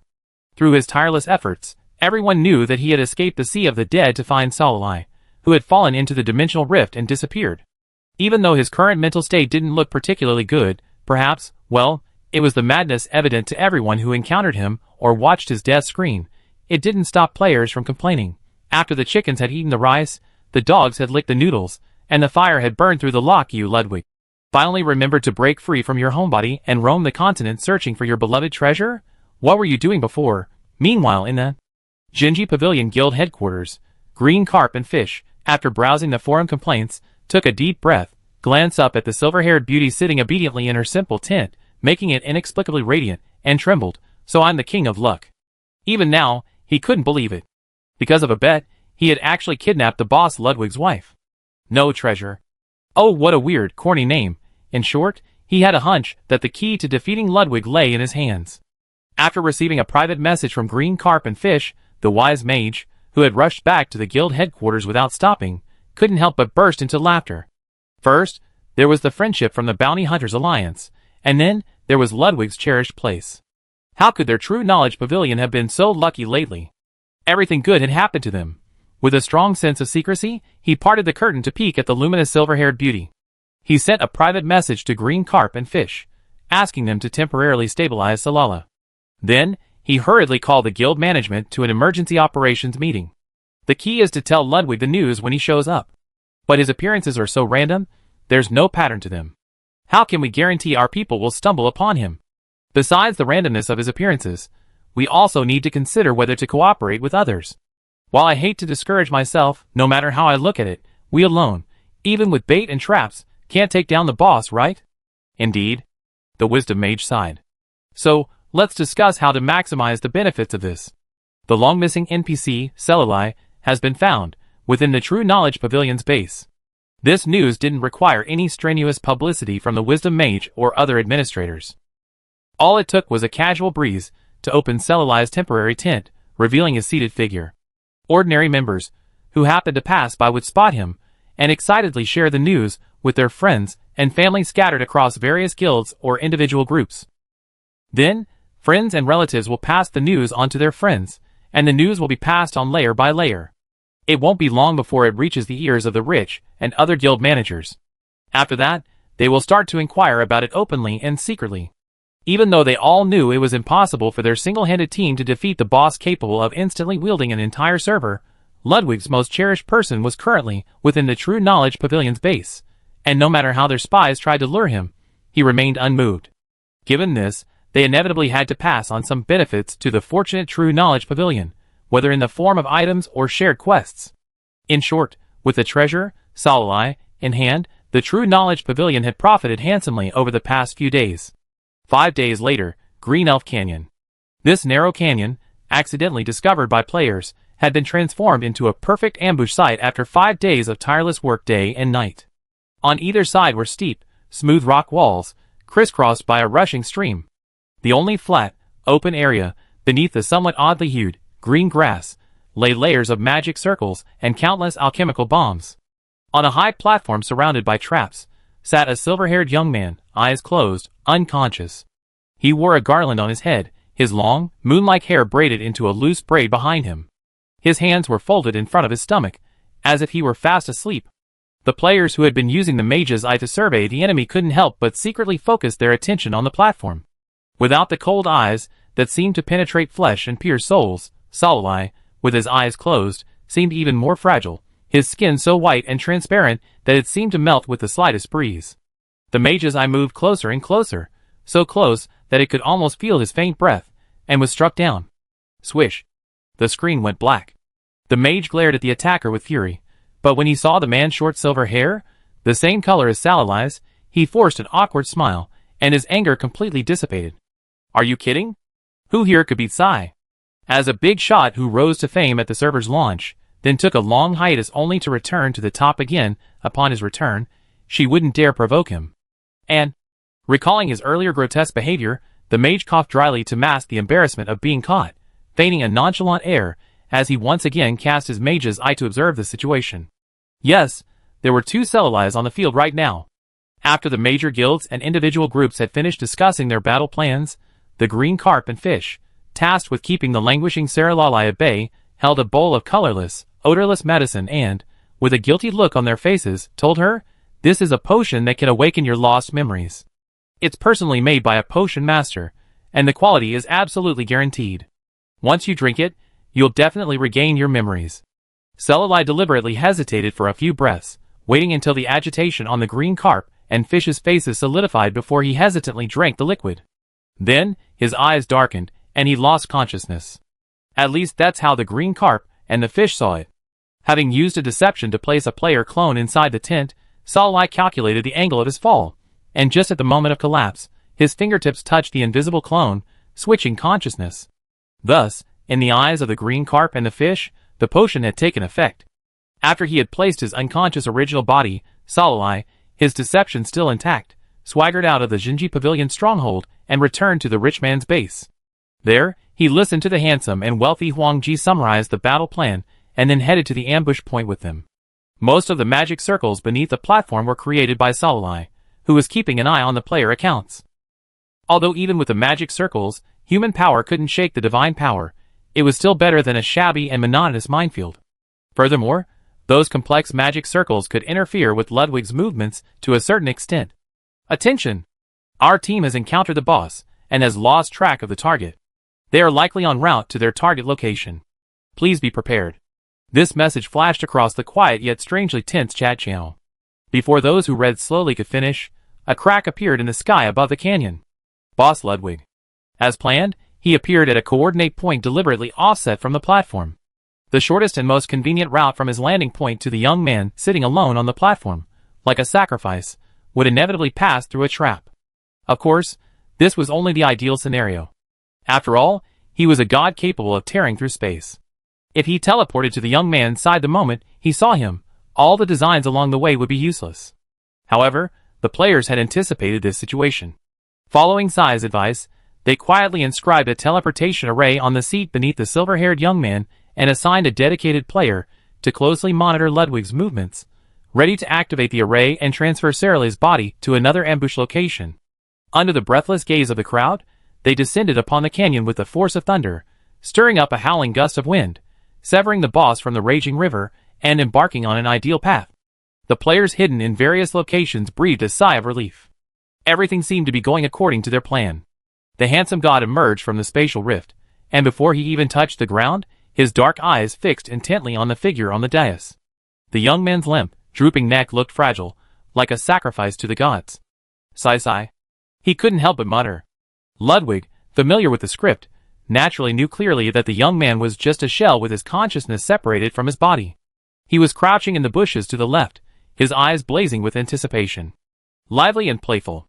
Knowing the formations were harmless, he still wanted to see his reaction when he was teased. Sigh. He sighed. Sila, enjoying himself, had no idea how much unspeakable yellow waste flashed through the seemingly serious Ludwig's mind the moment he saw his true form on the platform. He silently counted, 5 steps, 4 steps, 3 steps, 2 steps, 1 step.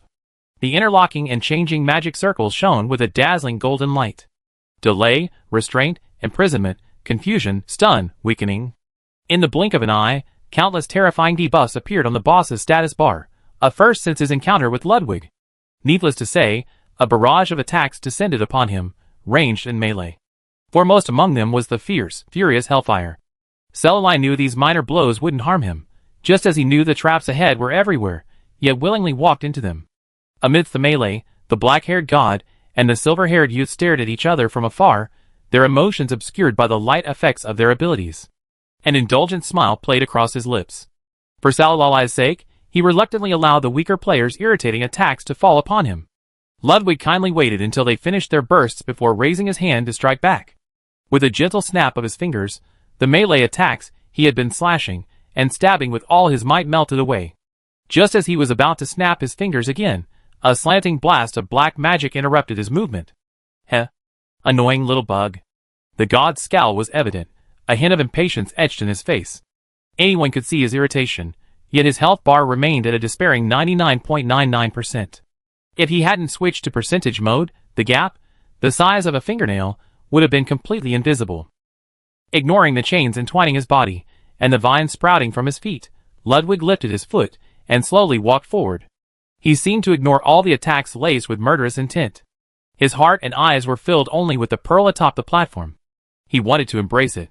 Chapter 104. Seeing the boss completely oblivious to the increasing restraints from traversing the magic arrays and traps, completely focused on reaching the young man on the platform, the players fought even harder.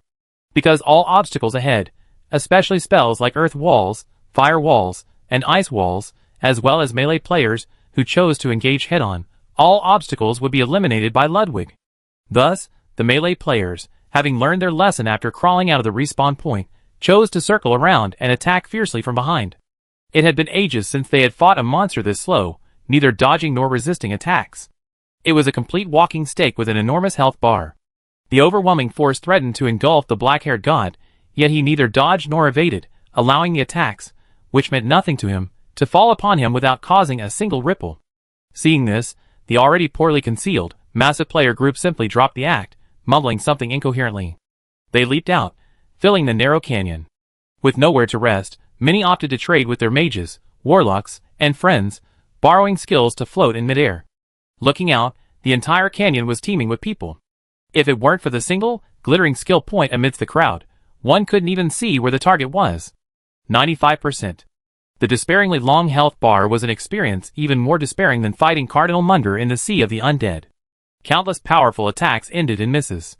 Where once, the NPC Solai could provide significant damage, now players had to rely entirely on themselves.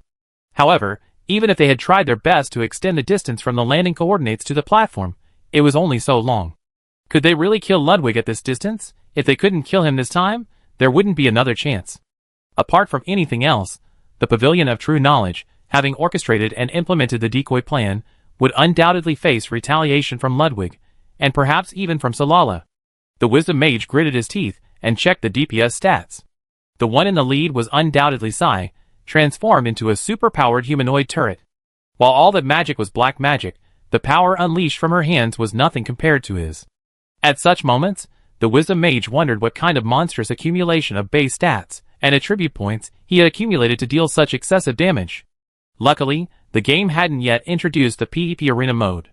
Shaking his head to dismiss the strange thoughts that shouldn't have occurred at this moment, the Wisdom Mage, about to close the stats, suddenly noticed that a certain ID had suddenly emerged, quickly surpassing the second-placed ID in terms of punishment against the boss, now falling only behind Sai. That player, it seems, is from a wealthy guild. While unleashing her skill, she glanced around intently, quickly spotting the player blasting a mana cannon. "Oh no, when did you get that cannon? Isn't that a limited edition World of Warcraft Siege item?" The player, noticing the boss's health bar was slowly decreasing, quietly used a teleportation scroll and used his wealth to acquire 2 cannons. He chuckled, aware of the overt and covert gazes directed at him, and the shocking chatter flooding the immediate chat room, refilling his mana cores even faster. Cannon bombardment, awesome. Scylla, also floating in the air and diligently attacking, twitched his lips. He had to admit, even now that he was a player, he deeply admired the incredible thinking of some players. It was a realm beyond the reach of ordinary people, yet it could produce unexpected results. Even Ludwig himself hadn't imagined that someone would think of using a mana cannon to attack him. The mana cannon, with a power comparable to that of a forbidden spell, didn't have the wide range of a forbidden spell to destroy the entire canyon. Therefore, the powerful shockwave was completely absorbed by him. His health bar dropped noticeably. The clone, deliberately devoid of defense during its creation, was extremely fragile. So fragile that if he were to continuously unleash forbidden spell level attacks on him, after about 50 rounds, this body, infused with only a trace of divine breath, would collapse. Of course, in the eyes of the players, that was considered the boss's defeat. Glancing approvingly at the players absorbed in the bombardment, Ludwig silently commented, "The 2 mana cannons are still too slow." Even if he consciously stepped into every layer of the magic circle trap, not avoiding the alchemical bombs buried within, and even tried his best to suppress the instinctive urge to destroy all these players, he would not be long before he could take Sai's body away. What should they do next? 80%. Solai retrieved the forbidden spell scroll. There weren't many scrolls, all collected on the black market by the guild leaders and management with their own money. Yes, the current player community, after exploring the Milk Continent, has reached the stage where they are aware of the existence of the black market, the auction house, the treasure house, and the liaison sent by various factions and kingdoms to establish diplomatic relations. Not believing traps alone could defeat the boss, the players pooled all their resources during the battle, scavenging a total of 23 forbidden spell scrolls. 23 scrolls may not sound like a lot, but with magic scrolls becoming increasingly rare, and all of them containing highly destructive forbidden spells, they are truly precious. As Solai took the lead, locking onto his target and tearing the scroll apart, the remaining 22 players floating in the air, as if on a prearranged agreement, followed suit. 23 distinct murderous auras locked onto Ludwig. Simultaneously, 2 fully charged magic cannons emitted a cloud of gunpowder from their muzzles, ready to fire. "Fire!" someone shouted, and a total of 25 forbidden spell level attacks descended simultaneously upon the black-haired god, who gazed upwards. The force was so immense that even the very air distorted. I thought he hid in a spatial rift, or perhaps cast a protective shield. After all, even such a powerful boss wouldn't allow 25 high-damage forbidden spells to fall upon him, right? No one had expected him to remain so indifferent, completely unfazed by anything but the oblivious, silver-haired youth. The incredibly handsome god raised his hand, and black mist swirled from his fingers, his arm, and his entire body, heading straight for the platform with a clear purpose. "Oh no! He's going to take Solai." "Huh?" The black mist moved so fast that the player holding the teleportation talisman couldn't react. In the blink of an eye, his brain activated the talisman, but before his fingertips could flex or touch, the black mist, once thought to be sent to abduct the youth, formed a barrier, tightly protecting him. Huh? It seemed like he was just trying to protect the young man from the aftermath of the forbidden spell? No, he rather withstand the attack himself than let the young man suffer even the slightest bit of damage. Brother, you're really in love. At that moment, countless players present, as well as those watching the live stream due to unavailable games, fell silent, watching the entire situation unfold. 45%.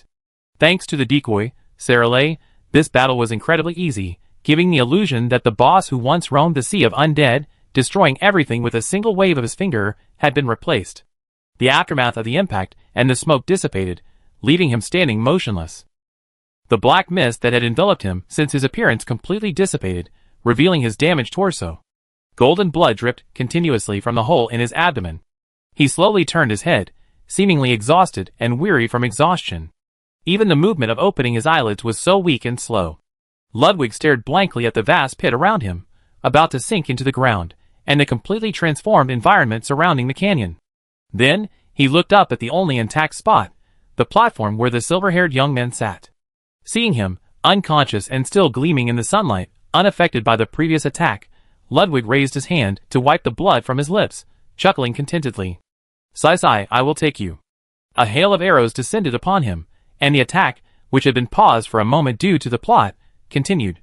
Although he couldn't help but feel a touch of emotion and pity at the unfolding plot, but a boss is a boss, and an NPC is an NPC. Players do feel a pang of regret, a near-death separation, or a sense of giving up all means for a loved one. This pang of reluctance will weigh heavily on their gaming careers, and even the mere sight of related keywords will inevitably bring back memories of that day, of everything that happened in that canyon. However, no matter how much they cry out, this is a knife. I won't eat it. It doesn't mean players will stop attacking him. Even after all their cards have been revealed, the boss still has nearly half of his health left, and he's only 800 meters away from reaching the silver-haired young man. If they can't reduce his health by 45% in 800 meters, then this costly battle will be lost. Driven by this urgency, their attacks on Ludwig intensify. In the era of keyboards and mice, you could probably hear the crisp, rapid clicks of their burst buttons. Success or failure depended on this single blow. Unconcerned with maintaining their evasive formation, everyone rushed forward in a swarm. Heads piled densely in front, behind, left, and right, and above the sky. Groups fell, only to be replaced by new ones. Even if they couldn't damage the boss, they would do everything they could to hinder its progress, and create a powerful environment for players who could deal damage. Even for just a second.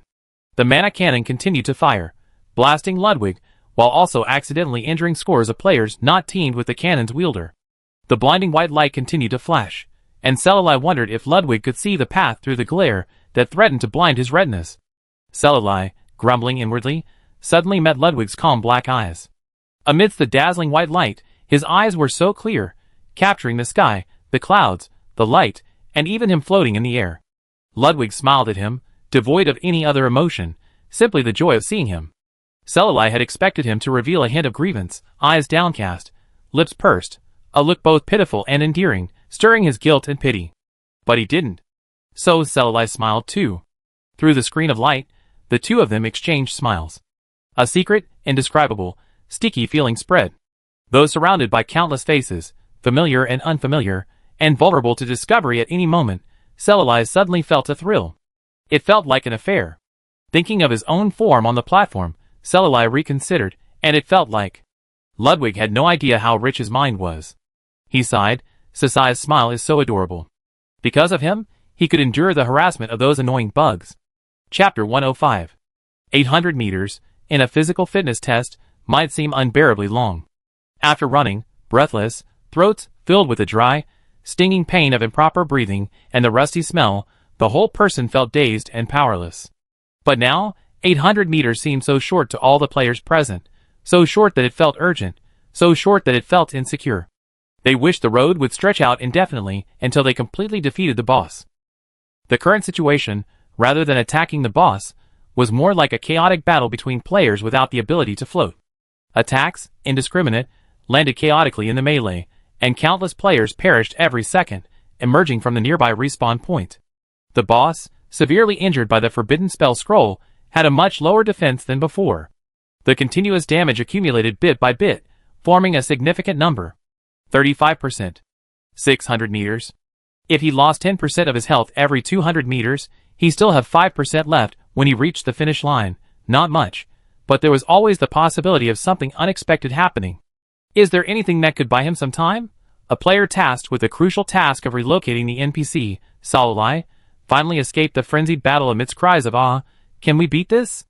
And use explosive force, unleash explosive force, don't stop until sparks fly. He retreated to the outer edge of the battle circle, activated his defensive items, and remained ready to activate the teleportation array if the boss made any move to take the NPC away.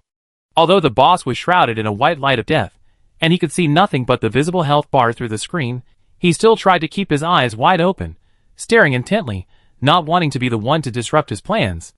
31%. 500 meters. More and more obstacles formed a human wall. With each step, I could feel the soles of my feet treading over someone's soft body, and then, the next second, my feet were empty, and a flash of white light appeared. It was a deeply uncomfortable experience. The divine blood, diluted tens of thousands of times, still carried a vast energy. The divine object to touch was fatal. Even the origin clone, which possessed no contaminating properties, the blood that flowed endlessly from Ludwig's body, sprang into the air as he moved forward, exploding and killing any player who came into contact with it. The greater the damage inflicted on him, the more players died from the blood splatter. The players seemed to have discovered this pattern, intentionally trying to avoid the blood, but the constant shove of people behind them restricted their movements, making it impossible to avoid. Whatever, let them die. They were already numb to death. Objectively speaking, in such a large-scale group battle, the gaining experience was not good for melee combat. Not only do they bear the brunt of the boss's damage, but they're also subject to ranged damage from behind. Even with the priest's special care, they're essentially in a state of resurrection, and resurrection. Only a few with special items can escape with a sliver of health. 23%. 300 meters. The damage dealt by attacks has decreased. Since the start of the battle, they've been using skills non-stop. Even after dying and resurrecting, most players use movement skills to rush back to catch up. This causes their energy to deplete rapidly. With the exception of rogues, who rely on high-frequency attacks to deal cumulative damage and don't need the same rage bar as other melee classes, the rest of the players drink energy potions like water. By now, even accounting for the cooldown of the recovery potion, the full inventory of potions had been nearly depleted. This meant that the ranged team, which was extremely mana-intensive, rarely died, and could deal high damage to the boss, had to carefully manage their mana bars to avoid running out of mana. This inevitably limited their ability to use skills. The player tasked with transporting the NPC pressed the teleport button several times, hesitating as the battle seemed promising. Furthermore, he had another concern. With Ludwig, such a love-minded individual who preferred to take damage with his own body to protect Sololai within a protective shield, really not go berserk just because he was teleported away before his very eyes, because of Sololai, the carrot hanging in front of them, they couldn't fight back, making the fight so difficult. He couldn't imagine how much more destructive power he would have if the person he cared about disappeared. Recalling his cruel pranks and cold, merciless killing blows in the Sea of the Dead, even in the open, they were annihilated without resistance. But in this narrow, he glanced at the crumbling cliffs of the canyon and fell silent. It seemed that this place couldn't even be called a canyon anymore. Well, anyway, if he rashly moved the unconscious Arale and caused the boss to go berserk, even with his low health, he could easily wipe them all out with his strength, right? And he roughly gestured at the resurrection point, then recalled the range of the previous attack that had wiped them all out. He was surprised to discover the boss's attack would just cover everyone present and the resurrection point. In other words, they would be blocked at the respawn point and slaughtered. Although he hadn't experienced being blocked at a respawn point in Miracle, he would never forget the terrifying experience of his first game, where he accidentally got caught up in a dispute between two opposing factions during a quest, and was then pinned down at the respawn point for 3 days and 3 nights. Removing his distracted thoughts, the player suddenly realized that the boss's health was only at a completely unhealthy 10%, and it was still 100 meters away from the platform. 100 meters? 10%? The dawn of victory was just around the corner? It turned out that someone had taken an unconventional approach, attacking the sleeping NPC with every move. Watching the silver-haired youth floating in midair with his ferocious moves, players exclaimed, "Sai is such a genius. He's so ruthless. He attacked Solai directly, convinced the boss would protect him. One player set an example, and the others followed suit, redirecting their attacks towards Solai. Seeing this, Ludwig, who had been sullen and moody, showed a rare ripple of emotion. Just as space was about to rip, the handsome and wealthy Huangji roared, "Don't leave." As the melee fighter closest to the boss, he sheathed his great sword and lunged forward, gripping Ludwig's legs tightly. Of course, he couldn't stop it alone, but what if tens of thousands of people were involved? The melee fighters followed suit, some grabbing legs, some holding hands, some stepping on their companions, stretching their arms to grab their throats. In short, the scene was a chaotic mess. At that moment, Ludwig was like a severely overloaded truck, his body emitting heavy moans from every part of his body. Ludwig, He took a deep breath, telling himself to be patient. Ludwig looked up. This simple action, normally so simple, seemed incredibly difficult with at least 20 people hanging from his neck. He looked up, meeting the gaze of Solai, who was carrying the player's body. He floated in the air with a grin. Judging by his hand movements, he must be recording a video, his eyes gleaming with a hint of teasing. Ludwig, He suddenly felt his hands itching. Reluctantly, he took another long breath and struggled to wave his fingers to block the incoming attack for the silver-haired youth. The black mist continued to swirl, once again forming a perfect protective shield. But unlike before, the boss's health bar fluctuated slightly with each blockade. As more and more skills were launched at Solai, his health dropped faster and faster. 8%, 5%, 3%. The weight he carried bent the black-haired god's upright figure. Every step felt like 1,000 pounds, exceedingly difficult. Yet, even so, he protected the young man, who was constantly under attack, and walked towards him with a resolute expression. It seemed that in his eyes, traversing the continent in search, tearing through countless dimensional rifts, and finally landing in an ambush riddled with traps, meant nothing. To him, the only thing that mattered was bringing his treasure back. The rich and handsome yellow chicken sighed, "Such a touching, sincere love. I'm almost peeing. Hegemony, haha, if you have the guts, let go of your hands and feet." The rich and handsome yellow chicken squeezed his legs even harder. "No, I will use all my strength to stop the boss's movements." They coughed frantically, "You're holding my neck." They couldn't understand why his mind had gone haywire. His body had acted before his mind, and he clung to the boss, leaving him in a strange position, his head and face wedged against the wound in the boss's waist and abdomen. The wound, bloodless and seemingly healed, was wide open, yet the gaping hole was wide enough for him to weave his face into. It felt quite strange. Meanwhile, the legs of the handsome, wealthy man were wrapped around his neck. In other words, he was stuck between the man's legs. Bei's heart was shattered. He felt unclean. The short 100 meters had been a torment not only for the boss, but for him as well. For a moment, he empathized with Ludwig's struggle. The god, with his back weak and hunched, was only a final meter away from the young man's falling hand. Finally, overwhelmed by the weight, he collapsed to the ground, and the countless players in front of him collapsed into white light under the sudden impact. 0.5%. Fragile as a flickering candle. He stretched out his hand with all his might, his fingertips lightly touching the young man's robe. Just before he crumbled into dust, he uttered a faint, regretful call. Sigh. 0%. Amidst the crowd's cheers, the dust from the damaged torso finally drifted to the young man's lips, a lingering memory. At this moment, only the gentle breeze carried silent affection to the unaware. The black vortex engulfed the young man, startling the players cheering and celebrating around the platform, each one startled and alertly drawing their weapons. Is the boss still alive? Damn, he looks so thick-eyed. Is he playing a trick on his brothers and sisters by faking his own death? Ah, how can we defeat him now that Solai is gone? Do we have to fight him all over again? I'm really going to throw up. By the way, it seems the kill chest hasn't dropped yet. A few breaths passed. Nothing unusual happened in the devastated canyon, its original state unrecognizable. The vortex seemed to be simply designed to sweep Solai away. Just when the players suspected they would have to fight the boss again, the system announcement arrived. Ding, through the players' tireless efforts, Ludwig, the Origin, has been successfully revived. The continent's crisis has been resolved. Players who have contributed since the expansion's launch, please visit the Carrier Pigeon Bureau in each major city to claim your rewards. Have fun in the Miracle Continent.